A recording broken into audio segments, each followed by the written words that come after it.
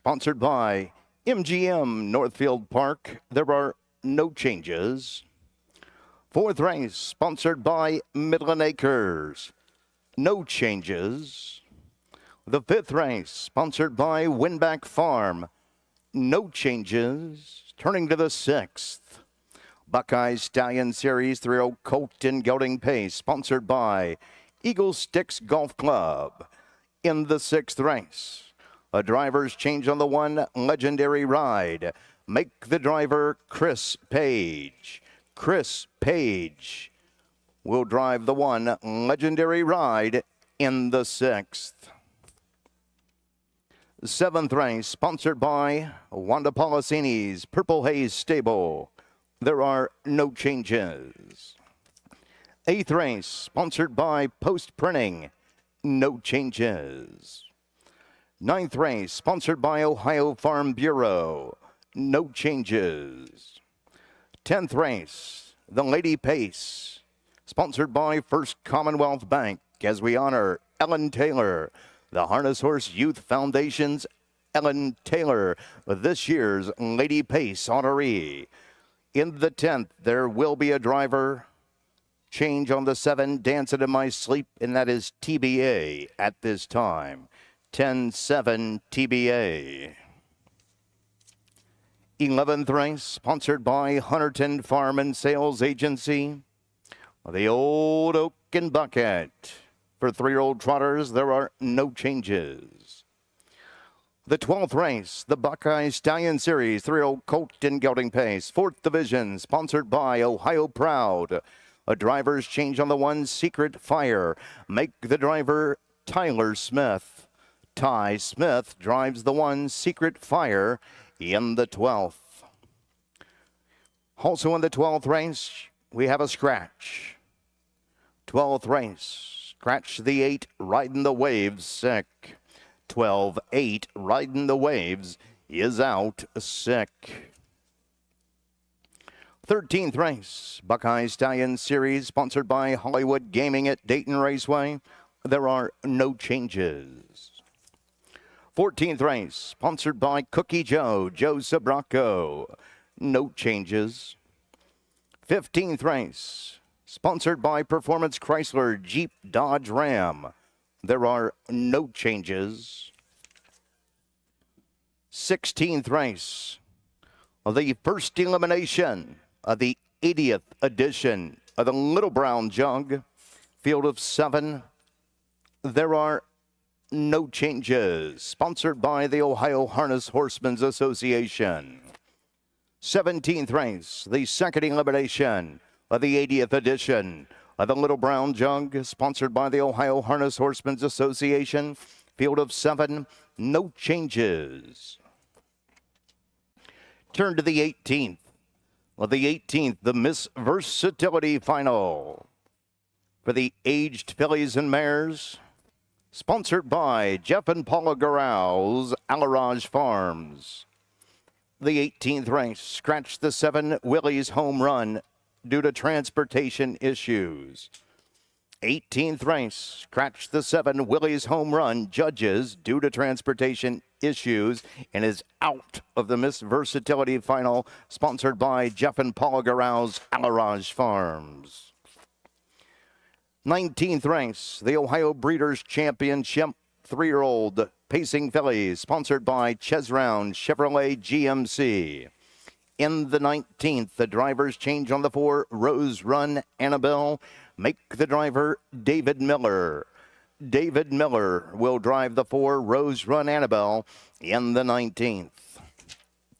Then the 20th and final of the 80th edition of the Little Brown Jug, sponsored by the Ohio Harness Horsemen's Association. Please note that the past performance pages for the Little Brown Jug will be available after the post position draw, and there's a QR code right there that you'll be able to use your phone camera and download once those are available. Those are all the changes I have for you at this time. Any more changes that come in throughout the morning and the afternoon, Roger the Voice and I will be sure to pass them right along to you. Again, good morning, ladies and gentlemen, and welcome to the Delaware County Fairgrounds, known world over as the home of the Little Brown Jug. It's Jug Day here in the Buckeye State. It's going to be a beautiful day. 84, clear and sunny. The track is rated as fast. The 80th edition of the Little Brown Jug is here, the day we all wait on. Little Brown Jug Day. Current track time, 10:28. First race post time, 11 a.m., 32 minutes till post time. Again, good morning and a cordial welcome to the Delaware County Fairgrounds.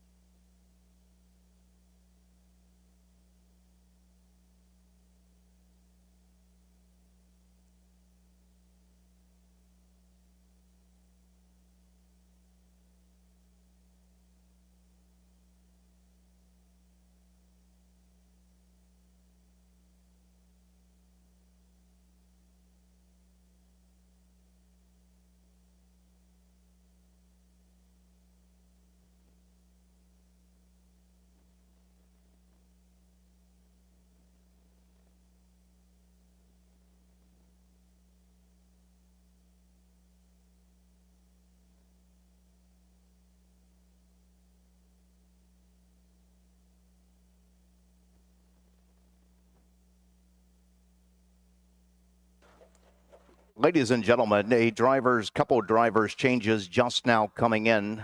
Importantly, in the first race, first half of the early doubles, sponsored by Event Risk. First race, the 8, Folia Dragon. The driver is Austin Hanners. Austin Hanners will drive the 8, Folia Dragon, in the first. Second race, second half of the early double. A driver's change on the 6, Remarkably Smart, Luke Hanners. Luke Hanners.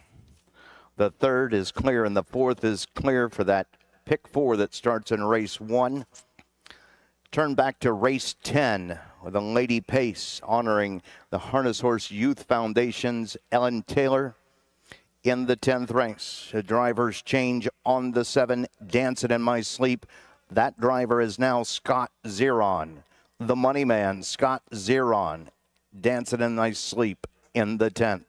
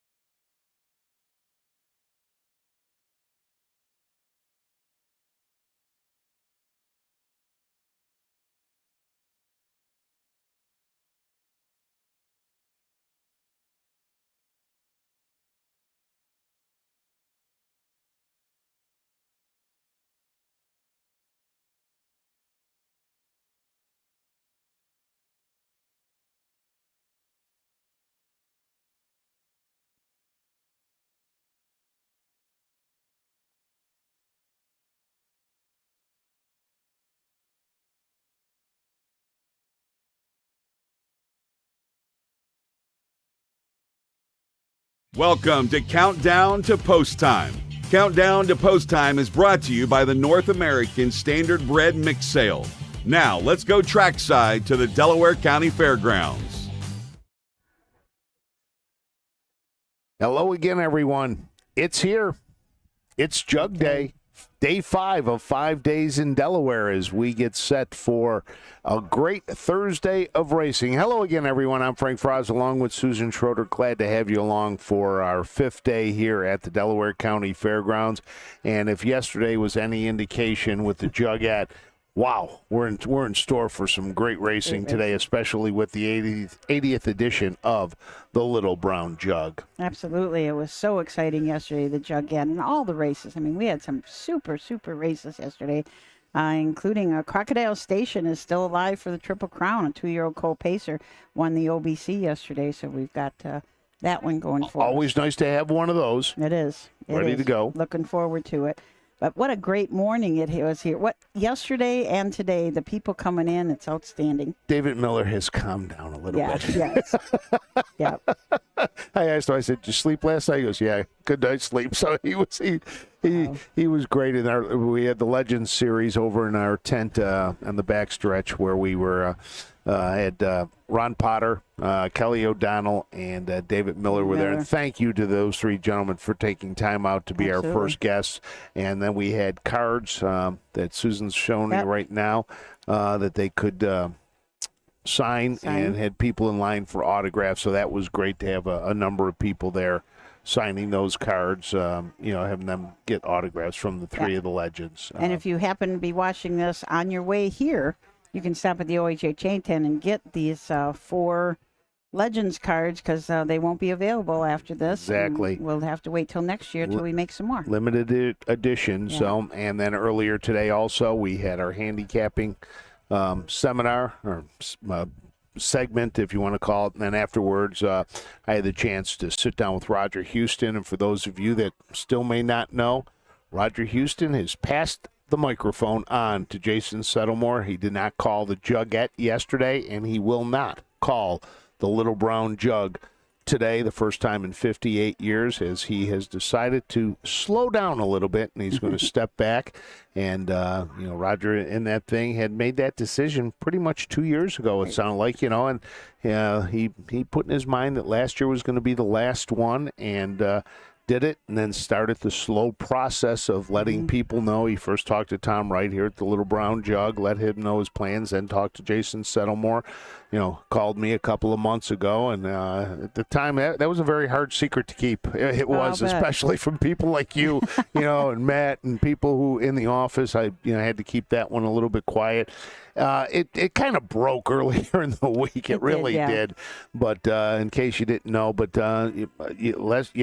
some people didn't know because yesterday I got a text right after the first elimination of the Jug. No, Roger, where's it? We didn't call the Jug at. What's going on? So people knew. Yeah, I think they were worried.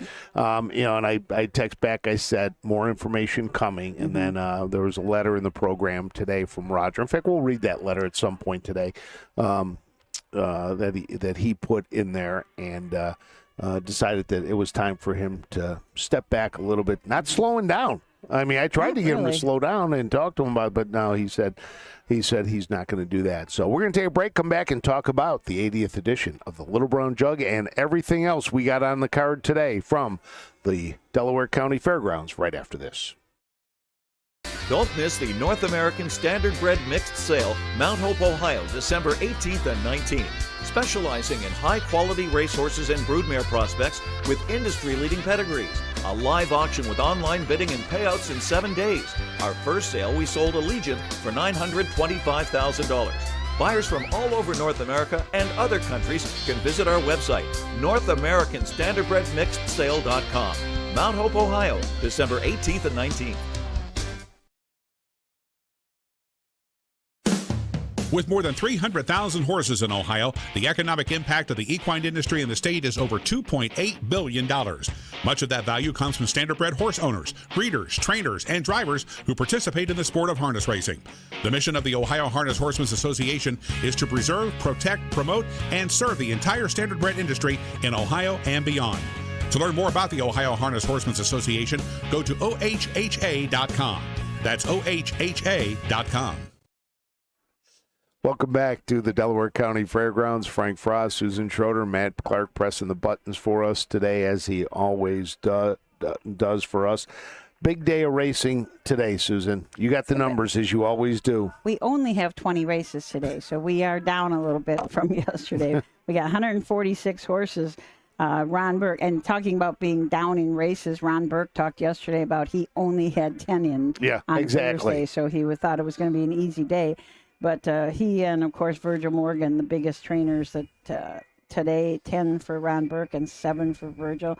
146 horses. It's a lot of horses to come here to Delaware. Well, we've got a lot of big races. We've got some Ohio Fair Racing Conference races. We've got some Ohio Breeders' Championships to go off today as well. And we got Grand Circuit. We've got the Old Oaken Bucket for 3-year-old colt trotters. That should be an exciting race. We've got 7 that will be racing in that, so we're going to be excited about that. The Jug will be, the 2 eliminations will be the 16th and the 17th race. So we'll have those. We've got the Miss Versatility, the finals of that for aged fillies and mares. That's a grade 3 stakes event. We talked a little bit about the grade 1s and the grade 2. That's a grade 3 stake. We do have 1 scratch in that. I did hear. I don't know which horse, though. I heard we had 1 scratch in that due to transportation issues. So I'm not sure. We're going to try to find out who that scratch is for those of you that are following along with us. And, just very excited about the full day of racing that we're going to have today. Be interesting to see what the 3-year-old colt pacers do in the Little Brown Jug, because the fillies, Rodeo Drive went her elimination in 151, odds on Chesapeake 149-3. And they came back for the final in 149-4. So forgot that we also got the Buckette for the filly. Yes, Buckette. 3-year-old fillies in the trot. So that'll be fun to see that race as well. But the one that's going to be interesting that I want to the comparison one. I'm going to call it, is the 4th today. The 3-year-old colt pace Ohio Breeders' Championship. You've got Rick Wink. You've got Twin Bee High Tide. You've got Swingtown in that one. That's going to be a whale of a race. That is. But it's going to be interesting to see how the times in that stack up against the times in the Little Brown Jug.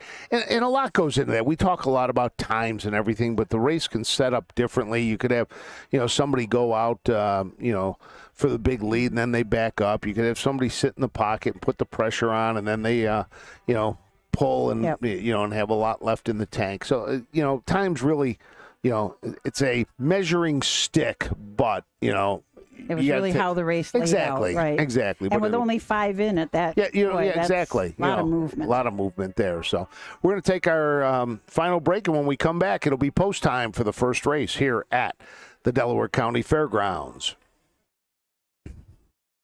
At Ohio State's Galbraith Equine Center, our veterinary champions are here for your champions 24/7, 365 days a year, providing advanced specialty care for sports horses from all stages and disciplines. Our expert team of boarded surgeons and sports medicine and rehabilitation specialists, together with veterinary cardiologists, internal medicine, and ophthalmologists, make our hospital your best resource for all sports horse performance issues. The Ohio State Veterinary Medical Center's Galbraith Equine Hospital. Call us today at 614-292-6661.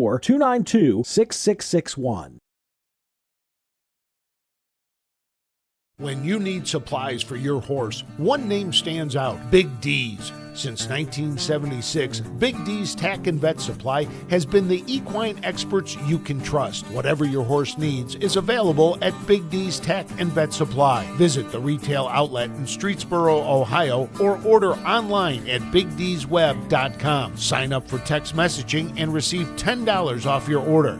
Big D's Tack and Vet Supply.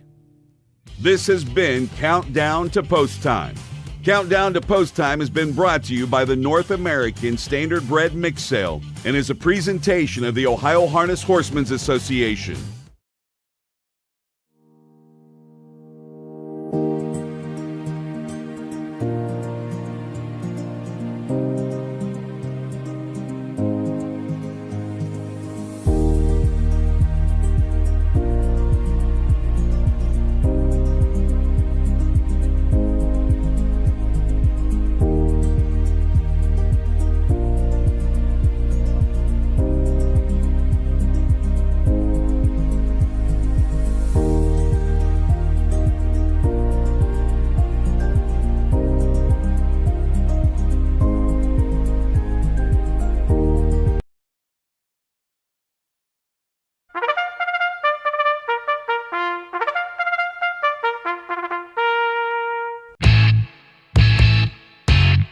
The Ohio Harness Horsemen's Association presents 5 Days in Delaware and the Little Brown Jug, the Great American Harness Race.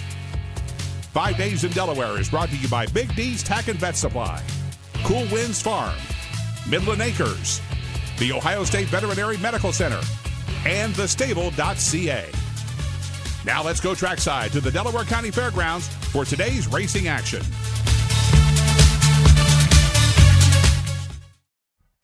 It's day 5 from the Delaware County Fairgrounds, and it's time for the 80th edition of the Little Brown Jug. I'm Frank Frost, along with Susan Schroeder. Doug Ballinger will be joining us a little later. Ashley Daly will be out with All Access with Ashley. Matt Clark inside our booth, manning the dials. We've got Stephen Taylor out there shooting video along with Jonathan Pinkerton. We got our crew back in the tent, Kim Poma.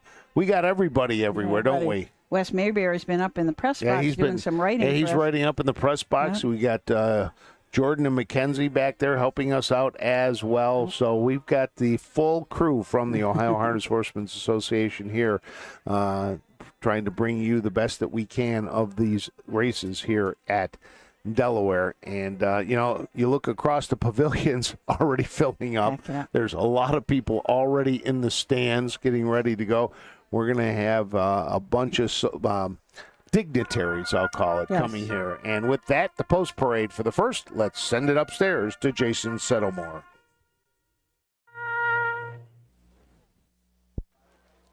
And here we go, the first of 20 on Jug Day here in the Buckeye State. First race, horses are on the track and parading the post. First race, first division, Buckeye Stallion Series, 3-0 Colt and Gelding Pacers at 1 mile, a purse of $20,000. Sponsored by Event Risk, offering win, play, show, perfecta, trifecta, superfecta wagering, 50-cent pick 4 in the early double. A field of 8, drivers change on the 8, Folia Dragon, Austin Hanners. Being led to the post by the 1, Captain Jenna. By Clark Stables LLC of Basking Ridge, New Jersey, trained by Brewer Adams, Dexter Dunn. With the 2 is Bradley Delaney of Wilmington, Ohio's Macon Moonshine, trained by Deborah Schwartz with Dan Noble.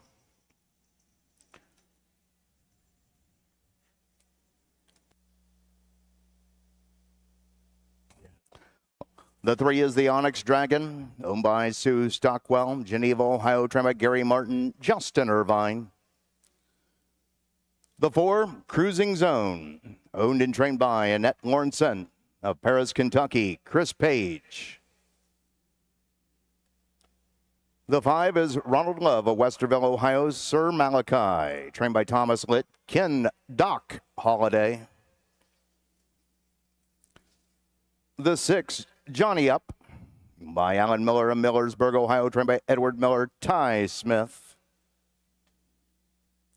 With the 7, John, I Love That, owned by Robert Lovett of Boynton Beach, Florida, trained by Ryan Miller, Yannick Gingras, the driver. The 8, Folia Dragon, owned by Trent Stoller, Markville, Indiana, Graber of Indiana, and Grubich of Indiana, trained by Trent Stoller. Drivers change to Austin Hanners in the sulky. So there's the field for the first as we get set to go. The number 1 is Captain Jenna. Dexter Dunn drives for Brewer Adams. This is a Catch the Fire gelding out of Jenna's Beach Boy. Mare Cheyenne Jenna. Clark Stables of Basking Ridge, New Jersey are the owners. 11 starts this year, a 2nd and 2/3. Earnings of about $8,000. Last year had a good year, earned $30,000. Has hit the board in 3 of the last 4. Macon Moonshine and Dan Noble from the 2-hole for trainer Deborah Schwartz. Bradley Delaney is the owner of this Dancing Yankee Colts. Out of a Western Ideal mare, Luna Hanover. 18 starts on the year, 2 wins. Most recent win was at Urbana, the fair there, in 56-3. Also won earlier this year at Scioto Downs, 153-1, almost $34,000 lifetime earnings. The number 3 is the Onyx Dragon. Justin Irvine drives for Gary Martin, Sue Stockwell of Geneva, Ohio, the owner. This is a Fear the Dragon out of DG's Shadows Bell. 11 starts, 3 wins, a second and a third. Earnings in a career over $105,000. Has won 3 of the last 5. Cruising Zone and Chris Page from the 4-hole for Annette Lorenzen. Annette also owns this horse. It's a Yankee Cruiser out of a Rock and Roll Hanover mare, Smart Zone. 9 starts on the year, 2 wins. The most recent win was at Scioto in 151-3. Then had a second in the Buckeye Stallion series at Scioto, and then another win in 54-2. The number 5 is Sir Malachi. Ken Holliday drives for Thomas Litt. This is a Do Me That Again. Ronald Love of Westerville is the owner. 20 starts, looking for that first win, still a maiden. Johnny Up and Tyler Smith from the 6 for trainer Edward Miller. Alan J. Miller from Millersburg is the owner. This is a Lather Up out of Big Bad John mare, John's Bad Girl. 10 starts in the year, is 1/2 of them. Last win was at Canfield in 55-3, a great mile there at Canfield. Had 3 right in a row at Northfield in a BSS, Northfield in a non-winners of 4, and Northfield in another BSS. Mark for this horse is 52-1 at Northfield. The number 7 is John I Love That. Yannick Gingras drives for Ryan Miller. This Down by the Seaside is owned and bred by Robert Lovett. 2 wins, a second and 3/3 in 11 starts this year. Earnings of $50,000. Finished 3rd in the Ohio Sawyer Stakes back on 8/16 at Scioto Downs. And rounding out the field, Fully a Dragon changed the driver to Austin Hanners for trainer Trent Stroller. Trent is also co-owner along with Graber, and Grubich. This is a Fear the Dragon colt out of an Always a Virgin mare, Fully a Virgin. 2 starts on the year. The most recent one was at Scioto Downs in a non-winners of 2. It won that race in 51-2. Did not race as a 2-year-old, but already has $20,000 this year. You know, looking at these names, you know what comes to mind when you see Sir Malachi? Mm-hmm. The Malachi Crunch. Do you know what the Malachi Crunch is? I do not. You don't know what the Malachi Crunch is? No. Matt, do you know what the Malachi Crunch is? Obviously, you guys never watched Happy Days. Pinky Tuscadero was in the Demolition Derby, and the 2 brothers, the Malachi brothers, gave her the Malachi Crunch, and the Fonz came to her rescue? I do not remember that. Wow.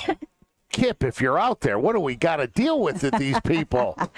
We were talking about that after Franklin County Fair in Hilliard. Yep. We were sitting back in the barn area after the racing, and we were talking about the Malachi Crunch. See, because I never would have thought it was Malachi. Because I think Jason said Malachi, didn't he? Yeah. So is it the Malachi Crunch? No, it's the Malachi Crunch. Yeah, in fact, it was a dirty trick in a Demolition Derby. Oh. That's what it was. This 3-year-old colt Pacers, I mean, as usual, they're kind of the stars of the races, but this has been a tough group all year, from the Sire Stakes to the Buckeye Stallion Series to the fairs. It's just been a tough group of horses. So we get ready to go. The horses now around the first turn, coming towards the stretch again, and waiting for the starting gate to get into position, and we'll be going. Just want to thank everybody that's joined me and watching us, and thanks for everybody watching the past 4 days. It's been a great thing. We had some great comments. It's fun to read those comments and be able to comment on the comments, because it's kind of makes our job really much more fun.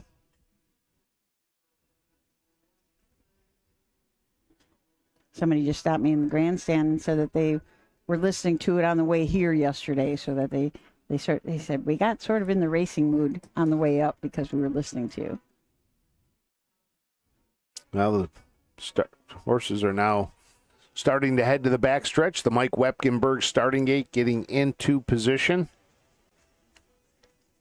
Mike leaves nothing to chance. You know, I mean, he's been starting horses on this track for 4 days now, and still this morning he was out there testing everything with the wings open, and, you know, make sure that everything is perfect. Well, we are set to go from the rail out. Captain Jenna and Dexter Dunn, Macon Moonshine, Dan Noble, the Onyx Jag, and Justin Irvine. Cruising Zone, Chris Page, Sir Malachi, Ken Holliday, Johnny Up with Tyler Smith, Yannick Gingras drives John, I love that. And Austin Hanners gets the drive of Fully a Dragon, the number 8. Here they come. Let's kick off day 5 of 5 days in Delaware. Let's send it up to Jason Settlemore. Stallion Series, 3-year-old colt and gelding pacers. Field of 8, moving up, moving in. The Mike Webkenberg starting 8, swing to the top of the stretch, and here we go on Little Brown Junk Day.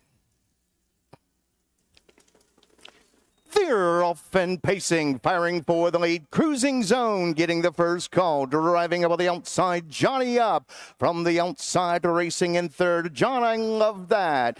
Along the pylons, Captain Jenna. Coming away, racing in fifth, Cruising Zone. Off the turn and driving down the backside and nearing the opening quarter. On top of the field with the lead, that's Johnny Up, but right back to the outside, Cruising Zone, and Chris Page takes him to the opening quarter in a 27 1/5. Into that far sweeping turn for the first time, and Cruising Zone and Chris Page dictating the fractions here, leading it by a length and a half. Yielding for the garden spot, Johnny Up in there racing into Captain Jenna. First to flush, coming with a rush on the outside, was third, now second, passing the stands and the fans for the first time, rolling into the payoff half. Second over on the outside in fourth. John, I love that. Perfectly positioned. Rolling through the payoff half, 56 2. Outside third over, racing in fifth, Macon Moonshine. From the inside of the Onyx Dragon in sixth. The two trailers here, Fully a Dragon. And eighth and trailing, Sir Malachi. Off the turn and driving down the backside and nearing the 3/4 mile mark of the race, and the drums are beating up top. Cruising Zone with the lead. Captain Jen on the outside of the leader's wheel disc in 2. And here comes John, I love that, and Yannick Gingras. 3/4 and 124 4/5. They'll pace the final turn and head for home. Cruising Zone with the lead, desperately looking for racing room. Johnny Up's got the room, comes to the outside. Less than a 16th to go. They're on their way home in Delaware, Ohio. Cruising Zone being set down up top. Johnny Up on the outside trying to come to him. Up the inside, the Onyx Dragon at the wire. Cruising Zone in front. Close for second, may have been the 3. The Onyx Dragon over the 6. Johnny Up, time of the mile, 1:53 flat. Cruising Zone. 1:53 flat for Cruising Zone, who has a mark of 1:51 3 at Scioto this year. Just 2 starts last year as a 2-year-old, but comes here, and it's going to be 4, 3, 6, 7, the top 4 to cross. And Chris Page says, Delaware, this is my house. How many is that for him for the week now? 12. Wow. That makes 12. I think. How many? How many? I think it's 14. 17, I think, for the most wins in a meet. Yep, you're right. 17. Chris Page. I think several people hold it, don't they? Chris Page did it twice, in 22 and 19, and Brett Miller in 2006, and David Miller in 97. So it's kind of a big deal to get 17. Yeah, that's the mark right now. Yeah. Right now we're at 12, and we got 19 races to go. Yeah. So Chris Page driving home. Cruising Zone for owner Annette Lawrenson. Also owns and bred this pacer. It's a little different. Annette Lawrenson, known as a trotter, trotting trainer, owns and bred this pacer. She bought quite a few horses at the sale last Friday, so looking for big things again next year. See, that was the thing. You were able to sit there and see who was spending the money, who was buying. Well, you can't really tell. From where I was sitting, I couldn't really tell. I watch along on the feed, because they put up you can get within like 10 horses of it. They put them up so I can watch that way, but I really can't see. Look at the big group of people sitting up there in the grandstand. They're kind of packed all in. They got to be a group. Oh, yep, I see them all. Winner of the first race, sponsored by Event Risk, Buckeye Stallion Series, First Division, 3-year-old colt and gelding pace. The 4, Cruising Zone. 3-year-old Brown Gelding by Yankee Cruiser out of a Smart Zone mare. She by Rock and Roll Hanover. Owned, trained, and caretaken by Annette Lawrenson of Paris, Kentucky. Nicely handled here this afternoon by winning driver Chris Page. Third win of this one's career. Home a winner in 153 flat. Annette Lawrenson, Chris Page, Cruising Zone, 153 flat. In the winner's circle to make the trophy presentation on behalf of Event Risk, Eric Rose, Kerry Rose, Event Risk Security Services. Welcome to the Delaware County Fair. So nice win there for Chris Page, his 12th on the day. Annette Lawrenson, I think that's her second or third here in the for the week. I know we forgot. I know. We keep saying okay, put that on the list. We make sure we do that next year. Trainers list, yeah. Yep, we have to have our trainers list and get that ready to go. So 367 official. The 4 Cruising Zone returning $5, $320, $260. Second of the 3, the Onyx Dragon returning $17.80, $10.80. Third of the 6, Johnny Up returning $5.20. With a dollar perfecta, 4.3, $85.10. The dollar try, 4.36, $281.50. While the 50-cent superfecta 4367 is worth $1,056.65. Here's the rundown for the first race, sponsored by Event Risk. The 1, Captain Jenna, 8. The 2, Macon Moonshine, 7. The 3, the Onyx Dragon, 2. The 4, Cruising Zone, the race winner, timed at 153 flat. The 5, Sir Malachi, 5. The 6, Johnny Up, 3. The 7, John I Love That, 4. And the 8, Folia Dragon, 6. Recheck top to bottom. It should read 872-1534-6 on the bottom. Top of the mile, 153 flat. For the upcoming second race, it's the first division of. Thanks, Frank and Susan. Chris Page with me here. He's this is your hometown, Chris. Yeah, I live here in Delaware, so it's kind of sweet winning in front of all your buddies. 2 Grand Slams. You had 4 Tuesday, 4 yesterday. You're starting it off right today. You got to win that first one to win them all. Yeah, that's what they say, Doug. I mean, I can't take all the credit. Obviously, I'm driving some very good horses, and I'm getting them in decent spots, and they're getting me home. These trainers are. Real things. We got to settle something here. Yesterday, one of the brigade team members said, Chris Page is a damn good driver, but I can beat him in golf any day. Yeah, I'm glad you asked me this question because I so wanted to comment it. So that would be Chris Breckler, part of Knox Services. I grew up next door to him. I went out last year with Chris and worked on his game, his swing. His swing path was totally incorrect. I got him swinging a club right. Now he does kind of beat me from occasion, but without me helping him, he's still playing second fiddle to me. Got to ask you this. I play golf. How many holes in one have you had? 0. How many have you had? I've had 3. You have? I've had 3. No, I'm ready. I want to get that Grand Slam. Yeah, we're good. We'll have to go out sometime, me, you, and Breckler. Let's go back upstairs. I'll be the 4th in that group. I'll go out there with those guys. But that's great that Chris Page out there. In fact, I talked to Chris earlier this week. He was out playing some golf, and I said, "How'd you swing him?" He goes, we were 11 under. He played in a scramble. I'm like, holy geez, good for him. So good to hear that out there having some fun. But like you said, like Doug said, you got to win the first to win them all. That's right. And he's on track right now. And it's funny, a lot of these guys I know play golf, but it's that athleticism. You have to be like that to be a good driver, and it just goes into the other sports also. Hey, so we are off and running. We'll send it to the commercial as we send out our driver to get to Chris Page and get him back to the back quickly. Let's see. I don't think he can walk. Race. He can walk. He's not driving the next race, so. We'll take a break, and when we come back, we'll be back with the Ohio Fair Racing Conference 3-year-old colt and gelding pacers from the Delaware County Fairgrounds. Don't miss the North American Standardbred Mixed Sale, Mount Hope, Ohio, December 18th and 19th. specializing in high-quality racehorses and broodmare prospects with industry-leading pedigrees. A live auction with online bidding and payouts in 7 days. Our first sale, we sold a Legion for $925,000.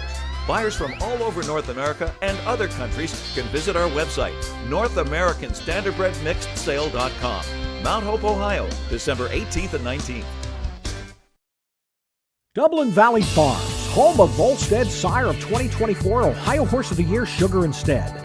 Also standing at Dublin Valley Farms, Slay, a promising young son of Chapter 7 and Coach K Hanover by world record holder Walner.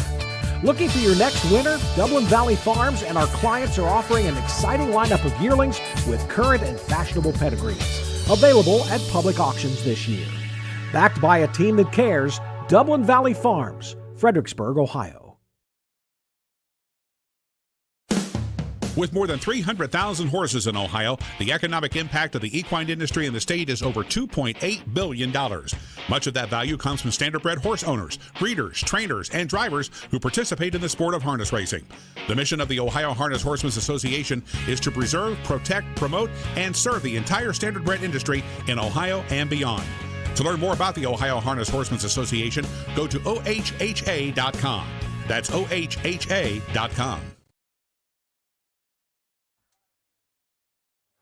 Welcome back to the Delaware County Fairgrounds. Want to give everybody who's watching us on Facebook a warning. After the fourth race, we are going to stop our stream on Facebook and restart it. This is due to time constraints that we have with our Facebook platform. If you want to make sure you don't miss anything, and Matt usually is pretty darn good about making sure we're back quickly, you can always go over to our YouTube channel where we are also having our all the races. We don't have the problem on YouTube, so we can keep it going there the entire time. I want to read that letter that Roger Houston wrote to the fans today, and it says, as many of you know, the Little Brown Jug has always held a special place in my heart. The passions, enthusiasm, and the friendships developed as a result of this race have made it one of the highlights of my life and career. In August 1967, Hank Thompson, the co-founder of the Jug, took a chance on a young man from Xenia, Ohio, and asked him to announce the Grand Circuit races at the Delaware County Fair. For the past 58 years, I have been fortunate to be a part of the Little Brown Jug, and the Little Brown Jug has been a part of me. This week is the most special week of the year for me. Delaware has become a second home. The fans are the heartbeat of this incredible event, and I want to thank each and every one of you for your loyalty and enthusiasm. I have made the decision that it is time to give another young man the opportunity to carry on that tradition. I am not retiring. I just felt the time was right to step back and call fewer races. I am excited for the future of the Little Brown Jug, and I know that it will continue to grow and shine each passing year. I realize how blessed I am. Thank you once again for your unwavering support over the years. The good Lord willing, and the creek don't rise. I'll see you next year, but that creek is getting pretty deep. Be there, Roger Houston. Now, I was supposed to read that to the crowd today, okay? I was supposed to. I have been bumped from reading that.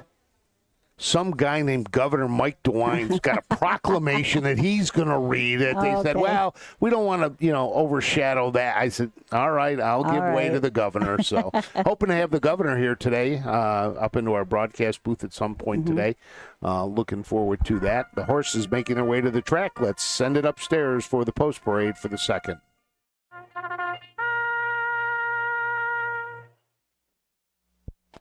Horses leaving the paddock for the second race. The Ohio Fair Racing Conference, 3-year-old colt and gelding pace. First division, sponsored by Eldorado Sound Downs. Pace at 1 mile, purse of $4,400. Win, play, show, perfecta, trifecta, pick 3 wagering. Field of 7, the 6, remarkably smart, Luke Hanners. The 1 is Southern Rockfast, owned by Brett Schwartz and Brian Larrick. They're both of the Buckeye State, trained by Brett Schwartz with Austin Hanners. Next is the 2, Myron Coaster, Niceonger Stable, LLC, and Benson Roth, all of Ohio.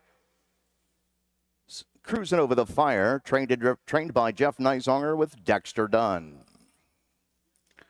Mark St. Louis Jr. drives the 3, Believe in Tom, for Gerald Migel of Westland, Michigan, trained by Steve Novak. The 4 is Suddenly Special by Wolf Racing Stable LLC of East Liberty, Ohio, trained and driven by Kevin Wolf.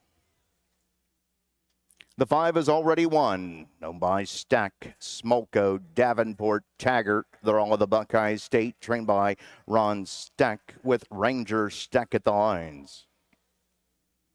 With the 6, Remarkably Smart. Kind of like me. Owned by Mick Foster of Lucky, Ohio, trained by Ty Bates, Luke Hanners. And the 7, Serious Colt. By Levan Stables Incorporated, Megan Levan, Richard Fries, they're all of Ohio, trained by Hank Levan. Hank Levan is in the sulky.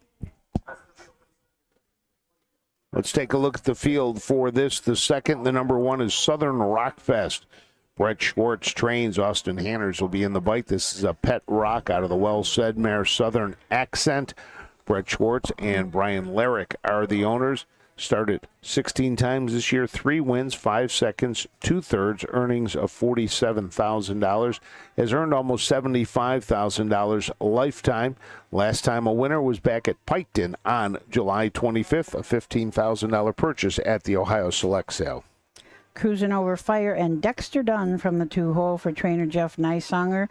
This is a Catch the Fire out of a Yankee Cruiser mare, Cruise on Ashley, owned by Myron Keister, Nysonger Stables, and Benson Roth.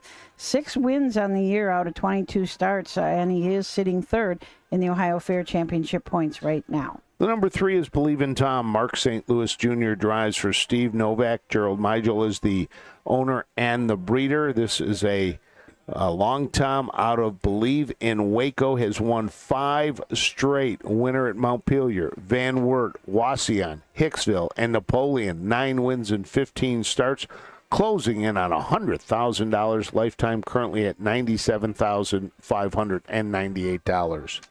Suddenly Special, Kevin Wolf trains and drives, and Wolf Racing Stable, the owner. This is a Western Vintage out of a J. Lobel mare, Love Power. Has not had a win yet, but has a couple of seconds and thirds this year. Was finished 4th at Richwood, just back a little bit. Paces mile there in 59-1. The number 5 is Already Won. Ranger Steck will drive for his father, Ron. This is a Fear the Dragon out of Onerituk Rocket. Ron Steck, along with Jay Smolko, L. Davenport, and M. Taggart are the owners. A win in 14 starts this year. That came back at Scioto Downs on July 23rd. Chris Page was in the bike, won by a nose in 1:54, and that's his mark.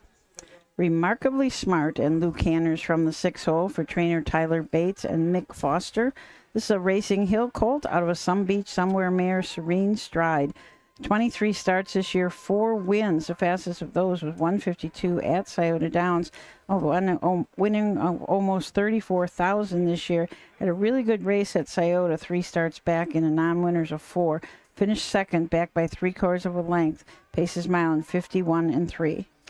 The number 7 is Serious Colt. Hank Levan drives and trains. This is a Fear the Dragon, owned by Levan Stables, Megan Levan, and Richard Fries. 1 win in 23 starts this year, $14,000 in earnings, lifetime $22,000 earning in 2 wins in 40 starts. That's the number 7, Serious Colt. Comments on Facebook. Got one from Ty. Pass the torch to Jason. Much respect for the GOAT, Roger Houston. The Big T is up there smiling, buddy. And then Eric, Roger, thank you for your years of announcing and the years to come. First time hearing him was in 01, watching the Delaware races. So, much love for Roger Houston as he passes the microphone to Jason Settlemore. It was a very good. So anybody that didn't see that this morning live, just go back on our YouTube page and find that. It was a very good interview with him this morning. It was fun. Really, It was fun. He had a few tears in the eyes, and when I did the introduction, I didn't want, I told him there's going to be tears, but let's have some fun. Let's reminisce a little bit. So, and we did, And I'll tell you, you could sit there with Roger, and you could talk for 2 hours, 3 hours, just different things, and we really didn't dive back into his career because he's not retiring. He's just stepping back from the jug and the jugette. So we didn't want to, close the door on the career at this point. But we are set to go. Let's send it up to Jason Settlemore for the call of the second. They're at the gate. Gate is rolling. Still time, but you'll have to hurry.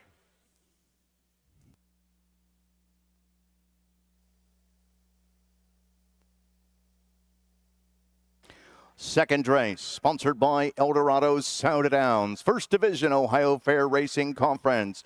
Sophomore pacing colts and geldings. Drivers change on the 6, remarkably smart Luke Canners. Field of 7, moving up, moving in. The gates swing to the top of the stretch, and here they come.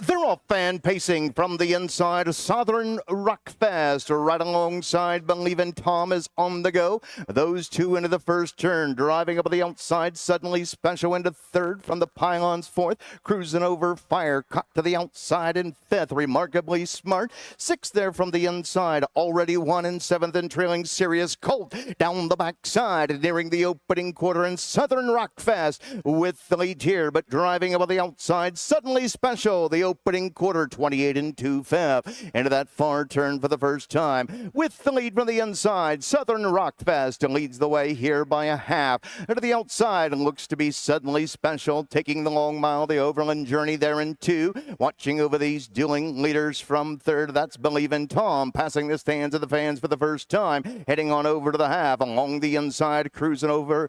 Fire is racing in fourth. Fifth, that's Remarkably Smart. Sixth on the pylons, already won. And seventh and trailing the field, Serious Colt. They rolled by the half in 57 and 2/5. Into the payoff half, and Southern Rockfast leads the way here by a length and a quarter. To the inside, racing in 2. Believin' Tom is right there, nose to helmet, all over Austin Hanners as they move off the turn and into the back stretch, nearing the 3/4. Southern Rockfest, Believin' Tom comes to the outside. 3 high there, Remarkably Smart as they go by 3/4 and 126 and 3/5. They'll pace the final turn and head for home. Southern Rockfest from the inside. Believin' Tom right alongside, racing in second. Remarkably Smart there in third as they turn to the top of Heartbreak Lane. Less than a 16th of a mile to go in the Buckeye State. Southern Rockfest set down up top. Believin' Tom on the outside. Southern Rockfest, Believin' Tom. Southern Rockfest in front.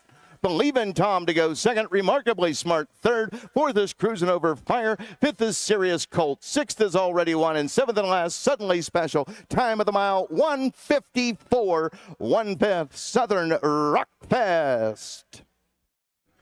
154 and 1 for your winner, Southern Rockfest. Second goes to Believin' Tom, and third to Remarkably Smart. The Hanner brothers bookend Mark St. Louis Jr. with a first and a third finish in that race. Believin' Tom was sitting fifth in the Ohio Fair Championship points, so that should keep him right about in that spot, so he can be in the final. Cruising Over Fire was third, so not sure where he must have not got a check.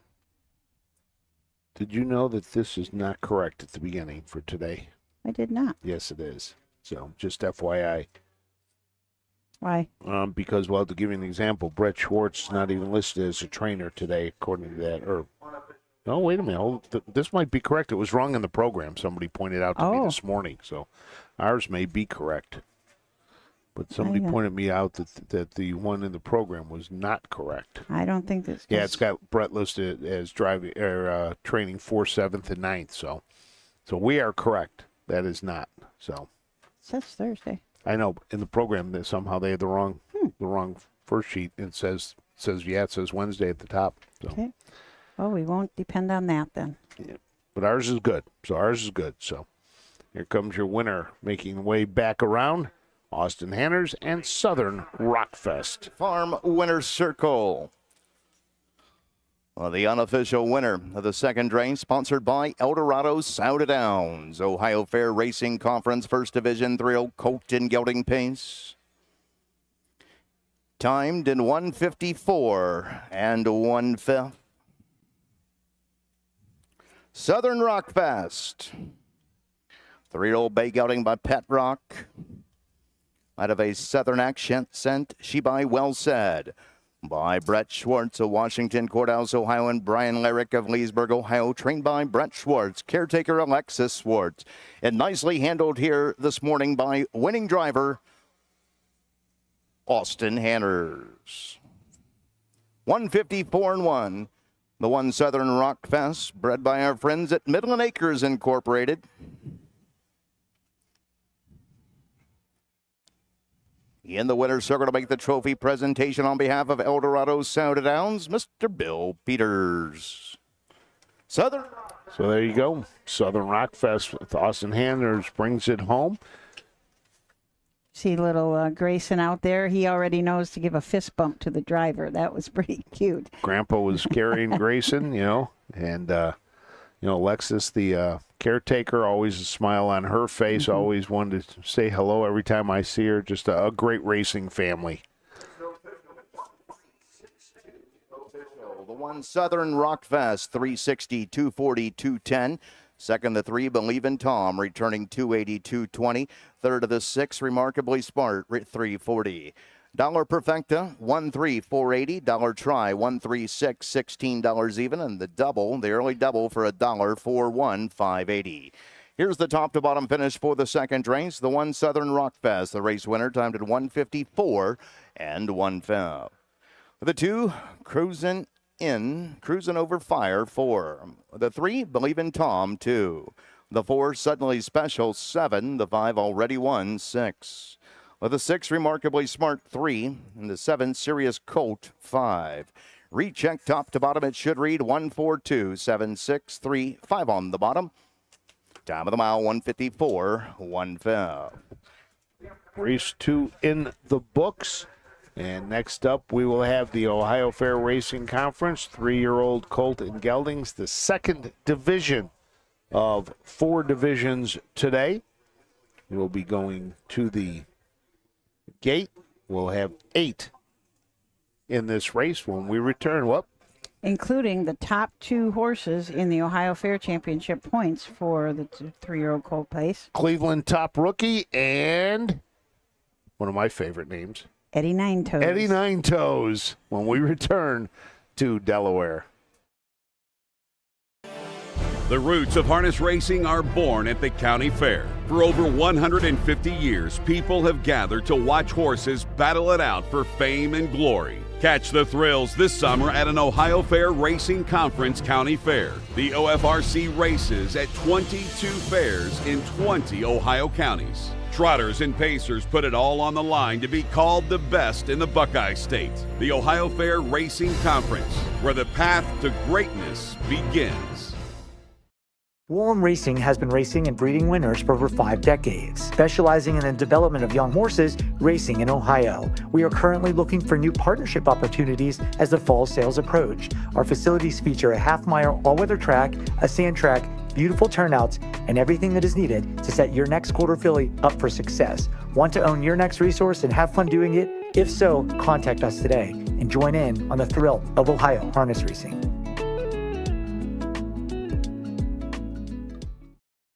For 100 years, the values of BNSF Insurance have been clear. Do the right thing. These values have been at the forefront of what we do, and that will never change. But as the world changes, so must our business. That's why the time is right to change our name to CoverLink. When tragedy strikes, we protect our clients, we cover. And the connection of our values of doing what is right is the link. Combine the two and you get CoverLink. While our name has changed, nothing else has changed. Great service from great people. CoverLink Insurance. Last chance today to get your limited edition sunglasses. If you are here, hopefully if you're here and watching maybe on the backstretch or someplace, stop over at the tent. Ask one of the girls over there, Kim or Jordan or Mackenzie, for your limited edition I Love Harness Racing sunglasses. These make me look good. They do make you look good. Unfortunately, neither of us can see anything with these on, so we can't keep them on. Well, now I can. Can you? Oh, we get set for the third of the day. Eddie Nine Toes. There you go, Eddie. So, yeah, Cleveland's Top Rookie and Eddie Nine Toes battling it out for the Ohio Fair Championship, the top of that board. And, Cleveland Top Rookie right now, 9 wins and 24 starts this year. Eddie's Nine Toes, 8 wins and 22 starts.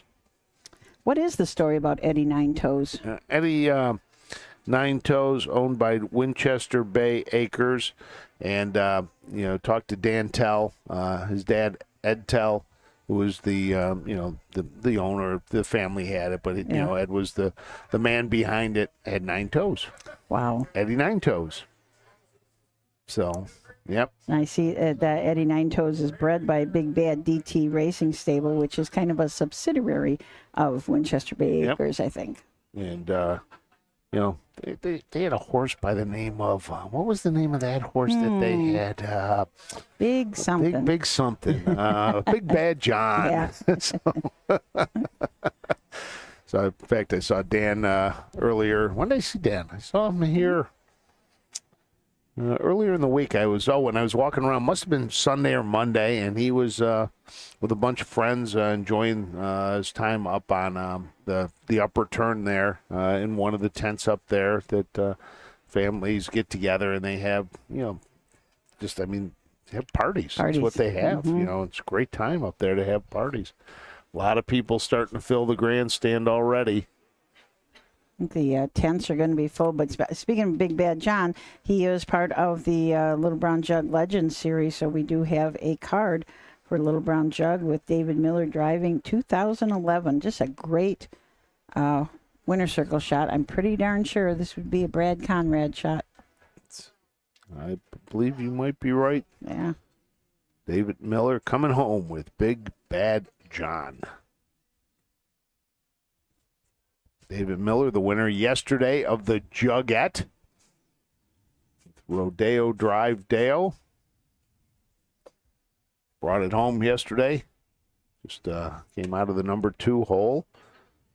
Was behind Dexter Dunn and went flying by as they went around that final turn, opened up and won. And just you could tell how much that win meant to David Miller yesterday. And David Miller, who's been out on the East Coast, is coming home to the Buckeye State, working currently on a new house. And I think later this fall, he'll be heading back. Yeah, he said maybe in November after the stakes are done. He is committed to horses, committed to driving horses out there. So, yeah. Which will be good. Good to see. Something interesting over in the grandstand. I see a guy with a big, big old fishing pole out there or something. A fishing pole? Well, he must be catching sound, I'm thinking. You see him? No, I don't. The first row in the box down low. Yep. All the way down low. Yep, must be doing something. Looks like he's got a GoPro. So. A GoPro up there. Okay. All right, let's head up for the post parade. It's the Ohio Fair Racing Conference. 3-year-old Colton Gelding Pace at 1 mile, a purse of $4,500. Second division, sponsored by our friends at MGM Northfield Park. Offering win, play, show, perfecta, trifecta, pick 3 wagering, 50-cent super high 5 wagering, field of 8, no changes. Being led to the post by the 1, Sabine's Legend, known by Tammy Ackley of London, Ohio, trained by Tom Byrne. Thanks for bringing those pictures, Tom. Wyeth Farmer. With the 2, Legendary Knight, owned by Werley Racing LLC of West Milton, Ohio, trained by Craig Bowman, Ron Gillespie. The 3 is Philip Groves of Sydney, Ohio's Cleveland Top Rookie, trained by Brian George's Dexter Dunn. Cameron McCall drives the 4, What You Gonna Do? By Last Laugh LLC, Bucyrus, Ohio. Trained by Ron Potter, Cameron McCown. Next to the 5, Beachmaster King, owned by Mitchell Bean, Sabina, Ohio, Jeremy McGraw of Sabina, Ohio, and Marna Shannon of Hopkinsville, Kentucky, trained by Mark Winters, Austin Hanners. The 6 is Eddie Nine Toes, owned by Winchester Bay Acres Incorporated of Orlando, Florida, trained and driven by Hank Levan. With the 7, Journey's Sharp Edge, by Gordon Brockhart of Westerville, Ohio, and Ron Steck of Marengo, Ohio, trained by Ron Steck. Hall of Famer Yannick Gingras drives. And for the outside of the 8, Back to Rock the Town, by Terry Lee Tackett of Caledonia, Ohio, trained by Bo Brown. Bo Brown is in the sulky. Let's take a look at the field for this. The third, the number one, Sabine's Legend. Wyatt Farmer drives for Thomas Verne. This is a bit of legend end out of a Sabine's filly. Tammy S. Ackley of London, the owner and the breeder. 10 starts this year. Deuces Wild, 2 wins, 2 seconds, 2 thirds, $12,000, 800 in earning. Has 3 straight. I hit the board finishes, was third at Upper Sandusky, second at Van Wert, second at Richwood, was a winner back at Scioto Downs in early August. Legendary Night and Ronnie Gillespie from the 2-hole for trainer Craig Bowman and Warily Racing. This is a bit of a legend and out of a Western Ideal mare, Enhance the Night. 12 starts this year, 2 wins. The most recent win was his fastest win at Scioto Downs in a non-winners-one condition race in 55-2. Has earned $12,000 lifetime. The number 3 is Cleveland Top Rookie. Dexter Dunn drives for Brian Georges. This is a catch the fire out of the artificial mare Call Me Cowgirl. Phil Groves of Sydney, Ohio is the trainer.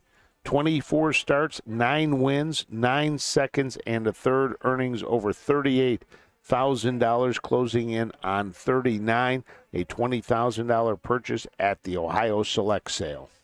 What You Gonna Do in Cam McCowan from the 4-hole for trainer Ron Potter. And Last Laugh LLC from Bucyrus, a Fear the Dragon colt out of an All-American Native Mare Bad Girls Club. 13 starts this year, 1 win. That was at Scioto Downs in 153. Had a good year last year, had a mark last year as a freshman of 52-4. The number 5 is Beachmaster Keen. Austin Hannard drives for Matt Winters. 19 starts, couple of wins on the year, earnings over $20,000.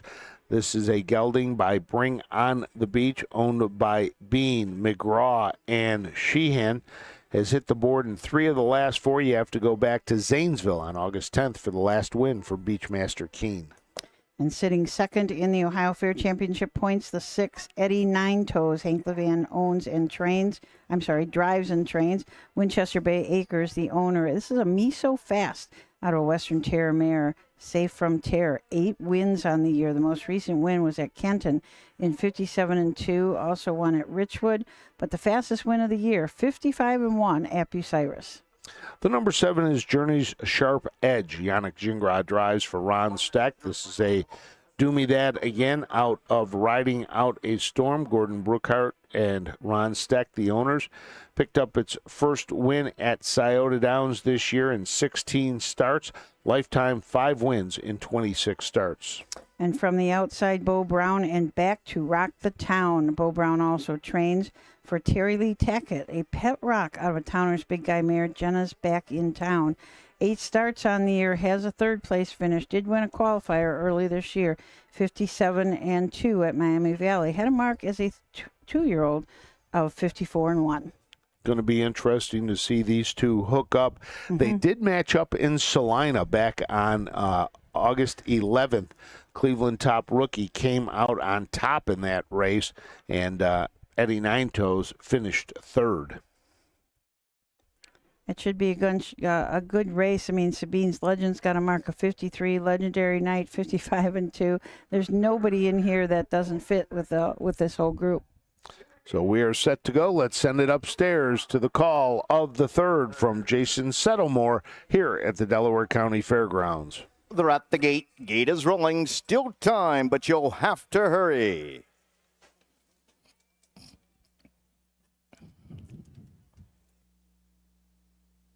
Third race, second division, 3-year-old colt and gelding pace, Ohio Fair Racing Conference, sponsored by MGM Northfield Park. Field of 8, moving up, moving in. Webkenberg starting gate, swing to the top of the stretch, and here they come.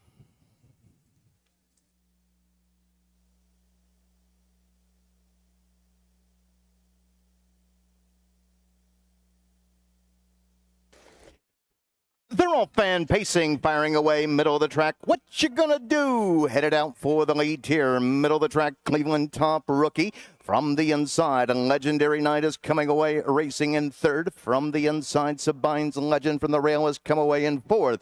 Angling into the pylons there in fifth, that's Beachmaster Keen. Followed along the inside by Eddie Nine Toes in sixth. And the two trailers here, Journey's Sharp Edge and Back to Rock the Town, eighth and trailing the field. The opening quarter in 28 seconds flat. Into that turn for the first time, being led up top by What You Gonna Do, and Cam McCown leading it here by 2 1/4. Along the pylons, Cleveland Top Rookie is there stalking in two. Legendary Knight is watching over those two leaders from third. Fourth and Sabine's Legend popped to the outside, passing the stands for the first time, rolling into the payoff half. Outside second over, racing in fifth, that's Beachmaster Keen as they roll by the half in 56 3/5. Third over on the outside in sixth. Eddie Nine Toes up the inside. Journey Sharp Edge and Gengra taking the inside route there. And eighth and trailing Back to Rock the Town. Off the turn and driving down the backside. Heads are pointed towards 3/4. And What You Gonna Do leads the way here, leading it by a length and a half. To the outside, racing in second, Sabine's Legend. Inside, racing in third, Cleveland Top Rookie. 3/4 and 125 flat. They'll pace the final turn and head for home. What You Gonna Do? Been there every step of the way. Leads the way by a widening 3 lengths. To the inside, Cleveland Top Rookie is there in two with less than a 16th to go. They're on their way home in Delaware, Ohio. And What You Gonna Do? What You Gonna Do is gonna take this field gate to wire. What You Gonna Do? Going to be tight there for a second. May have been the 3 Cleveland Top Rookie over the 1 Sabine's Legend, and really tight to round out fourth and fifth. By the time of the mile, 153 flat. What You Gonna Do? That ties the mark for What You Gonna Do. Cam McCown took him right to the lead and never looked back for trainer Ron Potter, owned by Last Laugh LLC out of Bucyrus. Second win of the year in 14 starts. And when you come to the OHHA tent, you are a winner. You are a winner. Ron Potter was there today for our Legend Series, and he comes home a winner.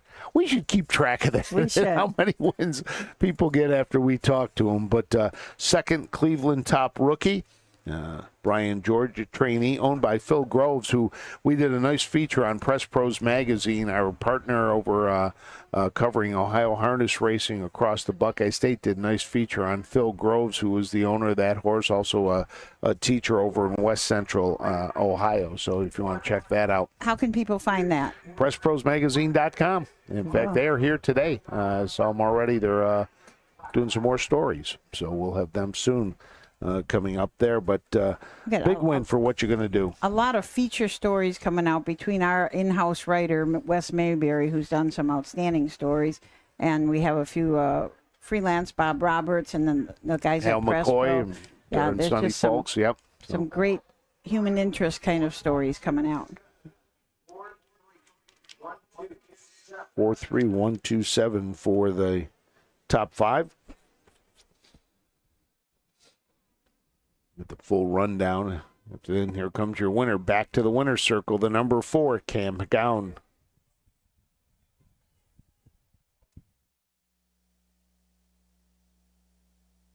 Moving trackside of the Sugar Valley Farm winner's circle.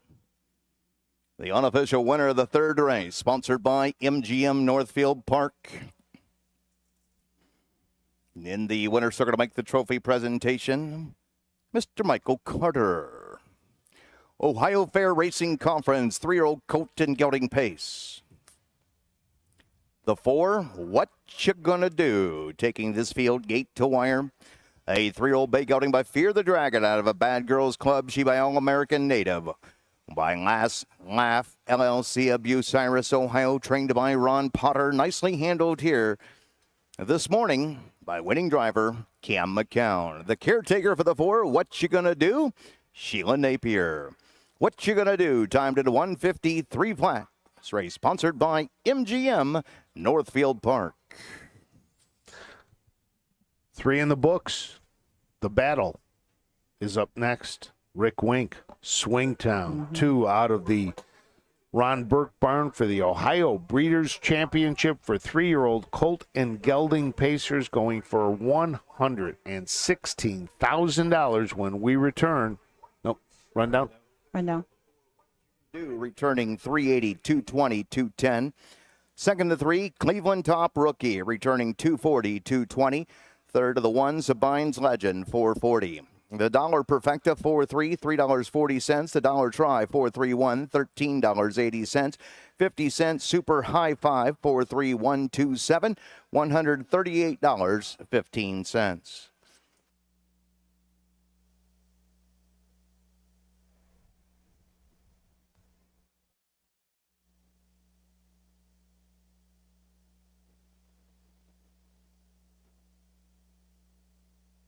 Well, we will be getting the rundown in a Here's the second. top to bottom finish Oh. for that third race, sponsored by MGM Northfield Park. The 1, Sabine's Legend, 3. The 2, Legendary Night. 4, the 3, Cleveland Top Rookie, 2. The 4, What You Gonna Do, the race winner. Timed at 153 flat. The 5, Beachmaster Keen, 6. The 6, Eddie Nine Toes, 7. The 7, Journey's Sharp Edge, 5. And the 8, Back to Rock the Town, 8. Recheck top to bottom. It should read 342, 16758 on the bottom. Time of the mile 153 flat.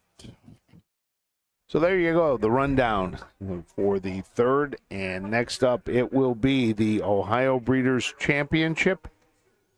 And we will have that right after this. Have you heard about Bob?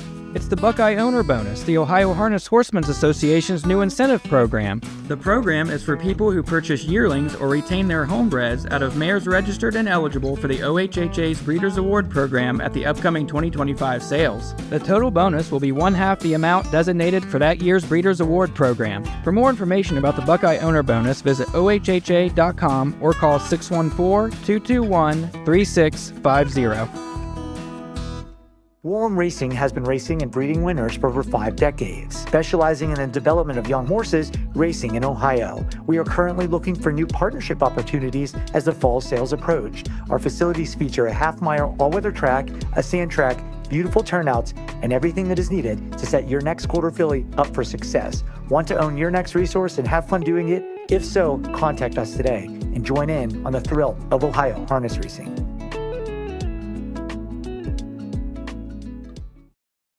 For 100 years, the values at BNSF Insurance have been clear. Do the right thing. These values have been at the forefront of what we do, and that will never change. But as the world changes, so must our business. That's why the time is right to change our name to CoverLink. When tragedy strikes, we protect our clients, we cover. And the connection of our values of doing what is right is the link. Combine the two and you get CoverLink. While our name has changed, nothing else has changed. Great service from great people. CoverLink Insurance. Of Ashley Junior Farmers. He's the son of Adam and Kara Moore. Ladies and gentlemen, put your hands together for the Junior Fair Prince, Aiden Moore. Renee Johnson is a Junior Fair Princess. She is a member of the Halters and Collars and attends Owen Tangeli Berlin High School and the DACC Zoo program. She's the daughter of Shannon Johnson. Ladies and gentlemen, a big round of applause for Renee Johnson. Logan Lucas. He's a Junior Fair Prince representing Critter Run 4-H Club. He attends the Johnstown High School and is the son of Jason and Katie Lucas. Ladies and gentlemen, put a big round of applause together for Logan Lucas. The Junior Fair Princess is Abigail Pyle, and she's a member of Ashley County Liners 4-H Club and a student at Buckeye Valley High School. She is the daughter of Tim and Amy Pyle. Ladies and gentlemen, the Junior Fair Princess, Abigail Pyle. The 2025 Delaware County Fair King is Jake Wecker. He's a member of the Country Kids 4-H Club and a student at Big Walnut High School. Jake is the son of Andy and Kendra Wecker. Ladies and gentlemen, put your hands together for the 2025 Delaware County Fair King, Jake Wecker. Finally, the 2025 Delaware County Fair Queen is Kylie Simpson.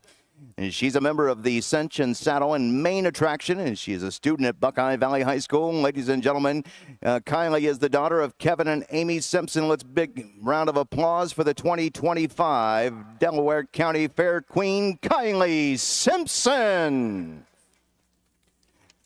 One more time, let's give a big round of applause to the 2025 Delaware County Junior Fair Royalty. Congratulations from all of us at the Delaware County Fair.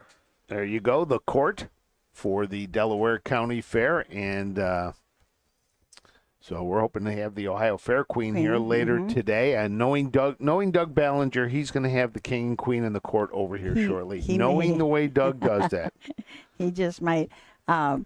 We're also waiting to get the national anthem today, because who knows who's going to sing it today. I'll tell you, that is a great tradition we have here at the Delaware County Fair. They bring somebody in. We had a retired Air Force sergeant do it, and then we had a local church choir group do it, and it'll be interesting to see who they've got scheduled for today. That'll be coming up shortly. Yeah, that group of kids yesterday was really good.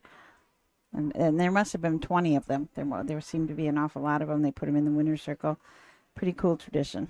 This one's going to be a fun one, and I believe Swingtown has a chance to stay alive for the Triple Crown. Won the Ohio State Fair Stakes, nosing out, his stablemate, Rick Wink. In fact, only won by a nose. Yep, Jay Wolf had an unbelievable stat that out of the Burke barn for the Ohio Sire Stakes. They have not lost. The Burke horse has not lost to anything outside their stable in the Ohio Sire Stakes this year. Oh my gosh. They have all gotten beat by their own stablemates, and I mean, all I know is next week that is going to be a war. The three of those horses going after each other. That's going to be a war. And our friend Chris Breckler has a piece of both of those, along with Hatfield Stables. They have RAS Racing, also an Ohio group, has a piece of that. Carl Howard's group has a piece of Swingtown as well. And what are we, 10 days away from the Ohio Sire Stakes finals? Yep, next week from Saturday. It was just a happy birthday wish right there. Trying to get all the birthday wishes. I still look up there. I just love the little viewing stand just to the right of the paddock with the flags. You got the American flag and Ohio flag on one pole. You got the Cleveland Browns and the Cincinnati Reds on another. The Indians and the Bengals on one. And then you've got Ohio State. And I cannot make out the Columbus Crew flag over there on the far right. I think it is the bottom one on the right. But when those things are blowing in the wind, it just looks really great. So here they come for the Ohio Breeders' Championship. Ladies and gentlemen, in his 59th year as the voice of the Delaware County Fair, here's Hall of Famer Roger Houston.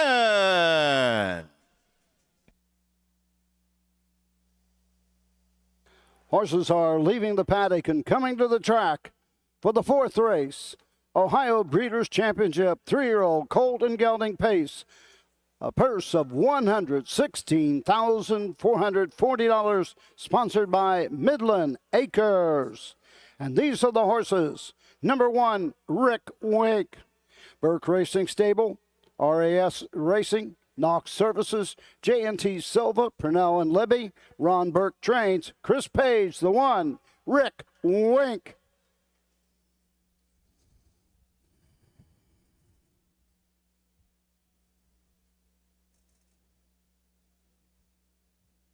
Number 2 is Twin B High Tide, Hanners Racing, Alicia Hanners Trains, Luke Hanners, the 2, Twin B High Tide.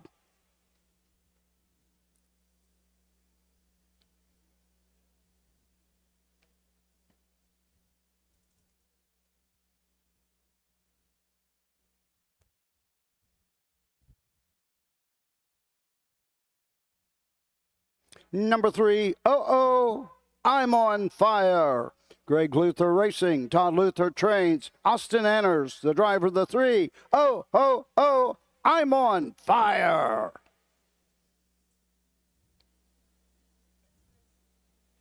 Number 4, Down by the Water. Down by the Water stable. Sam Salachi trains. Dexter Dunn, the 4, Down by the Water. And number 5, Swingtown. Burke Racing, Hatfield Stables, Knox Services, RAS Racing, Ron Burke trains, Ronnie Wren Jr. in the sulky, the 5, Swingtown.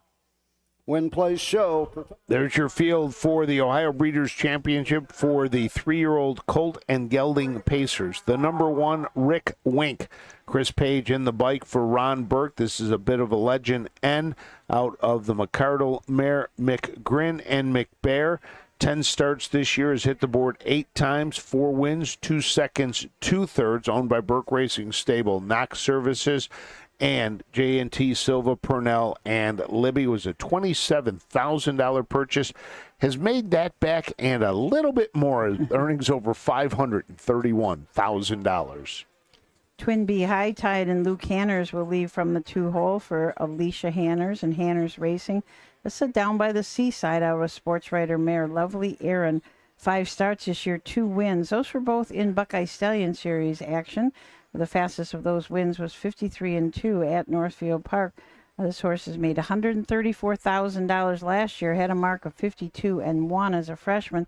I said, you got to be pretty happy with your 3-year-old prospect when your second qualifier of the year, you go in 51-1. Exactly. The number 3 is I'm on Fire. Todd Luther is the trainer. Austin Hanners gets the drive. This is a Catch the Fire out of Perfect Artist. Greg Luther Racing of Blacklick is the owner. Bred by LMN Bred Stables. 16 starts, 6 wins, 3 seconds. Did not race as a 2-year-old. Was a winner 3 back in the partial over at Greenville.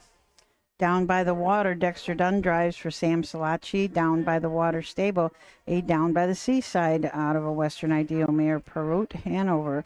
12 starts on the year, 3 wins and 4 seconds. Those wins all came at Northfield Park in conditioned races.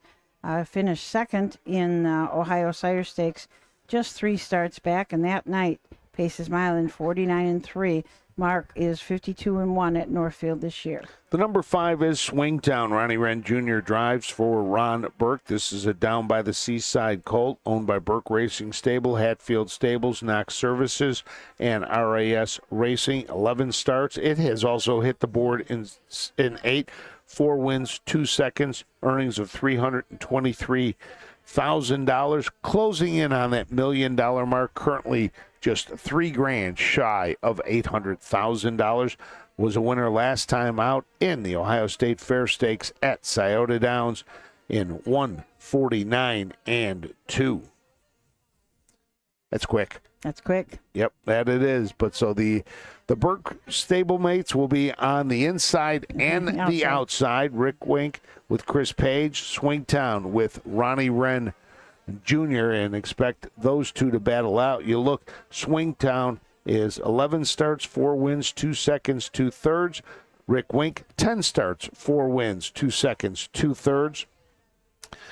Swingtown has taken home a little bit more of the money on the card with $323,000 compared to $256,000 for Rick Wink. We're talking a lot about them, but watch out for Twin B High Tide. Alicia Hanners trains and Luke Hanners in the bike. Now, Austin was named on the 2nd and 3rd.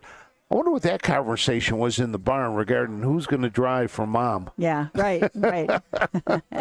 Because Austin has driven Twin B High Tide in the past. He's been the main driver for I'm on Fire out of the Luther barn. And from what we can see, going back to May 2nd, Luke Hanners has not been in the bike with Twin B High Tide. But, you know, if he's out helping Mom at all at the farm, he's probably been behind this horse at some point, I would think. Absolutely. That would be a tough discussion with the boys, right? Who's gonna drive? Mom says what she wants, you know. True. You always listen to Mom. I learned that early on in life. Mm-hmm.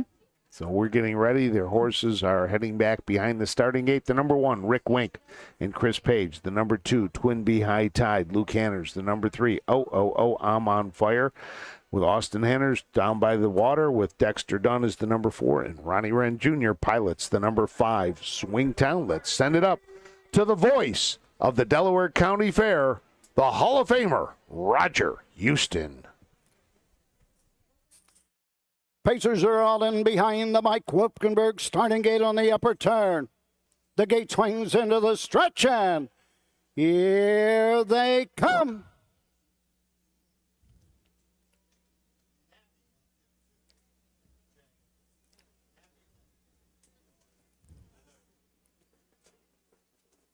They're off and pacing down by the water. Goes for the lead on the outside. Inside is Rick Wink. Up on the outside, Swing Town. Getting away fourth at Twin Bee High Tide. The trailer is I'm on Fire. To the backside they go. Ronnie Wren Jr. and Swing Town. Up and taking the grass track. Racing moving to the outside. Chris Page and Rick Wink. Now second and going on. All of a sudden, shuffled back third, down by the water. Opening quarter, 27-1. And we got a new leader. It's Rick Wink. Go on to the 3/8 mark. Swing Town is there second, down by the water third. Racing fourth, Twin Bee High Tide. Trailing the field, I'm on Fire. Straight alignment as they come to the halfway point. Rick Wink, Chris Page showing the way. As they race into the turn, going to the 5/8, the half, 55-3, 28-2, second quarter. To the backside, Rick Wink by a length and a quarter. Swing Town right there second. Racing third, down by the water, fourth, Twin Bee High Tide, fifth. I'm on Fire. No movement yet, but it's going to pick up here in a moment. At the 3/4 mark, into the turn, here comes Swing Town. 3 quarters, 124-2, 28-4, and the battle's on. Rick Wink on the inside, Swing Town on the outside. 3 wide, down by the water, coming on. 1/8 of a mile to go. The leader, Rick Wink. Swing Town on the outside. It's Rick Wink and Swing Town second. Down by the water third. The mile. Wow. 150. 4/5. 150-4. It was a battle. It was a battle. They were humming that last 1/8 of a mile or so. And Rick Wink wins the battle between the stablemates. Finishing second was Swing Town back by about a neck, and then Dexter Dunn made him do a little bit of work with Down by the Water for Sam Scalacci, finishing third. Big crew will make their way across.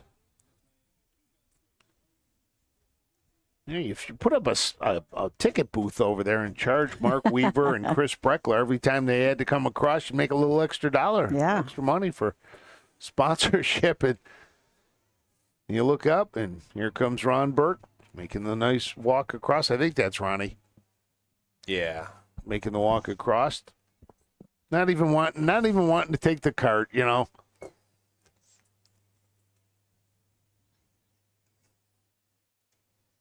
But Rick Wink with Chris Page, that's 2 for Chris today. 2. Yes. 2. Yep. His second of the day. Comes home a winner. And you know, this is nice. This, you know, Ohio Select sale, just $27,000 sale. When we saw horses going through the ring for 200 and 100. Twin Bee High Tide finished 4th, and I'm on Fire was 5th. Rick Wink now with 5 wins on the year. His other wins came in the Ohio Sire Stakes, an Open at Scioto Downs, the Sire Stakes at Northfield back-to-back. And with that, you know what else that means, Susan? Triple Crown out the window. That's right. Swing Town had the chance, could not get it. There's Ron Burke down right on the inside of the track, waiting for Chris Page to make his way back. That'll be the first one he'll meet. Will be Winner's Circle. Number 1, Rick Wink. Burke Racing Stable, RAS Racing, Knox Services, J&T Silva, Purnell Libby. Ron Burke, his 10th win this week at Delaware. Career-wise, win number 87. Chris Page, by far the leading driver this week. That is his 13th trip to the winner's circle. Career-wise, number 163. The 3-year-old colt, a bit of a legend in, out of McGrin and McBear. Home a winner in 150 4/5. Final half, 55-1. The final quarter, blistering trip coming home. Ron Burke, Chris Page, Rick Wink, 150 4/5. big win for Chris Page now with 13. This week he has passed a couple of big names. He's passed Brett Miller and John Campbell. Both were sitting there with 156, closing in slowly but surely on David Miller, who's got 251 now, or 252 now, counting the 2 yesterday. So you can see the big crowd in the winner's circle right now for Rick Wink. Looks like they're going to walk Rick Wink back. They unhooked the bike. Yeah, I think we're going to have an interview out here with Wendy. All right. Somebody mentioned that Roger's retirement lasted 30 minutes. Roger's not retiring. No, exactly. He's stepping back from the Jug and the Jugette, but he still is going to be announcing and will be announcing next year also. And somebody also said, oh, it's sad this is going to be his last Jug call. No, last year was his last Jug call. $3.70. $1 pick 3, 141, $6.70. 50-cent pick 4, 4 of 4, $12.65. The 2, Twin B High Tide 4. The 3, OOO, I'm on fire 5. Top down 1, 4, 5, 3, 2 on the bottom. The mile 150 4 with a final quarter 26 2. To the winner's circle, Wendy Ross. Well, thank you very much, Roger. Joined by the winningest driver this week at Delaware, driver Chris Page. Chris, you and Ronnie Red, you made that a horse race. Yeah, that was fun, right? Thank God I come out on the right end of things. I called my shot before the race, and it worked out. If you were Babe Ruth, you would have aimed that bat to the sky, is basically what you did on your paddock interview for us on the broadcast. Rick Wink, though, what a colt. Yeah, he's been a working man since day one. He's just kind of like that blue-collar worker. He shows up week in, week out. I can't really give him a bad trip. That's what I like about him, and his feelings don't get hurt. You know what it's like to be here in this Jug winner circle. Your dear friend, Ronnie Wren, you said, hey, bud, I'm rooting for you in the Jug. You're going to win the 3-year-old colt Pace, but I know you're rooting for him to win that Jug today with Lou Print. Yeah, pulling up, I said, okay, I got my Jug. Now it's your turn to get yours today. So, I'm Ronnie Wren's biggest fan today. Team Burke, let's go, Lou Print. Congratulations. Thanks, Wendy. Winning driver and the winningest driver this week at Delaware, Chris Page. So there you go. As you can see, the fans just continue to gather. That is on the upper turn as you can just see them starting to get deeper and deeper and deeper on the row. So that's our 4th race. Again, your winner, Rick Wink. We'll take a break, and when we come back, we've got Facebook. We will be going off of Facebook right now so we can get the stream back up due to time restraints. We're still live over on YouTube. If you want to go over to YouTube, you can catch everything there as well. So we'll take a break, and we'll be back after this. Midland Acres is proud to stand the prominent stallions, TCI, Long Tom, Ready for Money, Monty Mickey, Summa Cum Laude, and Bit of a Legend. With such great pedigree and speed in the stallion barn, Midland Acres will provide a diverse group of top yearlings in the sale ring for 2025. Visit us this fall at our consignments at the Blooded Horse Sale on August 26th. the Ohio Select Jug Sale on September 12th, and the Lexington Select Sale on September 29th through October 3rd. Let Midland Acres' experience in the industry lead you to the winner's circle.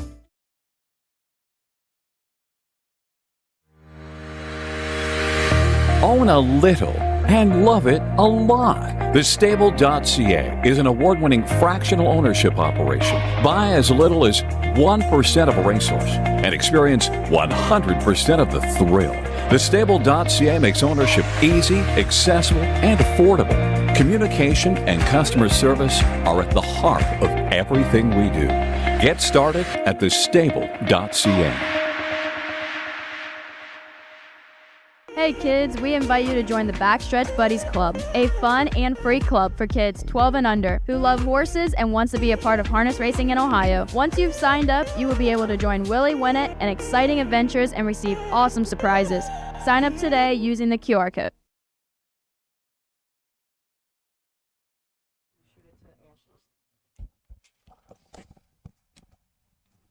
Welcome back to the Delaware County Fairgrounds. Ashley Daly's been out and about all week with All Access with Ashley. Let's find out where she is now. It doesn't matter that we're based in Central Ohio. The Little Brown Jug brings everybody together. Beside me, I have connections to Lou Starr, going to be an entry in the Little Brown Jug. He's going to start in the second elimination. Beside me, I have Dan Chansky. I'm the owner of Lou Starr. And I'm the trainer, Scott Warnick. Where are you from? I am from Virginia. And with that, I just wanted to point out, even though we're not in Ohio, you guys, you know how prestigious this whole week is for everybody. Yeah, it's been an awesome experience. It's my first time. Just happy to be here. You're not just happy to be here. You're looking to win the 80th Little Brown Jug, and you called it when you first bought the horse, right? I did. Actually, I bought a share of the Horsemen partners, and I still have a text message from 2023 from my buddy Corey Stratton that says, let's go win the Little Brown Jug. And here we are, and our trainer. This is your first Little Brown Jug entry? Yes, 30 years worth, and this is what I got. How exciting would it be to take that trophy home? Oh, it would be great. You know, the horses, everybody's been great, supportive of it. I train out at the Jason Skinner Farm in Delaware, in Harrington, Delaware, not Ohio. And, you know, everybody's kind of rooting for me. You know, I got a lot of friends back home, and I'm just so excited about being here. I really wouldn't know what to do. Everybody loves an underdog, so Lou Starr in the second elimination of the Little Brown Jug. Let's go back up to you guys.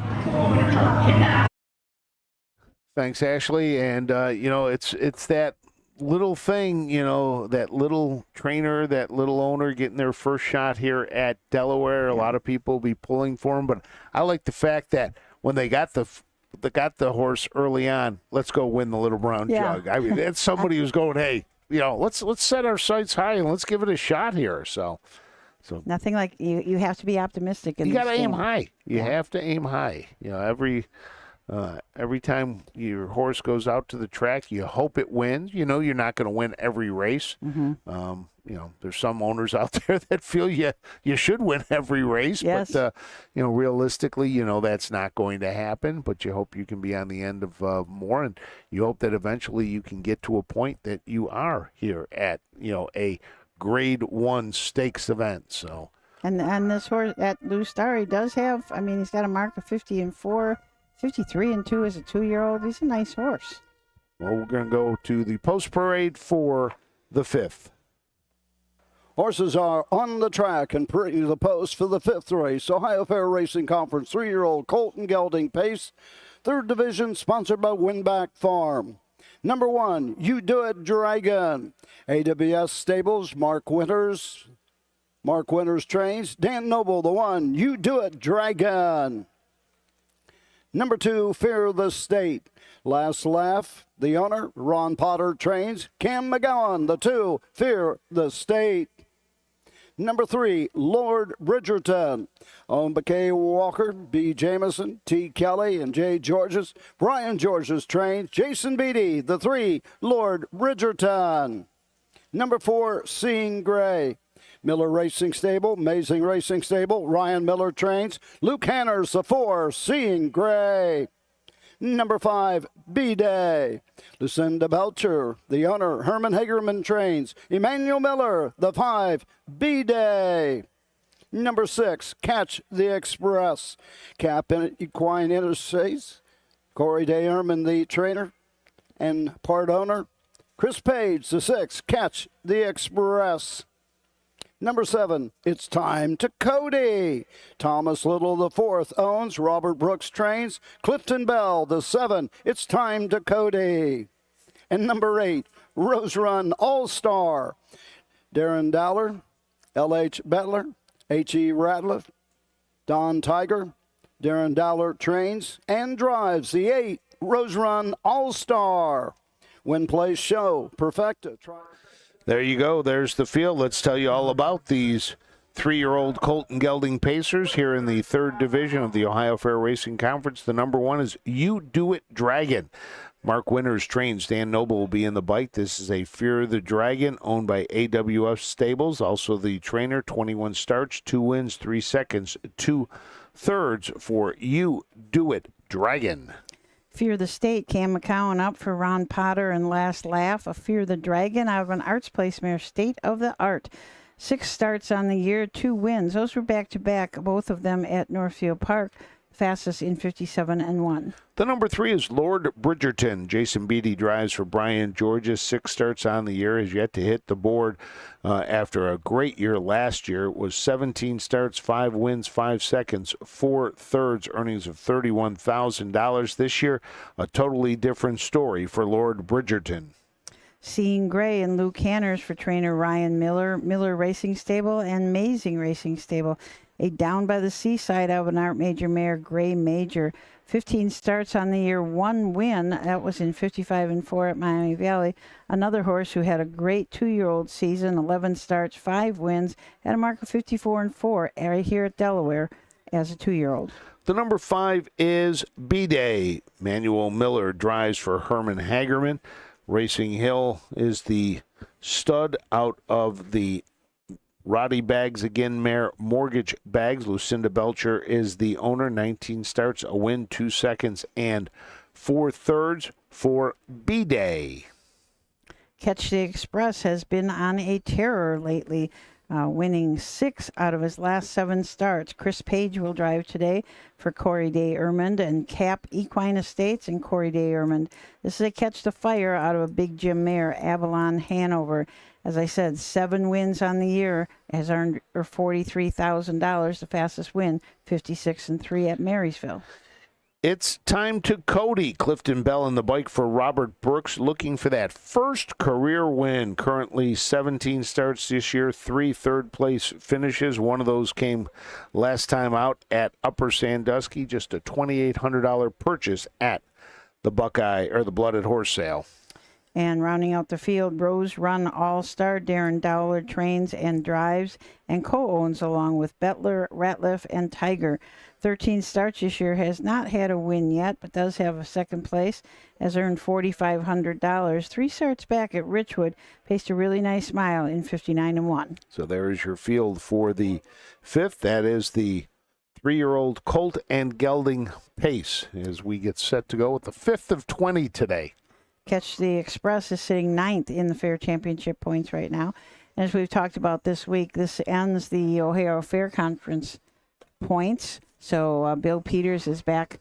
He sits here all week, and he has his list of who's on top, and then he fills it in. So before he every day when he leaves here, he knows who's going to win that division in the Ohio Fair Racing Conference, and always has a great banquet planned at Ridgeville Corners. A little teeny weeny spot on the map in northwestern Ohio.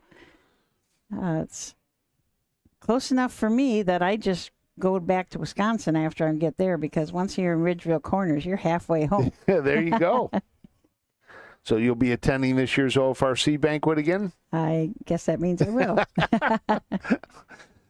I was at which banquet I went to last year? I went to, I think it was the Mercer County banquet, and it was, cold. It was snowy, icy, but they had a great a lot of people there, packed house to enjoy it. So we are set to go. Let's send it upstairs to Roger Houston for the call of the 5th. It's You Do It Dragon on the Rail. Fear the State, number 2. Lord Bridgerton, 3. Seeing Gray is the number 4. B-Day, 5. 6 is Catch the Express. It's Time to Cody is 7th. And Rose Run All-Star is 8th. Let's send it upstairs. Also approaching the starting gate.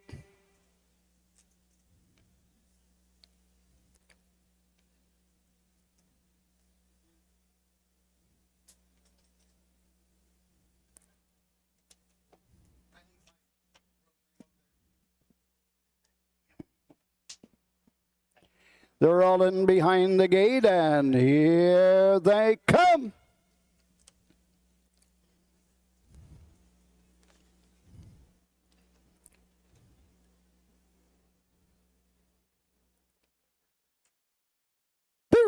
Often pacing B-Day goes the lead on the outside along with Catch the Express. Inside You Do It Dragon gets away 3rd. Lord Bridgerton is there 4th. Slightly gapped the end of the turn. That's Seeing Gray as they race around the turn, going to the backside and the first quarter mark.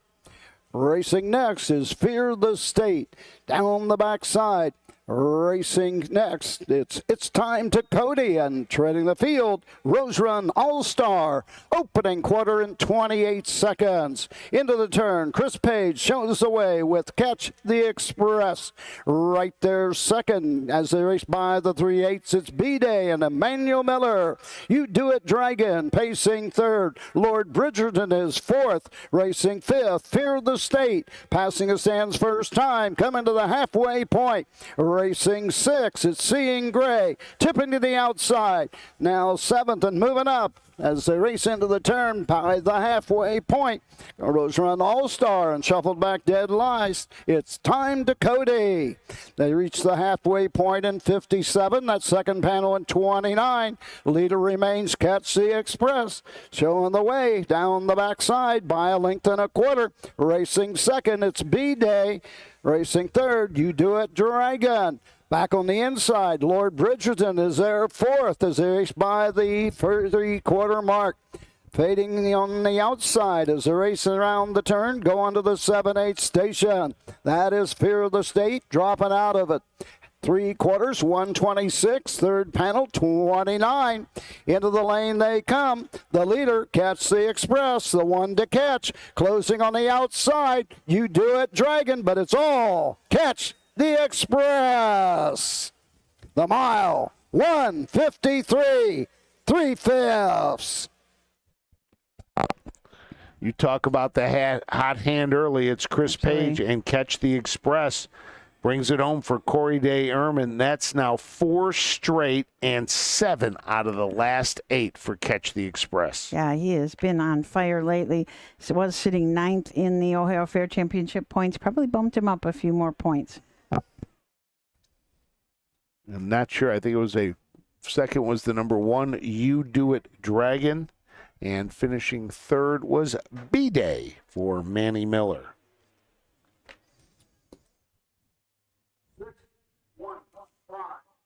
615. And a photo for 4th. Catch the Express. Corey Day Ehrman trains up in Northeast Ohio. Has another baby on the way. So always good when you pick up a win. Buys another couple cases of diapers. But no, Corey, one of the nice guys up in that area. We've been up there in the past for a number of different Did you do events and that. We did a while back. We did a freshman focus with Corey. When I've been up doing some of the fairs, had the opportunity to see him. Just a really nice guy. That is a new lifetime mark by quite a bit. My lifetime mark was 156-3 at Marysville, now 53-3 here at Delaware. So here comes your winner back to the winner's circle, the number 6. 6-1. Catch the Express. 6-1. 5-8. Unofficial.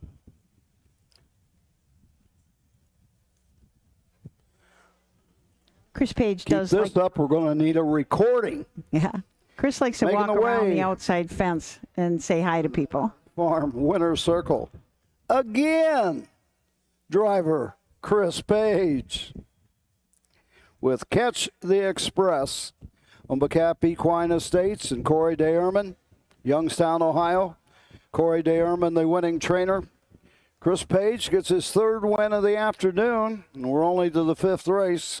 His 14th this week. Career-wise, win number 164.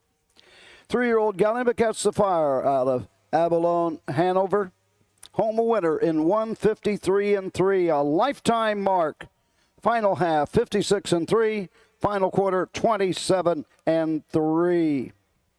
Corey DeErman, Chris Page, Catch the Express.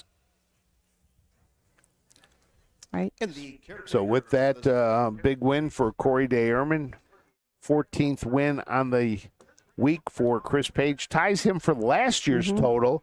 I think you said he's got, 8 drives today? Yes, he had 8 drives today. And he's got today. 3 wins already. Mm-hmm. He's still got a chance. Yeah, He's still he got a does. chance to top that 17, which is the record for the most here at Delaware. So 5 in the books. My time to step away. I'll be popping back in at some point later on, definitely for the Jug. Definitely. You're going to have some We're interviews. The OHHA presenting the trophies for the eliminations and the finals, so we'll be down there. That'll be a thrill. That will be. We will see you in a little bit. Okay. Take it So to the break. we'll get the rundown here in just a minute, and we'll get as soon as we get the rundown, then we'll take a break.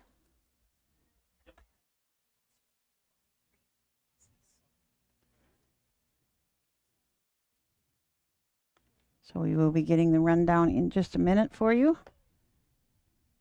We always have to wait. Sometimes if there is a photo, they need to get the photo first. These races, a lot of them have been really, really tight. But here's the results. 6 Catch the Express, $3, $2.10, $2.10. The 1, You Do It Dragon, $2.20, $2.10. The 5, B-Day, $3.20. The $1 Perfecta, combination 6-1, pays $2.40.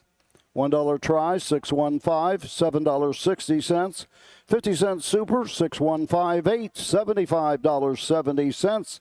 The $1 pick 3, 416, $7.30. The 8, Rose Run All-Star, 4. The 3, Lord Bridgerton, 5. The 4, Seeing Gray, 6. The 7, It's Time to Cody, 7. The 2, Fear the State, 8. Top down, 285. 631, 7, 4 on the bottom. The mile, 153, 3/5. 6th race, Buckeye Stallion Series, 3-year-old Colton Gelding Pace, sponsored by Eagle Sticks Golf Club. The 1, Legendary Ride, the driver, Chris Page. Chris Page on the 1, Legendary Ride. Win, place, show, perfecta, trifecta, pick 3. We're going to take a short break, but before we take that break, I wondered some people were made some comments that we're going to breaks and showing some of our commercial messages during the replay. You can see that race again if you want to, and this is just kind of our thing that we have to have commercials to keep us going. So just rewind a little bit, and you'll be able to watch that race again if you choose. So we're going to take a short break, and then we'll be back with race 6. Cool Winds Farm is one of Ohio's premier standardbred breeding farms. Cool Winds stands the popular Dancin' Yankee, Jug winner Southwind Aussie, and the royally bred Western Fame. Cool Winds Farm is proud to present our yearling consignments at the Ohio Selected Jug Sale at Pickaway on Friday, September 12th, and at the Standardbred Horse Sale in Harrisburg during the cool winds of November. The Ohio equine industry needs your help. I'm Scott Mogan, president of the Ohio Harness Horsemen's Association. With over 300,000 horses in Ohio, the economic impact of the equine industry in the state is over $2.8 billion. That means jobs that pump millions of dollars into the local economy and support thousands of families. For Ohio's equine industry to remain strong, we need to send a clear message to our legislators about the important role that the agricultural small businesses play in Ohio's economy. do that, we need your help. PACER, the Political Action Committee for Equine Racing, helps support and inform on issues that could positively affect Ohio harness racing. Please consider a donation to PACER. To donate, visit our website at ohha.com or call 614-221-3650. Your donation will help keep harness racing strong in Ohio. Thank you for your support.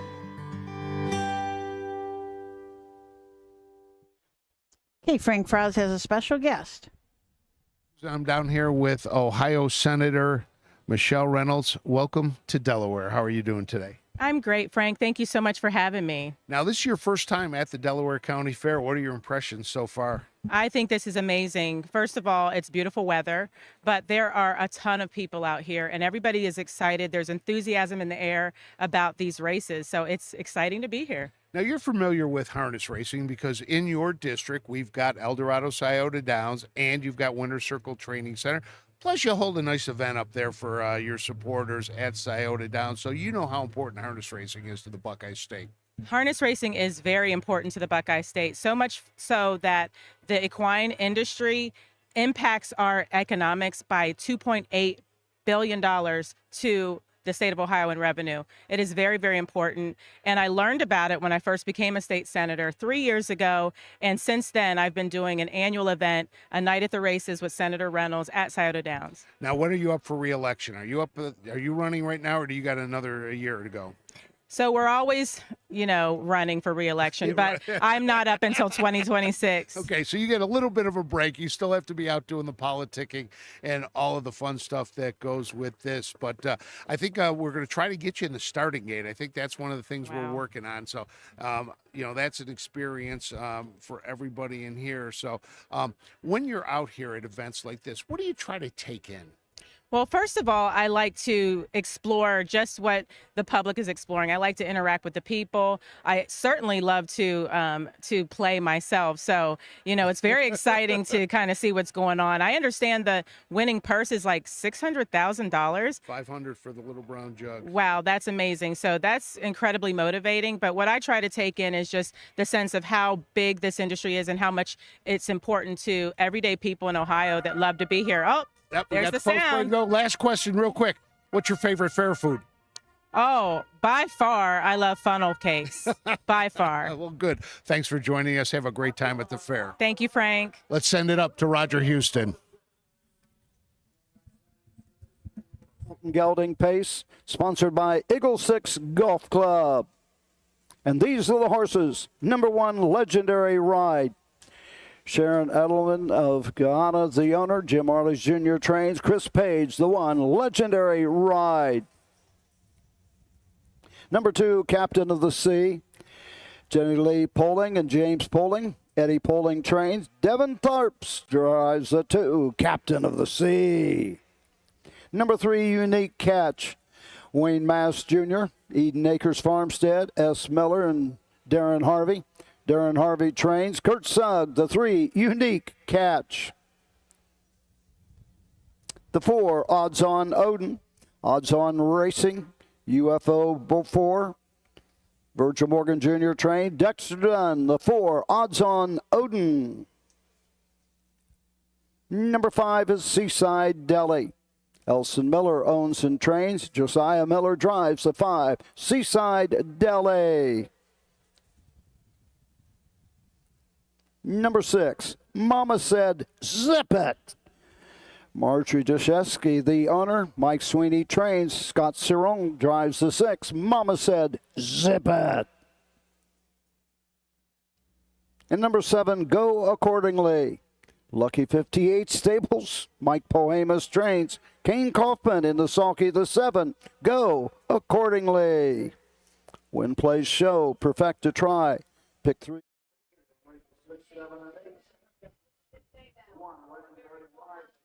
We are back here at Delaware.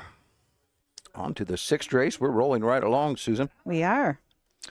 Buckeye Stallion Series, 2nd division of the 3-year-old colt and Gelding Pace for $20,000. Field of 7. Start us off with the 1, Legendary Ride.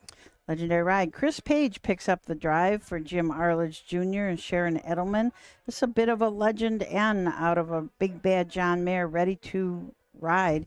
16 starts on the year. It has not had a win yet. Does have a second place and a few thirds. Has earned $11,000 so far this year. At Scioto Downs, last start, this colt paced in 54-4.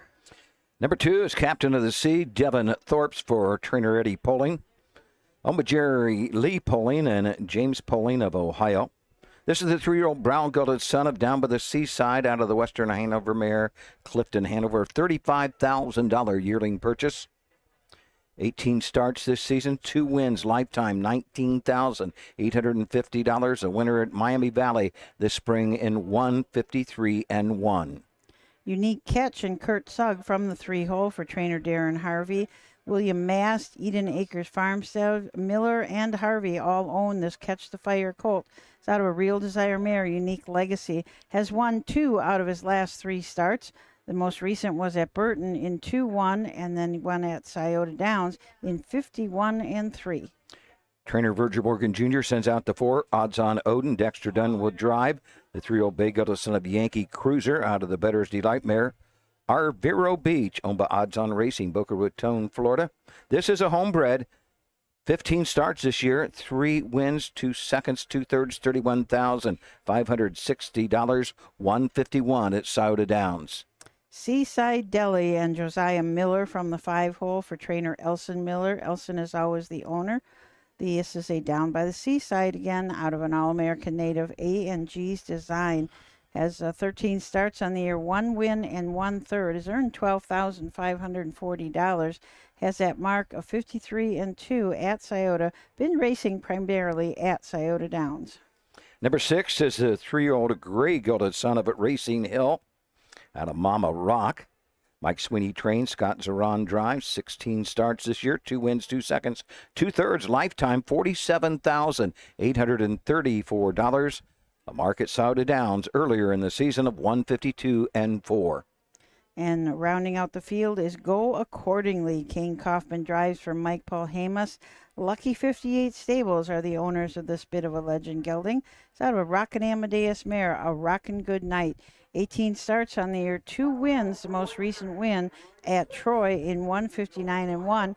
It has a faster record from Scioto Downs, 52-4. Checking some of our listeners, Dick Courtney from Rockford, Ohio. He watches about every day from Paulding on. He's watching today. I had a lot of comments when I was over in the grandstand eating my lunch. Ryan Beckstead, a friend of mine, his father-in-law, they're big farmers. He said he's probably in the farm office now watching the beans dry on the dryer or whatever, and has the OHHA film on. So, Ken, if you're watching, howdy from Delaware, Ohio. We have a lot of people watching. It's just been really fun to walk around a little bit in the grandstand and meet people. Meet the comments. Yeah. Yes. Yeah. A lot of comments this morning. Comments all week, actually. Yeah.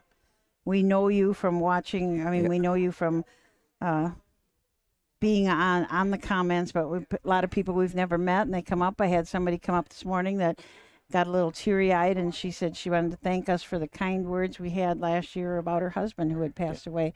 And just, I think things like that. We try so hard to talk about every horse because every horse is special to somebody. Yep. You know, they're not all Little Brown Jug winners or Jugette winners, but they're very special to those people back in the barns taking care of them.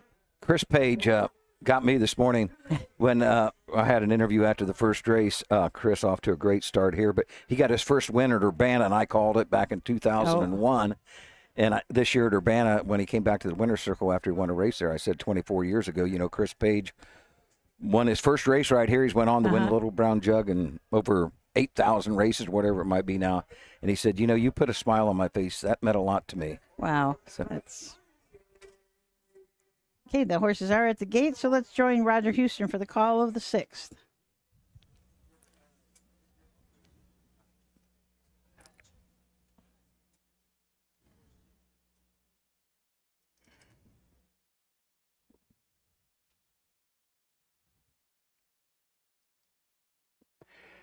Pacers are all in behind the Wokenberg starting gate on the upper turn.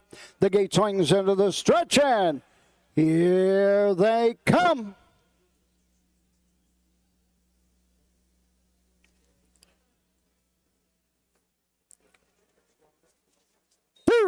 off and pacing, that Unique Catch going right out for the lead. Upon the outside, Mama Said Zip It as they race into the turn. Legendary Ride racing third, racing fourth. That's Captain of the Sea as they race around the turn, going to the backside. Odds On Odin is fifth, racing sixth. Seaside Deli and trailing the field Go Accordingly. They're in straight alignment as they race over to the first quarter mark.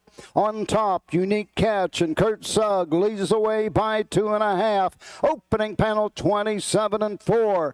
Into the turn, go on to the 3/8 mark. Racing right there, second is Mama Said Zip It.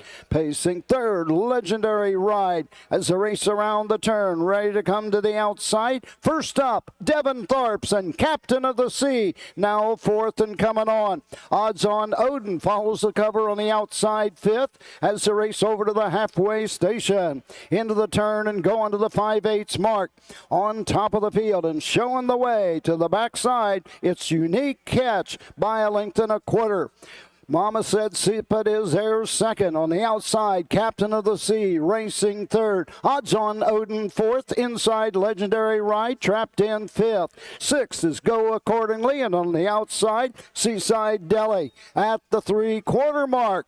Into the final turn, it's Unique Catch. Been there every step. Leads them by a length and a quarter. Up on the outside second with each and every stride comes Odds On Odin. Starting to look for room. Scott Cerrone with Mama Said Zip It needs out. Into the stretch they come. Unique Catch. Mama Said Zip It is on the move. Coming to the wire. Unique Catch. Mama Said Zip It. Photo all the way.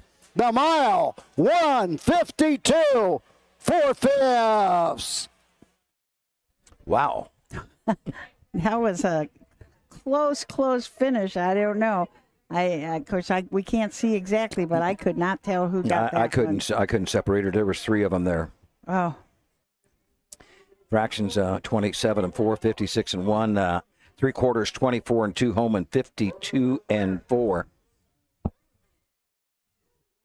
Photo for win, Photo Roger for win, Houston that's says. for sure. Now, Mama Said Zip It has a mark of 52-4, and Unique Catch 51-3. So won't be a new mark for either one of those. But boy, that was a great race. And I think Odds On Odin had to be there. I saw Dexter Dunn in the picture. These are just some. I'm showing we can see the replay now on our screen. I would say what I could say, it looked like the three, but so many times that outside horse has the advantage. Yeah.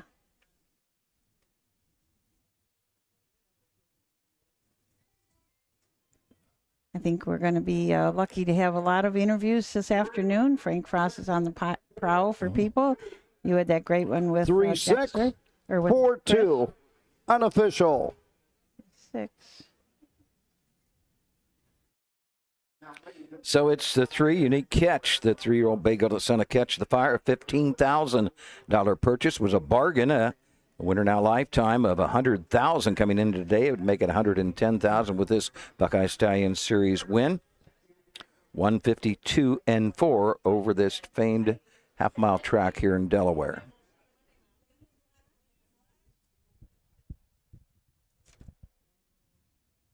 Chris Page is off to. He had a grand slam 2 days in a row. Yes. Yeah. Tuesday, Wednesday, and he has how many wins now on He's the got week? 3 today. 3 today so he's already. Got 8, 14. 14, and the record is 17. 17, for which a week he here, holds. Which he holds. Yes. Is it a tie or he holds it himself? There's a 3-way tie. Chris did it twice. He got 17 wins in 2022 and in 2019. Brett Miller did it in 2006, and David Miller did it in 1997. So it's a pretty good group of guys there that have that record, most wins in a week.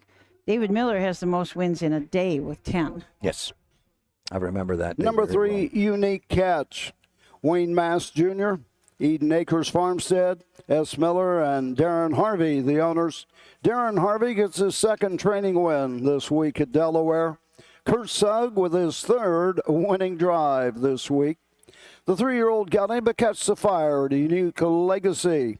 comes home a winner in 152 4/5. Final half 56-3. The final quarter 28-2. And for Unique Catch, 2 in a row in Ohio.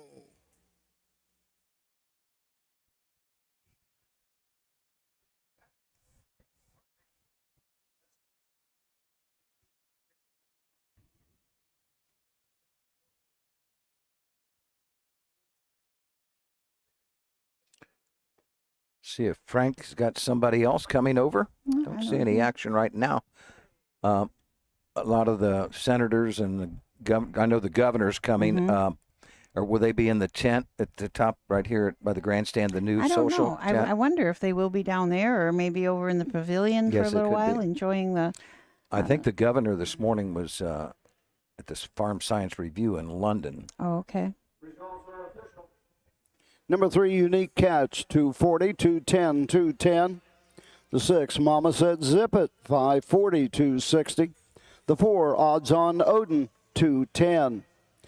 The $1 Perfecta, 3.6, returned $11. The $1 Try, 364, $36.60. Number 2, Captain of the Sea, 4. The 7, Go Accordingly, 5. The 5, Seaside Deli, 6. The 1, Legendary Ride, 7. Top Down, 741, 362. 5 on the bottom. The mile, 152 4/5. 7th race.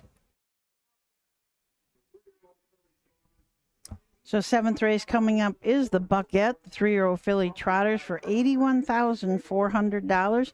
This race sponsored by the Purple Haze Stable. No changes that I know about. So we're going to take a short break and then be back and look at all 6 in the 7th. In Ohio, we know a thing or two about greatness. It's in our blood. It's in our horses. Ohio Standardbreds are built to win, racing for nearly $23 million in Ohio Stakes races. See Ohio's top yearlings at the Ohio Selected Jug Sale Friday, September the 12th at the Pickaway County Event Center. Show day is Thursday. Experience the thrill and invest in the future with the Buckeye Owner Bonus. Eligible Ohio sired yearlings get a bonus after their 2- and 3-year-old racing season. Learn more at OhioHarnessHorseBreeders.com. Who feeds your need for new ideas for your family's best farm future? Ohio Farm Bureau. We work with our members to shape ag policy that will positively impact our industry. Farm Bureau is advancing business solutions to give you a competitive advantage. We help you gather information to stay ahead of important topics and technologies. Plus, Ohio Farm Bureau creates opportunities for growth. Ohio Farm Bureau, feeding your need for new ideas.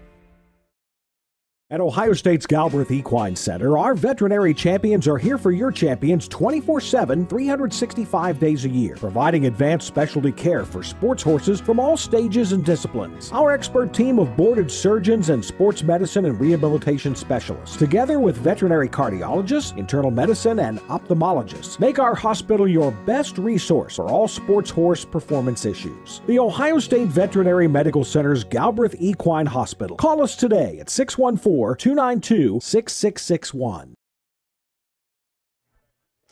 Welcome back to the Delaware County Fair. 6 races in the books. Have been exciting races so far, and I'm sure we're going to have a lot more great ones. I can see the Fox crew out here getting ready for their shots. We've got a tremendous amount of photographers and so forth that have converged on the Delaware County Fair as today. The crowd's rolling in. Yeah. Yep, absolutely. They know it's going to be a day, so some of them don't get here until, mid-afternoon because It's going to be a long day. Yeah. Not as long. I don't think as long as yesterday.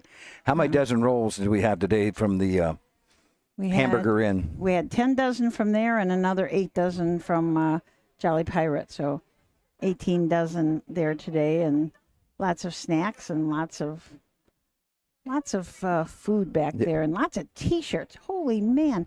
I ordered last year. We went through 268 T-shirts. We had.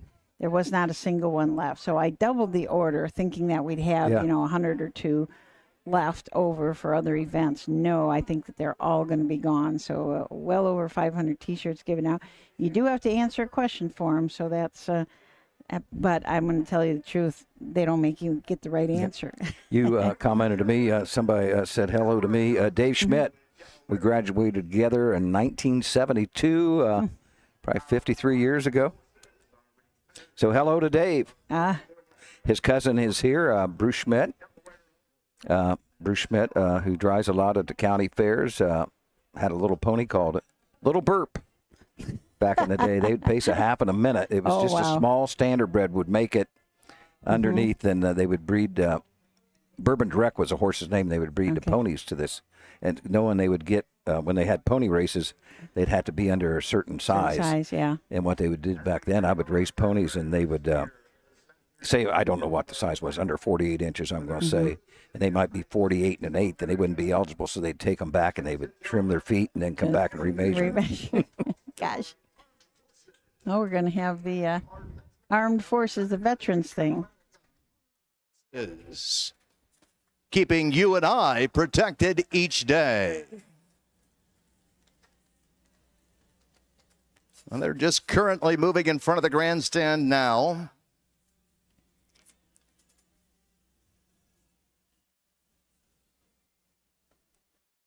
I hope you're as proud as I am of our veterans here this afternoon in Delaware, Ohio.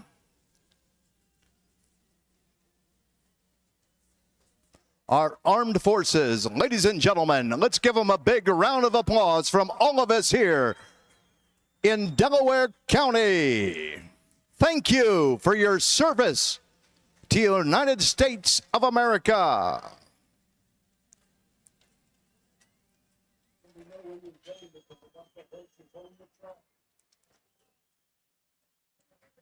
Actually giving me cold chills to see everybody standing here this afternoon in saluting our United States veterans, our armed forces. God bless the United States of America. Thank you for all you do and have done.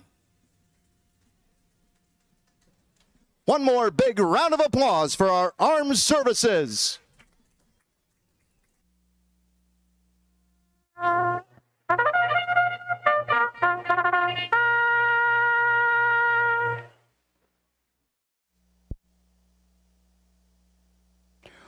Horses are on the track and parading to the post. Seventh race, the Buckeye Grade 3 3-year-old filly trot, $81,400, sponsored by Purple Haze Stable. And these are the horses. Number 1, Muriel, owned by the great horse Domenico Cesare, lead trainer. Dexter Dunn drives the 1, Muriel. Number 2 is Country Victory, owned by the Yacht Club 140. Melvin Schmucker trains. David Miller drives the 2, Country Victory. Number 3, Nikki Strikes. Berlin Brower owns and trains. Andrew McCarthy drives the 3, Nikki Strikes. Number 4, Devious Babe.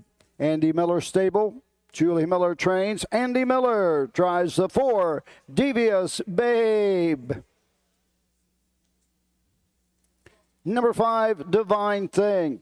Jay Mossbarger, Brent Hopper, and Kyle Gray. Steve Carter trains. Todd McCarthy, the 5, Divine Thing. And number 6, Santa Cristina. Willow Oak Racing. Julie Miller trains. Scott Cerrone drives the 6, Santa Cristina. Win, play, show, perfecta, trifecta wagering. Don't be shut out. Wager now. Okay, that was your field for race number 7. Let's take a closer look at them. The 1 horse is Muriel. Dexter Dunn drives for Domenico Cesare. This is owned by Great Horse from Hampton, Massachusetts, a Walner filly out of an Andover Hall mare, Magic Marker. 8 starts on the year, 5 wins. Her most recent win was in the New Jersey Classic at the Meadowlands. Won that in 153-1. She also has earned $45,000 plus this year with those 5 wins. Number 2 is Country Victory. David Miller drives for trainer Melvin Schmucker. Yacht Club 140 of Delray Beach, Florida owns this 3-year-old Bay filly by international money out of the Cash Hall mare Christine's Victory. Lifetime, 5 wins and 22 career starts, 5 seconds, 4 thirds, $220,632, 153-1 at the Meadows earlier in the year. Nikki Strikes and Andrew McCarthy from the 3 for owner trainer Berlin Brower. This is a Father Patrick filly out of a muscle mass mare, Tella Sealster. Been racing primarily at the Lexington Red Mile. Also a couple of other tracks in Kentucky in that Wildcat and Kentucky Proud series.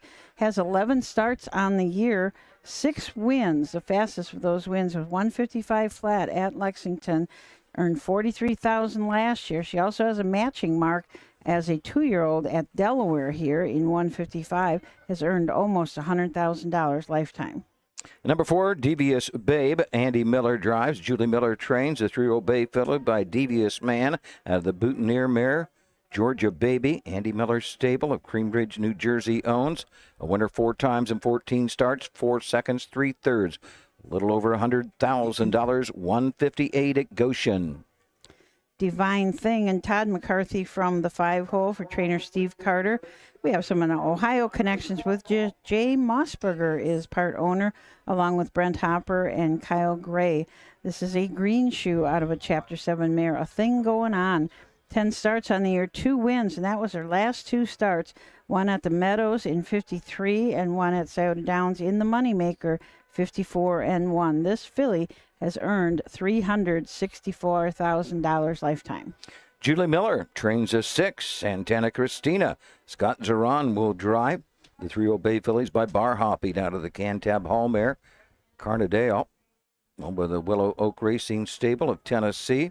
3 wins and 23 career starts, 4 seconds, 3 thirds, $80,000 this year, 154-4 at Pocono as a 3-year-old. These were some pretty nice 2-year-olds also when you look at how fast they went and, winning races and money as 2-year-olds. The Divine Thing, she is the richest horse in the race with almost $365,000, a mark of 54-3 as a 2-year-old, mark of 53 here, and it looks like she's kind of getting hot right now.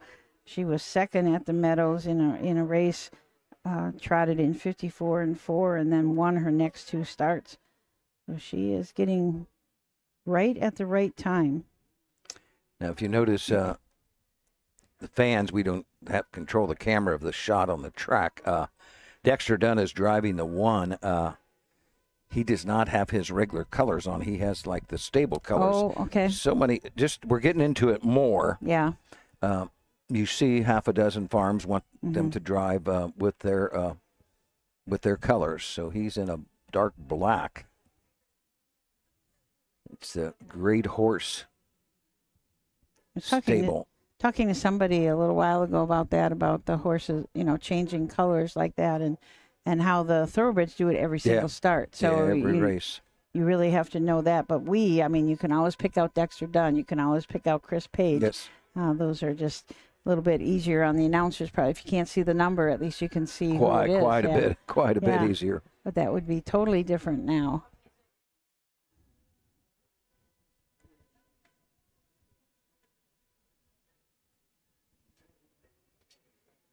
Somebody said they thought it was Brett Miller, but no, it's his cousin David Miller driving the 2-horse. David did a nice job this morning in our speaker series talking about the horses he has driven in the Jug. I think that was kind of a fun event. We're going to try and do that every year, have some more of the legends, and so that eventually, in a really long time, you'll have a complete collection of all the Little Brown Jug winners. I talked to David a little bit after the series and really don't know him that well about how I told a story yesterday, and I touched on it with him, how he stayed at Urbana, Champaign County Fairground. He said, I worked for Bob Palmer. And he was a gentleman, had horses there, and he said, I lived with the Palmers. And I said, I can remember the night when you broke the track record with a horse called It's a Date for Ed and Susie Tell. And he said, well, I can remember that very well. Wow. And he got a big break. He could still be driving at the county fairs. It's getting that break, and he got the break, and he's at the top of the game, but he's getting ready to retire and back off. Mm-hmm. Yep. He says he is 60 years old and thinking that it's time to relax a little bit and not travel so much. I think that's his biggest thing is if he comes back here, he can do that Scioto, Dayton, Miami Valley circuit, stay right in that southern part of the state. And I can remember when he went to not wanting to go, is he? No. 3. I can remember when David made the move from Scioto Downs to go to the Meadows, and everybody said, boy, is he going to make it. Boy, he made it. He made it. He made it right away. That was Nikki Strikes kind of just standing there thinking maybe she just wanted to look at all the flags and all the fun around here at the fair.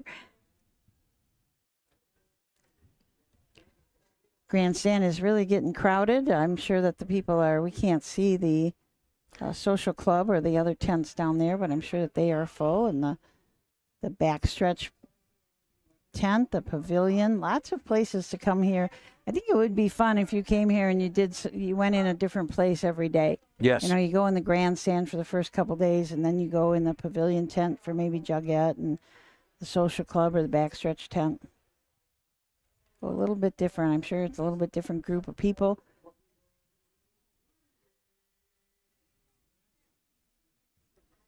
So it sounds like Roger is going to make this call of the 7th, and we're going to turn it over to him. The call of the Buckette, the 3-year-old filly trotters.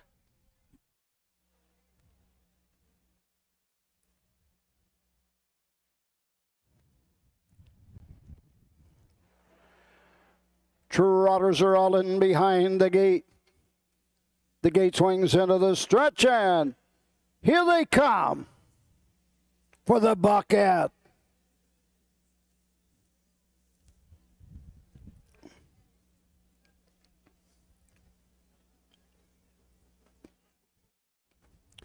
They're off and trotting. Divine Thing leads on the outside. In between horses, that's Country Victory. Off stride, Muriel at the start. Nikki Strikes goes off stride as well. Splitting them and grabbing the 3rd spot. Devious Babe, same holds true for Santa Cristina, racing 4th. And off stride, Muriel in the trailer. Nikki Strikes back trotting. Down the backside of the first quarter mark. Country Victory shows the way for David Miller. Opening quarter, 27-4. Divine Thing trots right there second as they race around the turn. Go on to the 3/8 mark. Devious Babe racing 3rd. 4th is Santa Cristina. The other 2 are out of it. Nikki Strikes and still off stride Muriel at the halfway point. Country Victory leads the way by a length and a half. Racing second, Divine Thing at the halfway point. Into the turn, go on to the 5/8 mark. Continuing to show the way, it's Country Victory by a length and a half. Racing second, Divine Thing. Moving 3rd, that's Devious Babe. To the backside, Santa Cristina about to come to the outside for Scott Cerrone. Racing 5th, Nikki Strikes, the trailer, back trotting, Muriel. Go on to the 3/4 mark. Country Victory has the lead. Racing second, that's Divine Thing. Those 2 open up. Santa Cristina trying to close the gap 3rd. The half was in 56-1. Around that final turn, Country Victory the leader. Divine Thing and Todd McCarthy coming on. Santa Cristina 3rd. 1/8 of a mile to go. Country Victory on the inside. Divine Thing on the outside. Divine Thing drawn away. Country Victory 2nd. Santa Cristina 3rd. The mile 1:53. 2/5. Well, the Ohio connections prevail in the Buckette. Divine Thing, Steve Carter trained, owned by Jay Mossberger, Washington Courthouse. Kyle Gray from Xenia, Ohio, and Brent Hopper, Nicholsville, Kentucky. So we talked about her before. She was coming up at the right time. She won the moneymaker at Scioto Downs, that $100,000 race. Also won her Pennsylvania Sire Stakes Consolation, and now today winning here the Buckeye, 53-2. Just 2/5 of a second off of her lifetime mark, which was taken at the Meadows last time out. She sold at the Lexington Selected Sale for $30,000 and now has, what, 400,000? Yep, a little over 4 with Wow. that win here. She got a little over 40 today, 40,500 and some odd dollars today.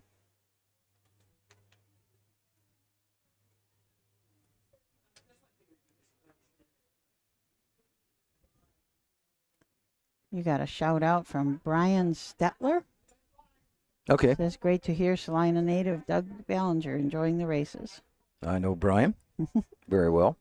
You got a fan club too. Yeah, yeah. He was the girls' basketball coach when I was the PA announcer there. One of my Oh. favorite jobs, really. Really? I really enjoyed being a PA announcer. That field house, our field house it would just rock when it was crowded. Really? Oh. For the boys and girls, I did it. That was tough to leave in winter in Florida 10, 11 years ago when I gave that up. Yeah, I would start to think of being at work after my dinner break, hey, I got a game tonight. Boy, I can go.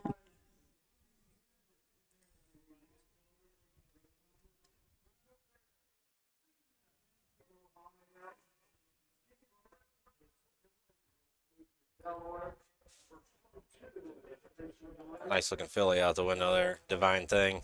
She is that. She is, yes.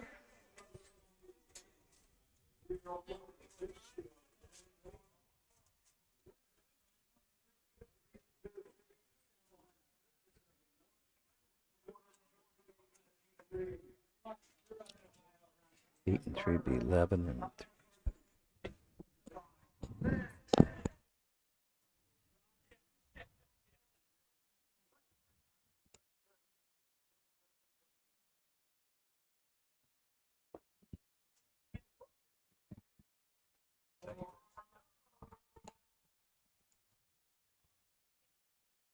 think that would be Todd McCarthy's first win of the week.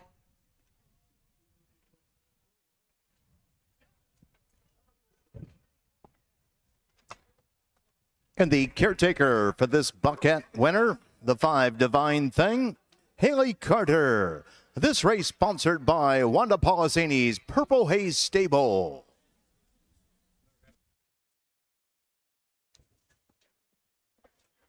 I think we'll get the rundown in just a moment.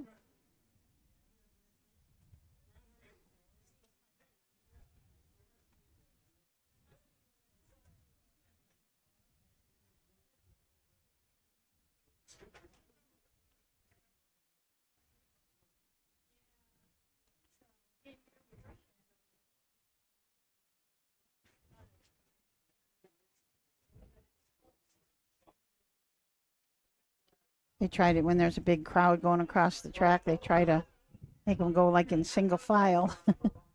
$5.40, $3.260. The 2, Country Victory, $3.260. The 6, Santa Cristina, $7.60. $1 Perfecta, $5.2, $6.20. $1 Try, $5.26, $38.20.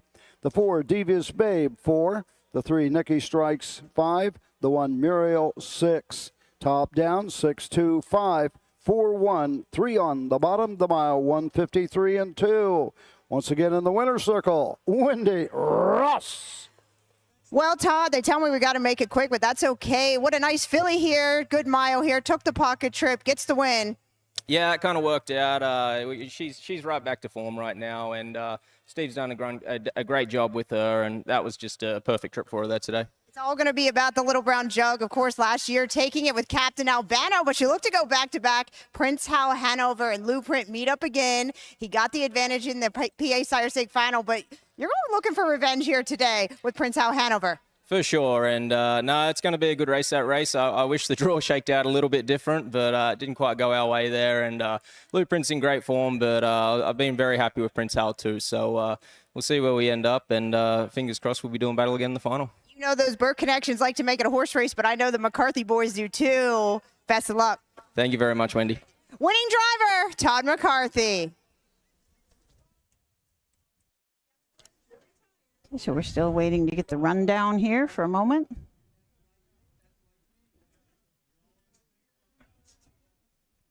Frank's got a guest, I see. Yeah. He's a busy man today.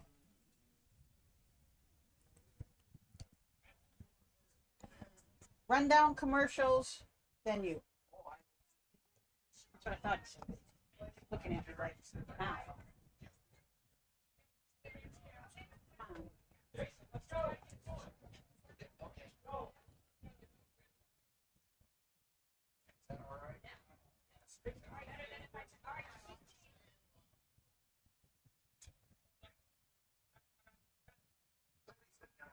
This time, we ask that you please stand for the singing of the Canadian National Anthem, and then the United States of America.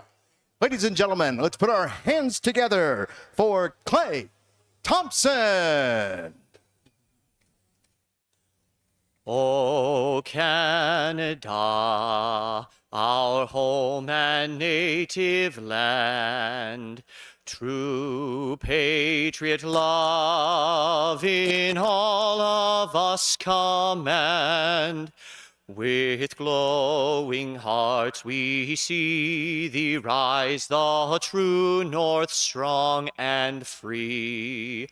From far and wide, O Canada, we stand on guard for thee. God keep our land glorious and free. O Canada, we stand on guard for thee. O Canada, we stand on guard for thee.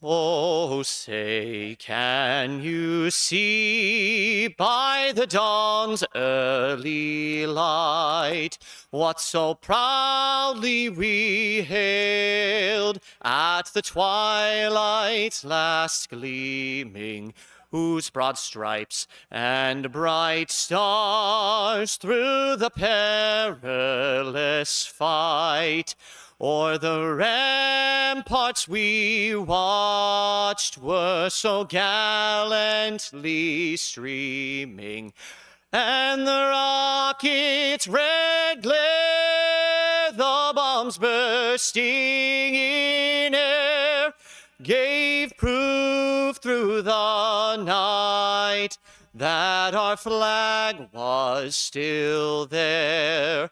Oh, say does that star-spangled banner yet wave o'er the land of the free and the home of the brave? Ladies and gentlemen, Clay Thompson.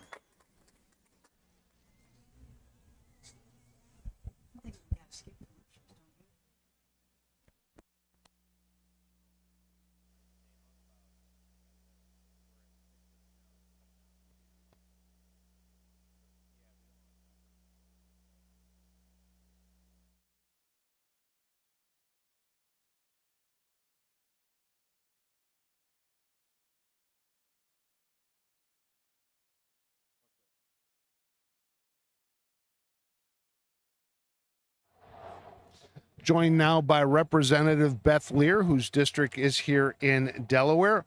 Hopefully, Senator Beth Lear coming up as you're running for the senator seat that Andy Brenner is going to be termed out of. So good luck with that. But first, this is home for you. You are from Delaware. What does this fair mean to you growing up till now? Well, we've been here, almost every year. When I was a kid and in 4-H, absolutely loved coming to the fair, loved the jug, excited to represent it as state representative for the 61st House District, Frank, and thrilled to be able to celebrate the 80th anniversary of the jug this year. Now, you've got a proclamation here that, for the Little Brown Jug for the 80th It's been here so long. What did you show when you were in 4-H? I had sewing, I had cooking, I had arts and crafts, and apparently the favorite were the cinnamon rolls that I had to let the judges eat every time after we won the blue ribbon. So Now, did you like the fact that you were off of school here? Oh, yeah. And Buckeye Valley still does that. We might want to talk to Big Walnut and some other schools about it. Now, this fair is so important, not only to Delaware, but the whole region, the economy. You know, we were talking earlier, we've got people coming in here not only from across the United States, but from across the world. Yeah, we do. We met a couple from Wales. It was really exciting. I love that Delaware County, what used to be Little Delaware County and is now very big Delaware County, is getting recognition for important things like harness racing. This is a big deal, and it's really an honor to be here and to celebrate with you today. Growing up here, what would you tell a first-timer about the Delaware County Fair and what to do? Well, the most important things at the Delaware County Fair are, first and foremost, the animals and the 4-H kids, but then secondly, the harness racing, and of course, you cannot leave the fair without good fair food. So all of those things are great. And that leads me into my final question. What's your favorite fair food? Oh, I was told I need to try the pepperoni roll, but always visiting the Buckeye Valley Barons tent is something that's near and dear to my heart. So go there if you haven't been there yet. Great breakfast, by the way, at that location. Definitely give it a try. They got 5 horseshoes from me. So, Beth, thank you very much. Thank you, Frank. It's been a pleasure. Back up to you guys. Well, a local, she knows her way around the fairgrounds. She, great to hear from the representatives that enjoy the fair and support the harness racing. So Frank here. must be coming here and eating breakfast. He must have. He said Eating breakfast and then eating rolls over there. Yeah, he knows about it. There's something about a good food place just kind of sings to Frank. Yeah. You know, it says, "Come, Frank, come here." Do we want to take a little break or? It's no? 2 minutes. They're 2 going to be minutes. coming out any second here. Okay. Next race coming up is the Ohio Fair Racing Conference 3-year-old colt and gelding pace, 4th division already. We have lots of nice thing about racing. The Ohio Fair Racing Conference, you can split it into as many divisions as you want. Of course, you have a certain purse, and so that purse goes down the more divisions that you have. Whereas the Buckeye Stallion Series, that is a guaranteed $20,000 per race, no matter how many divisions of, say, the 3-year-old colt pacers that you have. So a little bit different in the way that it works. OHHA, a big sponsor of all of that. OHHA, the money that comes in from the VLT, and there's a huge portion of that money that goes into purses, and some goes in the Ohio Sire Stakes, some go into the Buckeye Stallion Series, some to the Fair Racing Conference and the other conference. Actually, who handles the checkbook? So our fans know out there. I mean, where does the money from the VLTs actually get sent to? It comes into the OHHA. So there's a separate account for purse. All that money goes in for purses. There is a number of different what they call buckets. You know, there's a bucket for this money. There's a bucket for industry enhancement, which is what we use to do the broadcast and so forth. There's buckets for the Breeders' Awards. At the Breeders' Awards money, there's bucket for insurance and retirement, and the purses. The purses is by far the largest bucket of all. The membership money, that's definitely a different bucket then. Yeah. That would go into just running, you know, producing the magazine that we have, and sending the different things like that. So there's a lot to it, a lot more than I ever thought would be. Oh, it's a big business. It is a big business. It really is. Takes a lot of people to do it. And with Frank at the helm, he's so marketing minded that it does make a big difference. Horses are on the track and ready to the post for the 8th race. Ohio Fair Racing Conference 3-year-old colt and gelding pace, sponsored by Post Printing. And these are the horses for the 8th. Number 1, Spartan Hill. Gerald Meisel, the owner. Steve Novak trains. Mark St. Louis Jr. drives the 1, Spartan Hill. Number 2, Fearless Delight. Brett Schwartz Racehorse Express, G. Woodenberg, Brett Schwartz, the trainer. Luke Hanners, the 2, Fearless Delight. Number 3, Bossa Nova Star. Jeff Short, the owner and trainer. Cam McGowan drives the 3, Bossa Nova Star. Number 4, JB Magic. Robert Geist of Salina. Tyler Bates trains. Austin Hanners, the 4, JB Magic. Number 5, Pete Said. Claude Richard Estelle. Calvin Haller trains. David Miller, the 5, Pete Said.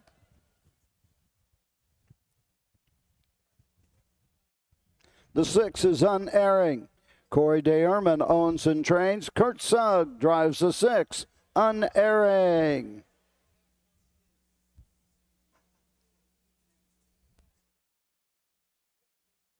Number 7, Herbie's Rocket. Guyers Race. Brady Gowers trains and drives the 7, Herbie's Rocket. And number 8, Garoppolo. Miller Racing Stable, Amazing Racing Stable, M.M. Hayes, Ryan Miller trains, Kane Kaufman in the sulky of the 8, Garoppolo. Okay, so let's take a look at the horses. This is the 4th division of the 3-year-old colt OFRC race. Spartan Hill and Mark St. Louis Jr. from the rail for trainer Steve Novak. Gerald Migel from Westland of Michigan, the owner. This is a Racing Hill out of a Sunshine Beach mare, Sweet Sun. 14 starts on the year, 3 wins. Most recent win was back at Bowling Green, won that race in 2-2-2. He does have a mark of 2-2 at Bell Fountain. Last year, as a 2-year-old, had 8 wins on the year. The fastest of those was 55-3. Brett Schwartz sends out the 2, Fearless Delight. Luke Hanners would drive for Brett Schwartz, Boyson Courthouse, Ohio. He owns in partnership with Racehorse Express and G. Wildenberg of Ohio. 25 career wins, 2 of those coming this year. Second place and a 4th place finish, $18,651. Took a market side of downs of 152-4 last time out on the 11th of September. Jeffrey Short trains and owns the number 3 Bossa Nova Star. Give the lines to Cameron McCowan. This is a well said out of a 4-star Sharkmare Mega Star. 12 starts on the year, 1 win. That was at Napoleon in 2 minutes and a 5th. Number 4 is JB Magic, the 3-year-old ground gelding by Fear the Dragon out of the artificial mare Type A Gray. Robert Geist, Salina, Ohio owns. Ty Bates trains. Austin Henners will drive. 4 wins this year, has 13 career starts, 9 of those last year. 71,000 lifetime, 54,000 last year. Mark is a 2-year-old at Side of Downs of 152-4. David Miller drives the 5. Pete Said. Calvin Buckholler, the trainer. Claude Estel is the owner. Another well said out of an Astros mare, the Mistress. 12 starts on the year, 1 win. That was just 2 starts back at Van Wert in 2 minutes and 2/5.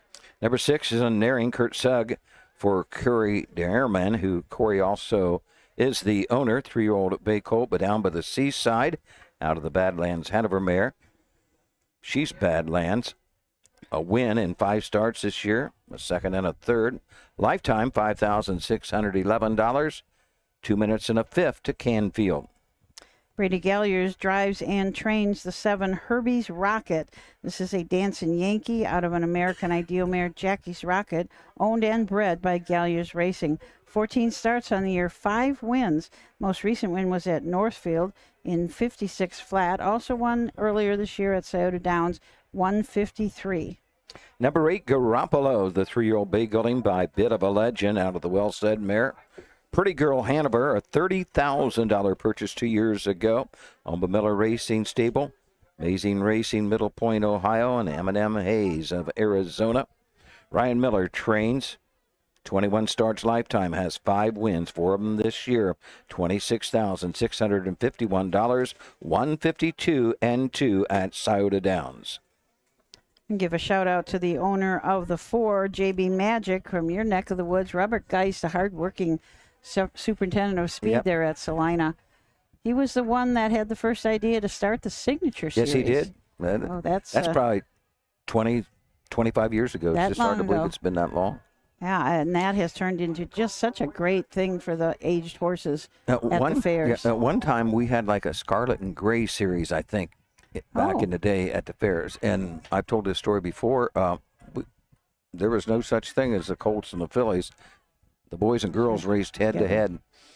Dr. Clyde Fields, he was very active in the Ohio Harness Horsemen Association. I think he had one of the ones that had something to do with Pacer. Pacer's been around for quite a while. Oh, okay. He was instrumental in that, I believe, several years ago. He was a past Ohio Fair Managers president, and he actually judged on horses. He was a presiding judge at some fairs, but he was one that when they separated, wanted to go from the boys and girls, the fillies and the geldings and stallions. Yeah, that's so commonplace now that you don't even think about it. No. That they might have raced together at one point. It's always kind of fun, though, when a filly does go in with the Colts and beats them. So the horses are going to the starting gate for the 4th division of this Ohio Fair Racing Conference 3-year-old colt pace.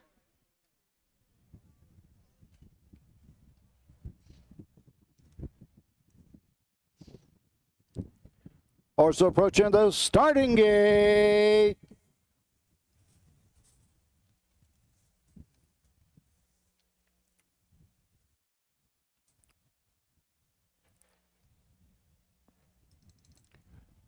Pacers are all in behind the Mike Wolkenberg starting gate on the upper turn. The gate swings into the stretch, and here they come.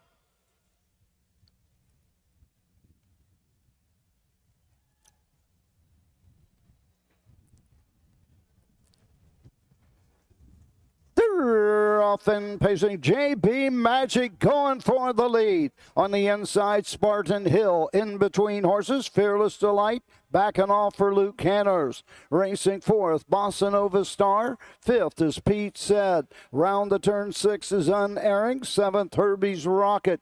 Treading the field, following the early break, Garoppolo. Down the backside they go. Here comes Luke Hanners on the move on the outside. Fearless Delight. Now 3rd, now 2nd, and going right on to the top. Opening quarter, 27-4. Fearless Delight leads the way by a length and a quarter, but hasn't cleared as yet. Racing 2nd, that's JB Magic. Racing 3rd, into the lane, Spartan Hill. Passing the stands first time, coming to the halfway point. Racing right there, 4th. That is Bossa Nova Star. 5th on the inside, Pete said. They're halfway home in 56, 28-1. Second panel. Moving on the outside, Herbie's Rocket from way back 6. Racing 7th, Unerring. And the trailer remains Garoppolo. Down the backside they go. Cam McGowan closing every stride with Bossa Nova Star on the outside. Taking on Fearless Delight on the inside. Here comes Spartan Hill and Mark St. Louis Jr. closing down. 3 quarters, 125. Third panel in 29. Around the final turn. Moving 3 wide. That's Spartan Hill coming on. Now 3rd on the inside. Fearless Delight. Been there almost every step. The outside, Bossa Nova Star. Spartan Hill on the outside. Through the lane. Fearless Delight prevailing on the inside. It's all Fearless Delight. Bossa Nova Star. Spartan Hill. 155, 2/5. Fearless Delight and Luke Hanners in 155-2. As I believe that's Brett Schwartz's 2nd win of the day. Yes, it is. It's a Fear the Dragon colt out of a Better's Delight mare, Amber Delight. $13,000 purchase. Bred by Midland Acres. Brett has a connection there. Mm-hmm. Luke Hanners, how many does he have for the week? He's had a good week. He has. I know he had a win yesterday. Has he got about 6 now? He opened up with 4 wins on Sunday. Yeah. Yep, so that's 1. So 4, That'd give him 5, 7 now. 7.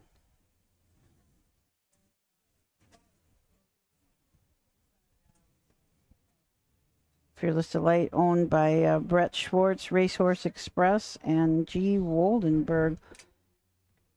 if little Grayson isn't taking a nap, we'll probably see him out in the winner's circle again.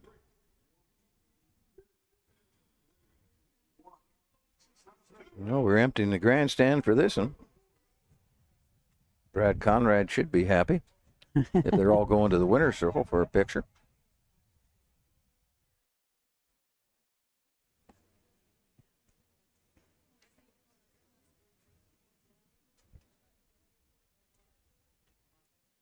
Here he comes.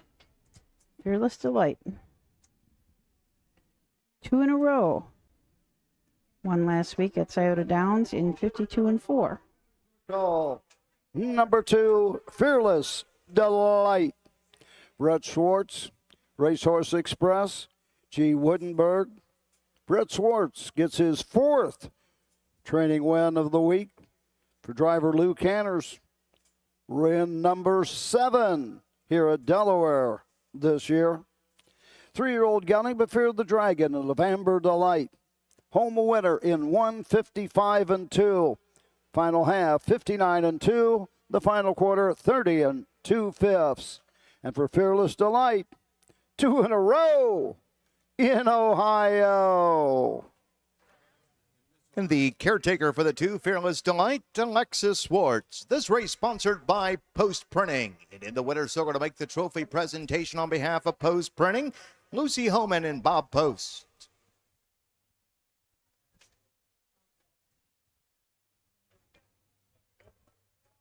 We should get the rundown in just a moment. Frank's got a guest. Mm-hmm. We were lucky to have 2 authors with us back in the OHHA 10th this year. Amber Sawyer and Cheryl Erickson. They both have written harness racing books, and unusual to have harness racing books written at this time. It just doesn't seem like too many people write about them. So it's really nice to have them here, and we hope that everybody will go back and check out their books. Amber writes more like children's books, and Cheryl wrote the book on Greyhound. She debuted that at the Meadowlands because that was the 80th anniversary of Greyhound winning the Hamiltonian this year. So Cheryl was out there debuting that book there.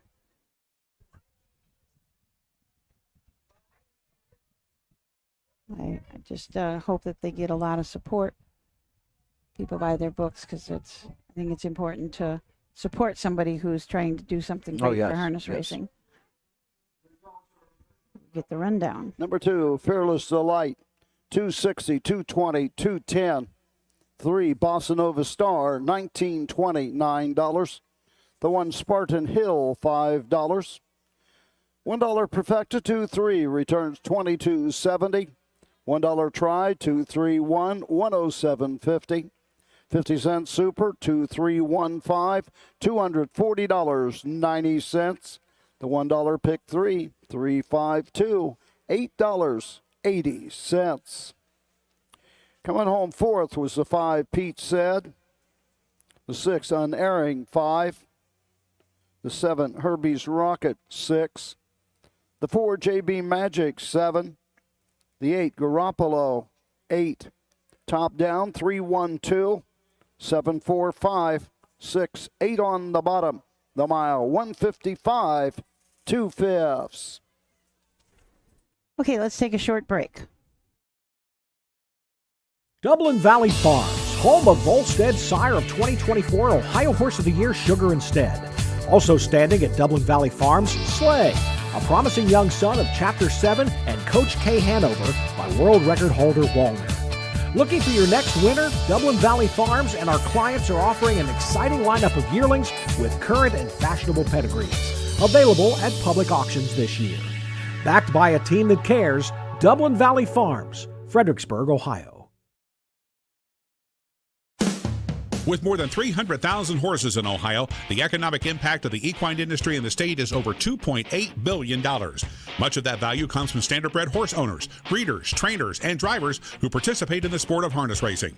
The mission of the Ohio Harness Horsemen's Association is to preserve, protect, promote, and serve the entire standardbred industry in Ohio and beyond. To learn more about the Ohio Harness Horsemen's Association, go to OHHA.com. That's OHHA.com.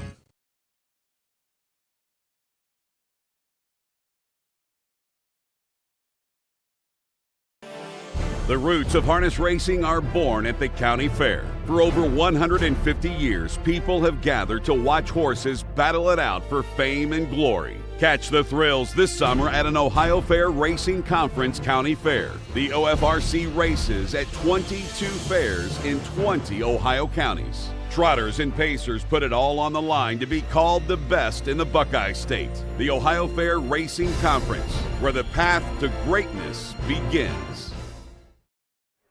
Let's throw it down to Frank Fraz, who has a visitor.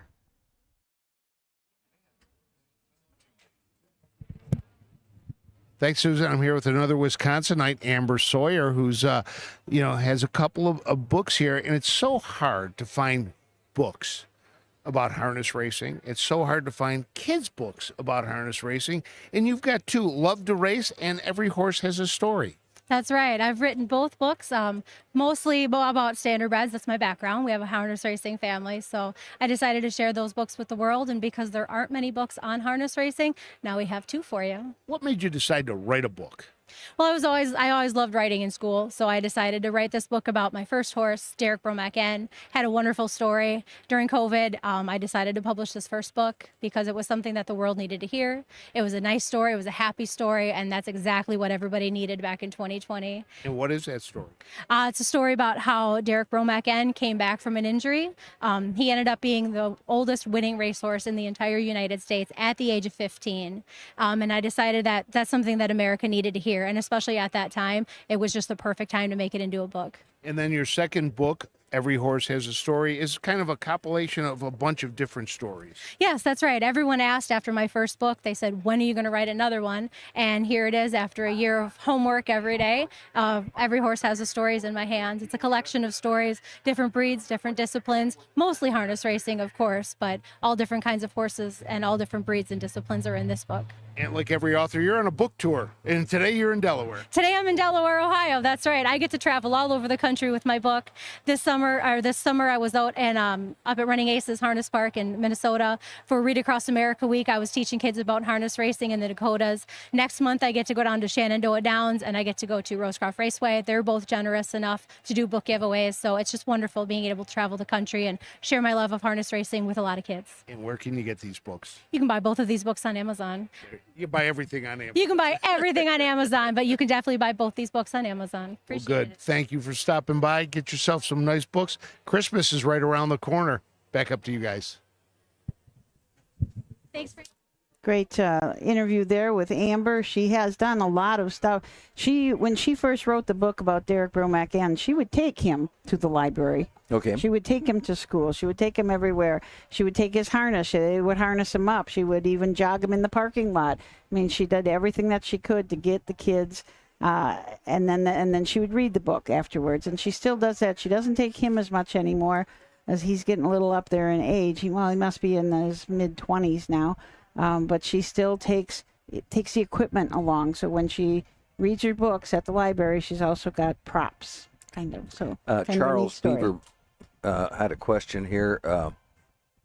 Phil Mauger, did he ever announce at Delaware? Yes, he did. I think in the 60s, maybe just a few years in the 70s. He was kind of Roger's backup. I think he was the mayor of Mount Vernon, I always heard. Oh.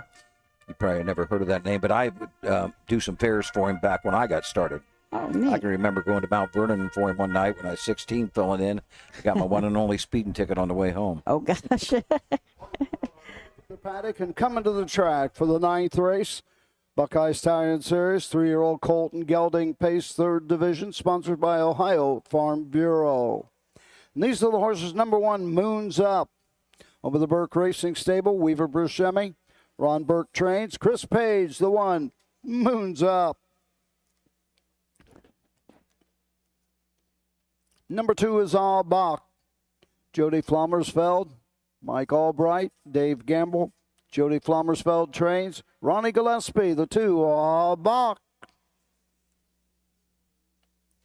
Number 3 is Copper Penny. Lawrence Litwin. Brian Brown trains. Cam McGowan, the 3, Copper Penny.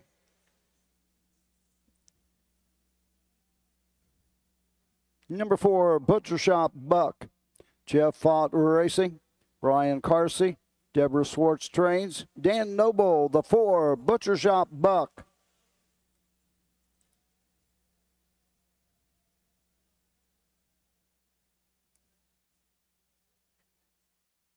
Number 5, Seaside Star.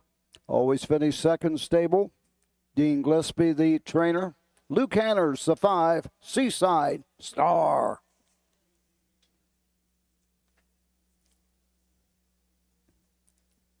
Number 6 is Spirits Happy Ending. Country Club Acres, Miller Racing Stable. L. Miller. Ryan Miller trains. Dexter Dunn, the 6, Spirits Happy Ending.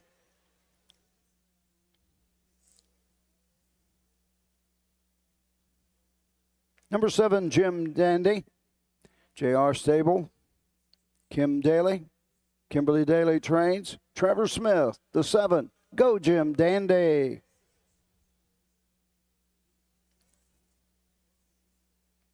And number 8, Odds On Mad Hatter. Odds On Racing owns. Virgil Morgan Jr. trains. Ronnie Wren Jr. in the sulky, the 8, Odds On Mad Hatter. Okay, this is the third division of the Buckeye Stallion Series 3-year-old colts. So Moon's Up and Chris Page from the rail for trainer Ronnie Burke. Burke Racing Stable, Weaver Buscemi are the owners. This is a lather up out of He's All That mare, Walk 2 Moons. 14 starts this year, 6 wins, has won 6 out of his last 7 starts. So is kind of on a tear, has been racing in the overnight races at Scioto Downs. Fastest win time, 1:50-1 at Scioto. Ronnie Gillespie will drive number 2, Bach, for Joni Flummersfeld. She owns in partnership with Mike Albright and Dave Gamble. The 3-year-old Brown Goated Son is by Racing Hill, a $3,000 yearling purchase. $43,000 in the bank, took a mark of 150 4/5 at Scioto Downs. Copper Penny and Cam McCowan from the 3 for trainer Brian Brown and owner Lawrence Litwin. This is a Fool Me Once out of a Western Ideal mare, free and easy. 15 starts on the year, 4 wins. Most recent win was just 2 starts back in a Buckeye Stallion Series in 151. It's won 4 out of his last 5 starts. Dan Noble will drive the 4, Butcher Shop Buck. For Deborah Swartz, the 3-year-old Brown Goating is by Well Said out of the Real Artist mare, Real Lady Katie. Jeff Fott Racing of Kentucky and Brian Carsey of Indiana owns. 11 wins in the career with 28 starts, 5 seconds and 2/3. Lifetime 66,154-1 at Miami Valley earlier in the year. Luke Hanners drives the 5, Seaside Star for K. Dean Gillespie and always finished second stable. This is a Down by the Seaside out of a Rock and Roll Hanover mare. Rock and Roll Example sitting 6th in the Buckeye Stallion Series points. 4 wins out of 19 starts this year. Has earned $61,470 and a mark of 151-2 at Scioto Downs. Number 6 is Spirit's Happy Ending. Dexter Dunn will drive for Ryan Miller. This is the 3-year-old Big Auto Center Down by the Seaside, a $25,000 purchase 2 years ago. Owned by Country Club Acres of Findlay, Miller Racing Stable of Greenville, and L. Miller of Delphus. 21 career starts, 5 wins, 5 of those coming this year. 4 seconds and 2/3, 60,000 lifetime, 153 at Scioto Downs. Trevor Smith drives Go Jim Dandy from the 7-hole for trainer and partial owner Kim Daly, JR Stables, the other owner. This is a bit of a legend gelding out of a Feelin' Frisky mare. I Got a Feelin' Fran. 1 win on the year, 54-3. Had 4 wins last year. It was a very nice 2-year-old. Had a mark of 54-1 right here at Delaware as a 2-year-old. And rounding out the field, number 8 is Odds On Mad Hatter. Ronnie Wren Jr. will drive for Virgil Morgan Jr. This is a homebred. Odds On Racing, Boca Raton, Florida. The 3-year-old Bay got a son of Lather Up out of the Captain Treacherous mare, Arden Hanover. 8 career wins, 7 of those wins this season, 53,635, 150 4/5, 4 starts back at Scioto Downs. Somebody mentioned that this is one of Barry Vickroy's favorite horses, Bach, and we used to talk about this all the time when that horse was a 2-year-old. We go, Bach. Especially Frank Frost loved that, Bach, because that was in an episode of MASH where Hawkeye was trying to teach Radar how to get the girls and talking about playing music. And he said, well, what do I say? And he said, just say, ah, Bach. I can still picture that. Ah, Bach. The one moons up, Chris Page, looking for a Grand Slam. He'll get it right here. Yep. That'd be 3 Grand Slams, 4 wins in a row, 3 days in a row. And yes, he certainly 3 does have a chance. That horse has won Yes. 6 out of its last 7 starts. A lot of winners in here. I mean, Butcher Shock Buck, he's won 4 out of his last 7. Spirits Happy Ending, 3 out of the last 7. Odds on Mad Hatter, 5 out of the last 7. So there's a lot of horses that know how to win here. Should be a good one. Field of 8. A lot of the Buckeye Stallion Series horses. How many divisions we have today? This is our third gosh, of the 2-year-old base. Yeah, I'm not even sure. And It's all just been, for 20,000. Yeah, it's been an amazing series. It was the brainchild of Steve Bateson, our past OHHA president, and I know that there was a lot of discussion before it got started. How would it work and everything? But boy, it's been phenomenally exceptional. Just so many divisions of it, so many horses in it, so many people that nominate to it. It's really been a success, and it has bridged that gap. A lot of horses. We will see horses coming down from the sire stakes into it. We'll see horses coming up from the fairs into it, and that's just what it was meant to be. When we have our championships, the championship is a week from Saturday, the big championship for the Ohio Sire Stakes, Scarlet and Gray Series on a Friday, the 26th and 27th. We don't want to leave the Friday night, the 26th out. Will the OHHA cover both days or just Saturday? I don't think we're covering the gray. I think we're just covering the scarlet. Okay. But then the 4th is the Buckeye Stallion Series at Northfield, and then the 11th, the Ohio Fair. Now, you could actually be a champion in both the Buckeye Stallions and the Fair. Am I correct on that? Okay. You cannot race if you're eligible to or race in the scarlet. You can't race in any other championship. So if you would win the Buckeye Stallion on the 4th, you could come back and win the Fair Championship the 11th. Okay. It's very hard to get into both because, as you know, at the fairs, you have to race at a lot of fairs in order to get up in that high championship group, in order to be one of those top 10 horses. And so horses that have been racing in something else, they just don't. In the Buckeye Stallion Series or the Sire Stakes, they just don't have enough points for the Fair Championship.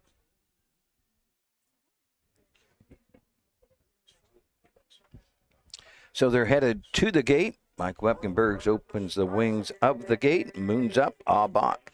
Copper Penny, Butcher Shop Buck, Seaside Star, Spirits Happy Ending, Go Jim Dandy, and Odds on Mad Hatter is on the outside. Let's send it upstairs to Hall of Fame caller Roger Houston.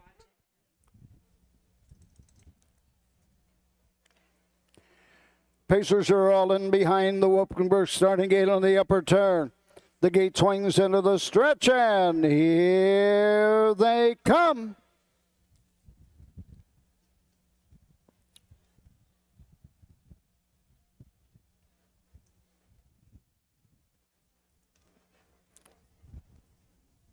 They're off and pacing. That's Moons Up, leaving from the inside. Upon the outside, Spirits Happy Ending. 4 wide into the turn. Racing to the backside and the first 8. Serious challenger on the outside. Copper Penny goes right on by and gets the lead. Down the backside, Bach took a seat 3rd. Racing 5th, that is Spirits Happy Ending as they race over to the first quarter mark. Racing 6th as they race around the turn. Go on to the first quarter, 27 3/5. Field of Pacers racing now to the 3/8 mark, taking off the course, Copper Penny. Around the turn they go. Moons Up has the lead by a length and a half. Racing second, it's Bach as he passes down to the first time, coming to the halfway point. Racing third, that is Butcher Shop Buck. 4th is Spirits Happy Ending, halfway home as they race into the turn. 56 1. On to the backside they go. racing fifth. As they race around the turn, go on to the 5/8 station.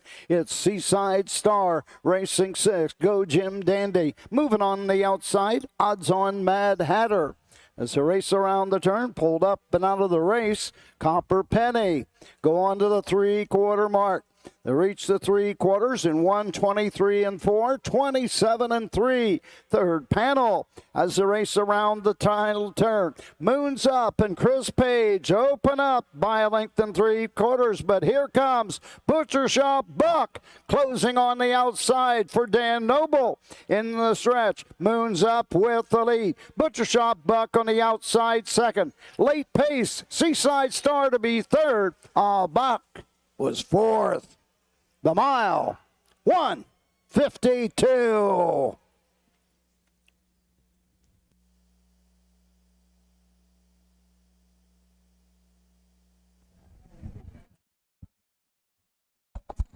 Chris Page. You called it. Got a grand slam today. Grand slam early today. Wow. The next one would be one for the thumb, they say. Yeah, yep, that's what they say. I'm sure he'll get that. So that is his 15th, fourth of the day. 4 wins Tuesday, 4 wins Wednesday, 4 wins today. Had a win Sunday and 2 on Monday. Looks like he was just kind of warming up for the end of the week, wasn't he?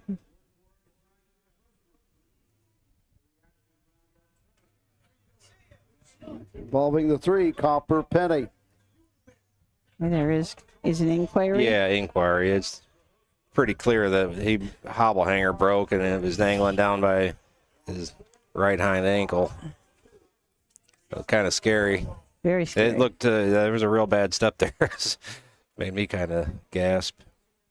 I can't imagine. I mean, they could step right out of it. They could get hung up in it. That could be very, very dangerous. But Cam got him stopped up here. The outrider has him now. He's got the leg out of the hobble even already. Cam does. They're ready to go back. It just Brian and Jennifer are walking over there to grab the horse. Walk him back.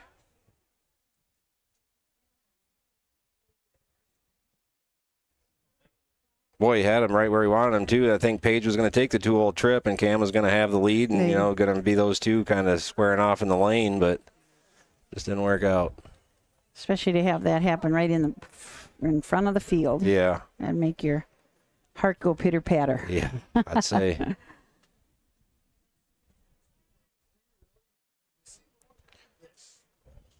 So with the Inquirer, it might take just a little bit longer. But we're...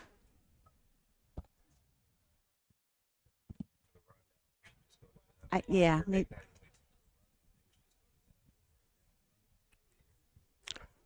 Yeah. Yeah, I'll step out there and try to get it. I can give it. Yeah. We're going to go to you now because of the...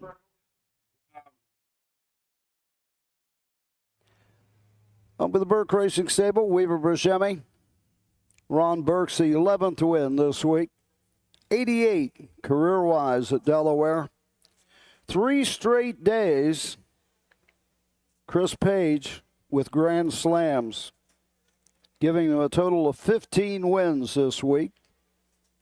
Career win, 165 here at Delaware. The 3-year-old got him a lather up at a walk 2 Moons. Home a winner in 152. Final half 55 and 4. Final quarter 28 and 1.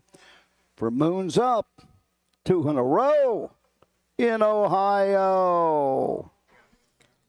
And the caretaker for the 1, Moons Up, Marcy Dudgeon. This race sponsored by the Ohio Farm Bureau. Here with State Representative Brian Lawrence, who represents part of Delaware County here. So you know how important this whole fair is to the county. Absolutely. This is such a great economic development driver, especially on a day like today. You see all the people that we have here today and throughout the week and the money that it brings into our community and the economic impact it has here. So, I mean, I love the fair. It's one of the greatest industries that we have here in our county. When you come to a fair like this, what's the best part of the Delaware County Fair for you? For me, I love seeing the kids raise the livestock, the animals, their engagement, the things that they learn to take care of the animal, discipline, the respect that they have for adults. And I just think that's just really fascinating. They put so much hard work and effort into taking care of those animals. We're really teaching good values and bringing up really great kids. So that's my favorite thing.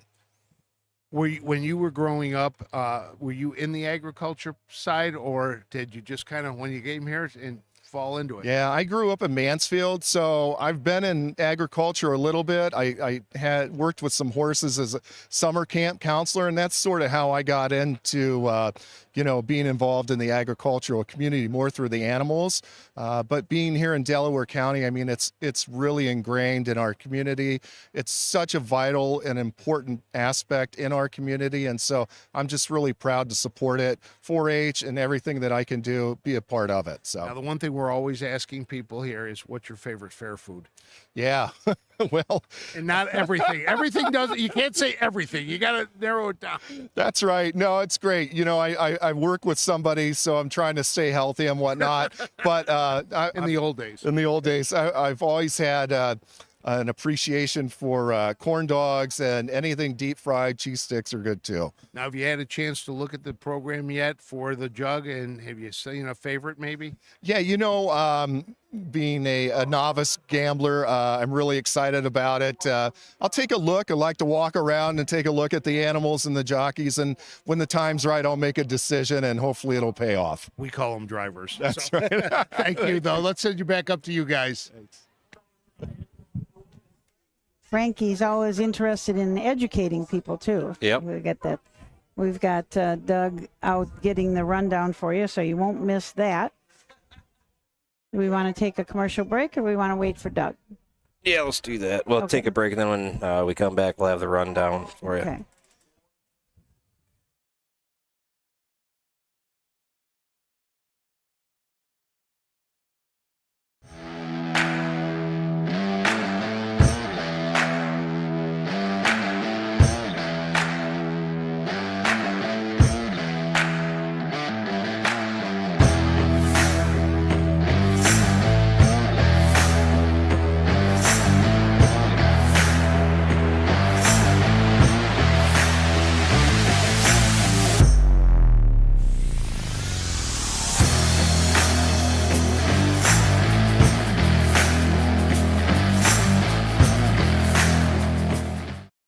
In Ohio, Hickory Lane Farm has the stallions you are looking for, like What the Hill, Uncle Peter, and In Range, as well as Branded by Lindy, Jug winner Luz Pearlman, Racing Hill, and Guardian Angel Oz.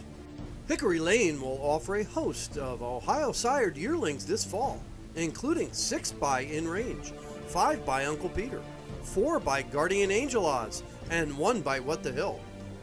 Find out more at hickorylanefarm.com. Have you heard about Bob? It's the Buckeye Owner Bonus, the Ohio Harness Horsemen's Association's new incentive program. The program is for people who purchase yearlings or retain their homebreds out of mares registered and eligible for the OHHA's Breeders' Award program at the upcoming 2025 sales. The total bonus will be 1/2 the amount designated for that year's Breeders' Award program. For more information about the Buckeye Owner Bonus, visit OHHA.com or call 614-221-3650.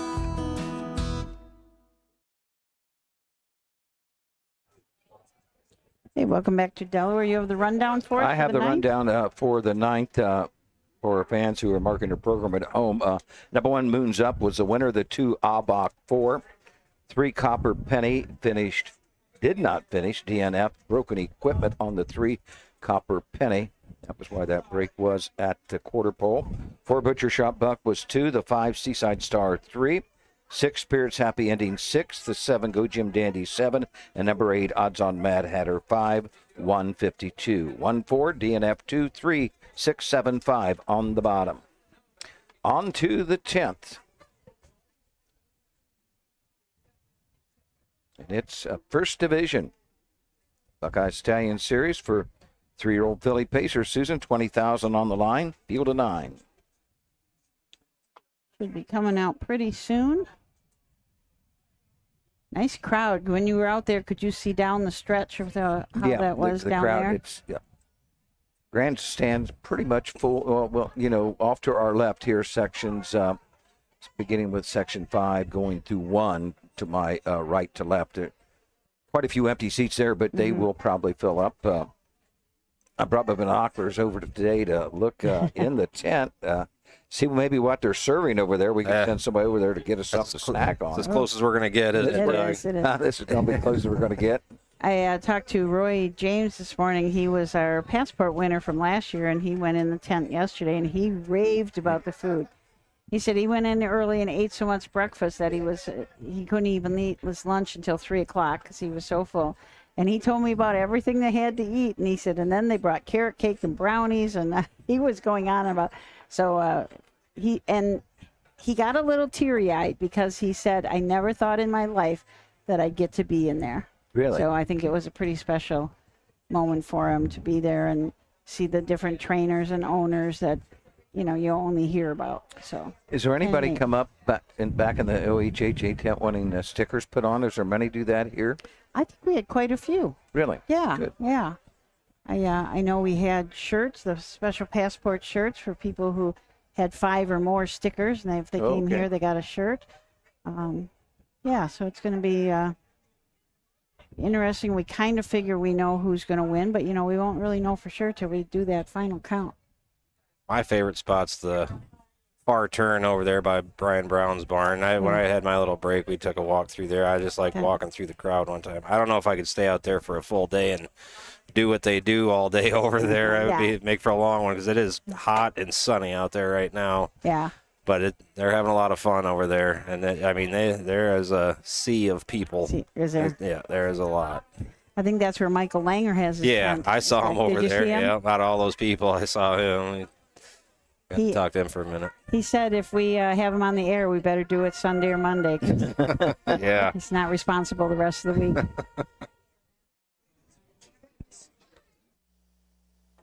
Horses are on the track. Printing to the post for the 10th race, Buckeye Stallion Series, 3-year-old filly, Pacers First Division, sponsored by the First Commonwealth Bank. This is the Lady Pace honoring Ellen Taylor. And these are the horses for the 10th. Number 1, Gorgeous Package. Owned by the stable, Jason McGinnis trains, Anthony McDonald, the 1, Gorgeous Package. Number 2, Odds On Collateral. Odds On Racing, the owner, Virgil Morgan Jr. trains, Dexter Dunn, the 2, Odds On Collateral. Number 3, Queen of Fear. Ashley Dunn and Edward Miller. Edward Miller trains, Ronnie Wren Jr., the 3, Queen of Fear.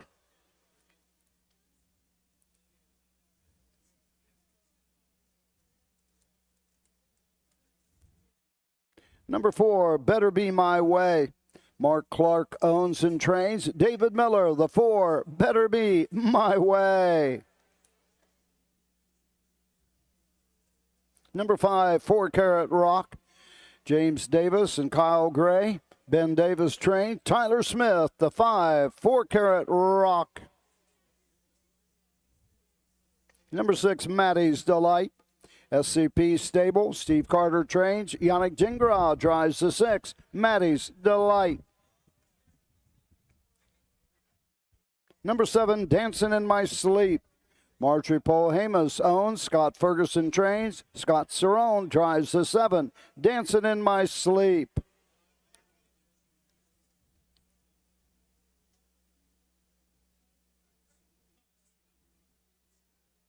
Number 8, Survivin' Fire. William Hart owns, Michael Hitchcock trains, Dan Noble, the driver of the 8, Survivin' Fire.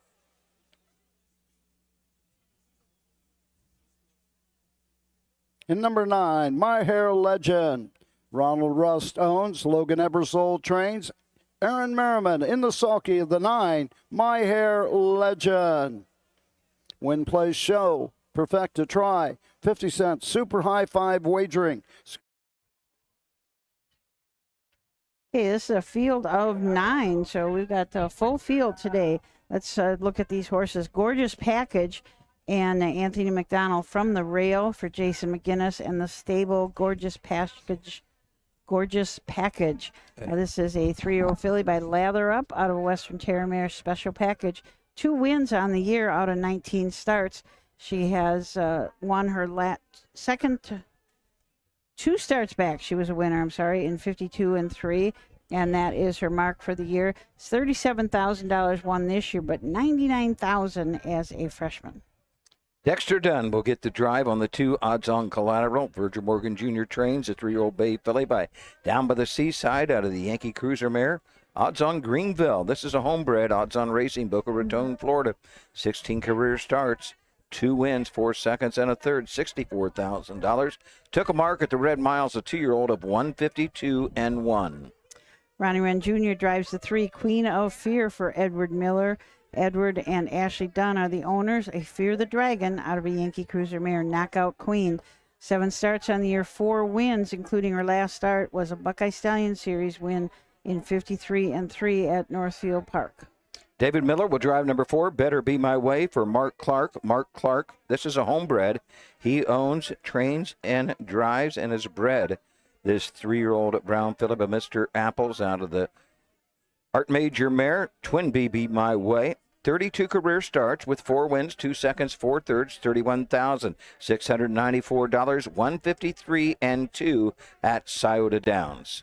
Trainer Ben Davis sends out the 5-horse 4 Carat Rock with Tyler Smith up for James Davis and Kyle Gray. This is a Rockin' Amadeus out of a 4-star Shark mare, 4-hour nap. That sounds like a good idea. Yeah, 4-hour nap. This horse has had 15 starts on the year, 2 wins. The fastest of those wins, 53 and 1 at Miami Valley. Number 6 is Maddie's Delight. Yannick Gingras, Steve Carter trains. SCP stable of Canton, Georgia owns. This is the 3-year-old bay filly, but Lather Up out of the Western Hanover mare. Moonlight Delight, 23 career wins, Susan. Wow. In 35 starts, 6 seconds, 2 thirds, 5 of those wins, 10 of those wins this year, $148,000, 153 and 4 as a 2-year-old at Scioto Downs. Last time out, raced at Old Washington, a winner in 201 and 3. And Maddie's Delight is one of those strange horses that has points. She's sitting 4th in the Buckeye Stallion Series points and 2nd in the Ohio Fair Championships. Dancing in My Sleep. I did not catch the driver on that one. I do think we have Scott Ziron driving Dancing in My Sleep. You had that answered pretty quick. Yeah, I did. Scott Ferguson trains for Marjorie Polhamus. Marjorie also bred this Dancing Yankee filly. It's out of a Jate Lobel mare, Sidewalk Sleeper. 2 wins on the year, $13,000 in earnings. Did not start as a 2-year-old, but has a record now of 158 taken at Greenville. Michael Hitchcock will send out the 3-year-old bay filly, but Catch the Fire. It's Survivin' Fire, a $24,000 Buckeye Classic purchase 2 years ago. Dan Noble picks up the drive. 10 wins this year, 13 career wins, $87,000 lifetime, 152 and 1 at Scioto Downs. My Hair Legend, Aaron Merriman drives for Logan Ebersol and Ronald Rust. This is a bit of a legend N out of a Jeremy's Jet mare, My Hair Lady. 11 starts this year, 11 starts last year, 1 win this year, and that was a mile in 150 and 4 at Scioto Downs. Was a big winner last year as a 2-year-old, had 4 wins, 2 seconds, made $86,000. Get this, she had a mark as a 2-year-old of 151 and 4 at Dayton. So they've completed a score. It's the 8 on gate with a trailer for the first division. The fillies now showcase 3-year-old pacing fillies for $20,000. And as we said, Maddie's Delight sitting 4th in the Buckeye Stallion Series points and 2nd in the Ohio Fair Championship. So she can have a couple of different championships coming up. Somebody asked, what race is the Jug? The Jug final is the 20th, and the 2 eliminations are the 16th and 17th. So elimination 16, 17, final the 20th. So the gate's rolling. Matt, let's send it upstairs to Roger.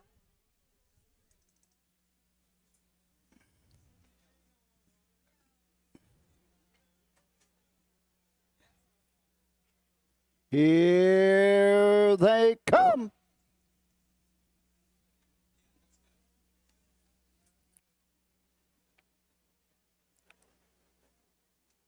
They're often pacing. Queen of Fear goes right out for the early lead. On the inside, Gorgeous Package. Up on the outside, 3 wide, Maddie's Delight. Off stride, Gorgeous Package. On top, Queen of Fear. Ronnie Wren Jr. shows the way. Suddenly in second, Yannick Gingras and Maddie's Delight. Pacing third from the second tier, My Hair Legend. Racing fourth, Better Be My Way, as they race over to the first quarter mark. Into the turn they go. Racing fifth, Odds On Collateral. Around the turn, go on to the 3/8 mark. Opening quarter, 27 3/5. Into the lane, first time coming to the halfway point. Queen of Fear leads the way by a length and a quarter. Right there, second is Maddie's Delight coming to the half. My Hair Legend tips to the outside third. 4 Carat Rock is fourth with the cover as they race into the turn. Off the half and 56 1. Around the turn, Odds On Collateral racing fifth. Sixth on the inside, Dancing in My Sleep. On the outside, Better Be My Way. Next comes Surviving Fire. Trailing the field, Gorgeous Package. Down the backside to the 3/4 mark. Queen of Fear continues to lead the way. My Hair Legend on the outside at the 3/4 mark. 1:23 4. 27 3. Third panel. Midway around the final turn, it's Queen of Fear with the lead and opening up for Ronnie Wren Jr. On the outside, Maddie's Delight, Yannick Gingras trying to make up the lost ground. Into the stretch they come. On the outside, Odds On Collateral, but it's all Queen of Fear. Maddie's Delight. On the outside, a photo for show. 1:52. 3/5. 152 3. Queen of Fear. That is a new lifetime mark. Yep. A homebred, Susan. Good to see you. Ashley Dunn and Edward Miller own it. In partnership, both the breeders on this horse. Ed Miller trains a 3-year-old bay filly by Fear the Dragon. And this is 4 in a row and 5 out of her last 6 starts. So, boy, this filly's been racing really well. Kurt Sugg was her usual pilot, but Queen Ronnie Wren gets the drive today. We'll add another one to Ronnie Wren. That is 7 wins on the week for him. He's hoping to get at least one more. 2 more. Yeah, absolutely. He wants 2 more. Absolutely. The division win and be a thrill for him. His uncle was Peter Wren. I believe his sister married Trace Tetry. So there's all kind of connections there. Oh, gosh. It is a community. I mean, when you spend so much time at the barn, you really don't get to go out and meet other people. You just meet people that are also at the barns. What a fancy headgear on this one. She got some rigging on. She's looking around, too. She is. Probably all the people walking over her she sees in the winner's circle. Yeah, that is a fancy looking, a purple and green. That goes, I guess, pretty good colors there. I guess that must be Edward Miller's colors. The dam of this horse, the Knockout Queen, sounds familiar to me. It does, yeah. 2, 9, unofficial. In the Sugar Valley Farm winner's circle, number 3, Queen of Fear. Ashley Dunn and Edward Miller, the owners. Edward Miller, the winning trainer. Ronnie Wren Jr. gets his 7th win of the week. Career win number 52 here at Delaware. This race sponsored by the First Commonwealth Bank, honoring the Lady Pace honoree for 2025, Ellen Taylor.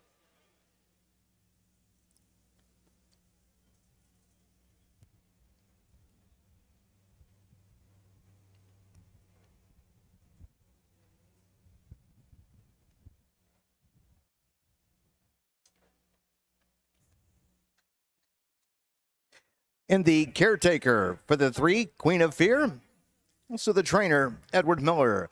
This race sponsored by First Commonwealth Bank. This, the Lady Pace, honoring Ellen Taylor.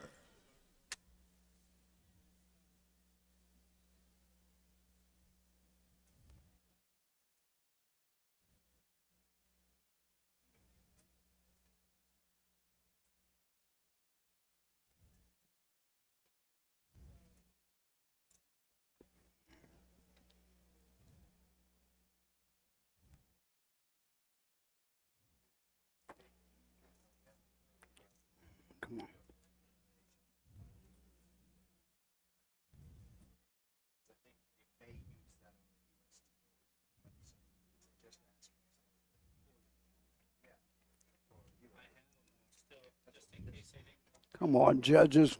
When I really need them to call me.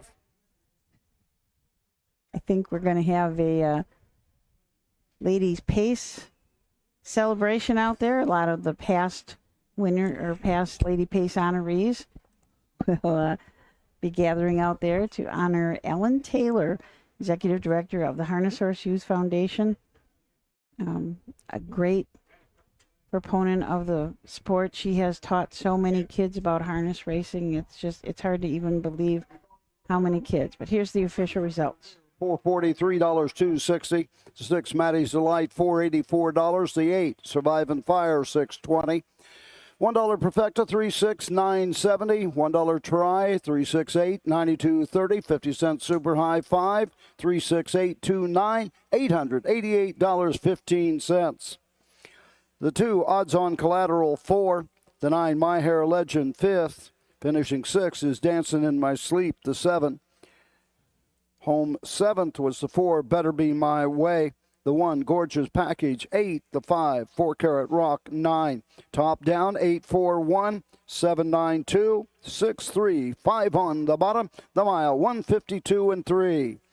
Directing your attention to the winner's circle, a very, very special presentation. Here's Wendy Ross.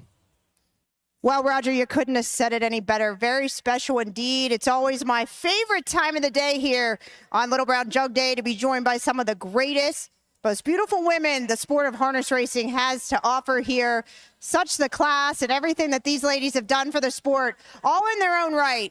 All such great things. But today we're here to honor our 2025 Lady Pace honoree, Miss Ellen Taylor. Ellen, so nice to have you with us in Delaware today. Thank you. It's nice to be here on this beautiful day.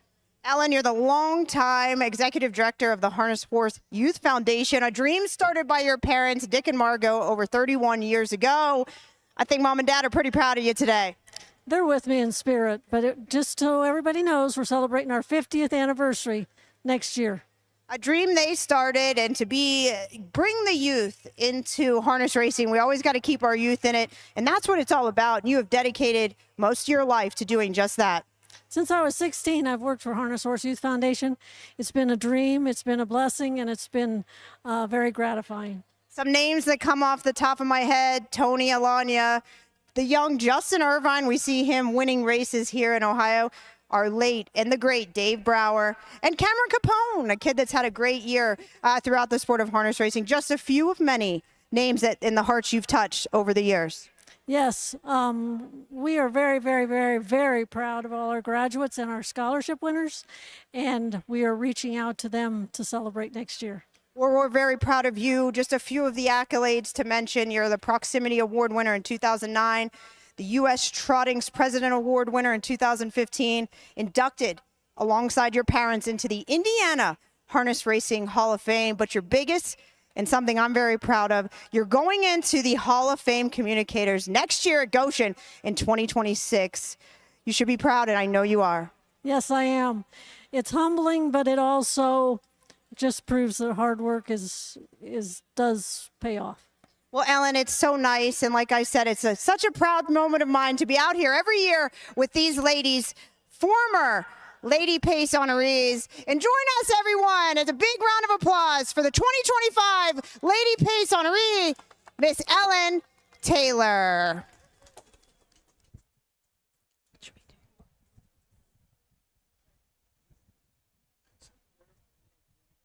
By Cheryl Erickson, the author of Greyhound, and Neil Winkfield, the son of Greyhound's groom. Tell us a little bit about Greyhound, because a lot of people don't know about him. Greyhound is arguably the greatest trotter in the history of harness racing. He was a Depression-era hero, and he raced in the 1930s for 6 seasons. He had 25 world records. 18 of them still stood when he retired in 1940, and when he passed in 1965, 16 of them still stood. He was an amazing horse, and no one could stay with him. What prompted you to write the book? I learned about Greyhound from the Marguerite Henry book, Born to Trot, which is about Rosalind, which is one of his contemporaries. And I was intrigued by him then. And years later, I became an author, and I was looking for a horse to write about. And I remembered what I'd learned about Greyhound, and I went and looked to see if he had a story that I wanted to tell, and it turned out he did. Now, Neil, you were talking earlier. Your father was the groom for this horse. You said during that time of the country was in the Depression, and they were looking for hope, and Greyhound gave people hope. Yeah, the whole country was feeling hopelessness with the Depression, and Greyhound and also Seabiscuit to some extent, they gave people something to look forward to. They could read about it in the newspapers. Did your dad tell you stories about the horse? Yeah, he told me quite a few stories about him, and one, if you'll check into the book, there's a myth that Cheryl has uncovered that really breaks a lot of people the prior feeling about him. That's the secret that you won't reveal unless you read it. You gotta get the book. Gotta get the book. It's a great book. It reads like a novel. That's what you were saying. It reads kind of like a novel. Cheryl's done a great job developing the characters in this. How long did it take you to write it? From inception to publication was 3 years.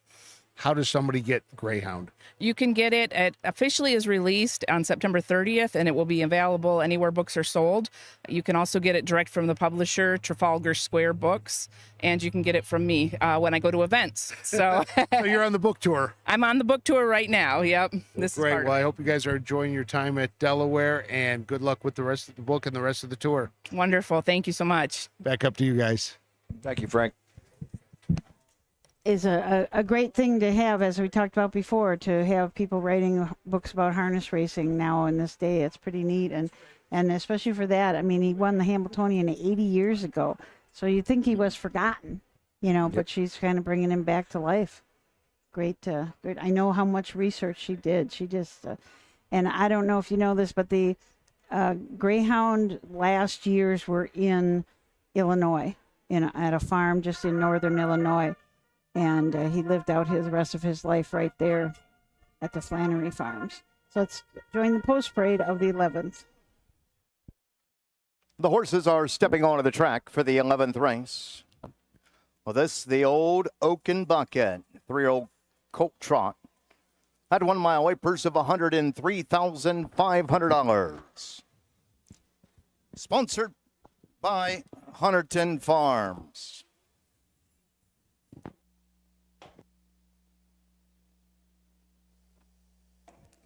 Offering win, place, show, perfecta, trifecta wagering, sponsored by Huntington Farm and Sales Agency.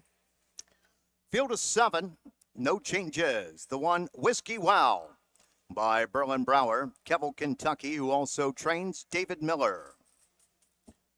With the 2, Cheers Hanover, by Burke Racing Stable, Weaver Brasimi, Simpson, J&T Silva, Purnell and Libby. Trained by Ron Burke, Ronnie Wren Jr. The 3, Lefties Righties, owned by Chuck Sylvester, DeLeon Springs, Florida, Stansley of Ohio, Lenevit Investments of California, Lakowski of Florida, trained by Jenny Melander, Braxton Boyd. The 4, Missouri's, owned by Knutson Trotting Incorporated at Delray Beach, Florida, trained by Chris Beaver, Aaron Merriman. The 5, the Broadster, by Ingham Stable LLC, Evans, mother of New Jersey and New York, trained by Per Emblem with Jason Bartlett. The 6, Ponda Bugatti, owned by S&R Racing Stables, Indiana. Been there, done that Racing of Harlan, Indiana, trained by Henry Graber Jr., Scott Zeron. And for the outside of the 7 Baloo, by Consus Racing Stable Incorporated of Vero Beach, Florida, trained by Jonas Sorensen, Dexter Dunn is in the sulky. A lot of nice colts in this field, Doug. It's the Old Oak and Buckeye for 3-year-olds. This is a grade 3 stake going for $103,500. Whiskey Wow gets David Miller to drive for Berlin Brower. Berlin is also the owner. This is a crazy wow out of a cash-all mare, Whimsical Burt. 8 wins on the year out of just 13 starts. Has already earned $77,610. Racing primarily on the Lexington circuit, the Goldenrod, the Kentucky Sire Stakes, and the Kentucky Proud Series. Won his last start in 52-1. That's his record. He actually won the last 2 starts in identical times, 52-1, and then had 3 back-to-back in the Kentucky Proud Series. So really nice horse. Very lightly raced, not even raced probably as a 2-year-old. Just had 1 start and didn't make any money, but sure's made up for it this year. Ron Burke trains the 2. Cheers Hanover. Ronnie Wren Jr. looking to go back-to-back here. 3-year-old Bay go to the son of Bar hopping out of the Malbor Hanover man. Chance Lucy, Burke Racing Stable, Weber Semi, Jay Simpson, J&T Silva, Bernard and Libby own. 8 career wins in 26 starts, 4 seconds, 3/3, $203,000. A marker at Harris, Philadelphia of 153-2. Lefties, righties. Braxton Boyd drives for Jenny Melander. This green shoe colt out of a Muscle Hill mare, Swizzle Sticks, is owned by Sylvester, Stanley's, Lenavit, and Lacasso. Has 3 wins on the year out of 13 starts. Has already earned $89,000 plus. Last start out was a win at Pocono Downs in Stallion Series Finals, 153-2. Number 4, Mazoras. Aaron Merriman, Chris Beaver will train this 3-year-old bay colt by Centurion ATM. Nuts and Trotting of Delray Beach, Florida owns. This is a homebred, 4 career wins. All 4 career of the wins coming this year. 3 seconds and 3/3, 6 lifetime third place finishes, $53,980, 157-3 at Northfield. Susan. The Broad. Oh, you want to try it? Yeah. Let's go to a. See what we can pick this up. Let's go to an interview. I don't think she was too happy about it, but she got a bracelet out of it, so. That's okay, right? And Yeah. I hope, you know what I hope for you guys, that there's a really cool story. Go to try to get one of the paddock interviews, but we can't quite do it. So the 5, the Broadster, Jason Bartlett drives for Per Engblom. Engblom Stables and Evans Nation are the owners. This is a propulsion horse out of a Donato Hanover mare, Temple Runes. 12 starts on the year, 1 win at mark of 54-1 taken at the at Meadowlands. New Jersey. Wait a minute, like we you can't said, get it. We're doing well together, so it's a lot. We'll try the next one. Sorry, Okay. Justin. We got the wind picking up. We got a paper plate. I hope it gets off the Oh, track. gosh. I believe it's going to. Frank Where- was running around. I wondered what he was running doing. Just a Trying to gust of find- wind. Where they treat our winners down here in the tent. Their salute to the winners, champagne. I think that Was did blown get off. away? It was just blowing plates. Wow. And the plate Oh. did get off the track, but Frank was on a dead run trying to pick stuff up down there. Frank will do just about anything, won't he? So the 6. The 6, Ponda Bugatti, Scott Zaran. Henry Graber Jr. trains this 3-year-old bay gelding by Swan for All. S&R Racing Stables, Fisher, Indiana. Been there, done that. Stable of Harlan, Indiana own. 3 career wins in 18 starts, 31,153-2 at Harris Hoosier Park. And from the 7-hole, Dexter Dunn drives Baloo. Jonas Sorensen is the owner, is the trainer. Consus Racing Stable from Vero Beach, Florida, the owner. A Cantab Hall colt out of a Muscle Hill mare, Muscles and Mascara. 10 starts on the year, one win. That was 4 starts back at Lexington, and now winners of 1 pari-mutuel race in 157-4. $11,000 on his card. Lightly raced as a 2-year-old, just 5 starts. So this is the grade 3 event, the Buckeye. They're heading to the gate. Field of 7. $103,500 on the line. Let's go upstairs to Jason Settlemore.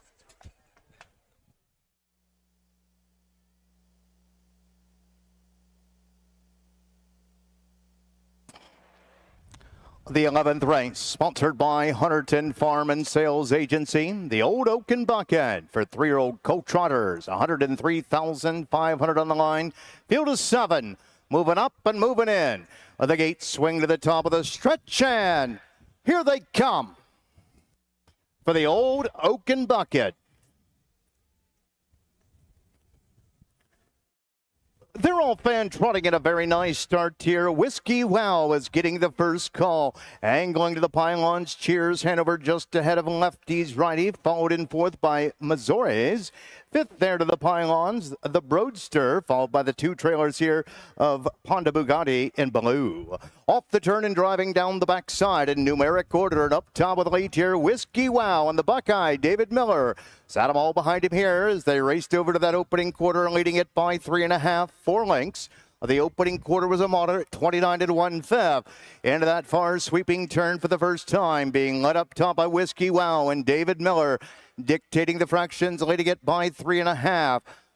Cheers Hanover is there, racing in second. Lefty Righties is unhurried in third, followed in fourth by Mazores, the Broadster, Honda Bugatti and Baloo. Passing the stand for the first time, rolling into the payoff half. Up top, Whiskey Wow, gonna roll him into the payoff half.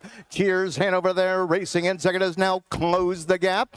From the inside, and Lefty's Righty is there, trotting in third. Fourth is Mazores, moved to the outside, racing in 5, underway now. Here comes the Broadster, moving up on the outside. The two trailers remain Ponda Bugatti and Baloo. Down the backside they go. Whiskey Wow, been there every step of the way, leading it by 2. Cheers Hanover, racing in second, 3/4 in 126 and 3, off a half and 58 and 2/5. They'll trot the final turn and head for home. Whiskey Wow, but on the outside, Cheers Hanover, ready to be sent 3 high. Lefty's Righty as they turn to the top of Power Alley. Less than a 16th to go. They're on their way home in Delaware, Ohio. Cheers Hanover with a lead here to the outside. Lefty's Righty is coming to him at the wire. Cheers Hanover in front. Lefty's Righty to go second. Whiskey Wow was third. Looked like Ponda Bugatti was fourth. Time of the mile, 1:54, 4/5. 154 and 4. Cheers Hanover. Ronnie Wren came at 3 wide. Real big on a son of bar hopping. It's his 9th career win. 254,000 with this win now, Susan, will be the earnings for Cheers Hanover. Such a loud cheering from the crowd. I almost thought maybe something was wrong because they were so loud, but just cheering on Cheers Hanover. Final half looks like it would be 56 and 2. The mile 154 and 4, 29 and 1, 58 and 2, 126 and 3. Unofficially, the 2 Cheers Hanover, 3 Lefty's Righties was second. The 1 Whiskey Now third, and the 6 Ponda Bugatti, I believe, got up for the 4th position. Somebody was asking if there was a delay. No, there wasn't a delay, but the 11th race did just go off, and the 2-horse won at Cheers Hanover.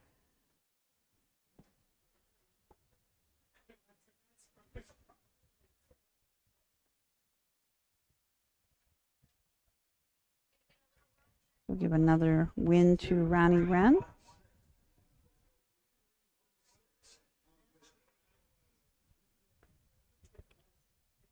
2316. Ronnie Burke coming over.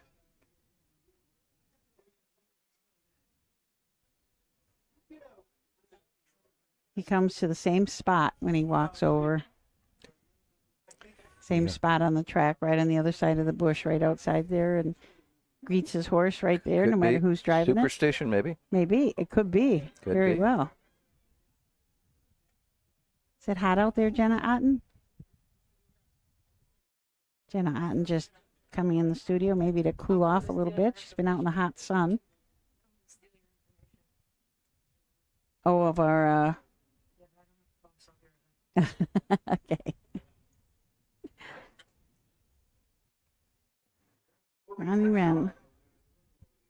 Winner of the 11th race, the Old Oaken Bucket, Grade 3 event, 3-year-old colt trotters, timed at 154.4. The 2 Cheers Hanover, posting the 5th win in 2025 and the 9th win of this one's career. Cheers Hanover, a 3-year-old bay gelding by Bar Hopping, out of a Ches Lucy. She by Malabar Man, owned by Burke Racing Stable and Weaver Brasemi Simpson. Mother of the Keystone State, Jerry and Teresa Silva. And Purnell and Libby of the Sunshine State. Trained by Ron Burke, nicely handled here this afternoon by winning driver Ronnie Wren Jr. Timed at 154.4, the caretaker for the 2 Cheers Hanover, the winner of the Old Oaken Bucket, Judith Ludlam. That's 8 wins this week in Delaware, Ohio for Ronnie Wren Jr. and 12 for Ronnie Burke. They get the 2 Cheers Hanover, home a winner in the Old Oaken Bucket. Sponsored by Hunterton Farm and Sales Agency. Steve and Cindy Stewart, thank you for your patronage of the Delaware County Fair. Somebody was just asking what the jug was, and the 16th and the 17th are the 2 jug eliminations, and then the final will be the 20th. We'll have the rundown for you in just a second.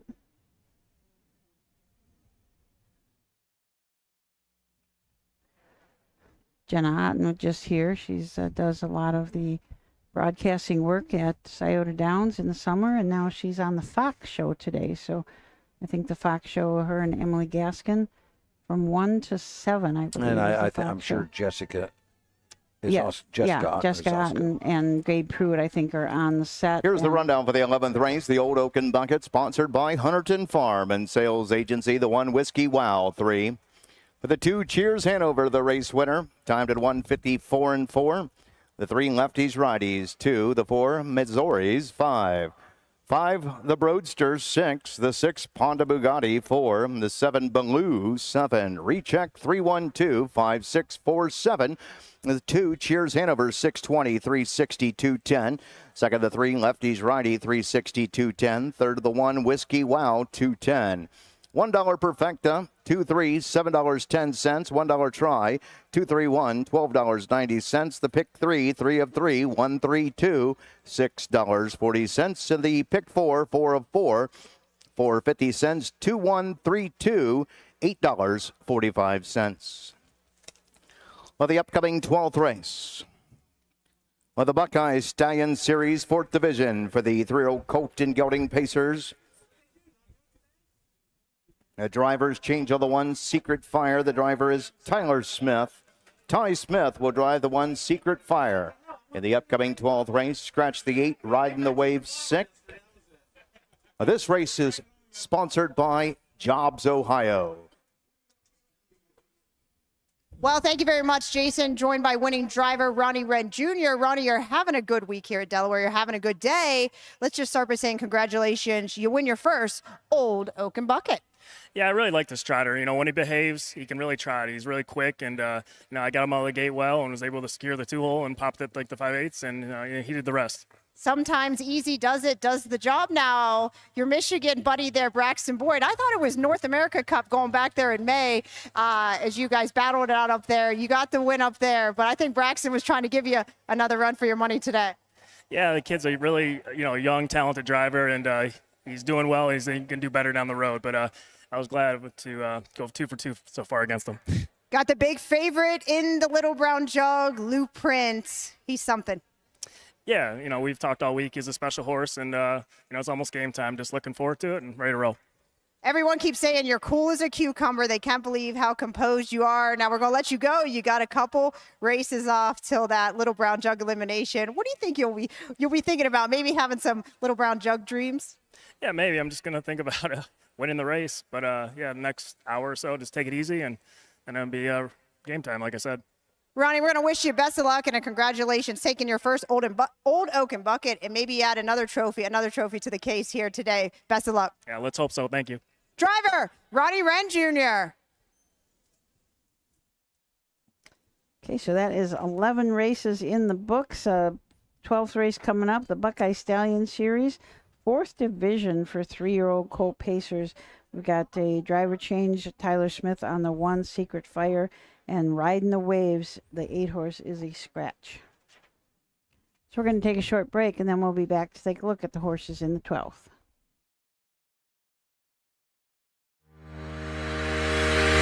Own a little and love it a lot. TheStable.ca is an award-winning fractional ownership operation. Buy as little as 1% of a racehorse and experience 100% of the thrill. TheStable.ca makes ownership easy, accessible, and affordable. Communication and customer service are at the heart of everything we do. Get started at TheStable.ca. With over 30 years of experience in wealth planning and a lifetime of involvement in harness racing, Matt Franklin at Wire to Wire Wealth can help you build a financial plan that addresses the unique circumstances of those involved in the horse racing industry. Whether you are investing to build wealth, protect your family, or preserve your assets, Matt at Wire to Wire Wealth will work with you through the wealth planning process from start to finish. Hey kids, we invite you to join the Backstretch Buddies Club, a fun and free club for kids 12 and under who love horses and wants to be a part of harness racing in Ohio. Once you've signed up, you will be able to join Willie Winnett and exciting adventures and receive awesome surprises. Sign up today using the QR code.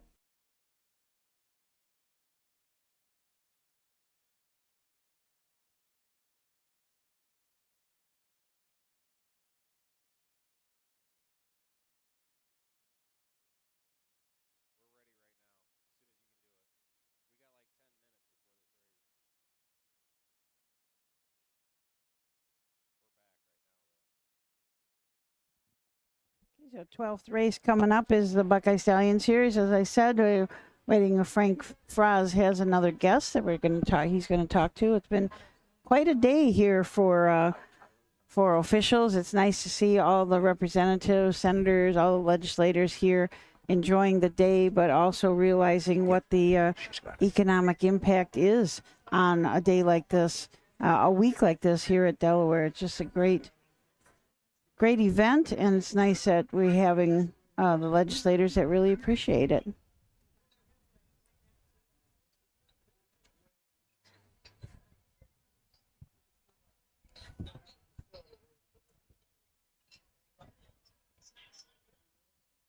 So as soon as you're ready, let's go down to Frank. Down here with Senator Andy Brenner, who handles the area, this district, for the Delaware County Fair, and just a beautiful day today here, isn't it? Absolutely gorgeous day today. I couldn't have asked for a better day for the races. And I've been coming here since I was a little kid in 4-H, and this has just been, this is the event for Delaware County. What did you do at 4-H? I did all kinds of things. I had chickens and sheep. Actually, I had a reserve grand champion pen of meat chickens, but that was like 40-some years ago at this point. So, but I've got nieces that were here this time, and they actually did well. They had cattle and goats and other things. So just this is the way of life for many Delaware County residents. How much fun is it to come back to the fair and see everything that goes on, especially over in those 4-H barns? Oh, it's great. And in fact, the improvements that we've made over the last several years, former State Representative Jim Beakey and I worked on basically an ability to have a bed tax to generate revenue here for the fairgrounds, to upgrade it, and to go into those newer barns and things for those kids. It's a wonderful thing to see. And that bed tax has been huge. It's going to be used, I believe, coming up for the renovation of the grandstand, too. Correct. In fact, we put about $2.5 million in the state capital budget this last time for renovations to the grandstand, as well as the ongoing revenue working with the county commissioners. I think they'll be able to do a lot more improvements to the grandstand, which I think will be a good thing for the Little Brown Jug for years to come. Now you got a little resolution there that you're going to present? Yeah, I've got a little resolution. It's a senatorial citation from me on behalf of the Ohio General Assembly honoring the Little Brown Jug on its 80th anniversary. Very pleased to have this, and it's one of those things that, if you think about it, this is an institution. It's been around 80 years. It's part of the Triple Crown of harness racing, and I think it will be the continued Triple Crown of harness racing jewel hopefully for decades or another 80 years at least to come. Termed out of the Senate, but you're running for state rep now. That is correct. I am termed out of the Ohio Senate. I'm running for state rep. Hope to get into leadership and maybe help Speaker Huffman and many of the freshman state reps be able to help, do things like help supporting our county fairs. Last question. What's your favorite fair food? Probably Coney's, but I've been into a little bit of the sugary snacks here, so there's been some elephant ears. I'll probably eat one of those here later today. So Oh, good. Well, thanks for everything you do for the Delaware County Fair and agriculture here in the state of Ohio. Well, I very much appreciate it. Agriculture is highly important for the great state of Ohio. It is our biggest part of our economy, and helping the harness horsemen and the racing industry, that's pivotal to keep a good ag society. Thank you, Senator. Thank you. Back up to you guys. I like a senator that's been in 4-H. Yeah, but yes. You know, I think that it seems like they maybe get this whole agricultural And thing that, first. they both said, the two of the representatives that talked about 4-H. 4-H is number one, though. It's more important Yes. than harness racing. Yes. That's Yes, what the it is. fairs are about.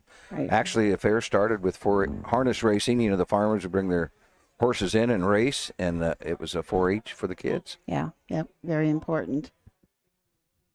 Do we want to take a commercial break, or how close are we? How close are we to? Oh, okay. I'm losing it. I don't remember. I guess we already took a No break. movement back there as yet. We'll have horses coming out pretty soon, I think. People enjoying the pavilion tent. I hope they're enjoying the Jug Social. This was the introduction of the Little Brown Jug branded beer. Yes. I did not get to. I did get a can, but it's in my fridge. I haven't tasted it yet, so I'm not sure what it's like. But kind of a big deal to get that special brew for the fair. I know they had one at the Hambletonian also. Kind of just a neat. I think it's just a neat remembrance, or something to put on your shelf and look at. And Kind of a craft beer type. yes, I believe so. Probably should drink it first and then just leave the empty can in there. But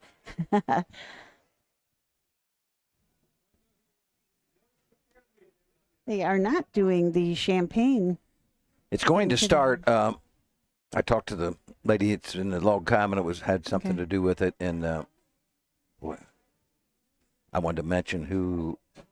It's not the Delaware County Fair doing it. It's one of the farms. Oh, it's one. Oh, it's Diamond Creek. Yes, it is Diamond Creek. I didn't want to say. She told me, and it went in one ear and out the other. I suppose, but because we thought it was a Delaware County Fair. Yeah. Yeah. And they went through a case, 12 bottles yesterday. Oh, wow. Well. So they're probably not going to go through. Maybe that's why they're cutting back early. Maybe. I don't know why. Well, they had.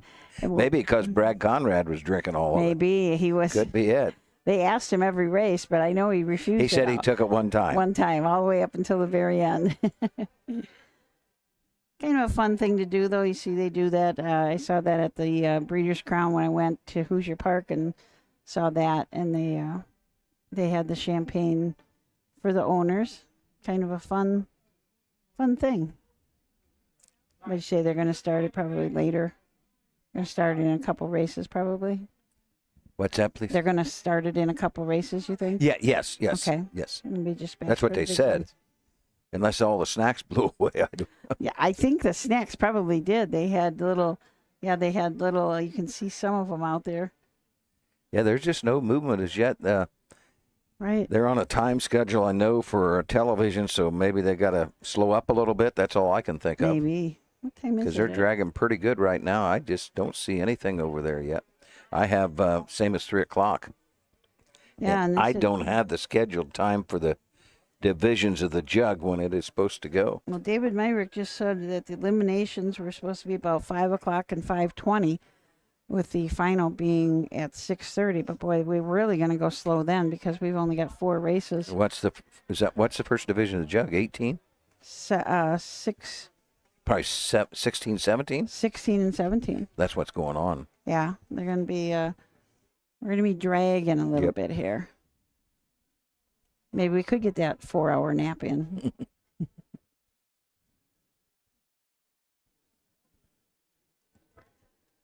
I'll talk once more about, or another time about the Legend series that we had over in the tent this morning. We had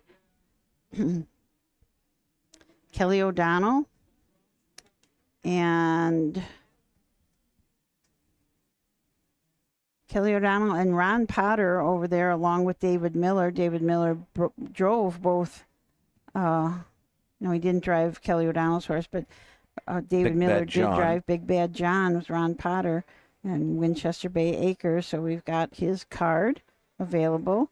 Kelly O'Donnell was there. He trained P47 to the Jug win in 2005. Driver Jave Pallone. That was 152-1. That was a pretty good mile 20 years ago. Oh, yes. Yes. Big Bad John was in 2011, so only about 14 years ago. He won in 150. And then Dr. Ian Moore was going to come, but he had to fly home for something, and then he wasn't going to get back in time. I believe that he is a pilot, so he does that himself. But Shadow Play won the Jug in 2008 in 150-1. So Dr. Moore, and I know that David Miller signed some of the Shadow Play cards since he was the driver of Shadow Play. And then we had a really fun card for David Miller. I think it was really that's a good one. A great picture. So if you are here or you want some of these, let us know. I'm not sure how many are left. I probably shouldn't say you can have some until I find out from Kim if there's any left over there. 'Cause if they went like the shirts did, there's probably none left. So David Mayrick says that the USTA entry page says the elim's at about 5 and 5:20. So we're on 12, and the first elim goes when? It's 17? 16. 16? Yeah. Woo.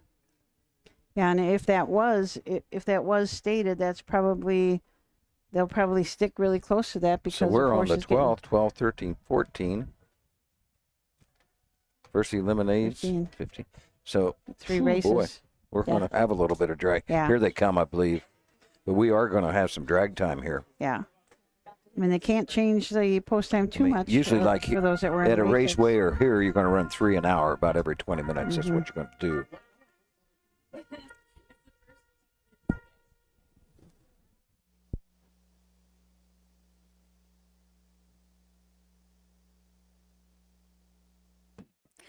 Horses are leaving the paddock and coming to the track. For the 12th race, Buckeye Stallion Series, 3-year-old Colton Gelding Pace, sponsored by Ohio Proud. And these are the horses. Number 1, Secret Fire. James Russell Arledge owns. Jim Arledge Jr. trained. Tyler Smith, the 1, Secret Fire.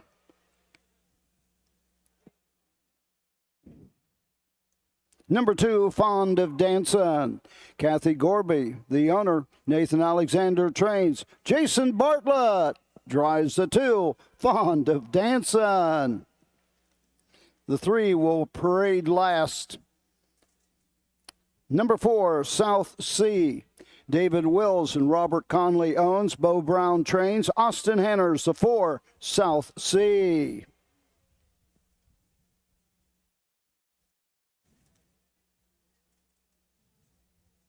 The 5 Billion. Cap Equine Estates, Corey Dayerman trains. Kurt Sugg, the 5 Billion.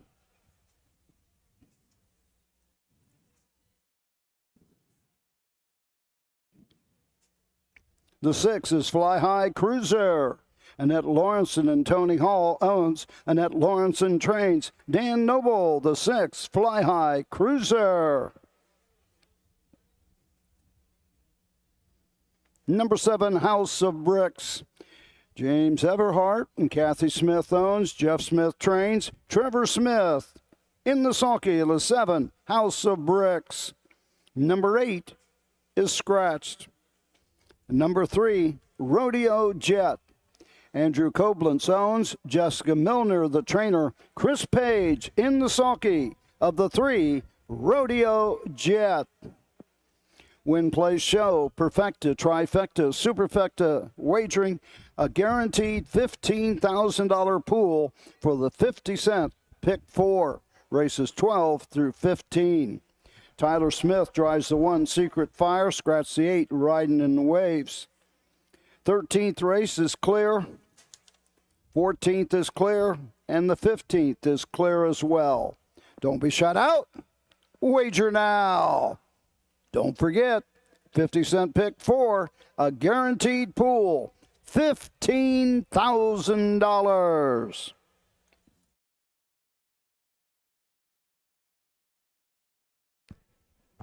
Okay, 12th race coming out. I believe, help me if I'm wrong, but the only 2 changes we have is Secret Fire, Tyler Smith will drive, and the 8 is a scratch. Is that what we've got? Let's take a look at the horses. Secret Fire changed the driver to Tyler Smith for Jimmy Arledge Jr. Jimmy is also the owner of this horse. It's a Catch the Fire out of Big Jim mare, Secret Sister. 14 starts on the year. No wins yet, but 2 seconds and 4 thirds. Earnings of almost $14,000. Did finish second last week at Scioto. Finished second. It was only back by half a length in 52 and 4. Do you want to try and go to, I think that's Annie Stobie? Yep. Let's give it a shot, see if we can get this thing to work. Okay. No Trespassing was a very nice colt at 2. It showed some good lines, some good miles.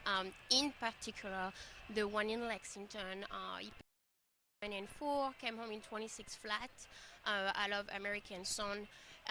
It was a very good mile. Then we came into the matron a little bit more soft, healthy, not very healthy. I mean, so it was kind of a challenge. And then same this year, we came into some health issues. And that is the reason why, we've been having a slow start, but he's been pretty sharp, loves the half mile, and drew good, so we shall see. Debbie, Gabe Pruitt here. A bit of good news, bad news. I think, obviously, post one, you had to be thrilled. You started looking down that field. You saw Lou Brent, Prince Hal Hanover, and a couple of others. You may be the tougher division, but as you said, you do get to start from a good post. Yeah, exactly. And then at the end of the day, it's racing. You just never know. You just never know. We are here. We're gonna try our best, and hopefully with a good outcome. That's all you can do is take a shot, and yep. I think that you're in a good spot to do so. Colt's got some talent, and what do you think? As far as this year goes, a little bit light the race, 11 tries, but he's been back racing regularly of late. Is he coming into this? You think as sharp as he's been in his career? At the moment, yes, he's very sharp. We just made the decision to come up here on Tuesday after his mile at Yonkers. He showed some good, some good talent, and he's sharp right now. He's sharp, so hoping for the best. And a rare homebred from California, as you said, John Dar. You said he's on site today. That's yes. Cool. And Debbie, just before we go to the gate here, just to ask everyone, you train a big barn out there in Pennsylvania. You race out to Pocono and a lot of horses in New York and Yonkers. Yes. Right now, about 35 horses in training. Could not be more thrilled. Very, very blessed. Yes. Tremendous. Well, we hope for the best for you in that Jug Elimination, and we're so glad we got to catch up with you and have you once again joining us here at Delaware. Thank you so much. Thank you, guys. Good luck today. Sorry, that was Debbie DeGette, trainer of the 1 No Trespassing in race 16 first elimination of the Little Brown Jug. That's good. If we can catch those, that's great. Yeah. Let's go to Roger.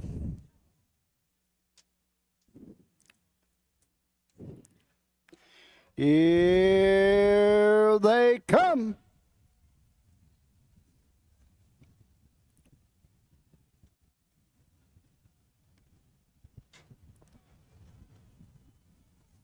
They're off and pacing Fly High Cruiser. Fast out of the gate on the outside, along with House of Bricks. Into the turn, Secret Fire gets away third. Rodeo Jet racing fourth. To the backside they go. Billion pacing fifth. Racing six is South Sea. And treading the field as they race down the backside, Fond of Dancing. Straight alignment, go on to the first quarter mark. Dan Noble, Fly High Cruiser, takes them by the opening quarter. House of Bricks and Trevor Smith right there second. The quarter, 27-4. Gapped out third, but closing the gap is Secret Fire. Round the turn, Rodeo Jet is fourth. Billion pacing fifth. Racing sixth as they race into the lane first time. Coming to the halfway point, it's South Sea. The trailer remains Fond of Dancing as they race over to the halfway point. The leader, Fly High Cruiser, halfway home, 57-1, 29-2. Second panel, to the backside they go. House of Bricks racing second, racing third, Secret Fire. Here comes Chris Page, Rodeo Jet, now fourth. Pulling the pocket, Trevor Smith, House of Bricks, nose to nose, stride for stride, toe to toe. They go to the three-quarter mark. On the inside, Fly High Cruiser trying to shake off the challenger. House of Bricks, three quarters, 125-3, 28-2. Backside, little more than an eighth of a mile to go. It's Fly High Cruiser with the lead, opening up by a length and a half. House of Bricks on the outside second, less than a 16th to go. It's all Fly High Cruiser. Tight photo for place. 153, 1/5. 153-1, Fly High Cruiser. And then it looked like a 3-horse photo probably for second place. But Fly High Cruiser, Dan Noble, Annette Lorenzen, a Yankee Cruiser out of a Rocket Image mare, Let Me Fly Low. Tony Hall also owns. Annette was also the breeder of this colt. Now 11 starts this year and 4 wins, 3/3. Had 44,000, so this will bump him up to $54,000 lifetime. Or I'm sorry, this year. 72,000 lifetime.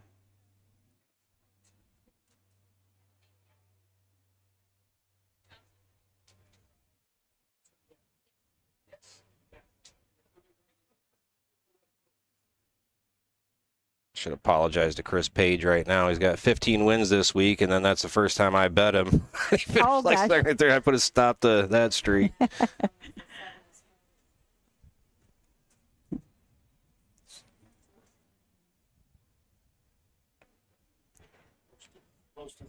No.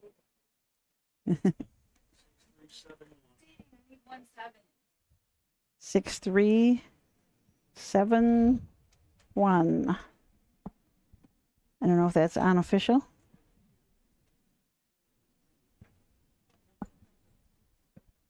Well, here comes Danny Noble and Fly High Cruiser back to the winner's circle. Into the Sugar Valley Farms winner's circle. Number 6, Fly High Cruiser. Annette Lawrenson of Paris, Kentucky. Tommy Hall of Paris, Kentucky.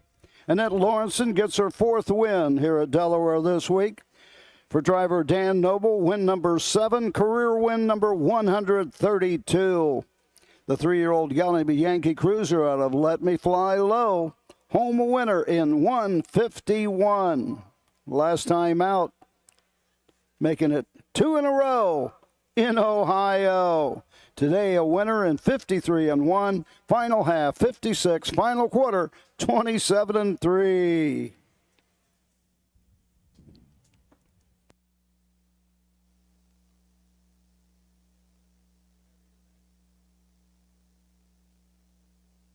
And the caretaker for the 6 Fly High Cruiser, the owner trainer, Annette Lawrenson. This race trophy by Jobs, Ohio, as part of their statewide Hometown Heroes program, is proud to recognize all the men and women from the military who are serving or have served our great nation.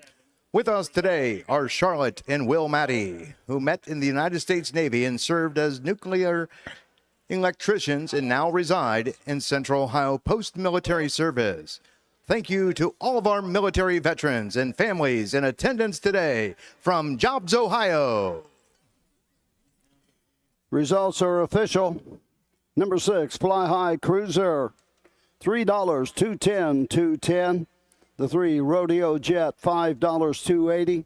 The 7 House of Bricks, $2.10. $1 Perfecta, 6.3, $6.60.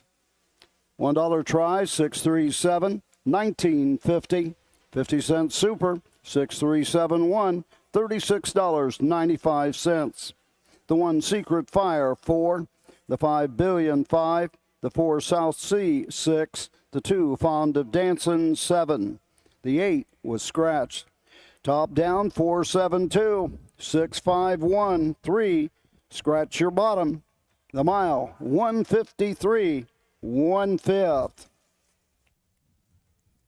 All right, Sam, will you pay? Oh, don't forget, UMH Properties, the sponsor here at the Delaware County Fair and the sponsor of the yesterday's Jugette. UMH Properties, putting you first. Don't forget to stop and see their home here on the property, where you can register to win the big screen TV and also pick up a $2 betting voucher if you decide to walk through the home. They've got those available along with signing up for the big screen TV. UMH Properties, putting you first.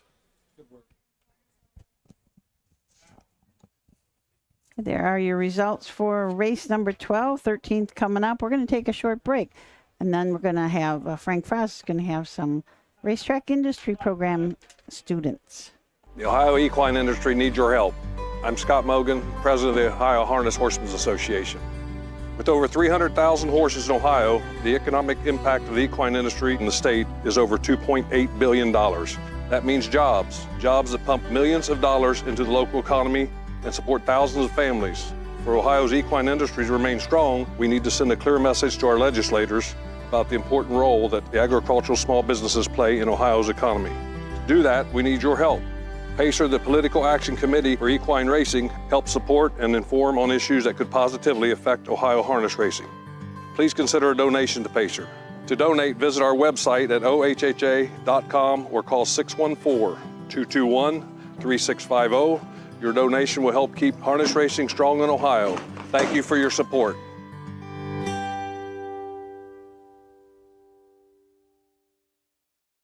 Cool Winds Farm is one of Ohio's premier standardbred breeding farms.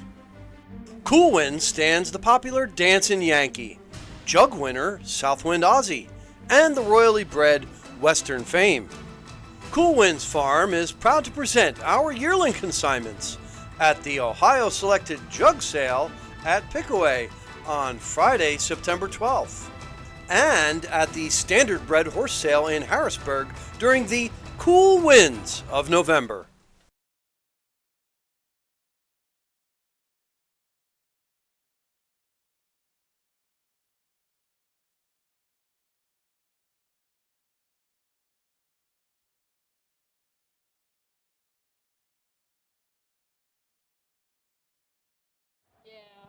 All right, down here with the University of Arizona. I want to make sure I get the right school down there, right? Racetrack Industry Program. And, you know, the students are here. They're in for Delaware Week. They came in yesterday. They've been touring all across the fairgrounds, learning about the Little Brown Jug and the racing industry. And we're going to start off with Nathan Klein, who's no stranger to Ohio, just so everybody knows. You were here this summer. You called some races, and you called some at our fairs, didn't you? Yes, I did. I had the privilege of calling one at Paulding and then 3 at the Shelby County Fair under the tutelage of Bill Peters and Doug Ballinger. Tutelage of Bill Peters and Doug Ballinger, 2 of the good race callers, great race callers here in there. And, you know, to have them teaching stuff is great. What did you like about the Ohio County Fairs?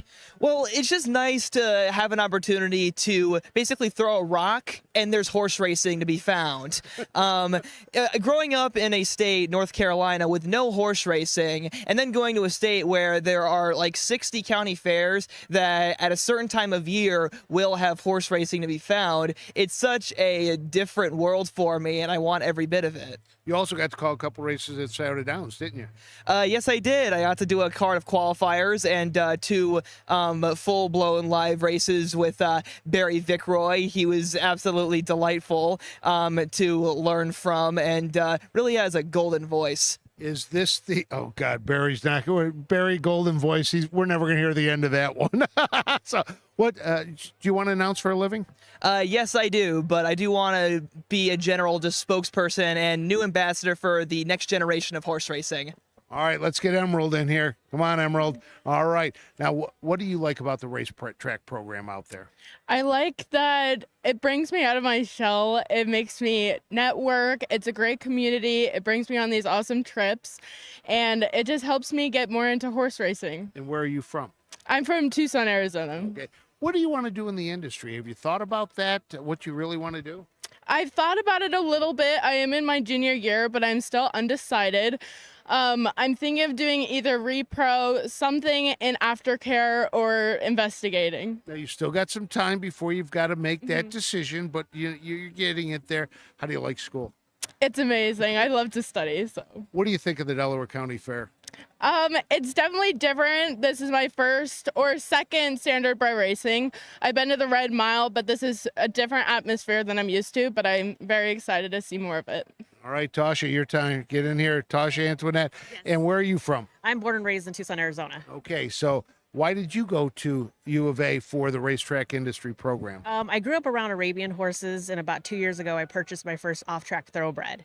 I kind of got back into learning about racing and wanted to do more, and decided I wanted to do a lot of things with these horses after they retire, since they're so young and such a versatile breed as far as thoroughbred goes. So I feel like they have so much more to do to retrain them for anything from Western to dressage to cross country and jumping.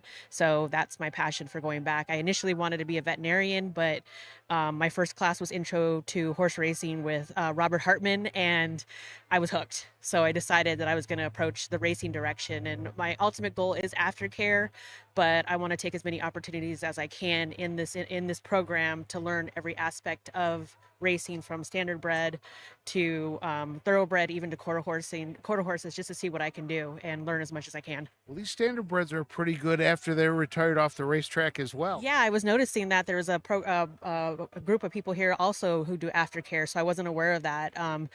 We focus a lot more, I think, in this program with thoroughbred. However, we do talk about the harness racing, and we do talk about quarter horses, but I believe because our professors had such a background in the thoroughbred, we see a lot more of that. So I'm really now focused to learn more about harness racing and find out about the aftercare, because just making sure these equine athletes are taken care of once they're done is pretty much what I want to do. Well, now we got to get the person in charge of the curriculum over here, Elizabeth Roger.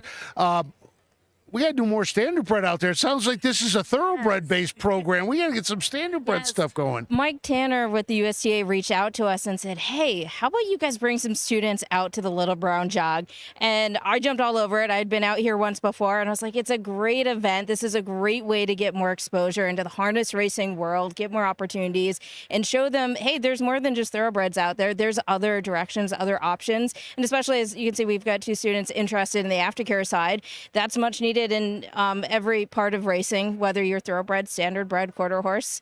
We're always looking for taking care of our athletes. What are some of the classes that people take in this program to get ready to get into the industry? Yeah, so this program is very much focused on trying to give a large, broad education. So they're learning regulation, they're learning how to run a racetrack, they're learning hands-on with the horses, they learn about racing office operations. And our goal is to, at the end of the day, we want students to be able to come out of that program and just jump into any role in the industry where they have enough of a knowledge base that they can slide right in, be successful. And I think so far we've done a good job of that. And then we get all these great field trips. We're so fortunate to have awesome industry leaders out there that are willing to invite us out to events like this, because these are experiences that you can't just pick up anywhere, and we're very grateful for that. Well, thank you for stopping by, and I heard it's been whirlwind today. It has. We got in at midnight last night, and it's been go, go, go. Well, good. Well, keep going, because we still have more races on the card, including the 80th Little Brown Jug. Yes, we're excited for it. Back up to you guys. Thank you. Good interviews. Yeah, a great program. That program has been along for a long time. I know quite a few graduates from that, and you can go right into racetrack management. There's I want to just say hi to him when he comes. I want to catch him. Oh, yeah. What's his first name? Nathan. Nathan, that's right. Nathan. Yeah, I was with him this summer. He'd be glad to see you, because he was talking about, just go down there and find him. But it's a great program, Tucson, Arizona, but just a wonderful way. And as I said, some of the kids are going into aftercare. Nathan, of course, he wants to be a announcer. Yeah, he wants to be an announcer, but he also talked about being an advocate for young people in there. Okay. Gonna have him come up here? Yeah.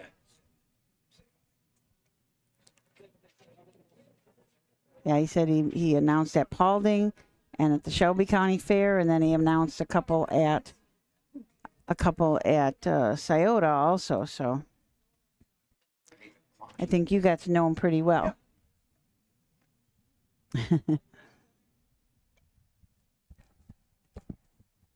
Having a group picture. Yeah, we got some time to talk to somebody, I think. Yes. Jason Settlemore just told me 6:45 for the final. Oh. For the It is 6:45. Fox. Okay. Yeah. You could go out for supper. You could take Val out for supper. Might go grab a fish sandwich over Yeah. there. Well, I mean, you could even leave. I know, yeah. Yeah, with that's well, that's 3 hours. Now, Doug, while you were gone, Nathan said that Barry Vickroy's nickname now is the Golden Voice. Yeah. So I don't know. I didn't know if you caught that or not. So Really? Yeah. Yeah. We'll be interested to see if Barry's watching that or not. Might have to ask Nathan about that. That's what the paper called me. Oh yeah. Yeah. Roger, our paper did an article called me the Golden Voice, and Roger saw that and he said, "Well, I'm just the voice." Barry is the Golden Voice. Barry does have a very good voice. He does. He's got a great voice and a great race color. Good friend. I think Nathan's going to come up here. Looks like we're gonna have a post parade. Oh.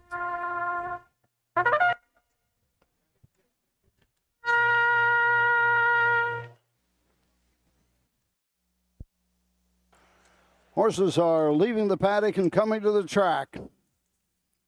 For the 13th race, Buckeye Stallion Series, 3-year-old filly pace, sponsored by Hollywood Gaming at Dayton Raceway. And these are the horses. Number 1, Moonlit Romance.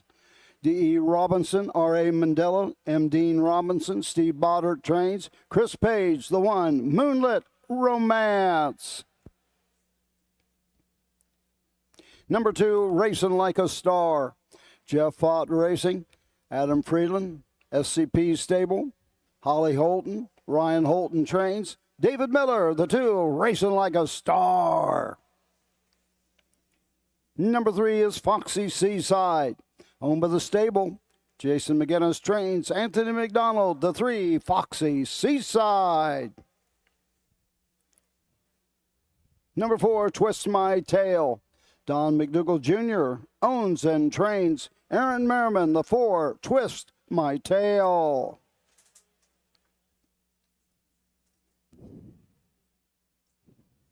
Number 5, Bubble Lou. Colin Ryan, the owner. Dean Collins trained. Yannick Gingras drives the 5, Bubble Lou. Number 6, Sharon O'Sharon. David Wills and Richard Code.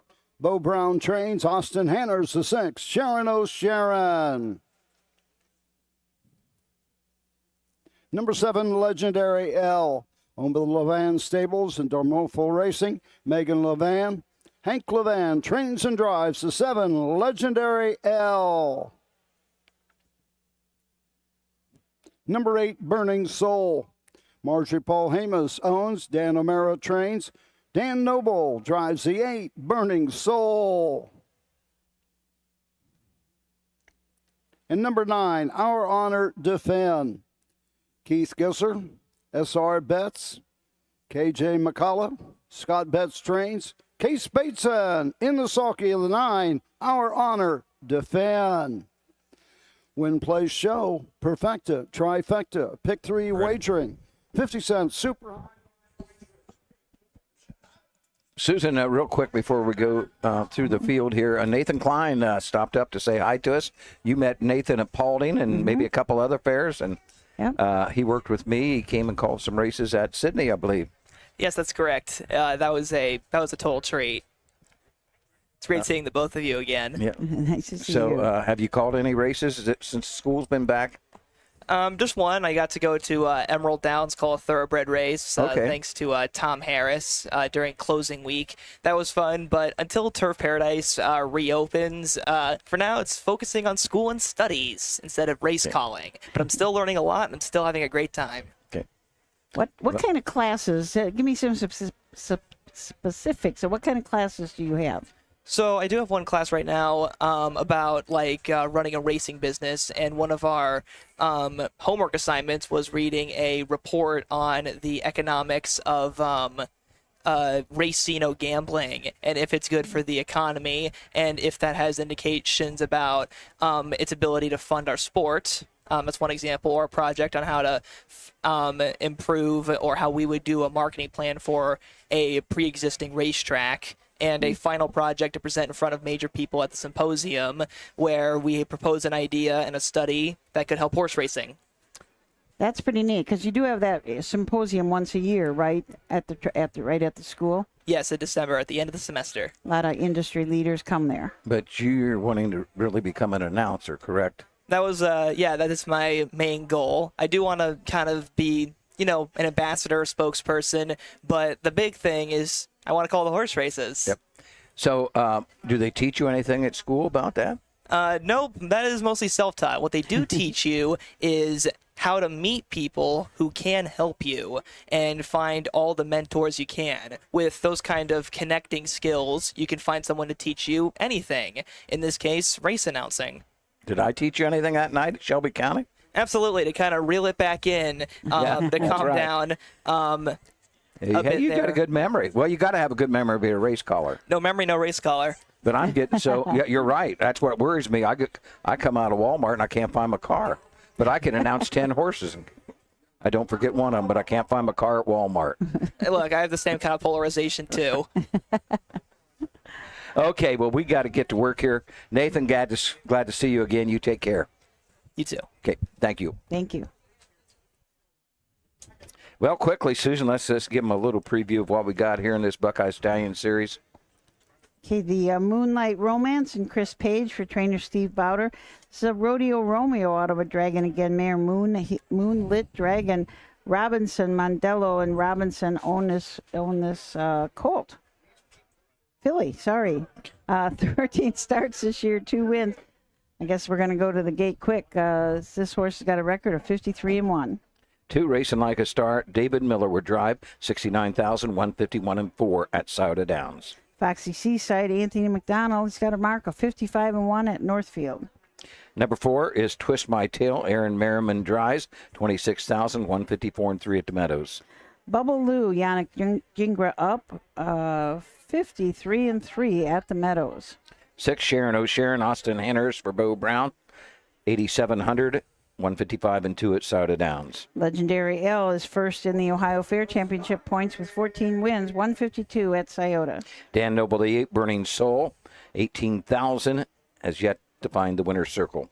Our Honor Defend, 14 starts on the year, 2 wins, the fastest of those, 53-4 at the Meadows.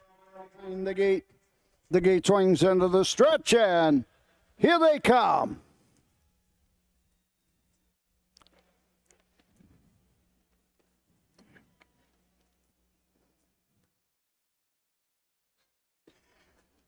They're off and pacing. That's Racing Like a Star, going for the lead. Bubbaloo up on the outside. On the inside, Moonlit Romance doesn't want to give up too many spots as they race around the turn, go to the backside from the second tier. Our Honor Defend gets away 4th. 5th on the outside, Legendary L's. They race down the backside, racing 6th. On the inside, it's Foxy Seaside as they race over to the first quarter mark. Twist My Tail is there 7th. Opening panel in 27-2. Sharon O'Sharon racing 8th. Trailing the field as they race over to the 3/8 mark. That is Burning Soul. He entered the lane first time, coming to the halfway point. On top of the field by a half a length, it's David Miller with Racing Like a Star up on the outside second. Bubble Lou at the halfway point.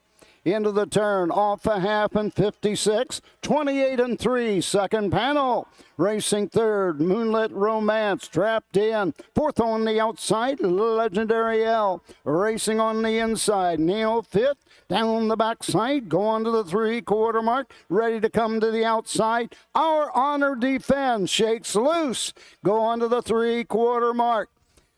They race over to the 3/4 with Race Like a Star showing the way and opening up to a quick 2-length lead. Racing second around the final turn and now coming to the outside, Chris Page, Moonlit Romance. 3/4, 125 and 1. Racing Like a Star. Moonlit Romance on the outside second. Down the stretch on top of the field. It's all Racing Like a Star. Moonlit Romance, they're second. The mile, 1:54, 3/5. David Miller for Ryan Holton. 3-year-old Bay Phillip, a Racing Hill, a $45,000 purchase. Right at $80,000 now for Racing Like a Star. On the Jump Out Racing, Bernstedt and Adam Friedland and SCP Stable, along with Hunter Holton. Hunter Holton, yes. Hunter Holton. David Miller is Ryan Holton's cousin. I never knew that. Yep. Really? So Well, I learned something racing today. for his, driving for his cousin Ryan. Huge trip out of Legendary L in there to finish third. Hung every step. Really? I mean, But she he's was hung every step. I marked every my step. program. He was second over at the half with cover. Hung every step. Oh, Yeah. darn. Wow.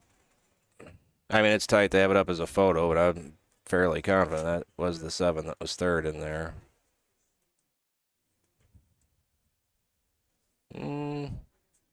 Yeah. What's Nathan's last name again? Somebody. Klein, Nathan Klein. He's from North Carolina. I think he lives real close to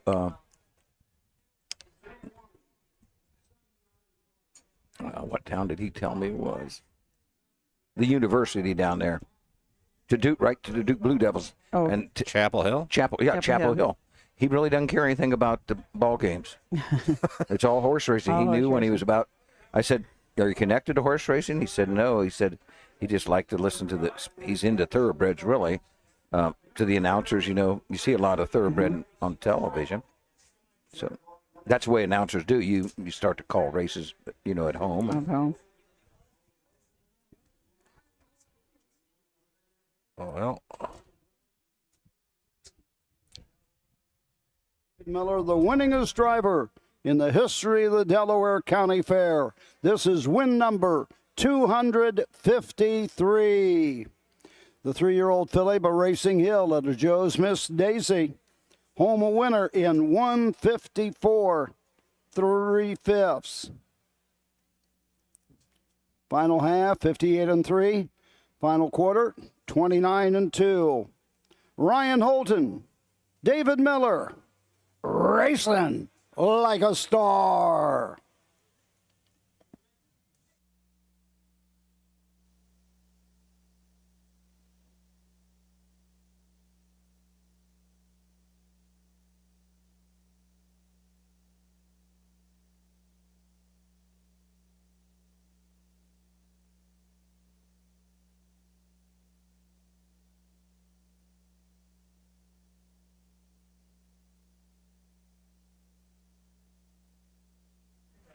Waiting for the rundown? Yeah. Okay.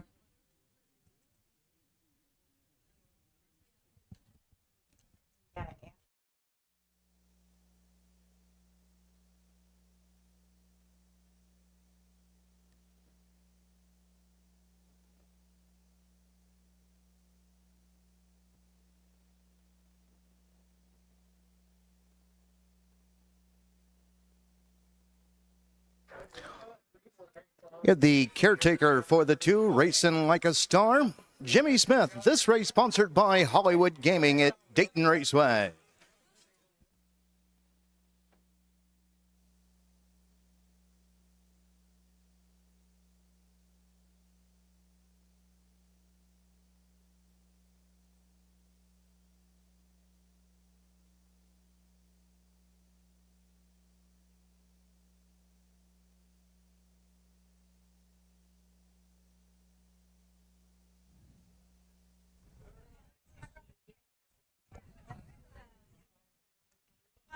Still waiting for the rundown.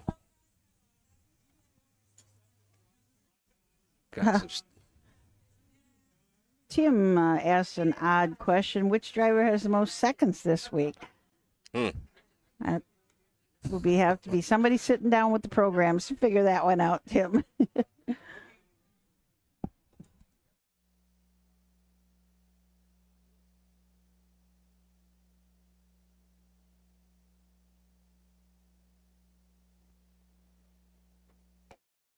Results are official. Number 2, Racing Like a Star, 420, 260, 220. The 1, Moonlit Romance, 380, 260. The 7, Legendary L, 320. $1 Perfecta, 2-1, $7.60.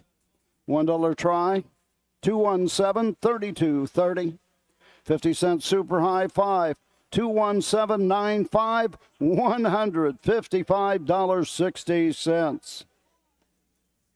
Number 9, Our Honor Defend, 4. The 5, Bubbaloo, 5.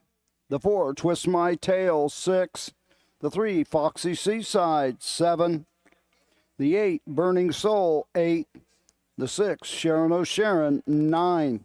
Top down, 217, 659, 38. 4 on the bottom, the mile, 154, 3/5. No changes, race 14. Buckeye Stallion Series, 3-year-old Colton Gelding Pacers, sponsored by Joe Sabrocco.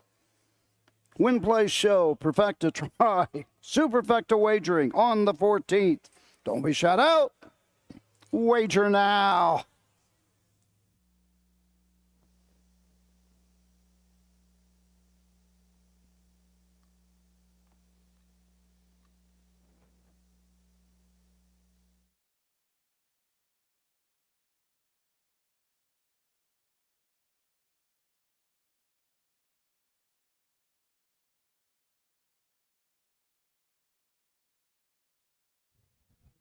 It's always an honor and a privilege whenever you can get the governor of the state of Ohio to stop by with the OHHA and talk harness racing, agriculture, and the Delaware County Fair. So let's do those in that order. Governor, great to see you. Great to be back. Mrs. DeWine, great to see you. Good to be here. So glad to have you guys here. Got a beautiful Ohio day my, for the Jug, right? What a day for the Jug. Oh, yeah, it's great. Fantastic. It's great. Delaware County Fair, you've been here so many times. Harness racing is in your family, so you know how important this is.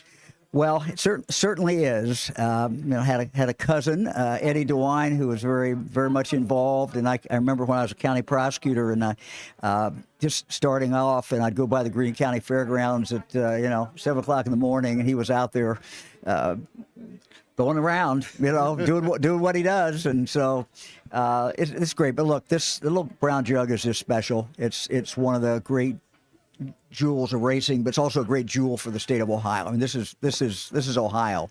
You can go to county fair after county fair, and you're going to see harness racing. You're going to see harness racing, but more importantly, see agriculture. And agriculture is so important to the Buckeye State. It is. We've really started focusing a lot on our state fair, and we're doing some real renovation, building new buildings. When people come to the Ohio State Fair in 2026, they're going to see new facilities, really an opportunity for the agriculture community to shine. We have one new building that all the commodities are focused on, and all the agriculture groups, and they're going to have just new displays, really hands-on things for young kids to really kind of get interested and at least understand about agriculture. And of course, the biggest thing at all our fairs is the kids who have their livestock. We have 8 kids. All 8 of our children had lambs. We're not farmers, but they raised the lambs and market lambs and took them to the fair. So it's a great experience, no matter what the kids do in livestock or whether they're doing welding or whether they're doing photography. Doesn't really matter.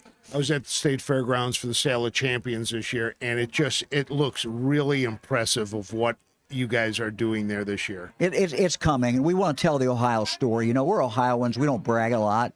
We brag about the little brown jug today, but we also will give us a chance, I think, to really show Ohio. You know, fair is supposed to be kind of the best of the county, or the best of, in this case, the state. And that's what we're going to show off. Those buildings will all be completed by next year. When people go into the Ohio State Fair, it's going to look different. It's going to be the same in many respects with the kids and showing their livestock. But some of the exhibition buildings are just going to be very, very different. And I think people are going to like it. We've also got the Ohio History Connections involved. And so they're going to walk into one building. It's kind of almost like you're at Disney World. You're going to see, 360 degrees. You're going to see pictures, videos showing off the state of Ohio, about a 14 or 15-minute video. Just a lot of fun. And you've played a role in this thing with the new carousel, correct? Yes, yes. The carousel is going to be fun. We're doing a lot of our state our state fair animals, pigs and chickens and that. And we're doing some of our native Ohio animals. And then a lot of horses, of course. I hope we have some horses in there. Yes. And we're doing some things around, some of the artwork around really represents a lot of things that are going on or have historic things in Ohio. So I'll give you we'll give away a secret. Uh-oh. One of the things that we said was in the carousel, there's some murals there. One of the murals is going to be of the little brown jug. Oh, that's wonderful. So we think that's very, very appropriate. Perfect. Whenever we see stuff like that, that's what we want to know. Now, you're also here for another special reason today, too, Roger Houston. Roger Houston, calling this little brown jug for many years, a very good friend of yours, and, slowing down, but I don't know how much he's slowing down, but stepping back a little. Well, Roger and I and Fran are all from Greene County, first of all. So he calls me Mike, I call him Roger, and he's just a great, great guy. I mean, you look at the statistics, they're stunning how anybody could have called that many races in that many places, not just in Ohio, but, all over. I don't know if anybody's ever done that before, but he's phenomenal. And, when we walked in a few minutes ago, we could hear his voice. He was calling the races. My understanding he's not going to do the jug this year. That's kind of pass that on. But he's still really good. Well, if we had the Triple Crown, you and Roger would have two of those jewels. We got to find out who we're going to give that third jewel to. Well, look, this is a lot of fun. It's always fun to be out here, and it's fun to be able to honor Roger. I'm proclaiming this day in the state of Ohio, Roger Houston's Day, and it's a special day. We've got a proclamation for him signed by Lieutenant Governor Tressel and myself, and it's a small way for us just to honor him. He's just the voice. He's the guy. It's meant so much to so many people. Even if they've never met him, they sure have heard him. Earlier this week, they asked me to read his letter to the crowd, and then yesterday he said, by the way, we're bumping you. I said, oh? I said, Governor DeWine's going to come. He's going to be reading a proclamation. So to get bumped by you is an honor and a privilege. So, Governor, thanks for stopping by. I know you got a lot of stuff to do. Fun to be back. I appreciate it very, very much. And, the Ohio Harness Horsemen's Association is so very important to us in Ohio, and we just appreciate what you all do. Thank you, and thank you, Mrs. DeWine. We'll take a break, and we'll be back after this. In Ohio, we know a thing or two about greatness. It's in our blood. It's in our horses. Ohio Standardbreds are built to win, racing for nearly $23 million in Ohio Stakes races. See Ohio's top yearlings at the Ohio Selected Jug Sale Friday, September the 12th at the Pickaway County Event Center. Show day is Thursday. Experience the thrill and invest in the future with the Buckeye Owner Bonus. Eligible Ohio sired yearlings get a bonus after their 2- and 3-year-old racing season. Learn more at OhioHarnessHorseBreeders.com. At Ohio State's Galbraith Equine Center, our veterinary champions are here for your champions 24/7, 365 days a year, providing advanced specialty care for sports horses from all stages and disciplines. Our expert team of boarded surgeons and sports medicine and rehabilitation specialists, together with veterinary cardiologists, internal medicine, and ophthalmologists, make our hospital your best resource for all sports horse performance issues. The Ohio State Veterinary Medical Center's Galbraith Equine Hospital. Call us today at 614-292-6661.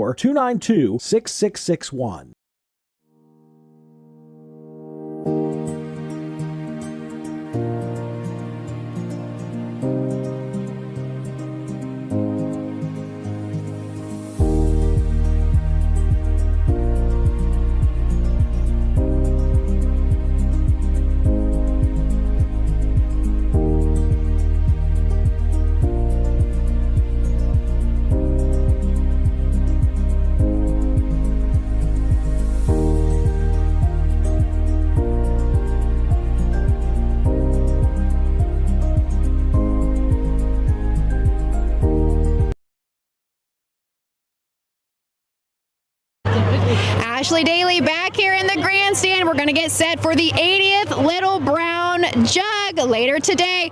Beside me, I have Mary. We're playing Jug Trivia. Mary, who won last year's Little Brown Jug? McCarthy. So we said Todd McCarthy. Who was the horse? I don't remember. Oh, family, help us out. Captain Albano. Let's go to the next question. Next question. Who was the youngest driver to win the Jug final?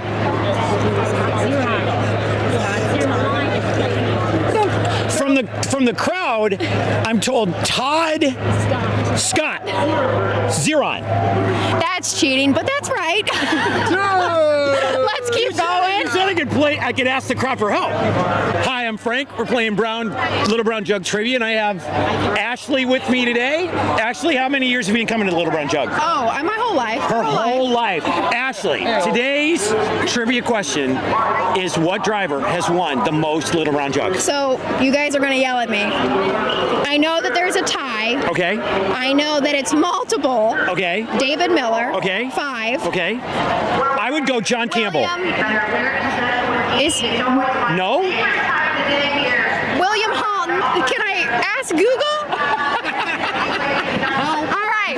Okay, here we go. Oh, no. Here we go. Michael LaChance. Okay, Mike LaChance. Oh, no. Mike LaChance. Oh, cut. And is it John Campbell? We're going to the next question. The question we are all dying to know, who is going to win the 80th Little Brown Jug?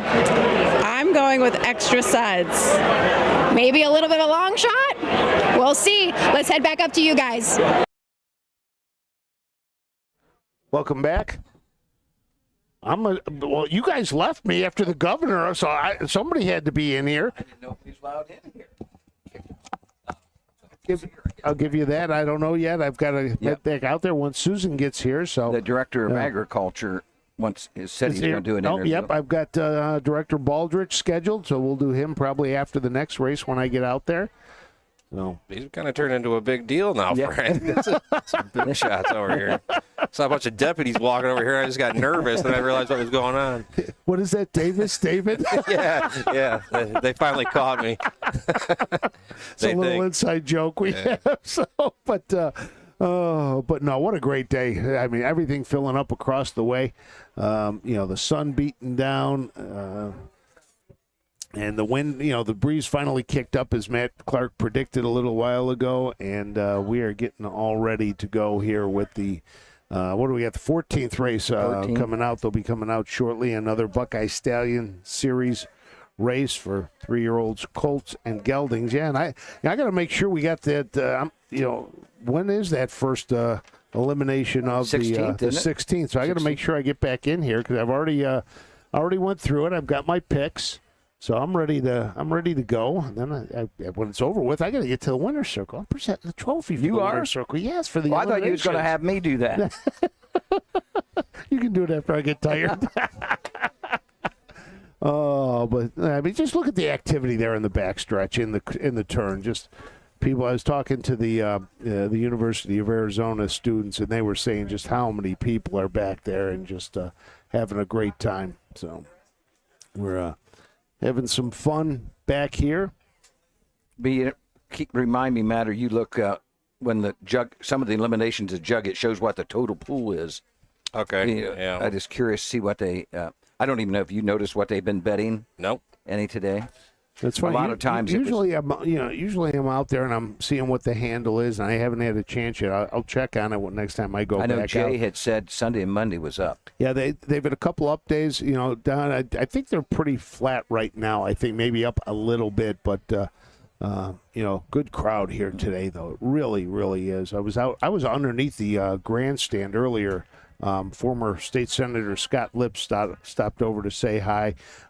He was at our banquet last year. He was the recipient of our Hagemeyer Award. Yes. good friends with Scott Hagemeyer, and we were talking some politics and just a lot of people underneath. In fact, there were lines we had to cut through the betting lines, and there's nothing worse than cutting through a betting line and just pausing for a second as you're waiting for the person in front of you to move, because the guy standing behind you thinks you're cutting the line. Yes. And no, I'm not cutting the line. No, you're going to get to the window. Yeah. I'm trying to get through here and do that. So waiting on these horses to come off. As we get a little bit closer, they're working on the timing. They've got Fox Television involved here today as well.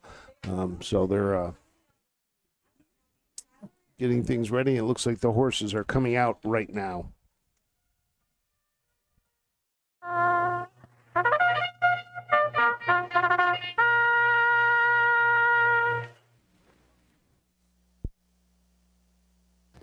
Horses are leaving the paddock and coming to the track.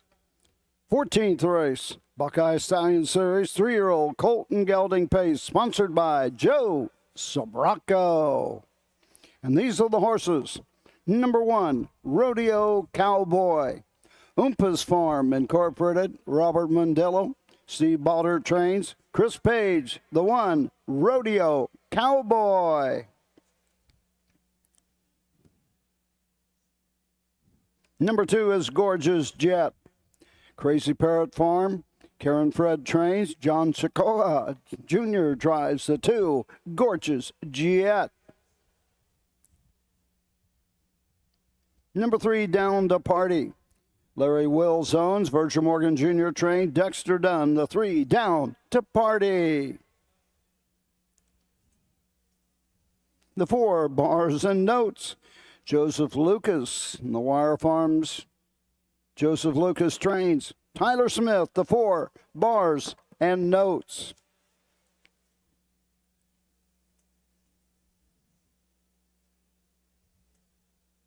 Number 5, Fear the Panda. Amelia Smith of Xenia, Ohio. Randy Smith trains. Jason Beatty drives the 5, Fear the Panda.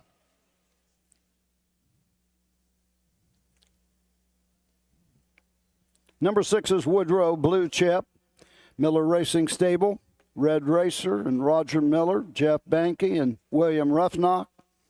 Ryan Miller trains. Dan Noble, the 6, Woodrow Blue Chip. Number 7 is Sunny by the Seaside. Ronald Rust owns. Logan Ebersold trained. Justin Irvine, the 7, Sunny by the Seaside. In number 8, My First Fire. Greg Luther Racing, Ken Holiday trains and drives the 8, My First Fire.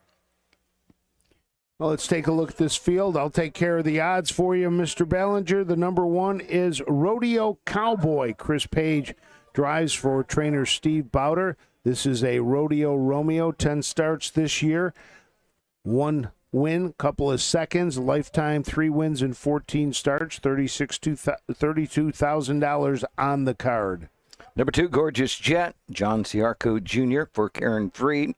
Crazy Parrot Farm of Texas owns. 3-year-old Brown Gelding by I'm Gorgeous has 2 wins in a career, $12,826. The number 3 is Down to Party. Dexter Dunn gets the drive for Virgil Morgan Jr. This is a Down by the Seaside out of the Yankee Cruiser mare Marty Party 2. Larry Wills of Columbus is the owner.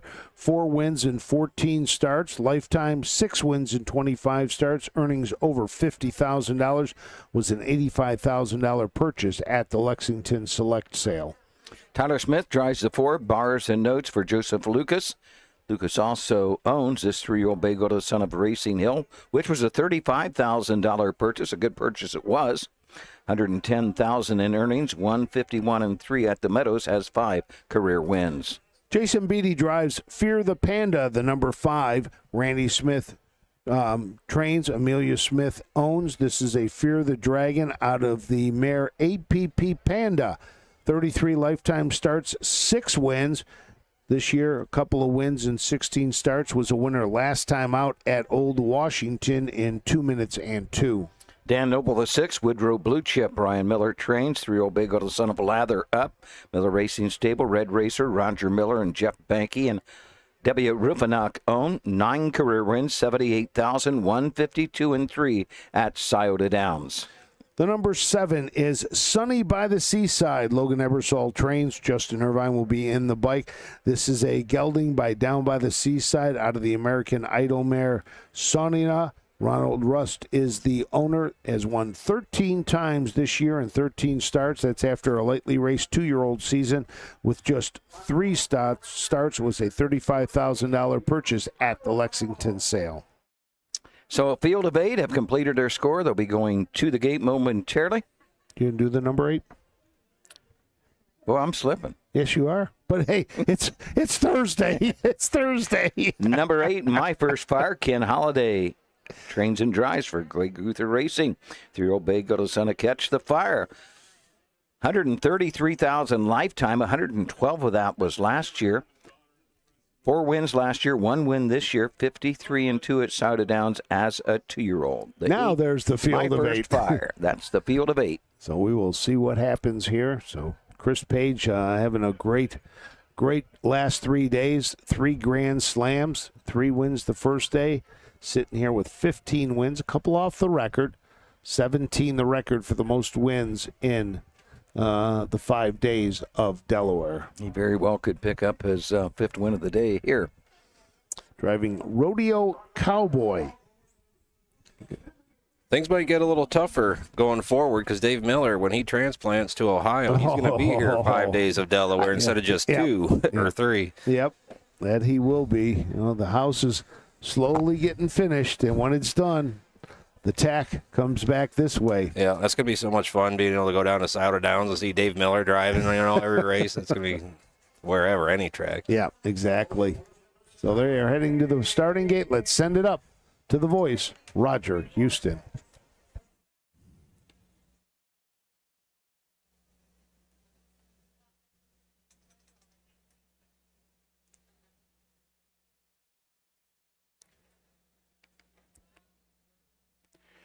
Pacers are rolling behind the gate. The gate swings into the stretch, and here they come.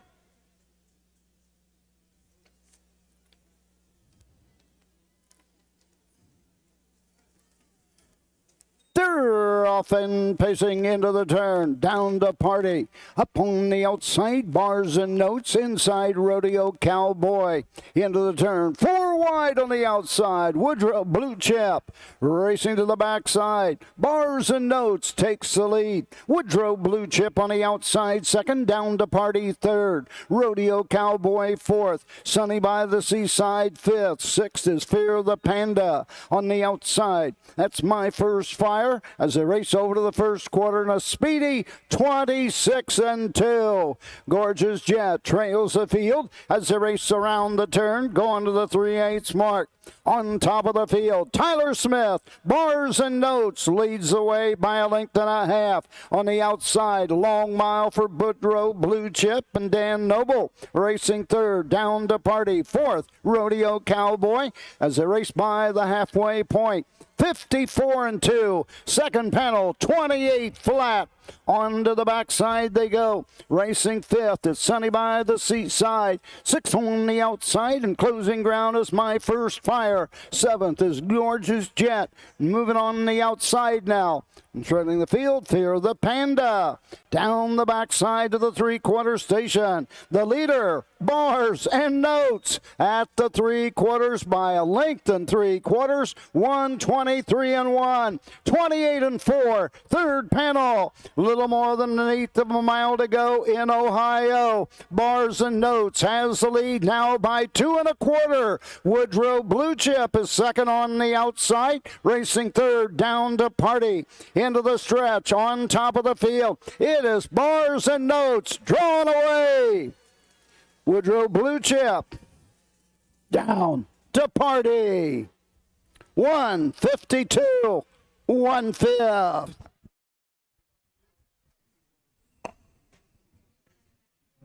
$52-1. Bars and Notes. 3-year-old Bay Gillum, but Racing Hill. Joseph Lucas trains and owns with At the Wire Farms of Las Vegas, Nevada, Ty Smith. Now, I know that has something to do with reading music. To me, it would have been a jazz club. Bars and notes. All right, it's getting to be the end of the week. We're getting a little punchy around here. Oh, but that's what makes it fun. 152 and 1. Does have a mark of 151 from the Meadows. Woody went a big trip there to finish second at Ryan Miller's horse. I've got to rub his head a few times down there in the stall at Greenville, Ohio. I like that horse a lot. Parked every step. 52, finished second. That's the fun of this. What we do is you get to see these horses develop as, young 2-year-olds, and then we get to see them as 3-year-olds, and you start to remember who they are, and you develop favorites, as time goes on. Yeah, I mean, I hate to say that, but if I get jog one or get up close and personal with a couple of some of these things, it's hard not to really like them. Here comes your winner back around, Tyler Smith with Bars and Notes for trainer Joe Lucas.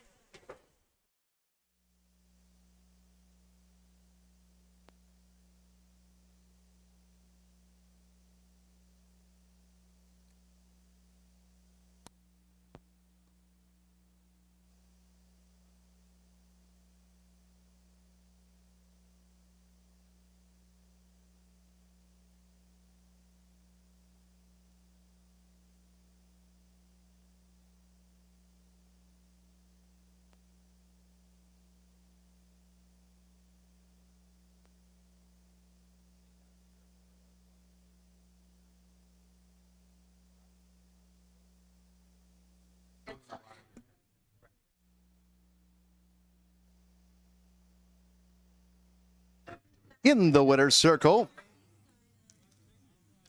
the official winner of the 14th race, sponsored by Joe Sabranco, the 4 Bars and Notes. 3-year-old bay gelding by Racing Hill. Out of a pure note mare, she by Some Beach Somewhere. Owned by Joseph Lucas of Stall, Ohio, and At the Wire Farms in Las Vegas, Nevada. Trained by Joseph Lucas, nicely handled by Ty Smith. Caretaker, Amy Acker. Time of the mile, 152, 1/5. Bars and Notes returns 380, 240, 210. Second to 6, Woodrow Blue Chip, $4, 260. Third of the 5, Down to Party, 260. Dollar Perfecta, 4.6, 520. Dollar Try, 4.63, 13.50. 50-cent Super, 4.638, 45.05.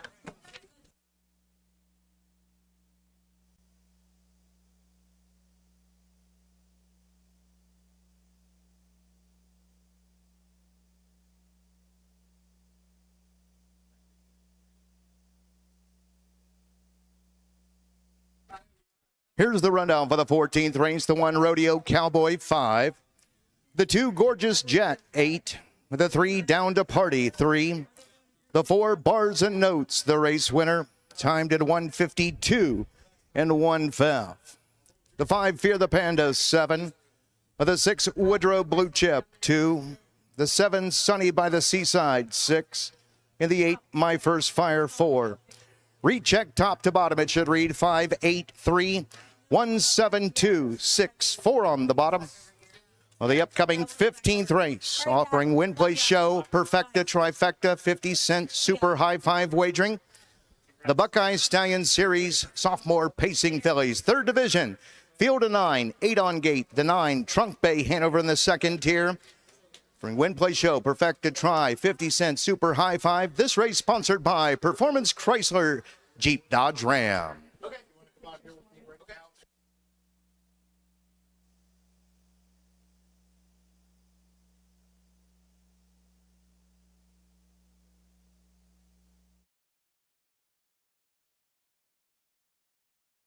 When you need supplies for your horse, one name stands out: Big D's. Since 1976, Big D's Tack and Vet Supply has been the equine experts you can trust. Whatever your horse needs is available at Big D's Tack and Vet Supply. Visit the retail outlet in Streetsboro, Ohio, or order online at BigD'sWeb.com. Sign up for text messaging and receive $10 off your order.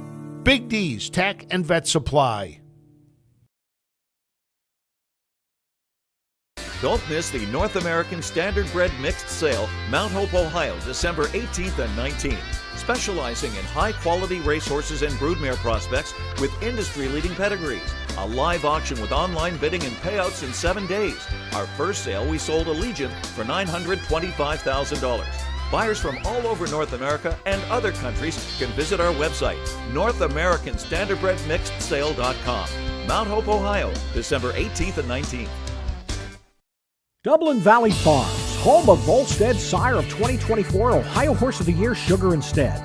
Also standing at Dublin Valley Farms, Slay, a promising young son of Chapter 7 and Coach K Hanover by world record holder Walner. Looking for your next winner? Dublin Valley Farms and our clients are offering an exciting lineup of yearlings with current and fashionable pedigrees. Direct your attention to the winner's circle. The voice of the Delaware County Fair for 59 years and the voice of the Little Brown Jug, Hall of Famer Roger Houston. Alongside him today, the governor of the great state of Ohio, Mike DeWine. Governor DeWine, I'll leave it to you. Well, good afternoon, everyone. Roger, something's different's going to happen today. I guess you're not going to call the Jug, but you've been calling a lot of races, because I heard, when I came in, we heard you calling them. Yeah. So you just want to do what you need to do, and I made the decision a couple years ago that last year would be my last. So it's not hard, but it's not easy either to pass it on to Jason. But I thank you for coming here today. Well, Roger, we know we'll be hearing you call races in the future. You may not be doing the Jug today, but you'll be still calling them, because I know you're not going to totally retire. I have no plans to quit. I'll be back again next year and do everything but the Jugette and the Jug. Well, that's great. We have a proclamation signed by Jim Tressel, the Lieutenant Governor, and signed by me. Fran is going to give that to you, but we're also proclaiming today in the state of Ohio, Roger Houston Day. And nobody could deserve it anymore, and it couldn't be a better day to do it. Thanks, Roger, for all the great joy you've given everybody listening to you for so many, many years. The way you call a race is just absolutely amazing. Thank you ever so much, but I'll tell you one thing. It makes me very proud to say that the governor and I are from that great county, Greene County, and, of course, Xenia and Clifton, Ohio. Ohio, next to Delaware, right? Two of the best. Yeah. All right. Thank you. Congratulations, Roger. Thank you. Thank you so much. Ladies and gentlemen, the governor of the great state of Ohio, flanked by his wife here this afternoon, in a proclamation for the voice, the Hall of Famer, Roger Houston. And guess what? In the Buckeye State, it's Roger Houston Day.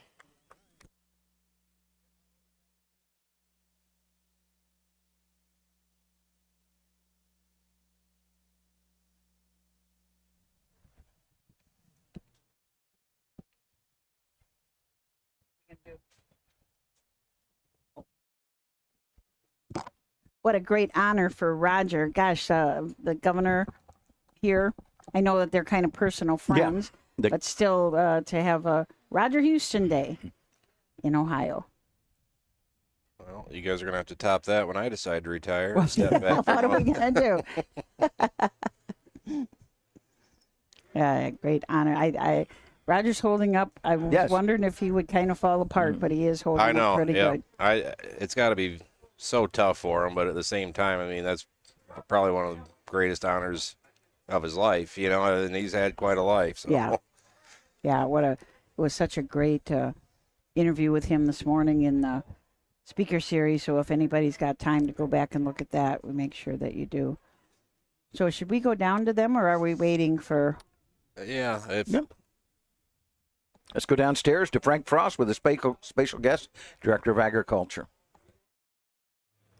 Joined now down here with the Director of Agriculture here in the state of Ohio, Director Brian Baldrich. Glad to have you at Delaware. It's such a great day today, isn't it? Oh, what a beautiful day here at the Delaware County Fair at Little Brown Jug. What an exciting day. The weather's perfect and just really exciting. The energy is definitely, the vibe is here. Got to get you out of the sport coat, though. That's got to be a little hot.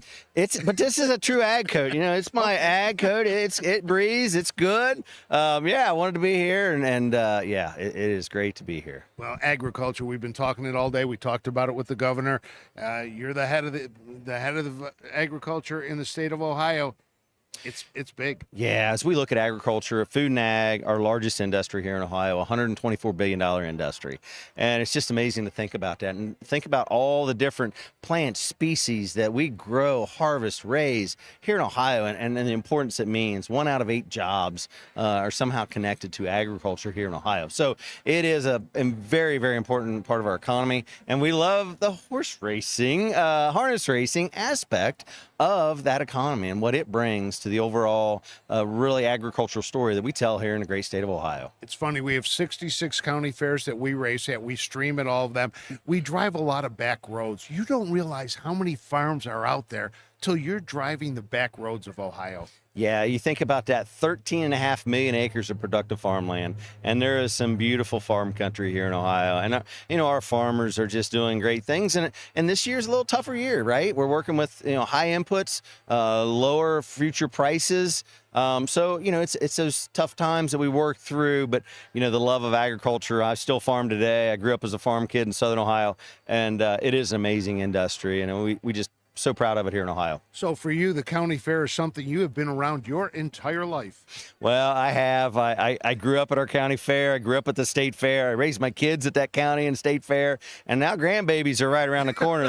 The oldest is 5. So it's time to get back in the game. But yeah, it's that kind of cohesiveness of our communities all across the state. And every county fair is a little bit different. I'm so fortunate in my role to travel around to see a lot of those, to talk with those fair boards, those folks who are doing the work to make sure the show goes on. Right, and what they bring to their local communities and how the local communities support all our county fairs, 94 county and independent fairs across our great state. Farming is a tough industry. It's a tough profession. You've got to love it to do it. And, you know, and the kids that grow up in, that's the future of it. It is. And we think about that as an industry and making sure that, you know, we're doing our part as this generation of agriculture and setting up our future generation to be successful. You know, that's what we do in the agricultural community. We feed Ohioans and we feed the world. How many of the fairs do you get to? We average about 30 a year. You know, the first year, you know, I've been in this role, this is my 3rd year now. And they said, well, we got to start talking about your calendar and looking at county fairs. And I said, we're going to all of them, right? You can't go to all of them the first year. So we try to space that out. We're trying to navigate through to make sure that I can check the box and say I've been to all of them. All right, when you're at them, what's the favorite fair food for the Oh, my director? goodness. I love all the different foods, but I'm a corn dog guy. You know, it's that thing that I don't get all the time. But, you know, I got to be cautious. You know, those great cattlemen booths and those pork producers booths, you got to support those too. Without a doubt, to me, when you're at those places, it's the farmers there that just put out some of the best spreads. Yeah, it's awesome. Yep. Well, thank you for taking the time today. Enjoy the rest of your day at the Delaware County Fair. Love it. We will. Thank you. Thank you. Back up to you guys. One statistic he said that really kind of surprised me: 1 out of 8 jobs is related to agriculture in the state. That's kind of surprised me. But how great is that? Boy, this guy, we could get a lot of statistics off of this guy. Yes. He knows his stuff. Department of Agriculture.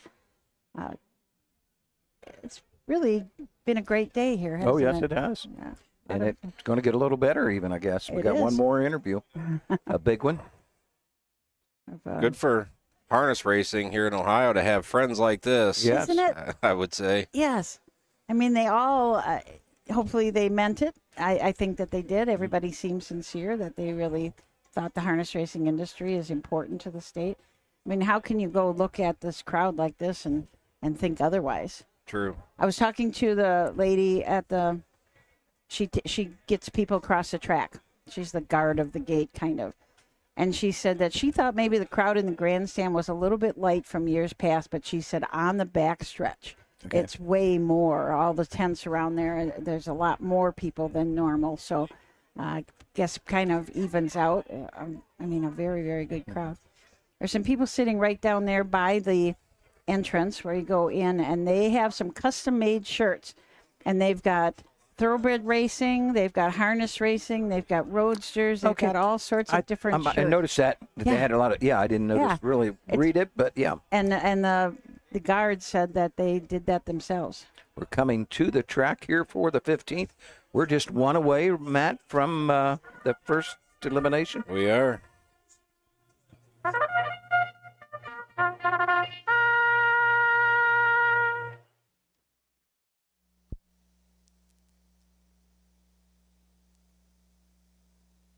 Horses are on the track and bring to the post for the 15th race. Buckeye Stallion Series 3rd Division, 3-year-old filly Pacers, sponsored by Performance Chrysler Jeep, Dodge Ram. And these are the horses. Number 1, Judge Me Again, owned by Chris Beaver, J.S. Burnett, L.V. Fleming, and T.S. Homan. Chris Beaver trained. Trevor Smith, the 1, Judge Me Again. Number 2 is down by the east side. Brady Doyle and Charles Symes, the owners. Calvin Holler trains. Kurt Sugg, the 2, down by the east side. Number 3, Seaside Wishes. Red Line Racing, Red Racer.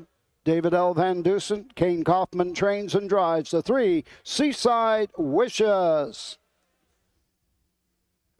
Number 4, Romeo's Juliet. Oompas Farm. Robert Mundello, Steve Botter trains. Andrew McCarthy drives the 4, Romeo's Juliet. Number 5, Mandy's Rotten Apple. Julie Farley, the owner. Mike Pohamus trains. Dan Noble drives the 5, Mandy's Rotten Apple. Number 6 is down by the Jersey Shore. Never Too Late stable. Scott Taroff, the owners. Virgil Morgan Jr. trained. Dexter Dunn, the 6, down the Jersey Shore. Number 7 is Princess by the Sea. Jay Ritter, Ludlow's Inn Farm in Weininger. T. Halsbury. Brian Brown trains. Cam McGowan, the 7, Princess by the Sea. Number 8, Euphoria Rising. B. Hopper, K. York, M. Gray and Kyle Gray. Steve Carter trains. Todd McCarthy, the 8, Euphoria Rising. And number 9, Trunk Bay Hanover, Hanners Racing. Alicia Hanners trains. Austin Hanners in the sulky of the 9, Trunk Bay Hanover.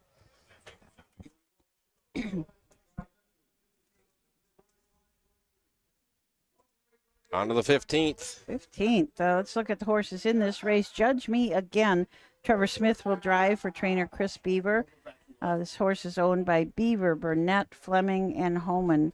This is a Western vintage out of some beach somewhere, mare Naked at the Beach.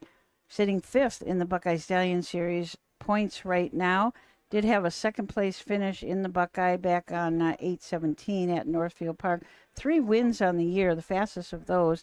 151 and 3 at Scioto Downs. Kurt Sugg will drive number 2 down by the seaside for Calvin Holler. This is the 3-year-old bay filly, but down by the seaside out of the Western Terrier New Albin. Brady Doyle in partnership with Charles Sims own. 19 career starts, has 5 wins, all 5 this year. 21,000 in earnings, 155 and 4 at Northfield Park. Seaside Wishes and Kane Kaufman from the 3-hole. Kane also is the trainer for Red Line Racing Stable, Red Racer LLC, and David Van Dusen. A down by the seaside filly out of a Village Jolt mare, Hallie Galley. 15 starts on the year, 1 win. That's in 53 flat at Scioto Downs. Was a $37,000 earner this year and a $58,000 last year. So she's looking at going to $100,000 pretty soon. Was a $41,000 purchase at the Lexington Selected Sale. Andrew McCarthy, the 4, Romeo's Juliet. Steve Botter trains, the 3-year-old bay filly by Rodeo Romeo. Out of the Some Beach Somewhere mare, parts unknown.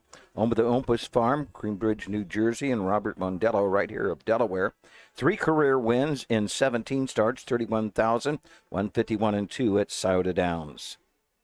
Mandy's Rotten Apple. Dan Noble will drive for Mike Paul Hamas. Julie Farley is the owner and breeder of this Mr. Apples filly. Out of Western Spirit mare, Western Mandy. 17 starts on the year, 3 wins. Most recent win was won by a nose at Lima in 157-2, but she also won at Scioto Downs in 54-3. Number 6, down by the Jersey Shore. Dexter Dunn for Virgil Morgan Jr. On with the Never Too Late stable of New York.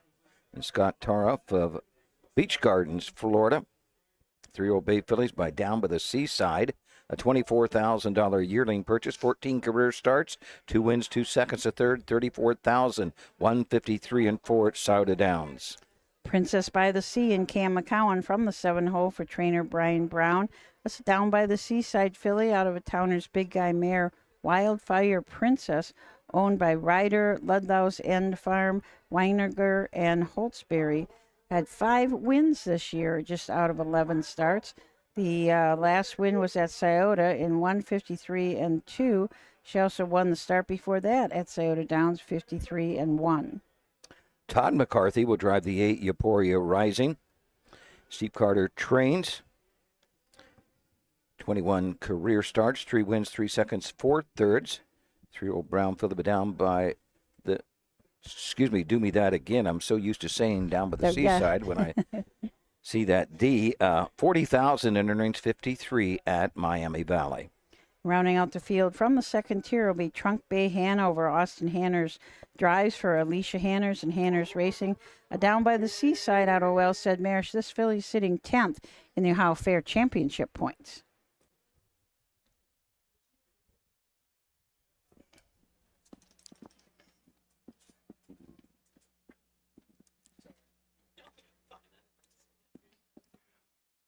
Pacers are all in behind the gate.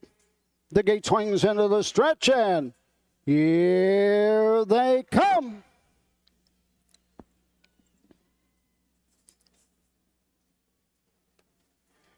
They're off and pacing Judge Me Again. Goes for the lead. On the outside, that's Seaside Wishes second. Getting away third. The end of the turn they go. That is Down by the Seaside racing third. Racing fourth is the race to the backside. Romeo Juliet racing fifth. Taking a seat, Mandy's Rotten Apple.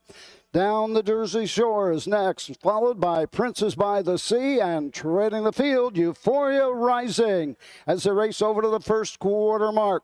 Into the turn, go on to the 3/8. Opening panel, 27-3.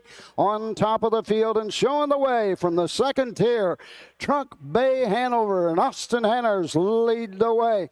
Into the stretch first time. Racing second is Judge Me Again as they pass the stands first time, coming to the halfway point.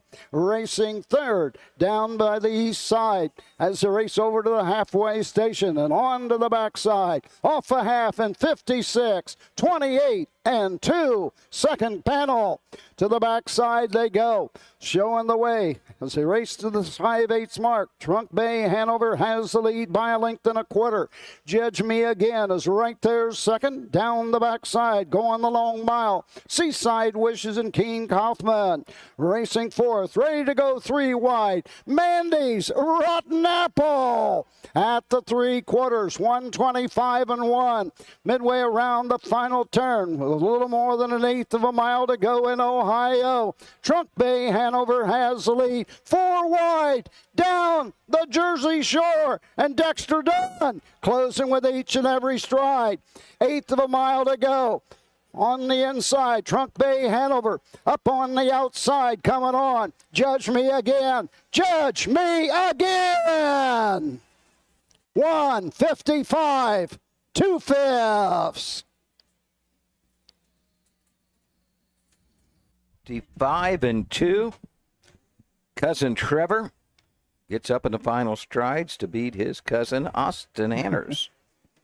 Judge Me Again over Trunk Bay Hanover, 27-3. Holman half 56, 3/4 25-1, 55-2. The final time. We're going to have to watch that again to figure out how Austin got to the top from the second tier. Yeah, that So had been. quickly. Yeah, that was a pretty slick move. It was. The Trunk Bay Hanover been racing on that Southern Valley circuit. It's a tough circuit. Yeah. I mean, you got to be good. It's a smaller circuit, so there's not quite as many horses racing. But a lot of times, boy, you can make some money down there because a lot of times there is only one division, so they go for pretty good purse. You look at his line, the last line, 2:01 at Old Washington. Then it goes 59 and 2, 2 minutes, 59 and 3, 58 and 1, 59 and 1. Those are all county fair tracks. Yeah. Zanesville, Woodsfield, Caldwell, Marion, McConnellsville. Or not Marion. What would 9-1 be? Where would that be? Marietta. Oh, Marietta. okay. Marietta. Yeah. Yeah, Marietta. I said Marion, then I saw that 9-1. I thought, wow, I know it's not Marion. Marion seems like Marion's in June, ages June ago. 30th, July 1st. 13 out of 14 in the money this year, that 9 horse. 5 wins, 5 seconds, 3/3, 14 starts. Kind of a nice little horse, but one horse got the trip in there. Yeah. I kind of had to did a double take because Chris Beaver and in the pacing race. Yeah. He says he doesn't, he likes pacers, but he just doesn't get many of them. Okay. But yeah, I just always associate him with trotters for sure because he's awfully good with those. Absolutely.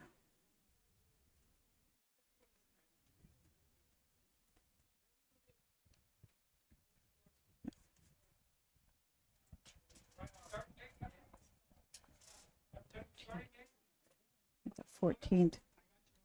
Tyler won the 14th race. Yes, I believe he did. Back-to-back wins for the brothers, Tyler and Trevor. Again, Chris Beaver, J.S. Burnett, L.V. Fleming, and Tim Homan. Chris Beaver trains Trevor Smith in the sulky. 3-year-old filly, but Western Vintage, naked at the beach. A winner, 155, 2/5. Chris Beaver, Trevor Smith, Judge Me Again.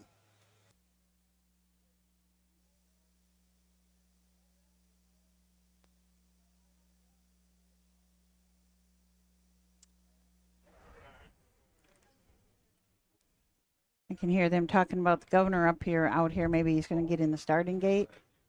And the caretaker for the one, Judge Me Again, Benny Schwarzentrooper. This race sponsored by Performance Chrysler Jeep Dodge Ram.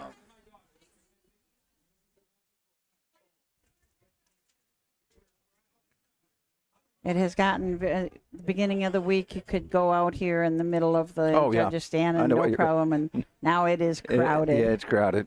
Yep. Lots of people The want to governor be is here. actually here early. Mm-hmm. He is. Because he's going to be here another 2 hours. Oh. Because I'm sure he's going to stay for the presentation of the trophy. I would think so, And yeah. I'd heard when I went over for my break that a friend of mine knows I don't know what the director of agriculture was. He's friends with him, and he said I'd talked to him, and he said the governor's already here, and Levesque Ramaswamy, I assume I think I'm pronouncing it right. He is here somewhere in the grandstand. They said, and that was an hour and a half ago. Yeah. He's with Jim Beakey, I believe. Oh, Maybe. okay. Maybe. I'm going to tell my Governor Devine story very quickly. When I first moved here, I went down to the Cincinnati Reds game. I went down by myself. I toured the stadium. I sat for the game, and sitting 4 seats in front of me was some guy in a white shirt and a tie. And I thought, well, it's funny he's wearing a tie to the ball game. And then I go up, and the guy's 3 people ahead of me buying his hot dog. It was Governor DeWine. I'm sure he had bodyguards someplace, but I didn't notice them. But here I thought, this is a good guy. He's here buying his own hot dog. He loves it. Well, he was telling me in there, I talked to him when I did Xenia years ago. That would have been his hometown. I did Xenia Fair, and he had a cousin named Eddie DeWine. And he said, purple and gold colors. I said, yep. And I said, I announced a commercial for him from the Red Barn. And he said, yep, the best chicken you could ever eat, the Red Barn. Remember that? And he said, when I was a county prosecutor, he said, I would drive through on my way to work or on my way home to dinner. I'd always drive by the fairground and watch some of the horses jog. Oh, gosh. So he's always been agriculture. Yeah. That's pretty nice to have a governor that's a fan. I mean, he just seems like a regular guy. Yes. You know what I mean? He just is a really nice fellow. Never forget forgot where he came from. Yeah. That's Even though there's a lot of big bodyguards out there right now. That's what Jim Beakey always said. He was a representative, and they maybe introduced him in the Winter Circle of Greenville, and he said, "I'm just a plain old baloney man from Greenville." But there's a guy that's got a memory. Mr. Beakey? Jim Beakey. Oh, boy. It's amazing the memory he's got. He never forgets a name. Yeah. I thought the bodyguards were out there protecting us so everybody didn't want to come in here. Well, yeah. That's what I thought. Rush the stage. Yeah, all that money Val's making over there. He's going to need an armed escort to get out of here. I know she made money at Wasion, right? Yeah. Yep. You'd have made more?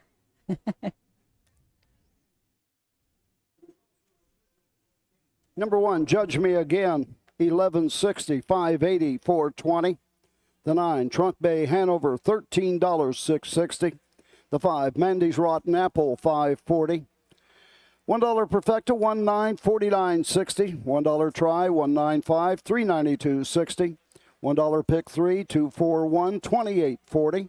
50-cent Pick 4, 4 of 4, $31.55, and the 50-cent Super High 5, $195.46, $983.40. Number 4, Romeo's Juliet, 4. The 6, Down the Jersey Shore, 5. The 2, Down by the East Side, 6. The 3, Seaside Wishes, 7. The 7, Princes by the Sea, 8. And the 8, Euphoria Rising, 9. Top down, 167, 435, 89, 2 on the bottom. The mile, 155, 2/5. The moment we've been waiting on, the 16th race, the first elimination of the Little Brown Jug. We're going to did we do the Ashley? Yeah, we did. We did. Yep. Okay. I missed it. We're going to take a break, and then we're going to be back to talk about the horses in the 16th. There might be probably a little bit of a long pause here, but we'll be back. With more than 300,000 horses in Ohio, the economic impact of the equine industry in the state is over $2.8 billion. Much of that value comes from standardbred horse owners, breeders, trainers, and drivers who participate in the sport of harness racing. The mission of the Ohio Harness Horsemen's Association is to preserve, protect, promote, and serve the entire standardbred industry in Ohio and beyond. To learn more about the Ohio Harness Horsemen's Association, go to OHHA.com. That's OHHA.com. The roots of harness racing are born at the county fair. For over 150 years, people have gathered to watch horses battle it out for fame and glory. Catch the thrills this summer at an Ohio Fair Racing Conference County Fair. The OFRC races at 22 fairs in 20 Ohio counties. Trotters and pacers put it all on the line to be called the best in the Buckeye State. The Ohio Fair Racing Conference, where the path to greatness begins. There's so much that I would like to say, but as you know, the Little Brown Jug comes first in my life, and it always will. I want to thank the entire Thompson family for accepting me into their family for so many years. Hank Thompson, who gave one of the greatest announcing jobs in harness racing to a young kid, 25 years of age, and only a county fair announcer. Tom Thompson carried on the tradition, and now Tom Wright, who guides its direction. To the many horsemen who have been a big part of my career, you, the fans, who have supported me for nearly 67 years. The love of harness racing has brought us all together to celebrate each year the Little Brown Jug. Be there.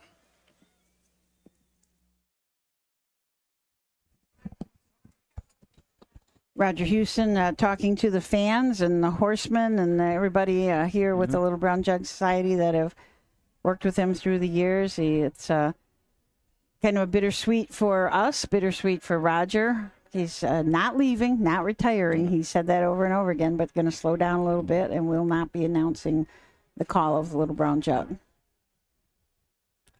I've never known anyone else, you know. Yeah, I think there's a lot of people in that boat. He's always been the voice of the Little Brown Jug. Yeah. For my entire life. Stan Bernstein called it probably before Roger. And the way Roger got the job, Stan couldn't be here, whatever, 67, 68. He could be here Jug Day, but that was it. And Roger, they needed somebody. And so, can't think of the... Corin Nixon told Hank Thompson, he said, there's a young kid. He said his last name's Houston. He's a pretty dang good announcer. He said, you might want to get him to work those other days. This here's a true story. And he said, Hank Thompson said, okay. He said he lives in Xenia. So he called.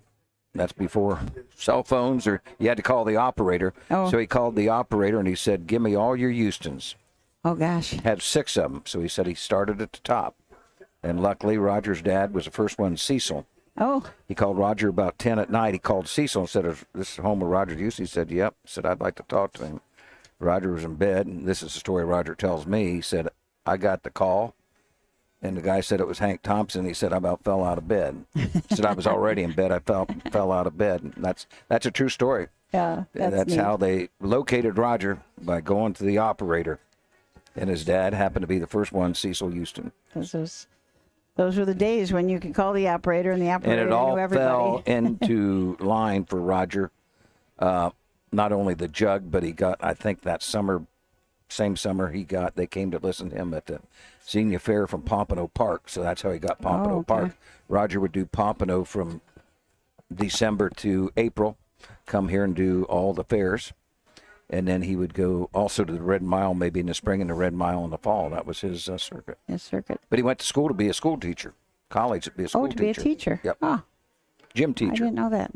We've got one of Roger's trainers in here with us now. How is Roger Houston as an owner, Rosie Weaver? Maybe that's the reason he's slowing down from announcing. Eckerd Hill Brady's doing too good. Yeah, he doesn't need it anymore. Just be a full-time owner. Yeah, maybe. I guess we're shopping for another horse for next year. So good. We sold the 3-year-old Glamorous Pete. Didn't really pan out. He was one of the horses that got real sick last year, and then we sold him. So Brady's been exceptional this year. He was second the other day, and he raced great. I would have been really cool to win on Roger's birthday, but he did race well. So I guess, we just talked a minute ago about going to the sale and hopefully finding another Brady. Brady is an in-range. Yeah, which I don't even know if I got my hand up to bid on one of the first sale. Yeah, and it might be that way. I look for him to go high and at the Buckeye Classic. Basically, when they walked in the ring, it was just boom, right up, But they're good-looking individuals, so sort of, understandable why they bring so much. There's a lot of very, very nice ones at the first sale. How many have you picked up so far? We got 10 from the last sale. I didn't buy into all 10, but I got 10 to train. And then I think Willis Heartland Acres, he has 5 homebreds. I got a homebred. We bought 2 at the first sale. Probably around 20 right now. And then we got the next sale. Now this is yearlings coming 2-year-olds. Yeah, babies. We have to break. So how many did you start with this year? I think 28. 28. And how many? Babies. Babies. Not horses in toll, but babies. 28 babies. How many made it to the races? I think 23. Really? Wow. It's a heck of a percentage. Yeah, and where we race them, I try to put them in where they fit. It's not like 23 even made it to the Sire Stakes. Yes. But they did show up, and we were just talking about that the other day. I think there was a few that we raced, 3, 4, 5 times, and they kind of showed they weren't going to pan out or, exceed what we were trying to get them to do. And I either turned them out, a couple of them we turned out I thought had potential for next year, and then a few we moved on to try and kind of have a new plan for before the baby season. You know, the sales, all the yearling sales started. But the ones we have left are, I mean, like I said, I have a few, you know, like everybody knows I like to race at the fairs. Obviously, this type of place is the place you all aim to race. Yep. And I had one in the Breeders' Championship the other day. Extremely fast horse, doesn't always behave, and he decided to misbehave the other day. But I think he'll be a heck of a horse next year. But, you know, we had Braid in the Buckeye and Where There's Smoke and Pump Action have been in the Sire Stakes all year. They both made it in the Consolation. So they did their part. And then, like I said, I have a handful of very nice fair horses that spend the prize. He won Tuesday here, 56. I think it was his 9th win in a row. And just been an exceptional horse for Heartland Acres. Willis, who's been a huge part of my success and, you know, why I'm sitting here today, really. So it was cool that he could win at Delaware and Willis was here. And good. Somebody will get a really, really nice racehorse here in a few weeks when he comes up for sale. And Pink Jammies. How was she yesterday? Was that the first time Sam had ever driven her? Yeah. And What I'm did he? pretty sure she was laughing the entire time. I know Joe has told me before she's not much on trying sometimes. Like, you just can't make her do She tried to dump me anything. warming up. Did she? Mm-hmm. Yeah. I went up over the bank and halfway out the draw gate, down over the bank again, bounced out of the bike. And I thought, oh boy, Pink's going to be a rare form today. She was so bad in the paddock, I had to take her out behind the barn by the gravel and get her ready out there. And the girl that was helping me paddock yesterday looked at me real serious, and she said, Rosie, if I had to take care of Pink every day, I'd quit. Oh, gosh. I saw Joe. I think we were in Napoleon. There was like maybe 4 of them there, and 3 of them were in the tent. And he said he kept Pink Jammies back in the trailer across the road. I said, "What's that about?" He said that she would absolutely tear this tent down within minutes if we tried to put her in. She would. And it's crazy because, like, yesterday I had the stall guy come up 2-3 times, and he's like, there's a stall here, there's a stall there. I found a stall. I said, I don't want a stall. Everybody's going to hate me. Like, if I put her in a barn, she's going to upset the whole stable, or whole barn area. Like, she just starts double barreling and kicking and squealing and just Now, will she lunge at you or bite or anything like that? everything you can imagine, really? Doug. And I had no idea. Like, I always thought she was always one of my favorites because she's a good-looking horse. Oh, you know. there's hardly anybody better looking on the Oh, yeah. track. but- Exactly. Oh, yeah. We commented on her how Oh, good looking just- yesterday. If she put forth the effort to race that she does to be a drama queen, she'd have been in the Jugette. She still finished 4th yesterday. Like, she was getting bet, and I swear I thought she was like getting pulled up Yeah. just past the quarter, and Looked then all like of a sudden she's maybe started trying a little bit again, and Looked then like she was going to be distanced for a minute. yeah, Oh, yeah, Then coming down the stretch, she's just flying. yeah. But Sam, he pulled up. He goes, "Man, she's kind of special, isn't she?" I said, "Not even just kind of. Like, she's just. I mean, we had her on the outside of the paddock all by herself to hook her. Just like, I don't think she would have actually tore the stall apart, but all the horses next to her on each side, she stirs everybody in the Yes, paddock yeah, up. I could see and, that. And all it does is upset people. Like down at Shockton, at Carrollton, I saved a stall for the afternoon card for her because I thought, oh, she'll have a stall. I put her up there. I don't even know why I thought that would work. And her water bucket, I hung her water bucket in there, turned around, walked away, and all I heard was water splashing. Looked back, bucket was upside down, water like 2-3 stalls down. Everybody's looking at me like, why would you bring her in here? So I just turned around, went back, got her again, and put her out in the trailer. And she loves it out there. Like yesterday, I had a generator here and a fan going and water and hay, and she's just standing there with her ears up like she owned the whole trailer, She's cool. But Maybe we she's should one be of the telling guys. these stories if she's one that you're going to be trying to move along here in a couple weeks. I think she might be going for a broodmare, which I was wondering. I honestly was wondering that. I mean, she is so good looking. her mom, the people that raised her, Bruce Brinkerhoff, he's actually in charge of the Ohio Select sale and stuff. And her Pink's younger sister, Anthony McDonald, has just won a whale of a horse this year. 2-year-old looks the part too, plus has a better attitude. her mom was in foal, I think, if I understood right, like a month from foaling, and I don't know what happened, but she randomly died, like just sudden. So they lost her, and so now they're thinking about looking at buying her, which I think would be, in all honesty, the best situation she could fall in, and I think she'd be a heck of a broodmare. But yeah, I don't know. It's gonna take somebody understanding to buy her. Yeah, with some patience, Yeah. for sure. So, will you keep some aged horses, just a few, or really none? Nope, zero. Zero.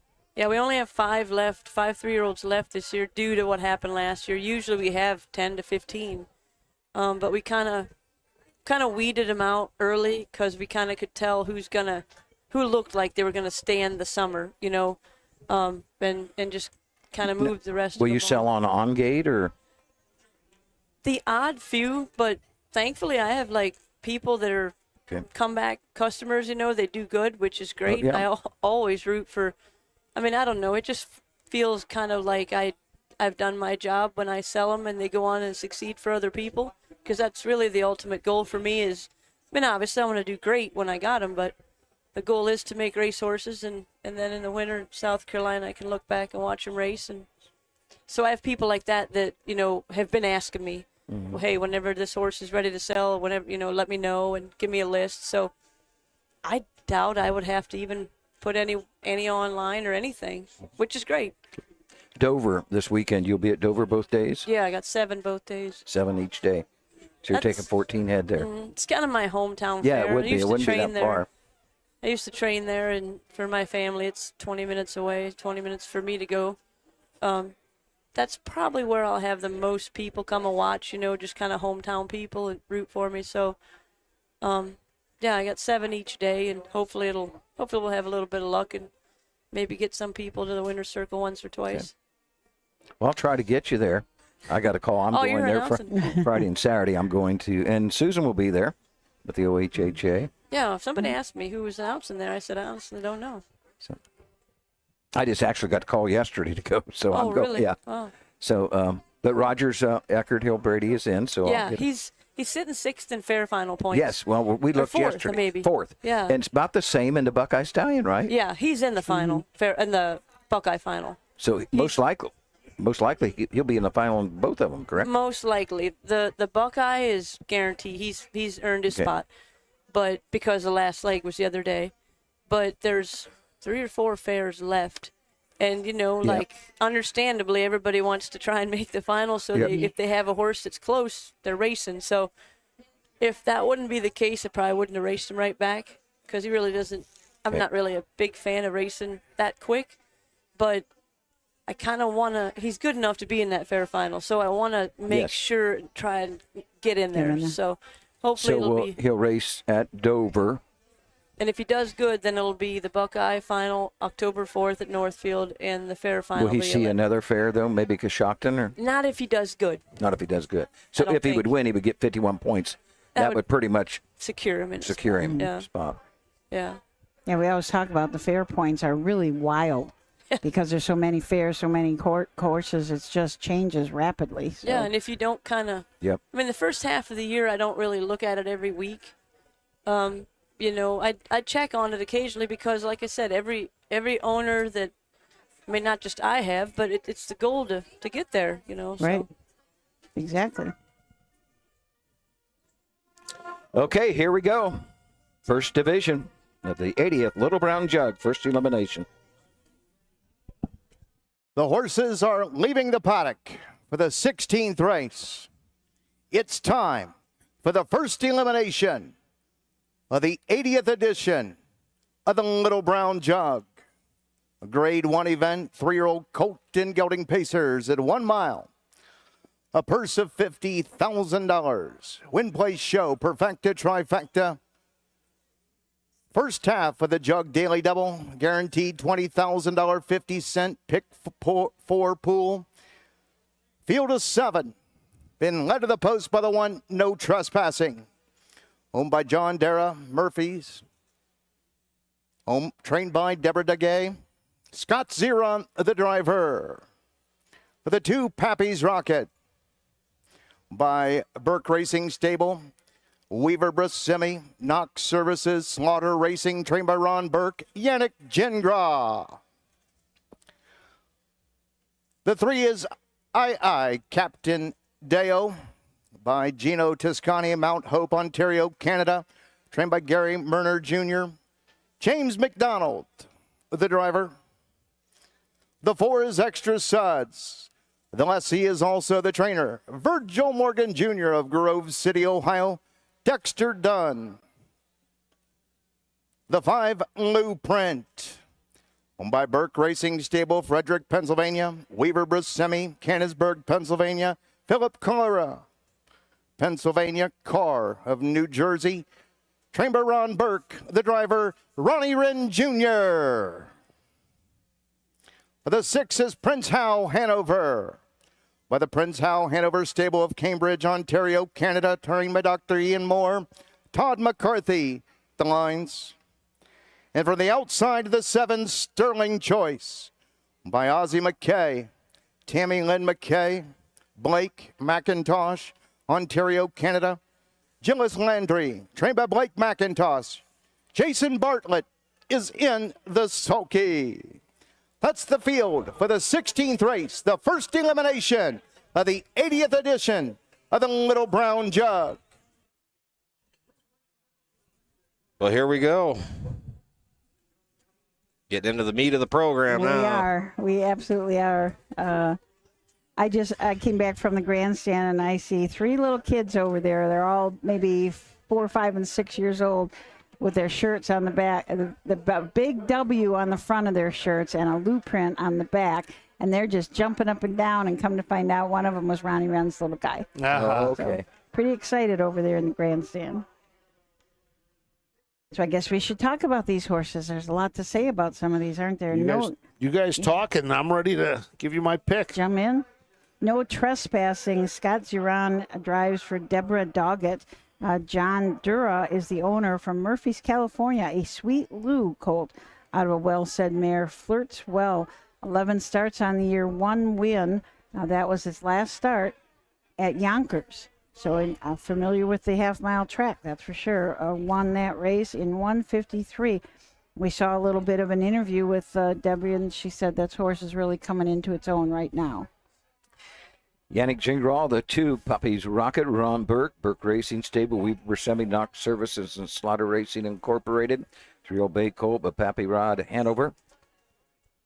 This is a homebred, 6 career wins. All of those wins last year, yet to find a winner. Circle 89,000 this year, 287 last year, 377 lifetime. Took a mark as a 2-year-old at 150 and 4/5. Captain Dio, James McDonald drives for Gary Murner Jr. Gino Toscana from Mount Hope, Ontario, Canada, the owner. This is a Captain Treacherous out of a Rock and Roll Heaven mare, Oceana. 11 starts on the year, 5 wins, 2 seconds, 2/3. Phenomenal year, 145,000 in earnings, a mark of 49 and 2. Won his last start at Woodbine in the Simcoe, 150 and 1. Dexter Dunn will drive number 4, Extra Suds, for Virgil Morgan Jr., and Virgil Morgan Jr. is the lessee of Extra Suds, 3-year-old pacer by Lather Up out of the Western Tear, the Bomb Dottie. 7 wins lifetime, 5 of them this year, 201,000, 158 and 3 earlier this year, actually just last week at the Red Mile. And the 5 is Blueprint, Ronnie Wren up for trainer Ron Burke. This is a Sweet Lou out of a Rockin' Image mare, Rockin' Racer, owned by Burke Racing Stable, Weaver, Buscemi, Klura, and Carr. 7 for 7 this year, has earned $628,000, a mark of 147 and 1 at Woodbine. Had an equally good last year, winning 7 races. Todd McCarthy would ride number 6, Prince Hal Hanover, for Dr. Ian Moore, 3-year-old bay colt by Captain Treacherous. 7 career wins, 5 this year, 973,000, 148 and 1 at the Meadows. And Sterling Choice and Jason Bartlett rounding out the field from the 7 hole. Blake McIntosh, the trainer. A Better Than Cheddar colt out of a Admiral's Galley mare, Platinum Choice, owned by McKay, McIntosh, and Landry. 10 starts this year, 1 win. That was on 150-4 at Woodbine. $101,000 earned this year, $206,000 earned last year, with $308,000 altogether. Prince Hal Hanover, very close to being a millionaire. There you can see on this, our screen the 3.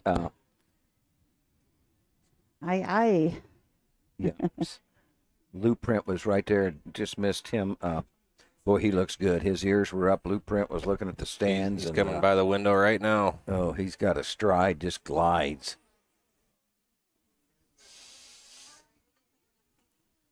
Time has come. All right. I got an idea who Matt Clark's going with. Do you? Mm-hmm. I think it's going to be 3-1. We're going to let Val pick. All right, who wants to go first? Time first. Matt, you're at the top. Okay, well, I mean, I love Ronnie Wren Jr. to death, and I would love to see him win a jug. With that being said, I've been hanging out with the entourage down here with Prince Hal Hanover for the last couple days, so I like Prince Hal. Yep. I'll go next. If I was in the grandstand just making a bet, that would be my bet because I'm sure you're going to get a little better odds there. Yeah, a little value. Then Better Than Blueprint, but I got to go with Blueprint, especially being on the inside. They went head-to-head just last week, or 2 weeks ago, probably be this Saturday at the Meadows in the past final, the Pennsylvania Star Stakes final, and Blueprint won by neck. I go Blueprint. I'm going with Pappy's Rocket, Extra Studs, Blueprint, and Prince Hal Hanover to move on. And because Blueprint's on the inside and has beaten Prince Hal Hanover, I'm going Blueprint. Blueprint. Val. Prince Hal, the 6. She got to meet the Canadians last night, too. So. Okay. I got to go with Blueprint. Passing. Pappy's Rocket, I, Captain Deo, Extra Suds, Blueprint, Prince Hal Hanover, and Sterling Choice. A field of 7, moving up and moving in. The gates swing to the top of the stretch, and here they come for the first elimination of the Little Brown Jug.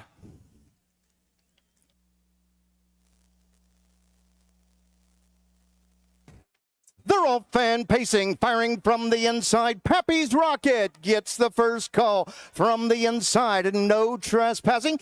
Out of the pylons, I, Captain Deo, driving up on the outside. Blueprint underway on the outside of there, coming away, racing in 5th. Extra Suds followed in 6th by Prince Hal Hanover. 7th and trailing the field, Sterling Choice and Jason Bartlett can see them all as they move to the opening quarter. Blueprint, Ronnie Wren Jr. opening quarter in 28 1/5. Around that far sweeping turn for the first time. Blueprint, Ronnie Wren Jr. dictating the fractions here, leading it by a length and a half. To the inside, Pappy's Rocket is there, racing in 2. No trespassing, racing in 3rd. Tipping to the outside, racing in 4th. I, Captain Deo's underway. Passing the stands of the fan for the first time. Rolling into the payoff half. Halfway home, 56 seconds flat. And up top with the lead, Blueprint leads the way here. I, Captain Deo on the outside of the leader's wheel disc, racing in 2nd. Pappy's Rocket locked in at the inside, racing 3rd. 2nd on the outside in 4th. That's Extra Suds who can't go on. Buried in 5, no trespassing. 6 to the inside, Sterling Choice and Prince Hal Hanover stacked up. 3 wide on the outside. 3 quarters, 122 3. Blueprint with the lead. To the inside, Pappy's Rocket is there, racing in 2nd. I, Captain Deo is stalled and sent up 3 wide on the outside. Here comes Extra Suds and Dexter Dunn. Less than a 16th to go. They're on their way home from the inside. Blueprint, making it look easy. Time of the mile, 150 3/5. Blueprint wins the first elimination of the Little Brown Jug.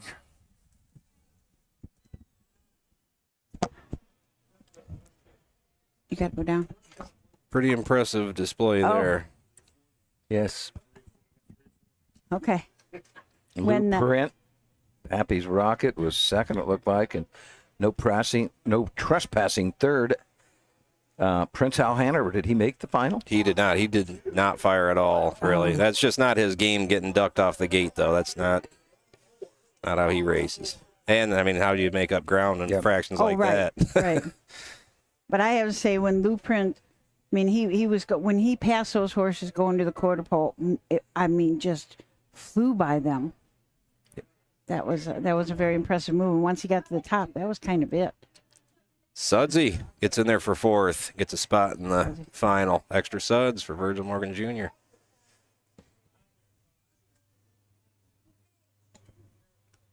What a horse. I mean, how many times does a horse go undefeated like this in a year? The only time he had anybody in front of him was in his qualifier. We're going to see Ronnie Wren walking across here. I wonder if he's going to go to his exact same spot. He's kind of had a habit this week of walking down here. Oh, you mean Ronnie Burke? Ronnie Burke. Ronnie Burke. What did I say? You said Ronnie Wren. Sorry. Yeah, if he's walking back, something went wrong. Yeah.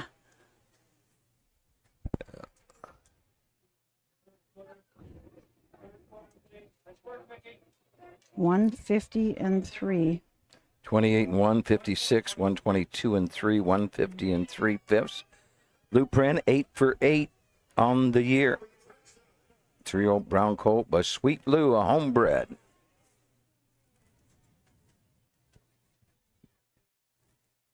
That Lou Print coming across the track looks like Jessica Toward Otten the Sugar talking to Valley him. Farm Winner's Circle.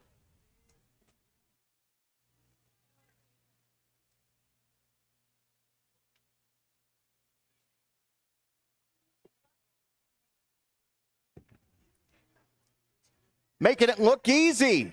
It is first elimination of the 80th Little Brown Jug. The 5 Lou Print. 3-year-old brown colt by Sweet Lou out of a Rockin' Racer. She by Rockin' Image.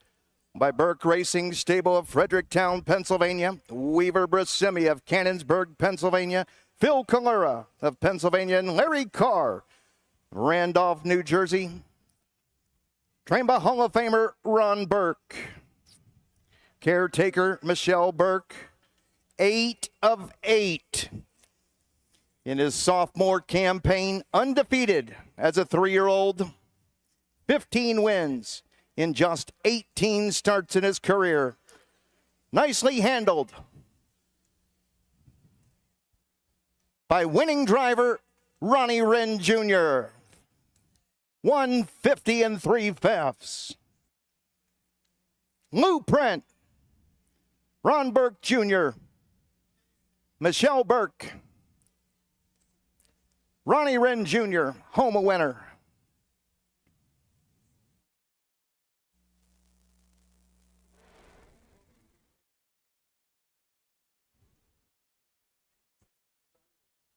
He is a specimen, isn't he? He is. He is a good-looking horse. Yeah, absolutely.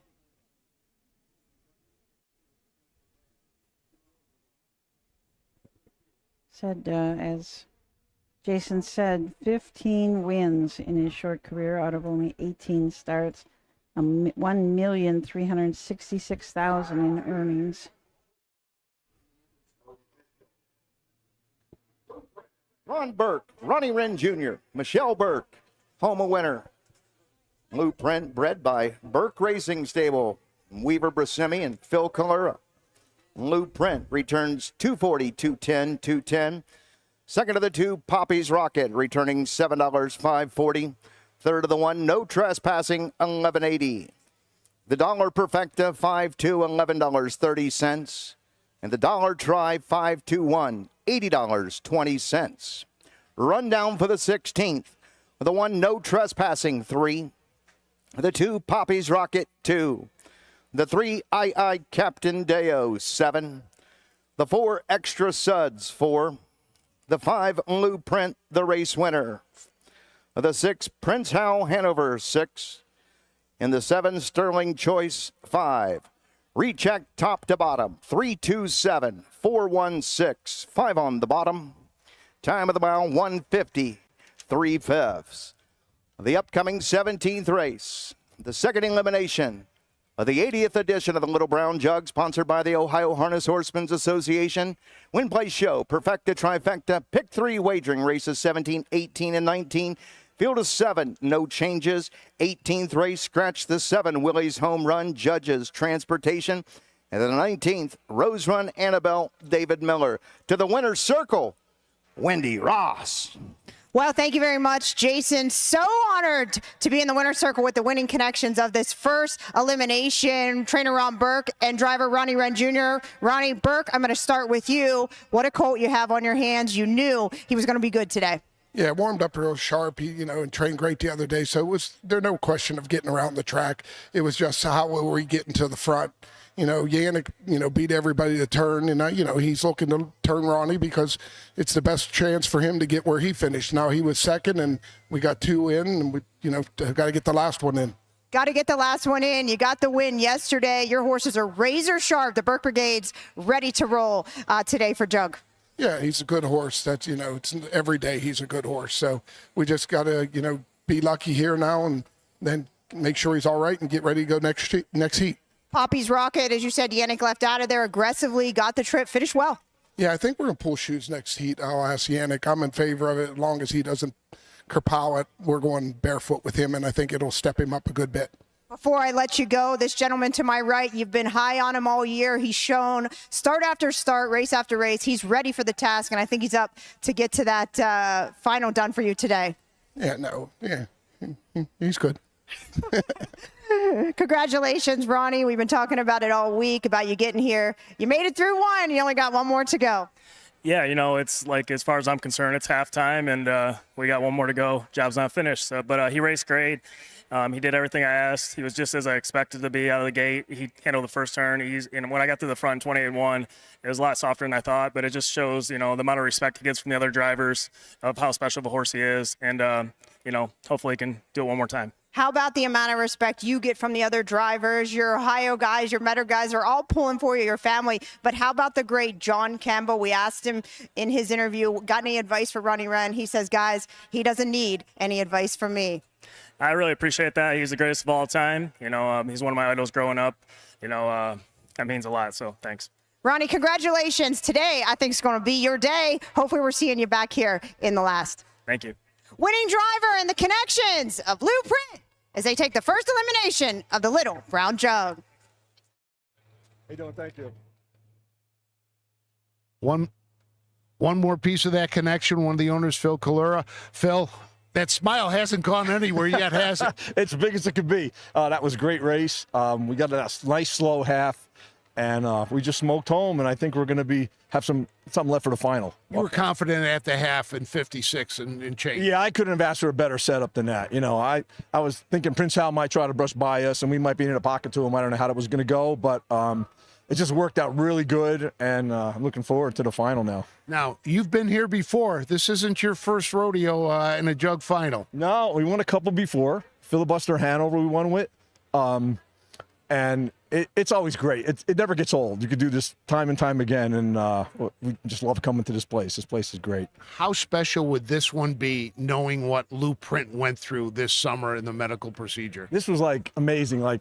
He's a really special colt, but it was really special because he had to go through that tough time with the surgery, and it would just be awesome because when we got him back, I wasn't sure we had him back wholly, but now last few races, it seems like we got the old Blueprint back. We'll get back over there, celebrate with the rest of the connections, and hopefully we see you back here again a little later today. Let's get one more. Congratulations. Back to you guys. Well, the first division is down. It's Blueprint.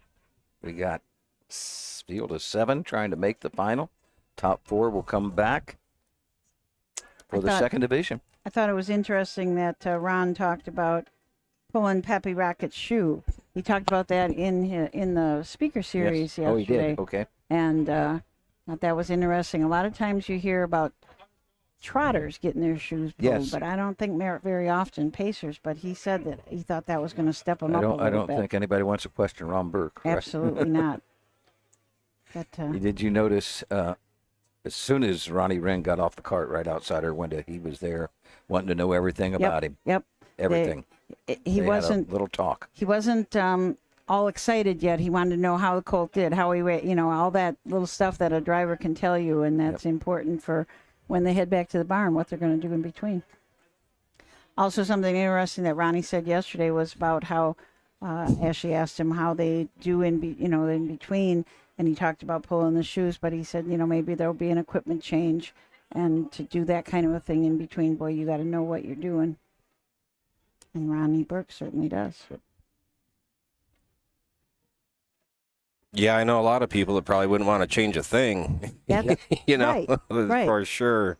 I think Keep a lot of everything trainers exactly how we just won that heat. Yes, don't want to change, but he's willing to do all that stuff, and I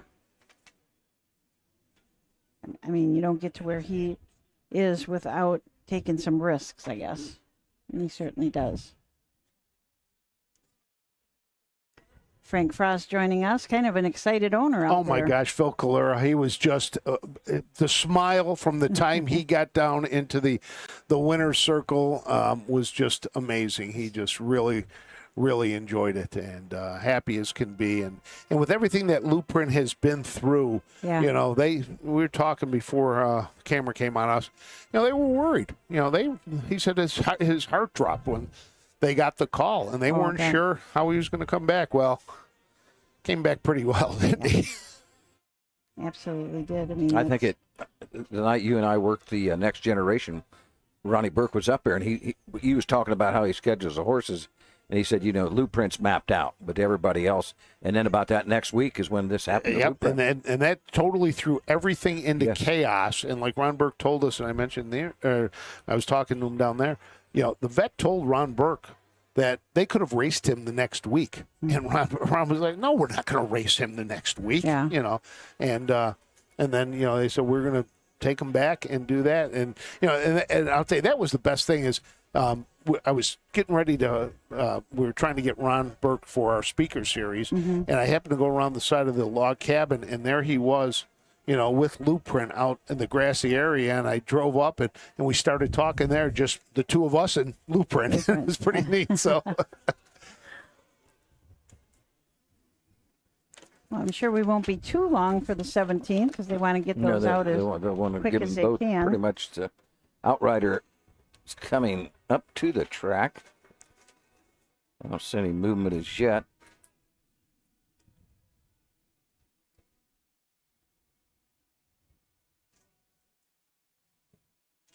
Patricia asked, the announcer's name, and the announcer that announced the Little Brown Jug, that is Jason Settlemore. He has been announcing here for quite a long time. Probably kind of a backup for Roger. 15 years. Has it been that long? Okay. He is, what is he, CEO of the Meadowlands? He's the CEO of the Meadowlands. Every once in a while you hear him announcing out there, not very often. Norwalk, Ohio. He's from right here. He's from Norwalk, Ohio.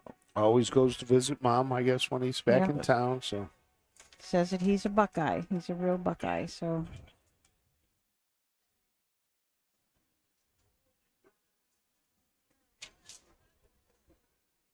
I think Chris Page only has one more drive in the day, so he's not going to be able to. He very well could have another drive. Yeah, I think he's got one more. Mike, I'm just speculating if this rail horse makes it that Yannick's driving. I could confirm that we do know one driver in the finals. Ronnie Wren Jr. will be on Blueprint. Yeah. You think so? I'm going to confirm that one right now. Unless Ronnie trips and breaks an ankle or something, I think even then he would tape it up and would be out there. Absolutely. Oh, just a happy bunch of the connections for Blueprint.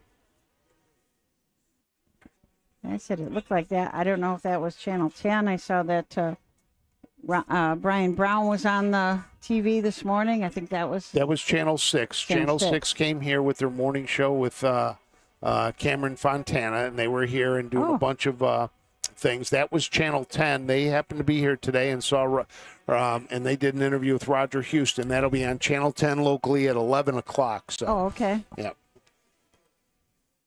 Not going to be up at 11. I can guarantee Well, that. Roger asked what time, and the reporter, she says, "Oh, this will be on the 11 o'clock news." He goes, "Okay, I'll watch it then." I said, "You're going to be asleep." He goes, "No, I'm not." I said, "You got to drive home tomorrow, so you're going to be asleep." Again, Roger, slow down a little bit. The energy that man has is amazing. It is. Yep. So getting ready for them to start coming out. They should be coming out pretty soon. So Doug's had his binoculars. He's been looking in the tent. He's trying to figure out what they got to eat over there. Yeah, really. They're getting ready to step on the track here. Did you get a chance to go to the pavilion today? You haven't I've even. been so busy. I have not eaten yet today. Oh. I had. You know what I've had today? Would you like some popcorn? I've had 2 handfuls of popcorn now and half of a hamburger and maple thing.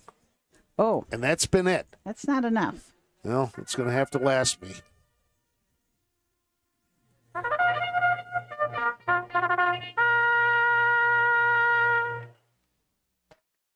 Horses are leaving the paddock for the 17th race. The second elimination of the 80th edition of the Little Brown Jug. 3-year-old colt and gelding pacers at 1 mile, a purse of $50,000, offering win, play, show, perfecta, trifecta, pick 3 wagering. Field of 7, sponsored by the OHHA. No changes. The one is D.A. Love Boat, owned by Burke Racing Stable, Weaver Brasemi, Baldacchino, and Knox Services. Trained by Ron Burke, Hall of Famer Yannick Gingras, the driver. Tyler Buter drives the 2 Thirsty Thursday for Flying a Racing Stable of Bear Creek Township, Pennsylvania, and Chuck Pompey of Archbald, Pennsylvania, trained by Hunter Oaks.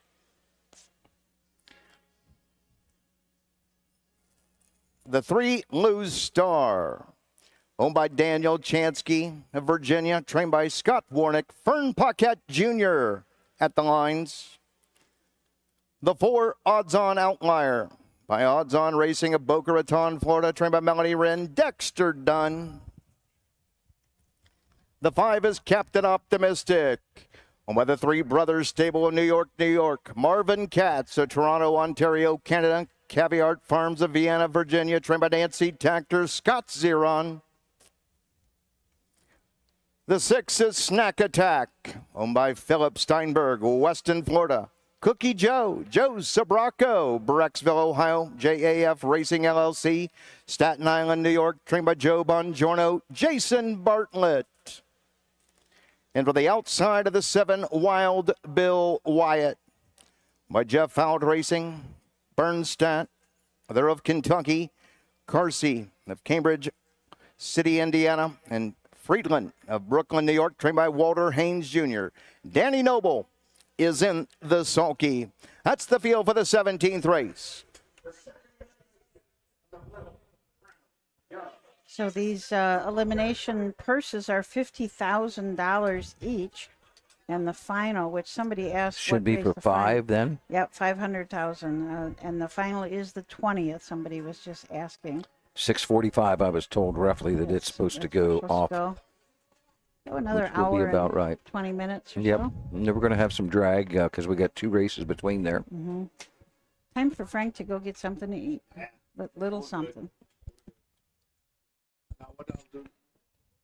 What I'll do is as soon as this one's done, they should have post position draws done right away.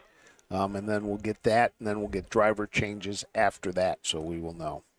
Amazing how fast they did that yesterday. Okay. I mean, I just thought they were really, really fast. They said they did it right immediately. Yeah, Immediately well, after. the judges will do it upstairs. Yep, the judges upstairs It's pretty are gonna much do it. Yep. I don't know if they flip a coin or if they have 1 and 2 in a pillbox or how they're going to do it, or that's how cards. That's the way. probably So have 1 the- and 2, you know, your 2 winners are either going to be 1, 2. Yeah. And then it's 3, 4, 5, 6, and 7 and 8. So let's take a look at the horses. D.A. Loveboat, Yannick Gingras will drive for Ron Burke. This is a Captain Crunch out of a Cam Luck mare, Addicted to Love. Burke Racing Stable, Weaver Brashemi, Baldacchino, and Knox Services. 12 starts on the year, 2 wins. Latest win was at Woodbine in 52. Fastest was another one started at Woodbine in 50 and 1. Tyler Buter will drive number 2, Thirsty Thursday. Hunter Oaks trains. This is the 3-year-old Bay Gold son of Huntsville. 6 career wins in 19 starts, $405,000. A mark at Harris, Philadelphia of 150 and 4/5. Number 2, Thirsty Thursday. Number 3, Lou's Star. Fern Paquette is the junior, is the driver. Scott Warnick, the trainer for Daniel Chesky. This is another Sweet Lou out of a Better's Delight mare. And Amantha Star, 19 starts on the year, 6 wins. Most recent win was at Pocono Downs in 150 and 4. And that is his lifetime mark. Made $87,000 so far this year. Dexter Dunn picks up the drive on the 4. Odds-on outlier. Melanie Wren trains. Odds-on Racing, Boca Raton, Florida. This is a homebred. The 3-year-old Bay Gold son of Sweet Lou has 7 career wins, $106,148 and 2 at Hoosier Park. Captain Optimist. Scott Zeron is the driver for Nancy Tactor. A Captain Treacherous out of an artificial mare. The Three Brothers Stables, Marvin Katz and Caveat Farms, the owners. 10 starts on the year, 3 wins, including back-to-back wins at the Meadowlands in the Tompkins and the Cane Pace. Joe Bongiorno sends out the 6, Snack Attack. 3-year-old Bay Gold son of Stay Hungry. Uncle Philip Sterling of Mount Weston, Florida. Joseph Bracco, Brecksville, Ohio. JAF Racing of Long Island, New York. 6 career wins, $217,150 at Pocono Downs. Wild Bill Wyatt. Dan Noble gets the drive for Walter Haynes Jr., another Sweet Lou out of a Perplexed, who is by some beach somewhere. Jeff Fout Racing, B. Carsey, and A. Friedland, the owners, had a couple back-to-back wins a while back at the Meadows in 151 and 1 and 150 and 3. $70,000 lifetime earned. Well, it's time to do the picks. Naturally, I believe the first division was the much tougher division. Yes, on paper. I agree. Who wants to go first? Matt? Matt. Well, going for a long shot, somewhat. It shouldn't be. It's first start Ron Burke and Yannick Gingras from the rail in Delaware, and that horse is 5-1. So that's my pick. All right. I'm going 1, 4, 5, 6 to advance, but I'm going with Captain Optimistic. But you're right. D.A. Loveboat, I believe, beat Blueprint back early on, I think. Paced 48 and 4 last year as a 2-year-old. I mean, there is some talent there, no doubt. And on the rail with Yannick, that's not bad. Val? I'll go with the 5, Captain Optimistic. Optimistic, but I think it's wide open. Yep. I mean, Val? I just like the name of the Sixers. The Snack Attack. She's going with a name. Susan? I'm going to agree with Matt, putting it in Ron Burke's hands. And Yannick, I'll go with the 1, D.A. Loveboat.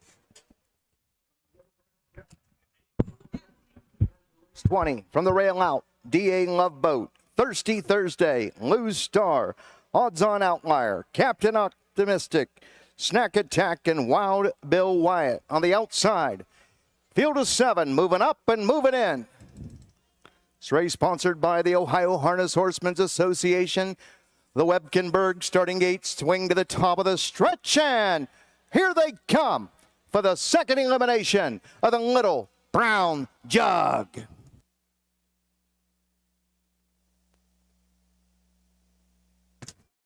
They're all fan pacing, firing away. There goes Thirsty Thursday from the inside. D.A. Loveboat. Those two spar into the first turn. Coming away in third, Lou's Star. Driving up on the outside of their odds-on outlier. Hung to the outside there in fourth and marching on. Down the backside they go. Nearing the opening quarter. Hot Captain Optimistic in there racing in fifth. Followed by Snack Attack and Wild Bill Wyatt and Danny Noble. Can see them all. The opening quarter came and went quick 26 2/5.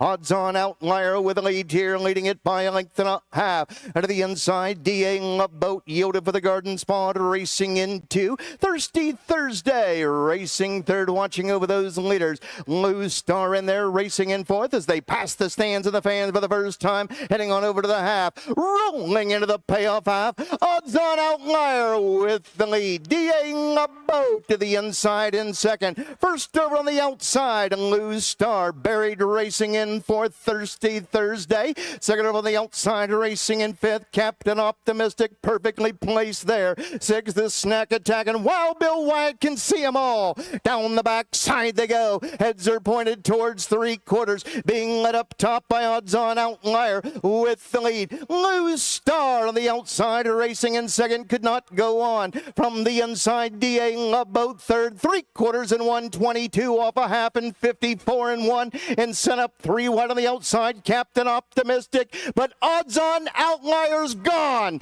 Less than a 16th to go. They're on their way home in Delaware, Ohio. Odds on Outlier with a lead here, making easy work of this. Odds on Outlier wins the second elimination of the Little Brown Jug. 149 3/5.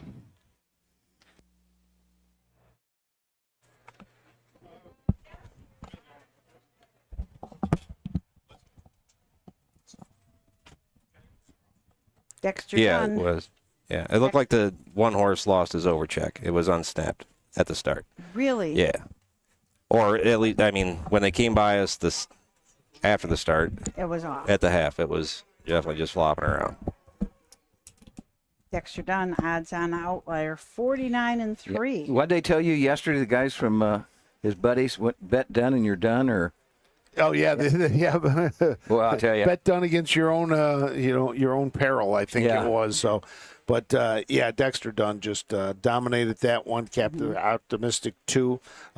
Lou Star, I think, was third, and Snack Attack, I think, got up for fourth. Oh, still in with a shot. Odds on Racing, Boca Raton, Florida. This is a homebred. Melody Red trains and another Sweet Lou. Sweet Lou goes back to back, takes both divisions. That's got to make Sweet Yes. Lou happy, too. This was kind of a win here for the Burke stable, too. Yeah. Yes. Because they have Sweet Lou. Fractions at 26 and 2. They were going at it at 54 and 1, 122, 149 and 3. Dexter Dunn got to the top and just opened up. As Jason Settlemore said, he's gone. Coming off a win at the Meadows in 49-2. It was the consolation, so he did not make the final of the Pennsylvania Sire Stake.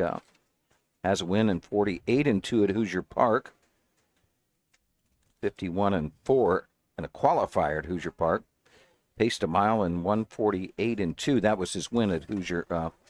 Just a little over 100,000 now. 25,000 here. 131,000. So Dexter Dunn is going to have to make a decision. Yannick Gingras will be on Pappy's Rocket. Scotty Zaran finished. Scott Zaran will have to make a decision. And Jason Bartlett will be on Snack Attack. So full second did the one, faster. the Burke horse at D.A. Love Boat make it? No. He did not make No, the final. he, Okay. as Matt said, his overcheck okay. came off early. So I think that's where we stand. Oh, and then Fern Paquette will drive Lou Star. Lou Star.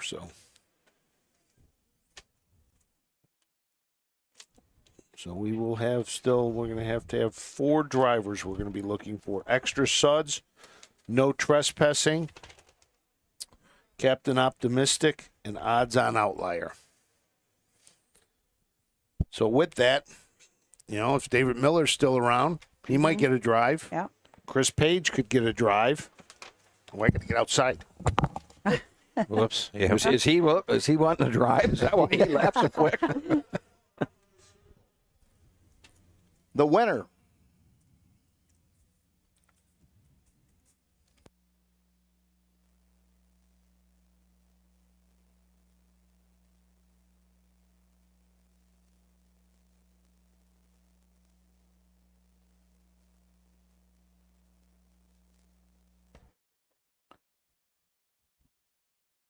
Ladies and gentlemen, your attention, please. The stewards have posted the inquiry sign, but it does not affect the unofficial winner, the 4 odds-on outlier. Moving to the Sugar Valley Farm winner's circle. Winner of the second elimination, the 80th edition of the Little Brown Jug, sponsored by the Ohio Harness Horsemen's Association. Posting the 7th win in 2025 and 8th win of this one's career. Home a winner in 149-3. The 4 odds-on outlier, making easy work of it here this afternoon. 3-year-old Bay got him a Sweet Lou out of an odds-on Orlando. She by Captain Treacherous. By odds-on Racing of Boca Raton, Florida, trained by Melanie Wren. Nicely handled here. By winning driver, one of the best in the business, Dexter Dunn. Caretaker for the 4 odds-on outlier, Julio Davila and Elmer Perez. Odds-on outlier, 149 3/5. I believe this is Dexter's first win in a jug. I very well could be. I should look at more I know he's closely at not won a eliminations. jug. I'm sure Right. I don't he's not believe won he's a jug. won an elimination either.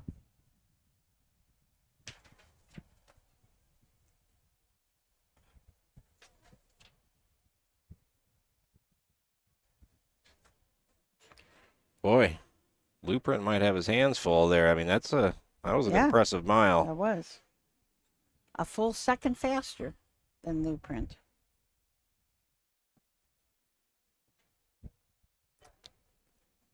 Blueprint's race, I think, came home pretty good. He got right to the front. He got a 28-1 compared to 26-2 quarter. 54 and 156 remains on the board. 4-5-3-6 unofficial. Now official. 4-5-3-6 official. The 4 odds-on outlier returning $3.40, $2.20, $2.10. Second, the 5 Captain Optimistic returning $3, $2.20. Third of the 3 Lose Star returning $5.20. Dollar Perfecta 4-5, $4.10. Dollar Try 4-5-3, $23.70. The Jug Elimination Double for $1, 5-4, $2.50.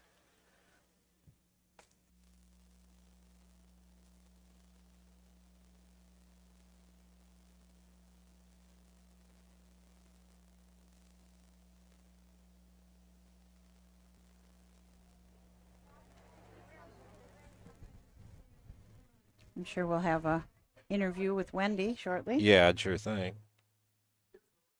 17th race, DA Loveboat 5. The 2 Thirsty Thursday 6. The 3 Lose Star 3. The 4 odds-on outlier, the race winner. Time to 149-3. The 5 Captain Optimistic 2. The 6 Snack Attack 4. The 7 Wild Bill Wyatt 7. Recheck top to bottom. It should read 5-6-3. 1, 2, 4, 7 on the bottom. Time of the mile 149 3/5. Upcoming 18th race, offering Win Play Show Perfecta Trifecta 50-cent Superfecta wagering. Scratch the 7 Willie's Home Run. Judges due to transportation, and the 19th, the 4 Rose Run Annabelle, David Miller. Down to Wendy Ross in the winner's circle. Well, thank you very much, Jason. Joined by the winning connections of this second elimination, Melanie and Peter Wren, and of course, driver Dexter Dunn. Guys, I'm going to start with you over here. Now, Pete, I'm going to start with you because you came over to the winner's circle. You had a big smile on your face, but you said, Wendy, this is hard being on the other side of the fence. Well, it is. And I wasn't at all doubted. You know, we had a great person behind him. He knows to steer around. He knows how to win races. He knows how to win big races. So that wasn't a point. It's just a point of, wondering what the hell's going on out there. You know what I'm saying? Now, what was the decision? We know you know how to get to the winner's circle here, Pete, but you said we're going to give Dex the chance. What made you decide to turn the lines over to come into an event like this? It's a tough business. It's a very competitive business. And, a while back, I wouldn't have done that. But it's the game, and I'm all about it. And I have all the respect in the world for Dexter. Colt's a 6-time winner coming into today, racing over there in the PA Sire Stakes action in the consolation. But what made you think and have the confidence to put him up on an event like this? He kind of reminded me of a great half-mile specialist, maybe. You know, he's got a quick foot to him. So I guess, and every week he's been going to the wire good. So, yeah, if he didn't deserve it, not many horses do. Well, he looked like a half-mile specialist today, so we're going to let you guys get back to work and get ready to come back here in that final in race 20. Congratulations, guys. All right, thanks, Wendy. I really appreciate that. Now, this guy, Heather, we were lining up the interviews back there in the paddock. She said, do you want to get Dex? She said 7th, 8th race. I said, no, Heather, just save Dex. I knew I was going to be catching up with you. Congratulations. Yeah, it's been a long day to get here to talk to you, but, well worth it with this colt. An unusual long day, but maybe we're saving the best for last. What a nice colt you have here. You have the choice of the 4, the 5. You go with him, and he shows that he's the best in here.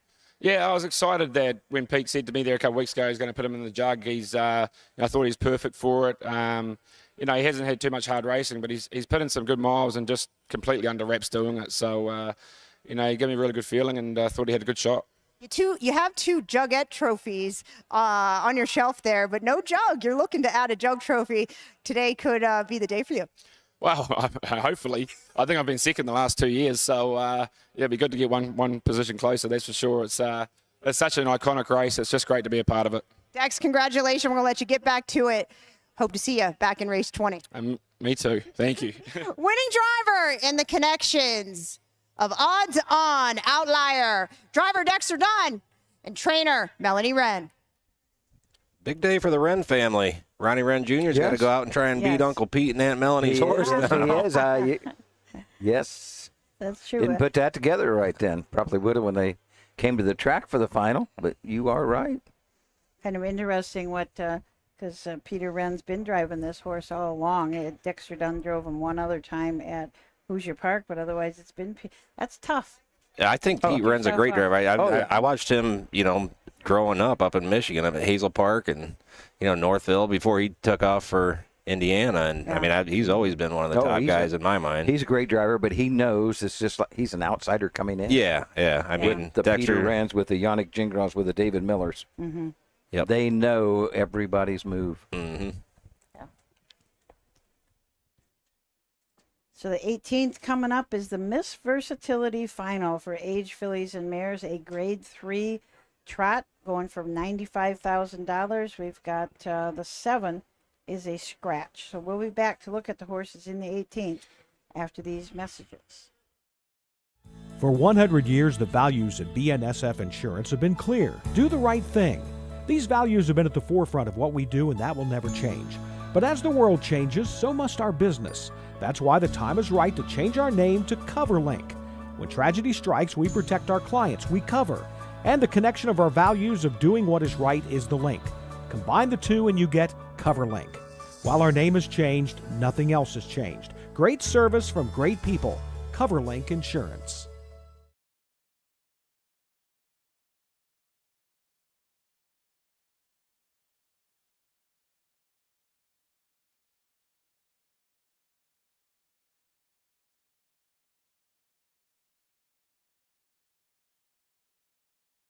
Midland Acres is proud to stand the prominent stallions, TCI, Long Tom, Ready for Money, Monty Mickey, Summa Cum Laude, and Bit of a Legend. With such great pedigree and speed in the stallion barn, Midland Acres will provide a diverse group of top yearlings in the sale ring for 2025. Visit us this fall at our consignments at the Blooded Horse Sale on August 26th, the Ohio Select Jug Sale on September 12th, and the Lexington Select Sale on September 29th through October 3rd. Let Midland Acres' experience in the industry lead you to the winner's circle. Own a little and love it a lot. TheStable.ca is an award-winning fractional ownership operation. Buy as little as 1% of a racehorse and experience 100% of the thrill.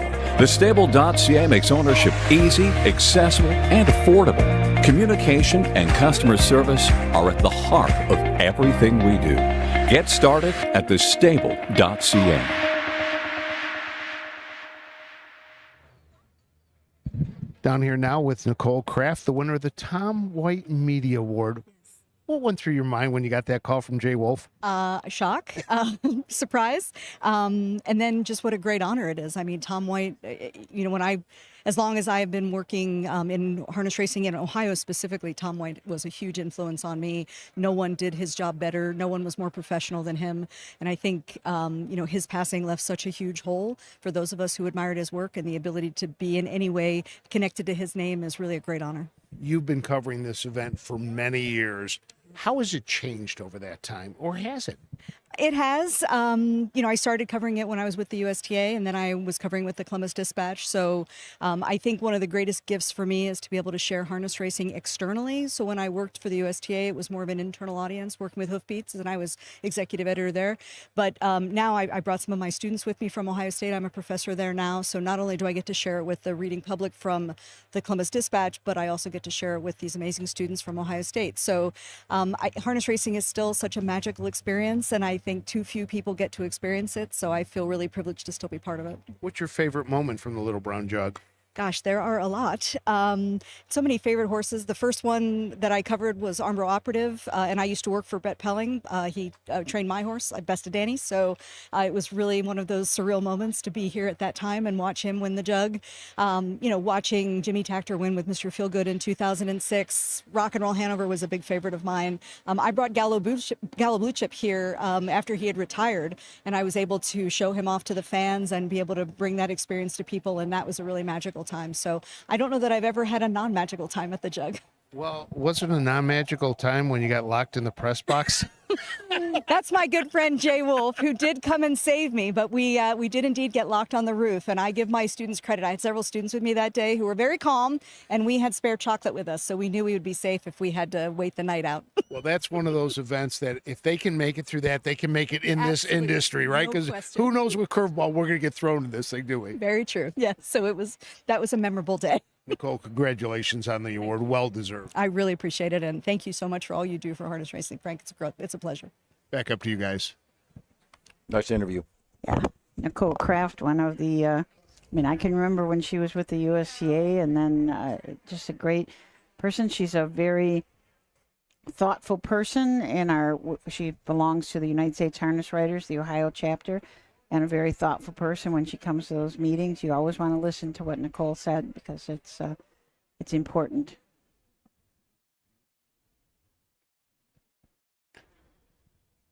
So the 18th coming up, the Miss Versatility final. Let's look about the Miss Versatility. I believe they're coming to the track as we coming speak. out? Yes, they're coming to the track. Stakes record for the Miss Versatility is 151-3 by Plunge Blue Chip, Aki Svanstedt in 2020. And the driver with the most wins in the Versatility would be David Miller. David Miller.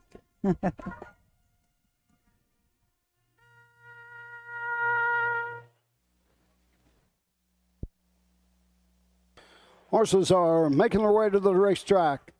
18th race, Miss Versatility, Aged Filly and Mare Trot, sponsored by Allerage Farms.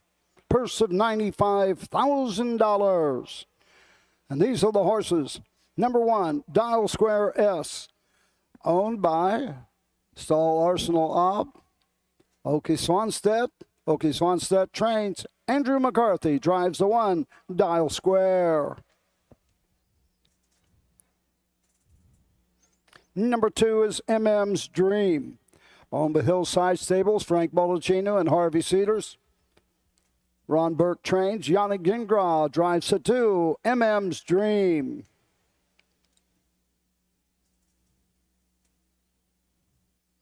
Number 3 is Call Me Goo. Graham Gray Stables, Roberts and Kiwi Stables, Oki Swanstedt. Oki Swanstedt, the trainer. Tim Tetrick, the 3, Call Me Goo. Number 4, Bravo Angel. Constance Racing Stable, Per Engblom, the trainer. Jason Bartlett drives the 4, Bravo Angel.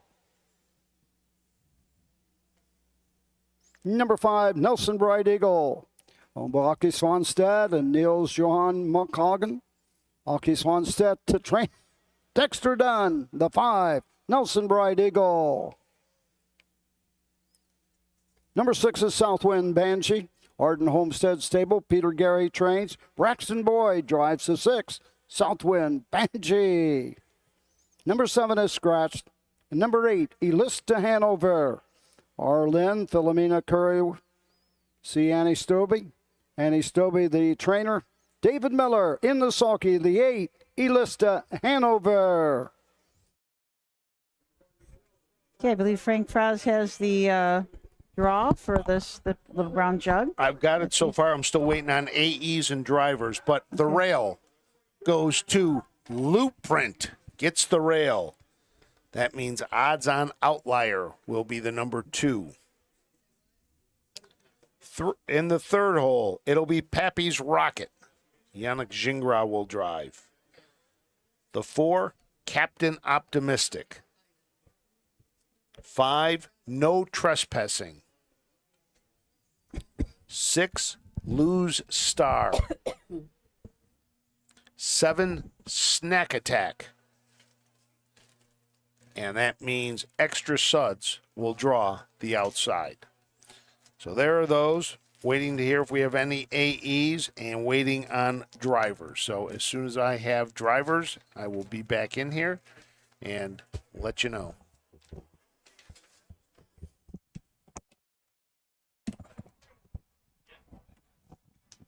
Okay, we'll take a quick look at the horses in the Miss Versatility.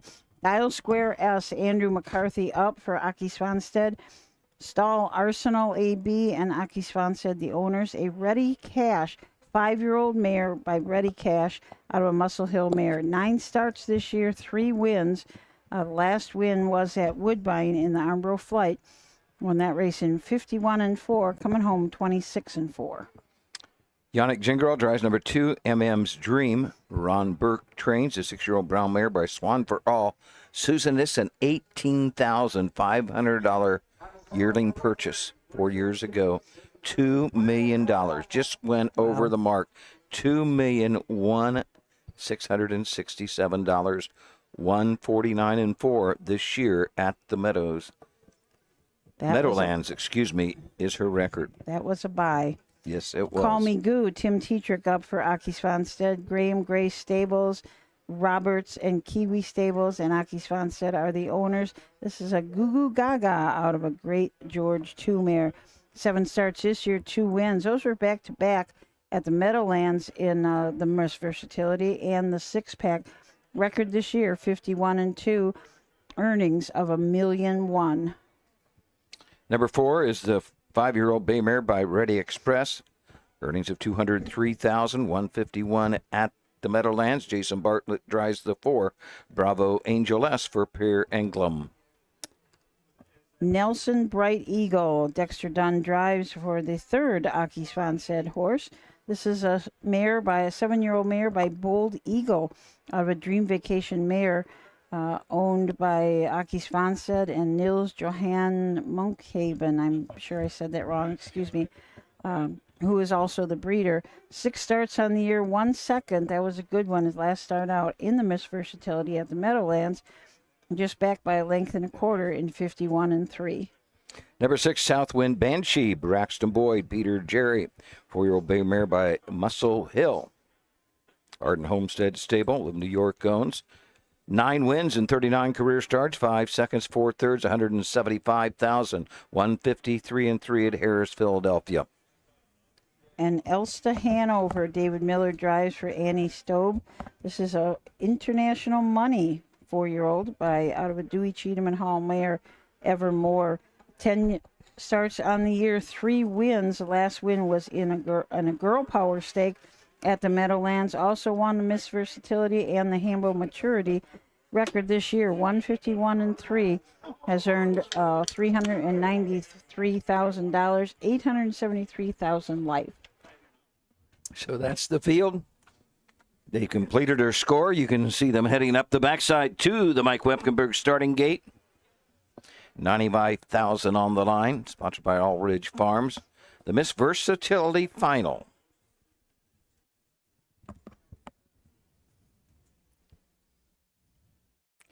Horse approaching the starting gate.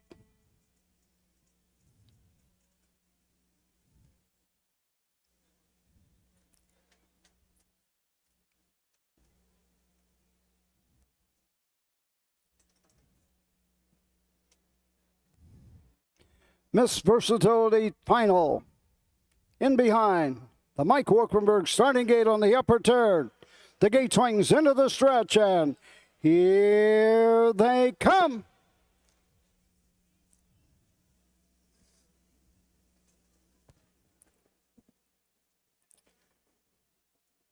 They're off and trotting. MM's Dream goes right out for the lead. On the outside, Call Me Goo. Dial Square gets away third. Taking a seat, Bravo Angel fourth. Nelson Bright Eagle fifth. Racing sixth on the inside, Southwind Banshee, and treading the field, Elista Hanover. Down the backside, all in straight alignment, go on to the first quarter mark. MM's Dream and Yannick Gingras show the way. Call Me Goo and Tim Tetrick right there second. It's a race by the opening quarter, 28-1. Dial Square races third as the race to the 3/8 mark. Racing fourth, that's Bravo Angel as they race around the turn. Racing fifth, on the inside, Nelson Bright Eagle as they race into the lane first time, coming to the halfway point. Outside Flow develops, they're going after the leader, MM's Dream. Racing second, Call Me Goo at the halfway point. Into the turn and go on to the 5/8. Moving on the outside, Bravo Angel now second. Moving up on the outside as well, now fourth and closing in on the leaders. That is Elista Hanover. On to the backside and the 3/4 mark. Racing fifth, it's Dial Square. Down the backside sixth. On the inside, that is Nelson Bright Eagle. And trailing the field, Southwind Banshee, 3/4 as they race around the turn. Little more than 1/8 of a mile to go in Ohio. On top of the field, MM's Dream brings them into the stretch. Still on the outside, second is Bravo Angel battling on. Racing down the stretch, MM's Dream with the lead. Battle for second and third. MM's Angel with the lead. Up the inside, Call Me Goo. The mile, 1:53.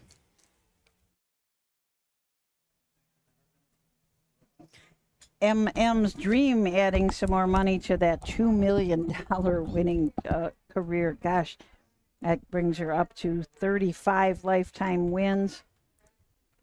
Be $2,050,000 or so. Gosh. An $18,500 purchase, as we mentioned. Wow. I wonder if these were the original owners, the Hillside Stables and Frank Balladicino. No, the Hillside Stables, I think, could be. But I'm not for sure. She's from close by, Salina at the Ohio line, where she was. She got her dream, M&M's Dream, I'm sure, from the breeder Melvin Miller.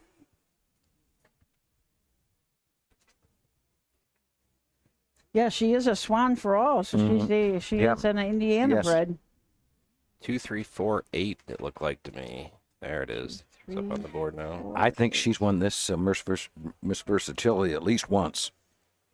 I would say. Can you look and see who her past winners are? Well, I'm a little. They had 2 Miss Versatilities at the Meadowlands too. So okay, yeah, that's unusual. I don't know how this works.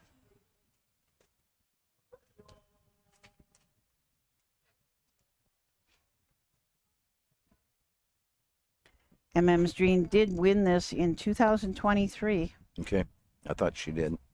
Trained by Ron Burke at that time. David Miller drove. I want to say she won the big Dayton Trotting Derby last fall. Oh. I think she did. And Hillside Stables and Mr. Baldacchino were owners at that time, along with 11 Star Stable. 11 Star Stable. That's who I'm thinking. So they're not part of it anymore. I'm thinking of the 11 Star Stable. So they must have sold their part. Their portion out. She won that in 52 and 4. Coming back here today, 53. My guess is the 11 Star Stable was the original owner at one time. Could be. Probably the only owner. Circle. The Sugar Valley Farm Winner's Circle. the winner of the Miss Versatility Aged Filly and Mare Trot for $95,000, sponsored by OHHA Farms. Number 2, MM's Dream, owned by the Hillside Stables. And Frank Baldacchino of New Jersey. Ron Burke getting his 14th win at Delaware this week. Career win number 91 at the Delaware County Fair. Yanni Chingra in the sulky. 6-year-old mare by Swan for All at Trading Places. The 35th win in 64 lifetime starts.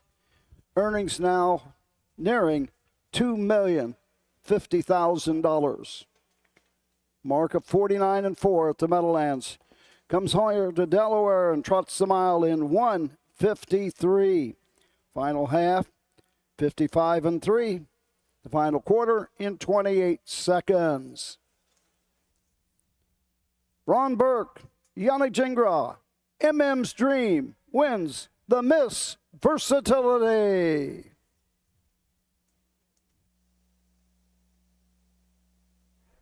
I'm going to guess we'll have a interview by Wendy. Yes, I'm sure.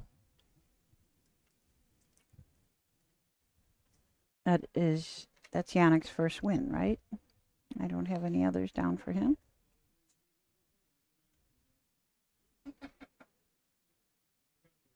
Looking at the morning line on our printout here, our past performance we got for the 20th race, 1-2-4-7.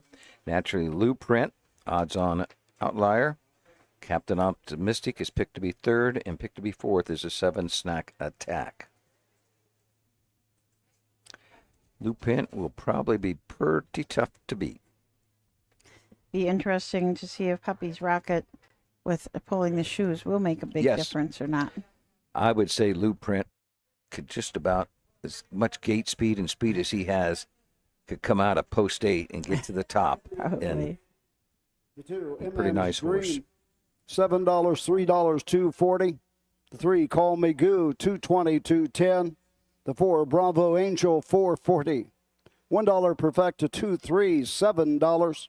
$1 Try, $2.34, $28.50. 50-cent Super, $2.348, $40.30.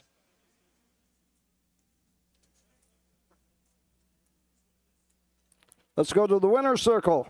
Wendy Ross. Well, thank you very much, Roger. Joined by winning co-owner Frank Baldacchino. Frank, you got a nice mare in your hand. New leaving the gate. She gets her head down. What a mare that loves to do her job. Yeah, I knew Yannick was going to push off the gate. That was our best chance to win it. She can leave with the car, which is, rare for a trotter. And on a half-mile track, you got to be on the front. The thing I love about watching her every start, she just puts everything she's got on the track, pulled the shoes today, certainly helps her be at her best. Yeah, that's an advantage for her. It's not for all horses to pull shoes and get better at their craft, but for her, it's a big advantage for us when the track conditions set up and we can pull her shoes. She's so game and she just wants to win, so she's pretty rare. For you, it's such a dream to have 2 nice trotting mares in your arsenal over the years. Hanover, of course, was great to you. And, of course, MM's Dream adds to that dual millionaire bankroll for her. Yeah, that's pretty special. And to have them with Ronnie and the guys that we have it with and caretakers, that everybody's done a great job with her. And she's special, too. She got a few more starts to go, and then this is her last year. So, the last few starts will be pretty special.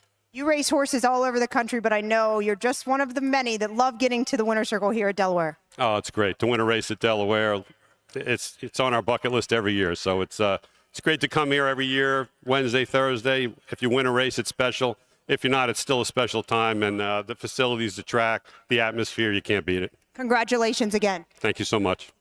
Now to this gentleman to my right, Mr. Jeff Garau. Always nice to see that smile here in Delaware. Yes, I love Delaware. You've been getting to the winner's circle quite often this season. Congratulations on your Hambletonian win. I know. That was a bit of a shock. I thought my other horse, Mr. Mouton, was going to be the horse, and he didn't even qualify. We gave him to Dexter, and didn't work out. This race, of course, the Miss Versatility Final, sponsored by OHHA Farms. You've had some great success coming out of Alaraj. The breeding is such a big part for you. I love the breeding business, and it's a strange business.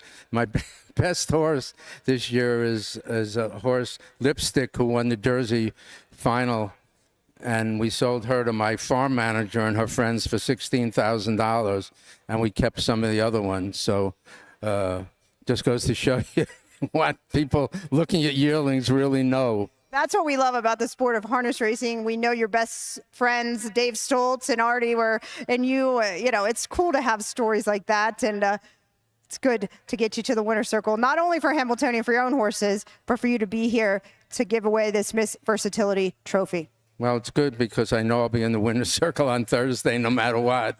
You know, one thing, Jason Settlemore gets to call his first Little Brown Jug. He did a pretty good job with the Jugette. What can you say to give Jason some advice as he calls his first Little Brown Jug? Jason's a great announcer. He should probably become an announcer. Mr. Corral, always a pleasure. Thank you. You look good, Wendy. Thank you, Jack. Mr. Jeff Corral.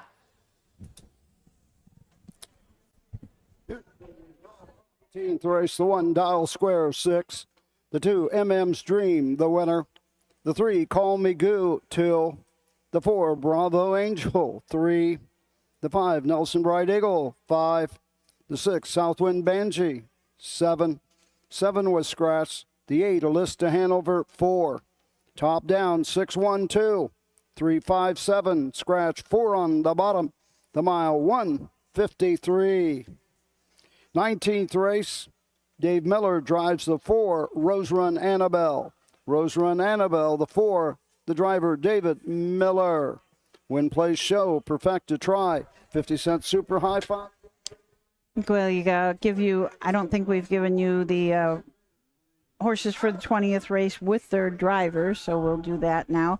From the rail, Lou Print with Ronnie Wen Jr. The 2, Odds on Outlier and Dexter Dunn. The 3, Pepe's Rocket, Yannick Jingra. The 4, Captain Optimistic, Scott Ziran. 5, No Trespassing, James McDonald. 6, Lose Star, Fern Paquette. The 7, Snack Attack, Jason Bartlett. And the 8, Extra Suds, David Miller. Number 2, Odds on Outlier. Number 2, Odds on Outlier. The driver, Dexter Dunn. Number 3, Pappy's Rocket. Number 3, Pappy's Rocket, Yannick Jingra. Number 4, Captain Optimistic. Number 4, Captain Optimistic, Scott Cerrone. Number 5, No Trespassing. Number 5, No Trespassing. Driver, James McDonald. Number 6, Lose Star. Number 6, Lose Star, Fern Paquette Jr. Number 7, Snack Attack. Number 7, Snack Attack, Jason Bartlett. And number 8, Extra Suds. Number 8, Extra Suds, David Miller. Now, if you're on that 20th race page, top down, number 8, Extra Suds, Dave Miller. The 1, Lou Print, Ronnie Wren Jr. The 5, No Trespassing, James McDonald. The 3, Pappy's Rocket, Yannick Jingra. Second elimination, the 4, Captain Optimistic, Scott Cerrone. Number 6, Lose Star, Fern Paquette Jr. Number 2, Odds on Outlier, Dexter Dunn. And number 7, Snack Attack, Jason Bartlett. Those are your head numbers and drivers for the 20th. Who feeds your need for new ideas for your family's best farm future? Ohio Farm Bureau. We work with our members to shape ag policy that will positively impact our industry. Farm Bureau is advancing business solutions to give you a competitive advantage. We help you gather information to stay ahead of important topics and technologies. Plus, Ohio Farm Bureau creates opportunities for growth. Ohio Farm Bureau, feeding your need for new ideas. The Ohio equine industry needs your help. I'm Scott Mogan, president of the Ohio Harness Horsemen's Association. With over 300,000 horses in Ohio, the economic impact of the equine industry in the state is over $2.8 billion. That means jobs that pump millions of dollars into the local economy and support thousands of families. For Ohio's equine industry to remain strong, we need to send a clear message to our legislators about the important role that the agricultural small businesses play in Ohio's economy. To do that, we need your help. PACER, the Political Action Committee for Equine Racing, helps support and inform on issues that could positively affect Ohio harness racing. Please consider a donation to PACER. To donate, visit our website at ohha.com or call 614-221-3650. Your donation will help keep harness racing strong in Ohio. Thank you for your support. Wallem Racing has been racing and breeding winners for over 5 decades, specializing in the development of young horses racing in Ohio. We are currently looking for new partnership opportunities as the fall sales approach. Our facilities feature a half-mile all-weather track, a sand track, beautiful turnouts, and everything that is needed to set your next quarter filly up for success. Want to own your next resource and have fun doing it? If so, contact us today and join in on the thrill of Ohio harness racing.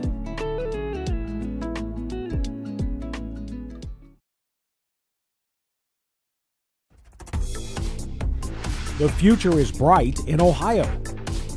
Ohio Sire Stakes, Buckeye Stallion Series, 66 county and independent fairs. Whether it's the Ohio Sire Stakes, the Buckeye Stallion Series, or the county fairs, Ohio has a place for your racehorse. This year, Ohio breds are racing for nearly $23 million in stakes purses. Be part of the winning. Breed, buy, race, win in Ohio. At Ohio State's Galbraith Equine Center, our veterinary champions are here for your champions 24/7, 365 days a year, providing advanced specialty care for sports horses from all stages and disciplines. Our expert team of boarded surgeons and sports medicine and rehabilitation specialists, together with veterinary cardiologists, internal medicine, and ophthalmologists, make our hospital your best. Horses are leaving the paddock and coming to the track. 19th and penultimate of the day. Ohio Breeders' Championship 3-year-old filly pace for $116,140. Sponsored by Chesrones Chevrolet GMC. Number 1, Anna Loves Bananas. Timothy Betts, Scott Betts trains. Aaron Merriman, the 1, Anna Loves Bananas. Number 2 is Odds On Sue. Odds On Racing, UFO 3. Virgil Morgan Jr. trained. Dexter Dunn, the 2, Odds On Sue. Number 3 is Riley 2. Folk Stables, Thomas Cesarazzo Jr.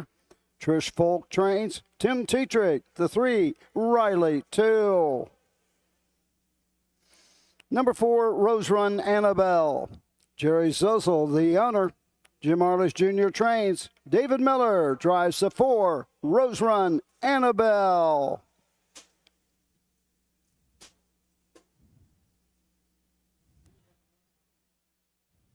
Number 5, Goodnight Dance. Michael Latessa, Ashley Dunn, and Edward Miller, the owners. Edward Miller trains. Ronnie Wren Jr., the 5, Goodnight Dance.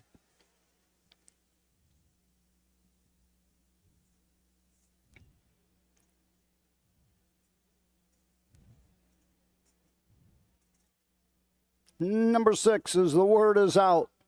Burke Racing Stable, Knox Services, Beastie, and RAS Racing. Ron Burke trains. Chris Page, the 6, The Word Is Out.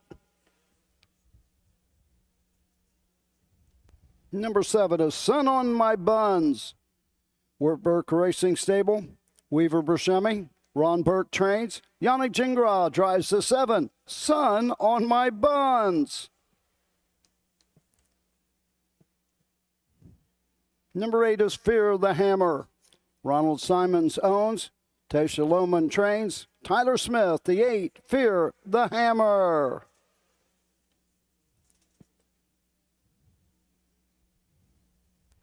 And number 9, Prolific Fire.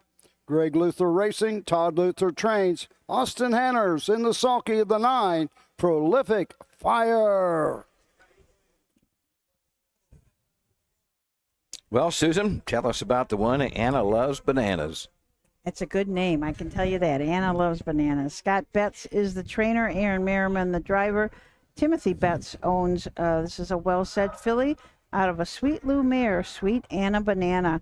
17 starts this year, 5 wins, earnings of over $58,000. Her last win was in a Buckeye Stallion Series race at Northfield Park in 53-3, but she did win a race at Scioto, 52-4.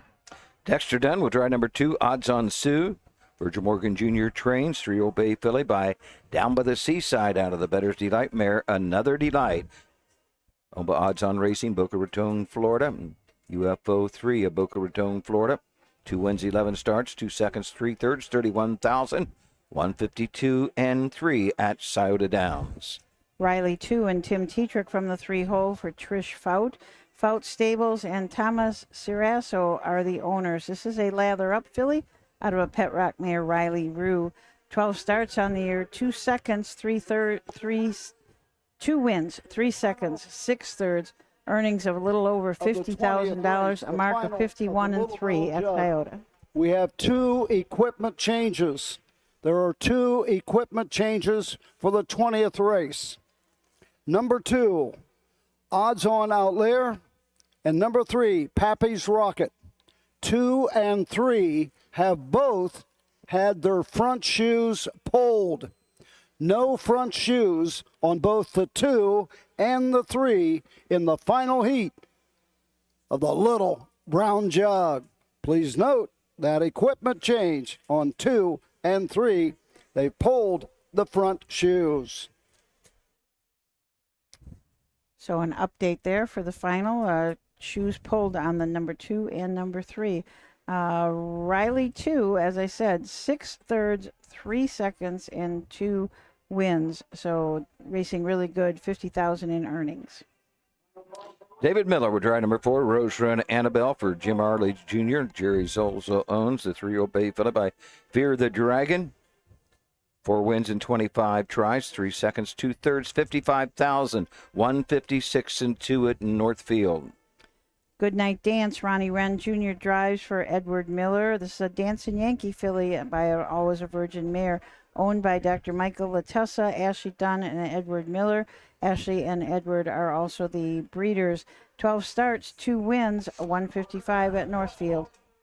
Chris Page is 6th. The word is out. Ron Burke trains a 3 Old Bay filly by Well Said out of the Captain Treacherous mare.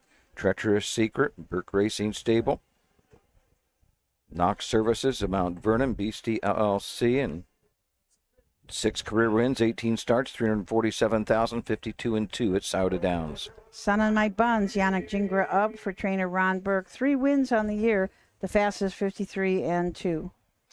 8, Fear the Hammer, Tyler Smith to see Shalom and 3 Old Bay filly by Fear the Dragon. 4 wins and 15 starts, 28,000, 52-2 at Scioto Downs. And from the Luther Barn, Prolific Fire, Austin Hanners up, 51-2 at Scioto.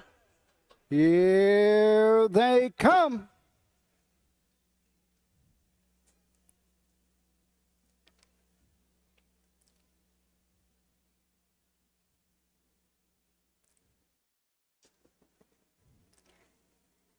They're off and pacing into the turn. On top of the field, Anna Loves Bananas on the inside. On the outside as they race into the turn. Now backing off, Odds on Sue. 3 wide on the outside and going on. Riley 2 and Tim Tetrick now to take the lead. Racing second, Anna Loves Bananas. Racing third, down the backside, going to the first quarter mark. Second tier, Prolific Fire. They race over to that first quarter mark. 27-1. Into the turn, going to the 3/8 mark. Racing fourth. That's Odds On Sue. Around the turn, straight alignment. Racing fifth. The word is out. Into the lane first time. Racing six as they come to the halfway point. On top of the field, Riley 2. They're halfway home in 55-3, 28-2, second panel. Anna Loves Bananas is there second. Here comes Prolific Fire on the move, now second and going right on after the leader. Sticking the head in front. Prolific Fire takes the lead. Riley 2 second. Anna Loves Bananas third. Racing fourth. Coming to the outside. That's Odds On Sue going to the 3/4 mark. Scooting up the inside as the race over the 7/8 mark. The 3/4 in 1:23-2, 27-4. Third panel. And on the front end, drawn away, Prolific Fire and Austin Hanners on top by 7. Through the stretch, the battle for second and third, closing on the outside. The word is out. Anna Loves Bananas. 151.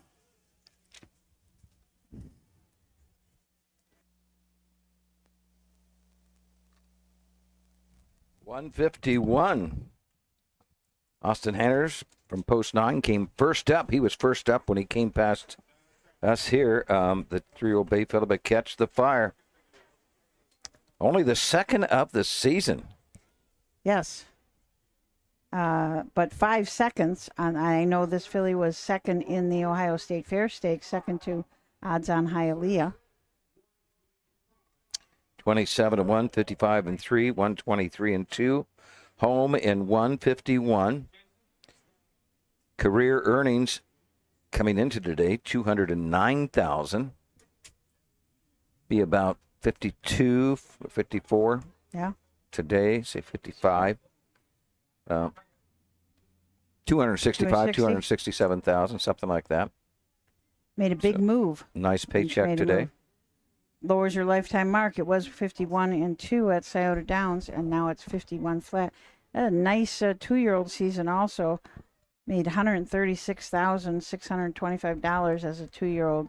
Got a mark of 53-3 right here at Delaware. So she's back-to-back winners at Delaware. Greg Luther Racing of Black Lick, Ohio. Todd Luther trains.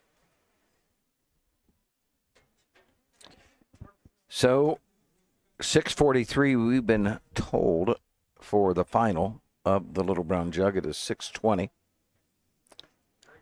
So we're going to have a little wait. Yeah, if that's We've got some interviewing to do here. Yeah, if that's the off time, they will be out onto the track probably 10 minutes before that, I would think.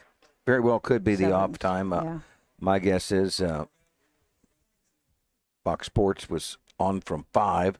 That's when the first elimination of the Jug went off, exactly a little after 5. So, and that very well could have been taped, and maybe they wasn't on that long, but they probably got airtime till 7 would be my thinking.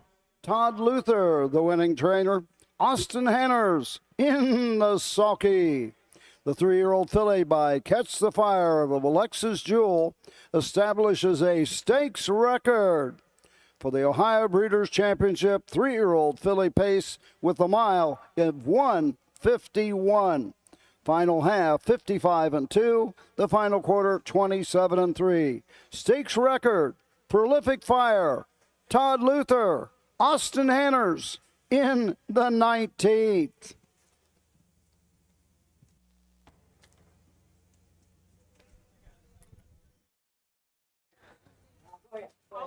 And the caretaker for the 9, Prolific Fire, Corey Green. This race sponsored by Chesround Chevrolet GMC. And in the winner's circle to make the trophy presentation, the First Lady of the Buckeye State, Mrs. Fran DeWine, alongside shoes on the 2 Michael and the Murray.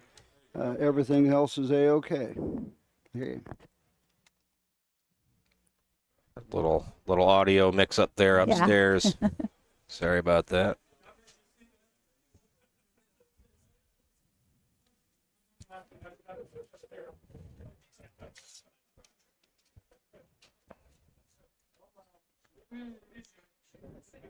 So it looks like Chris Page is going to end up with 15 wins. He doesn't have a drive in the jug, so 15 wins for the meet. How many did he have today? 4 then? 420, 360. Got four, The 3 days The in a word row. is out for $43. The one, Anna Loves Bananas, $4.80. The $1 Perfecta, 9.6, 19.20. $1 Try, 961, 103.80. $1 Pick 3, 429, 45.20. 50-cent Pick 4, 404, 34.45. 50-cent Super High 5, 96135, $416.95. To the winner's circle, Whitney Ross.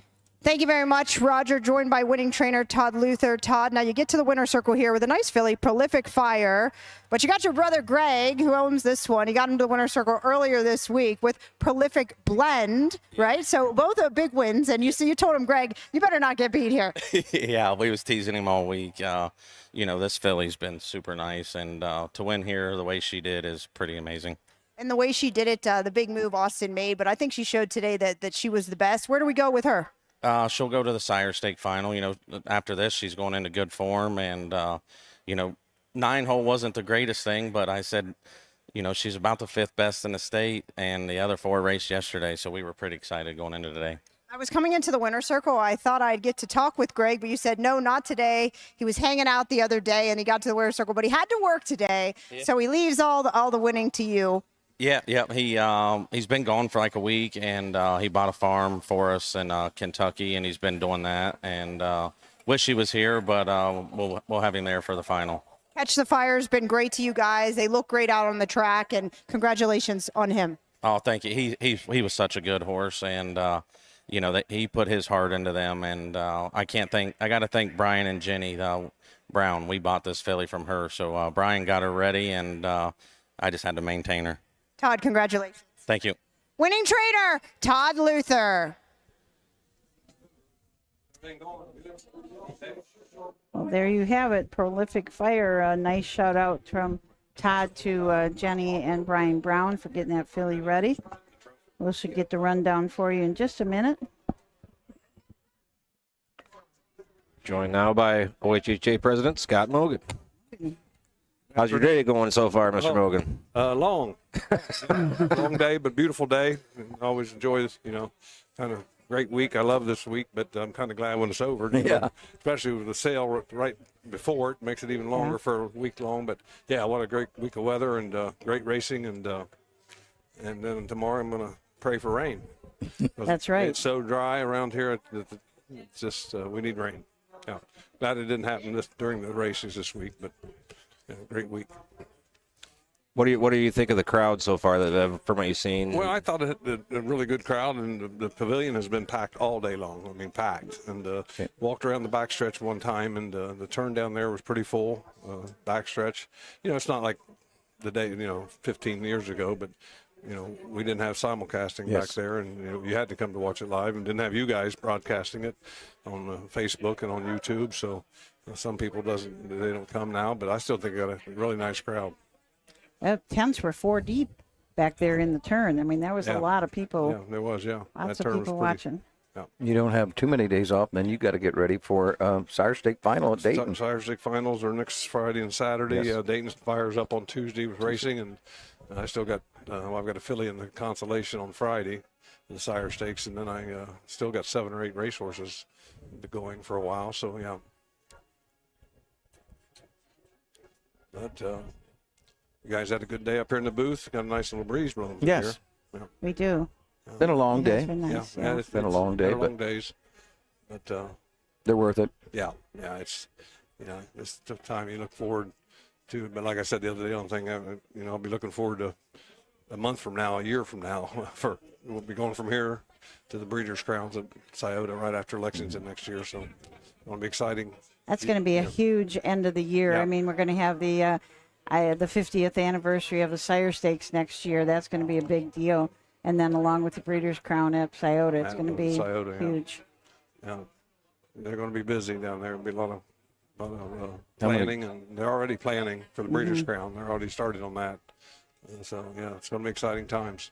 And the dates on that for fans, I'm trying to pull my phone up.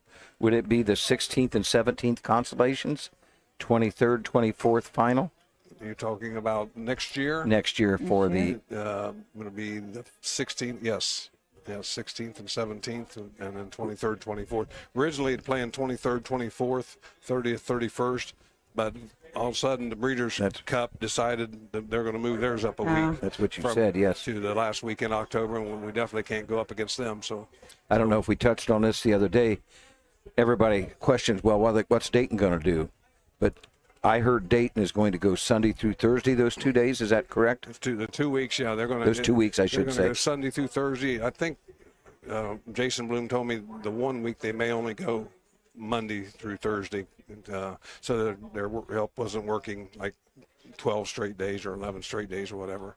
But yeah, they worked with us and with Scioto basically, and Chris McErleen, and they were willing to give up those 2 weekend dates to bring the Breeders' Crowns to Ohio. Pretty special times in Ohio, and we can see here the Ohio breds can hold their own, can't they, on the Grand Circuit? Yeah. Now, how does that work for fans out there listening if they want to attend? It's open to anybody, but is it the Breeders' Crown pretty much takes over, so it doesn't have a whole lot in the seating, or am I correct on that? There'll be they're going to put a tent up. I believe it'll hold 400 people. Okay. And there'll be, they'll sell tickets or tables, however people want to buy them. But there'll be food catered in. The pricing will include their food. And same way, clubhouse is going to be all private. You have to have reservations. Seating in the grandstand, I think there's just going to be a small general admission, and then first come, first serve in the grandstand. We're hoping for great weather, Yep. And we've had great weather through October the last few years, so we're hoping for it again. But yeah, there'll be a great attendance, and they'll try to work to get everybody that wants to be there. Yeah, that could help a little bit by not being that last week in October. I know the first year Hoosier had it.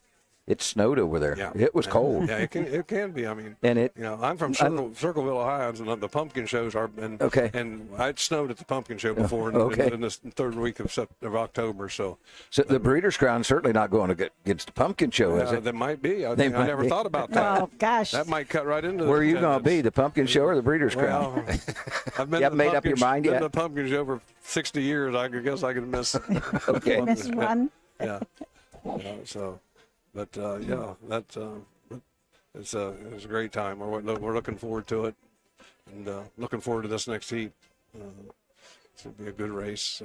What do you think, Lou Print or you Bren's horse? I've got to. I mean, we got to Wren on both. Right. Yeah. I'm rooting for Ronnie Wren to win his first jug, and I'm a good friend with Pete Wren. So either way it goes, I mean, I'd have to lean if I was a better to go with Lou Print. But I would be tickled to death to see Pete Wren win the jug. But then again, I'd like to see Ronnie get his first win, and I think he will. We mentioned both Lou Prints, or both the Wrens. Can't even think of his name. Sweet Lou's, I should say. Sweet Lou's, yeah. Both Sweet Lou's. Yeah. And we were there, Matt and Frank and I were there at the Breeders' Crown when Ronnie got his first Breeders' Crown with Lou Print last year. Yeah. It's kind of special to be there for him. That was a lot of fun. That Ronnie was so excited, and I think this would eclipse that even by far. But for me, I was just glad to be alive to witness this after my chauffeur at the airport leaving. Oh, come on. Put the fear of God in me, but I just think it will be. I'm sure Frank was too. They never asked me to drive him anywhere after that. No. I'll tell you, driving around Newark Airport, if you've never done it, it's not fun. It is not fun at all. Imagine. It's not really fun when you're in the passenger. You see a box truck standing still in front of you, running 60 mile an hour. No, I was trying to get moving, and nobody else was. And But the Breeders' Crown was great. We had so you're going to stick here doing camera work instead of go there and be an Uber driver? Yeah, no.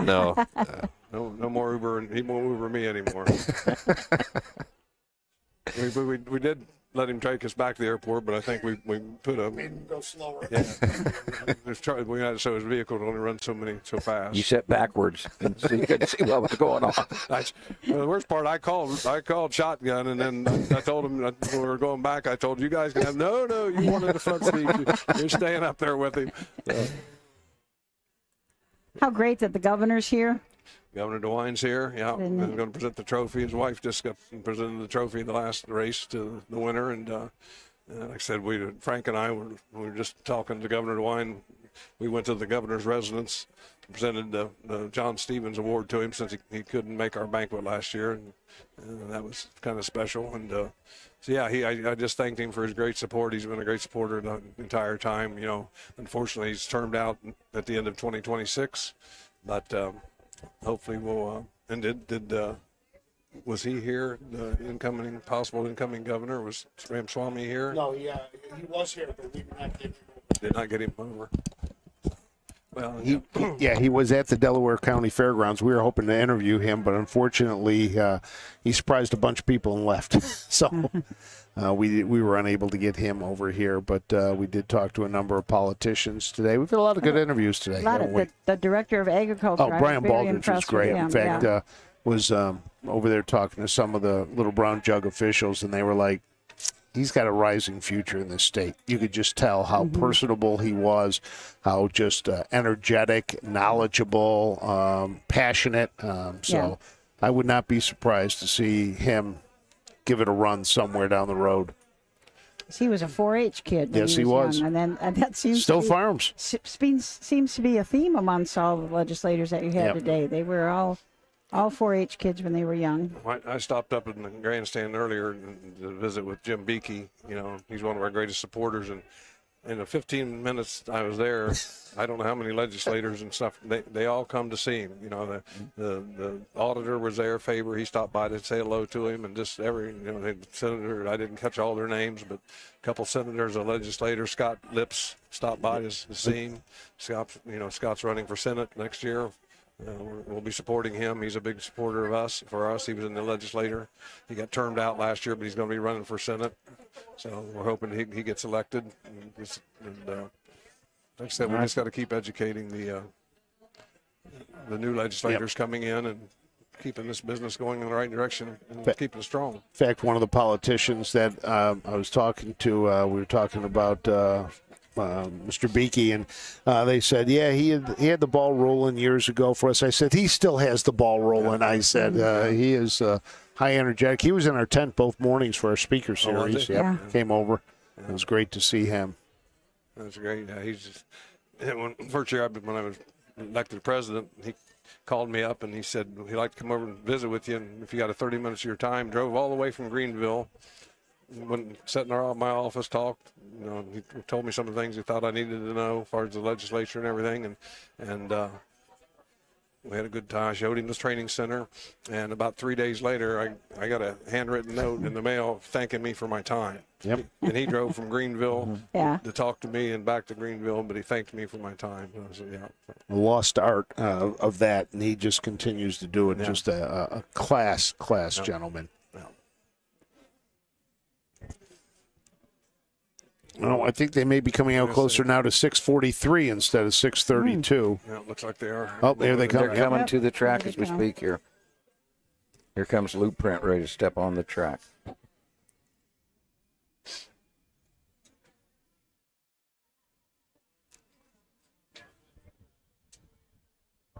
I going upstairs? Yep. Yeah, post play.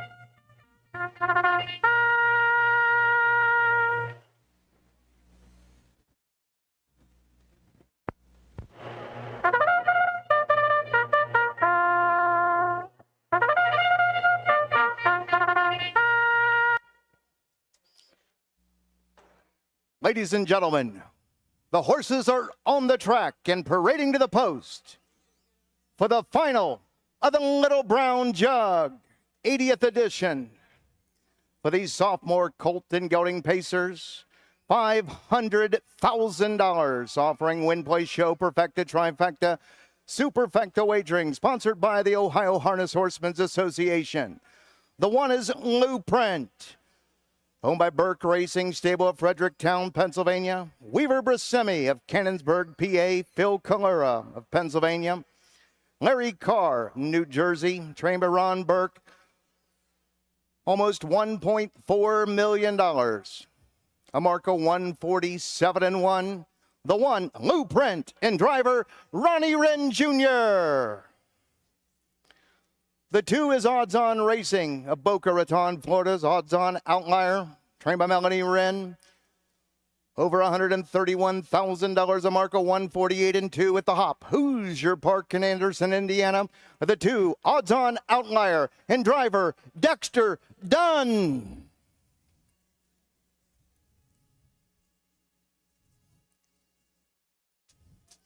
Number 3 is Poppy's Rocket, by Burke Racing Stable, Weaver Brasemi, Knox Services, Slaughter Racing, trained by Ron Burke. $390,000, a mark of 150-4 at the Meadows. The 3, Poppy's Rocket, and Hall of Famer Yannick Gingras.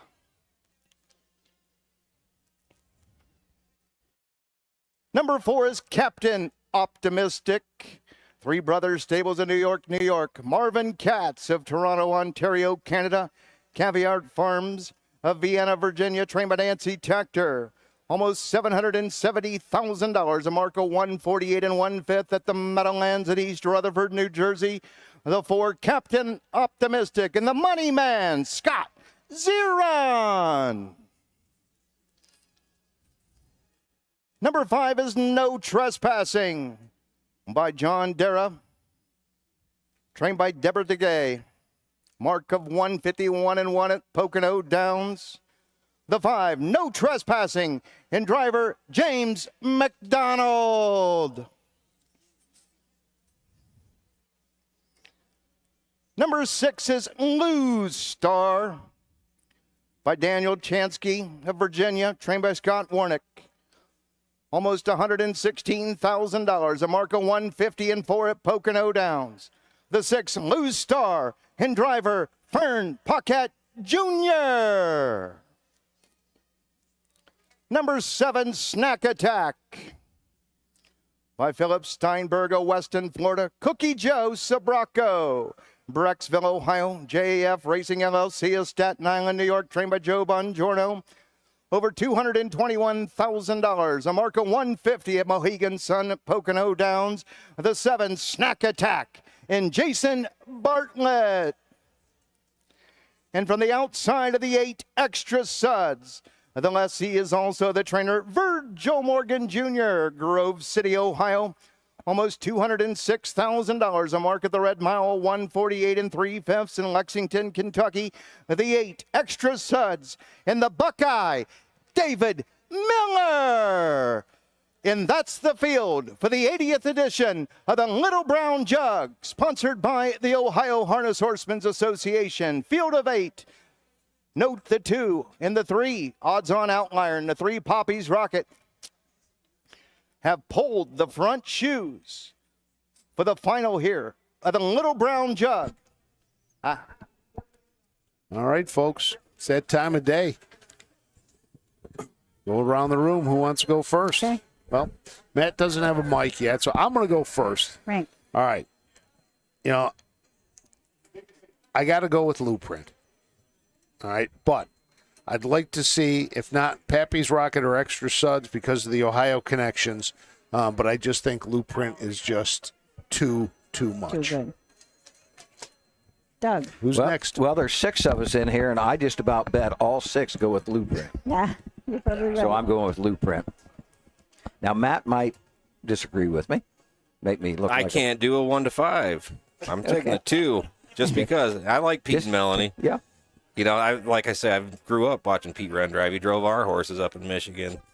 So, but I love Ronnie Wren Jr. to death, and I hope I would love to see either one of those horses win. Val, number 1. Scott? Well, I mean, I've got to go with Blueprint, but like I said earlier, we're going to run on both the 1 and the 2, a driver and a trainer, and know Ronnie well, and be tickled to death for him to win his first jug, but been friends with Pete a long time, and I know it'd be a thrill for them also. So, but like I said, if I was a gambler, it's got to be number 1. I agree. Blueprint. I just think it's a shame that Blueprint did get injured. I think it shows you what a great horse he is for him to be able to rebound this quickly and come back as good as he did. He is a great horse. Yeah. I'm probably going to compare him after this next heat to the Bred Hanovers, the Annihilators, the Niatrosses. He's a good horse, and I'm sure.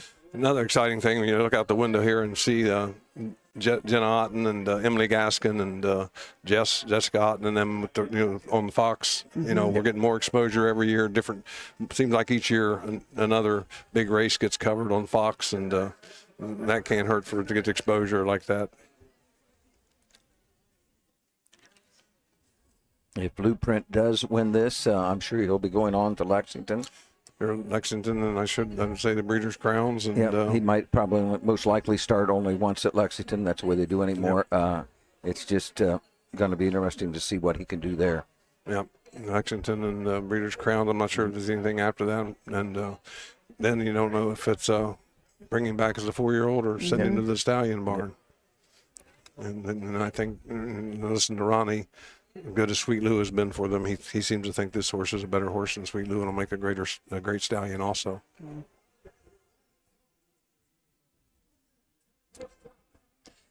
People are crowded up to the fence. They want to see this up close. So the 6:43, they're going to get off just about right in that time frame, 6:43, 6:44. Well, guys, I've got to help present the trophy here. I want to thank you guys for doing the great job you've done all week, and like I said, looking forward to a great final here. Okay. Thank you so much, Scott. Yep, thank you, guys.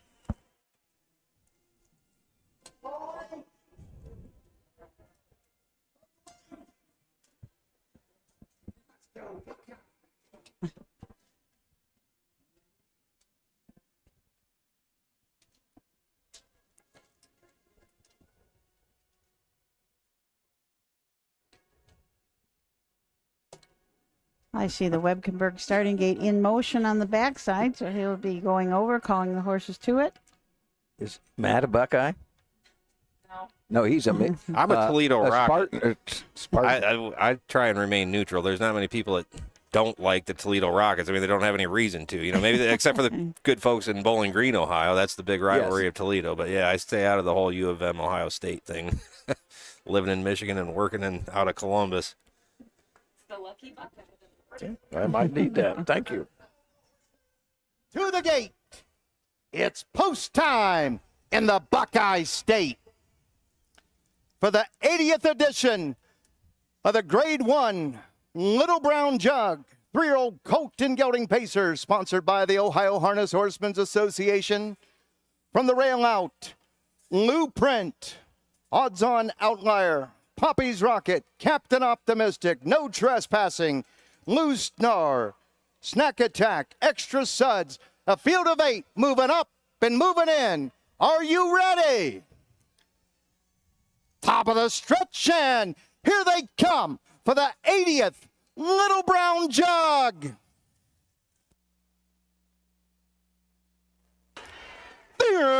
Pen pacing, firing for the lead. There goes Blueprint from the inside. Odds-on outlier come away racing in 2. Poppy's Rocket racing 3rd. Pylons 4th. Captain Optimistic 5th. That's No Trespassing. Loose Star, Snack Attack 8th and trailing Extra Suds. Numeric order down the backside they go, nearing the opening quarter, and Blueprint and Ronnie Wren Jr. dictating the fractions here. Opening quarter came and went in 27 3/5 into that far sweeping turn for the first time. Blueprint, Ronnie Wren Jr. dictates the fractions, leading it by a length and a half. Odds-on outlier and Dexter Dunn watching over him there from 2. Poppy's Rocket right there in 3rd, passing the grandstand for the first time, heading on over to the half. Captain Optimistic moves to the outside, coming to him, rolling into the payoff half. Halfway home, 56 2/5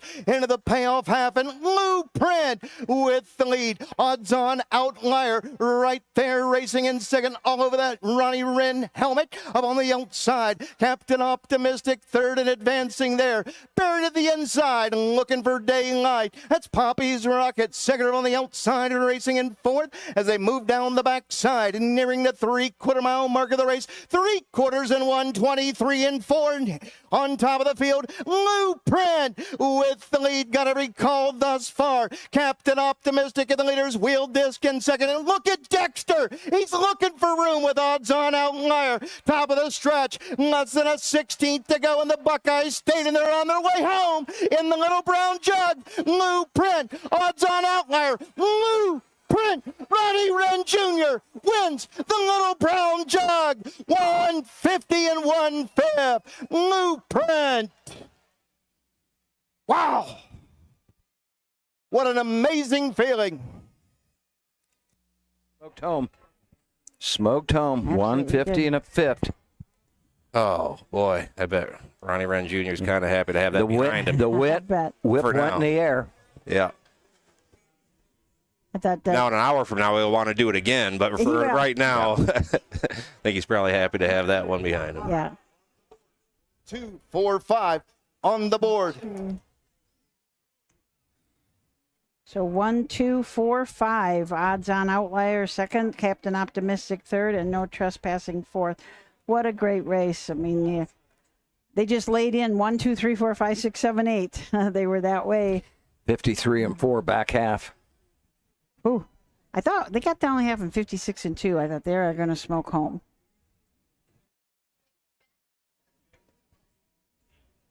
What a great race. We've got 26 and 2 final quarter. Ooh. 53 and 4 back half, 26 and 2 final quarter. Fractions were set up front, 27 and 3, 56 and 2, 123 and 4. Identical time, 150 and 1 is the Jugette yesterday. But came home in 20. I mean, this is the second heat basically, and still can come home in 26 and some. Had 3 miles this week under 150. Charlie May had the fastest mile, 149 flat, right? Yep.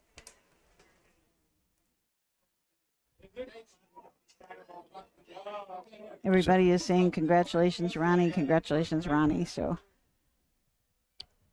I hope we see. I saw his little boy in the grandstand a little while ago. He just walked over now, yeah. With his Blueprint shirt on. Yeah.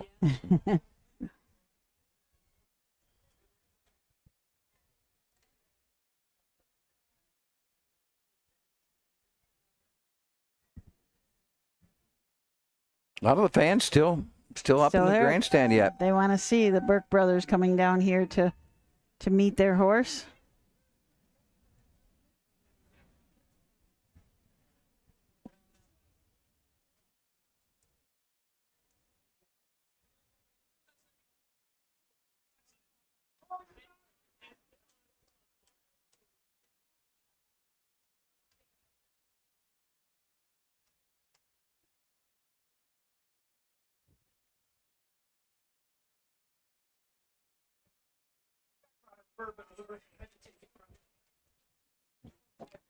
Jessica Otten walking down the track with Ronnie, probably talking to him, doing an interview there for Fox.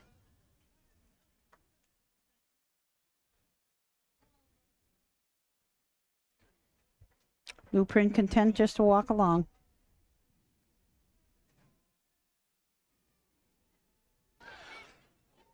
Ladies and gentlemen, the 80th edition of the Little Brown Jug. Blueprint, Ronnie Wren Jr., Ronnie Burke, 150 and 1.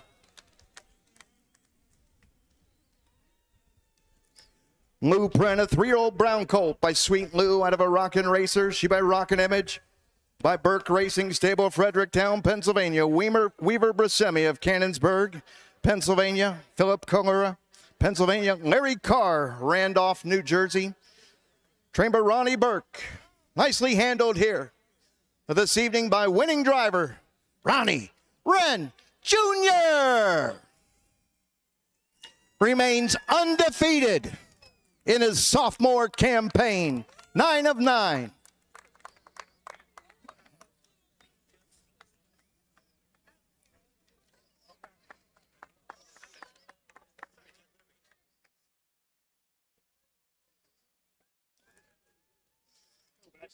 Brad, are you ready?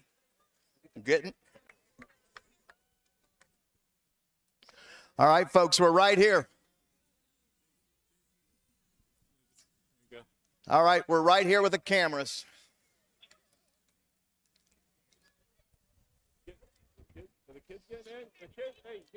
They got the little guys coming in. Guess we got these guys in. They're just the friends. getting all the people. All right, right here at the camera, guys. Right here. Ronnie. Ronnie. All right, everybody looking out here at me. Ronnie's whip. Yeah. Jay dropped it off in here so nobody would take it. He didn't know who he was giving it to.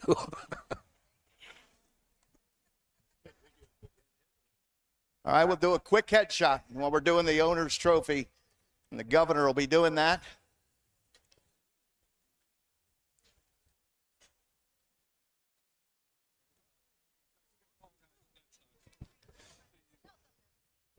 Scott Mogan, Governor DeWine. Where's Governor DeWine? Scott. Scott, come up here with me. First Lady of Ohio, Fran DeWine. General Manager of the OHHA, Frank Frost. Scott Mogan.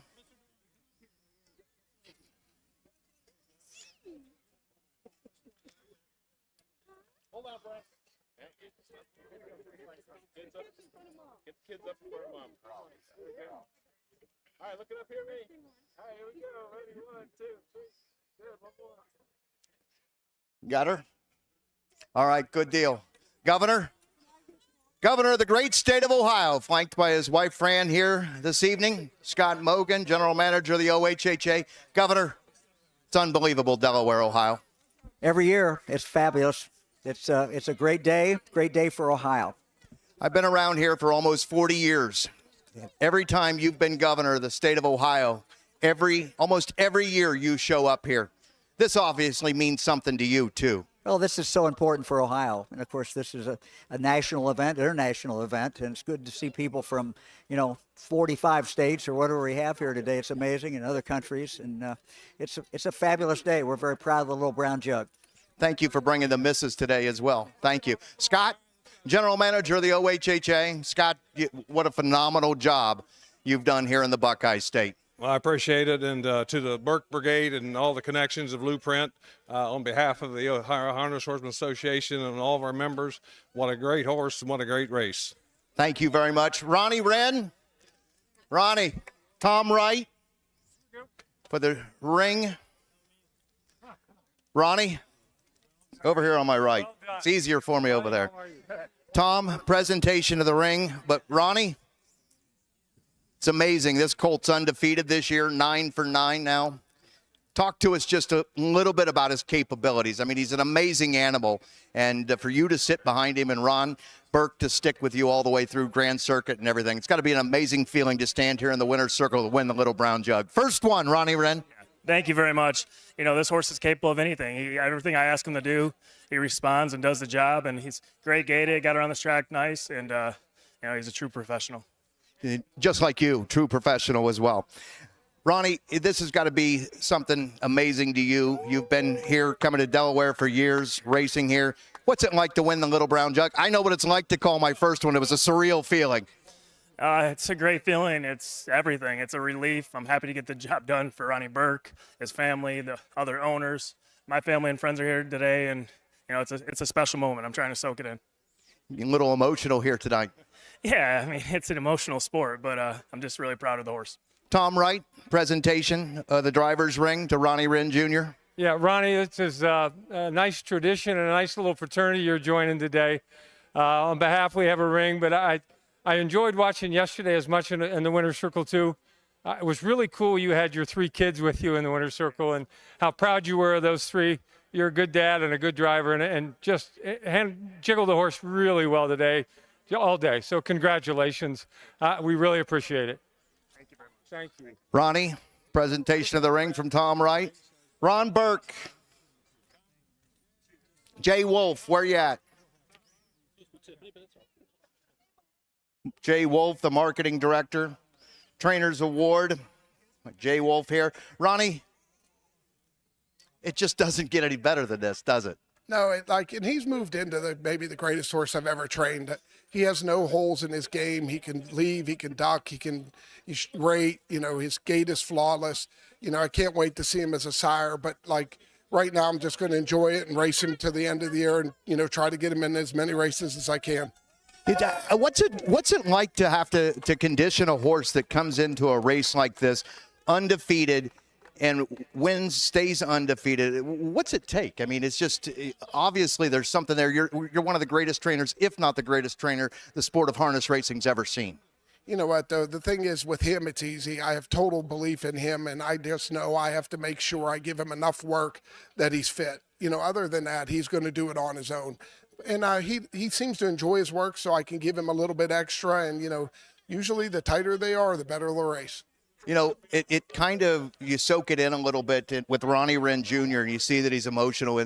But that's how you are. You've always been a proponent of these guys and somebody like Ronnie Wren. Talk to us a little bit about your relationship that you have with Ronnie. Well, I mean, it was, you know, we were Yannick's first win. We were, you know, Chris's first win, you know, so, you know, obviously with Ronnie, it's the same. Listen, I've said all along for the last 2 years, I have all the faith in the world in him. I will use him in any race. It doesn't matter what horse.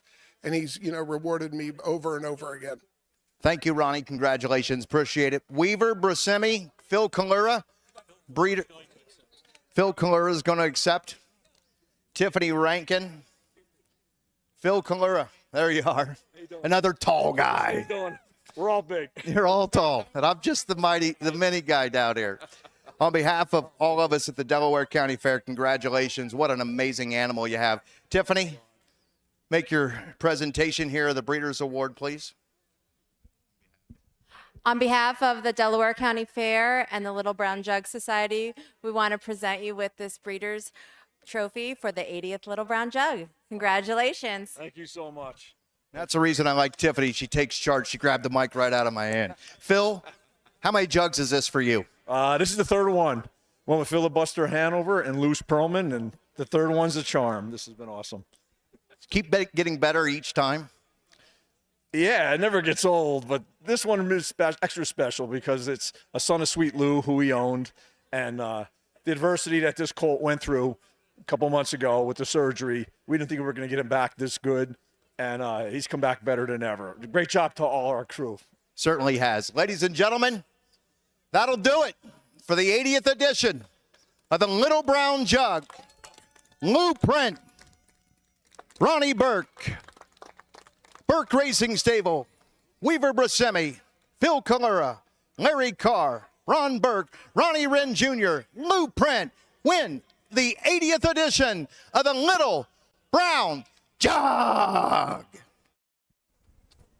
And that wraps it up for us. 5 days in Delaware ended with the Lou Print winning the 80th Little Brown Jug. I want to thank everybody from the OHHA team. We had a lot of people working really hard in the tent and here in the broadcast area. So thank everyone. Thank you all for watching. And that's it, I guess, from Delaware. That's it. Hope you have a great rest of your day. We got races tomorrow at Dover, though, right? Tomorrow You'll be at Dover, yep. 11 o'clock start.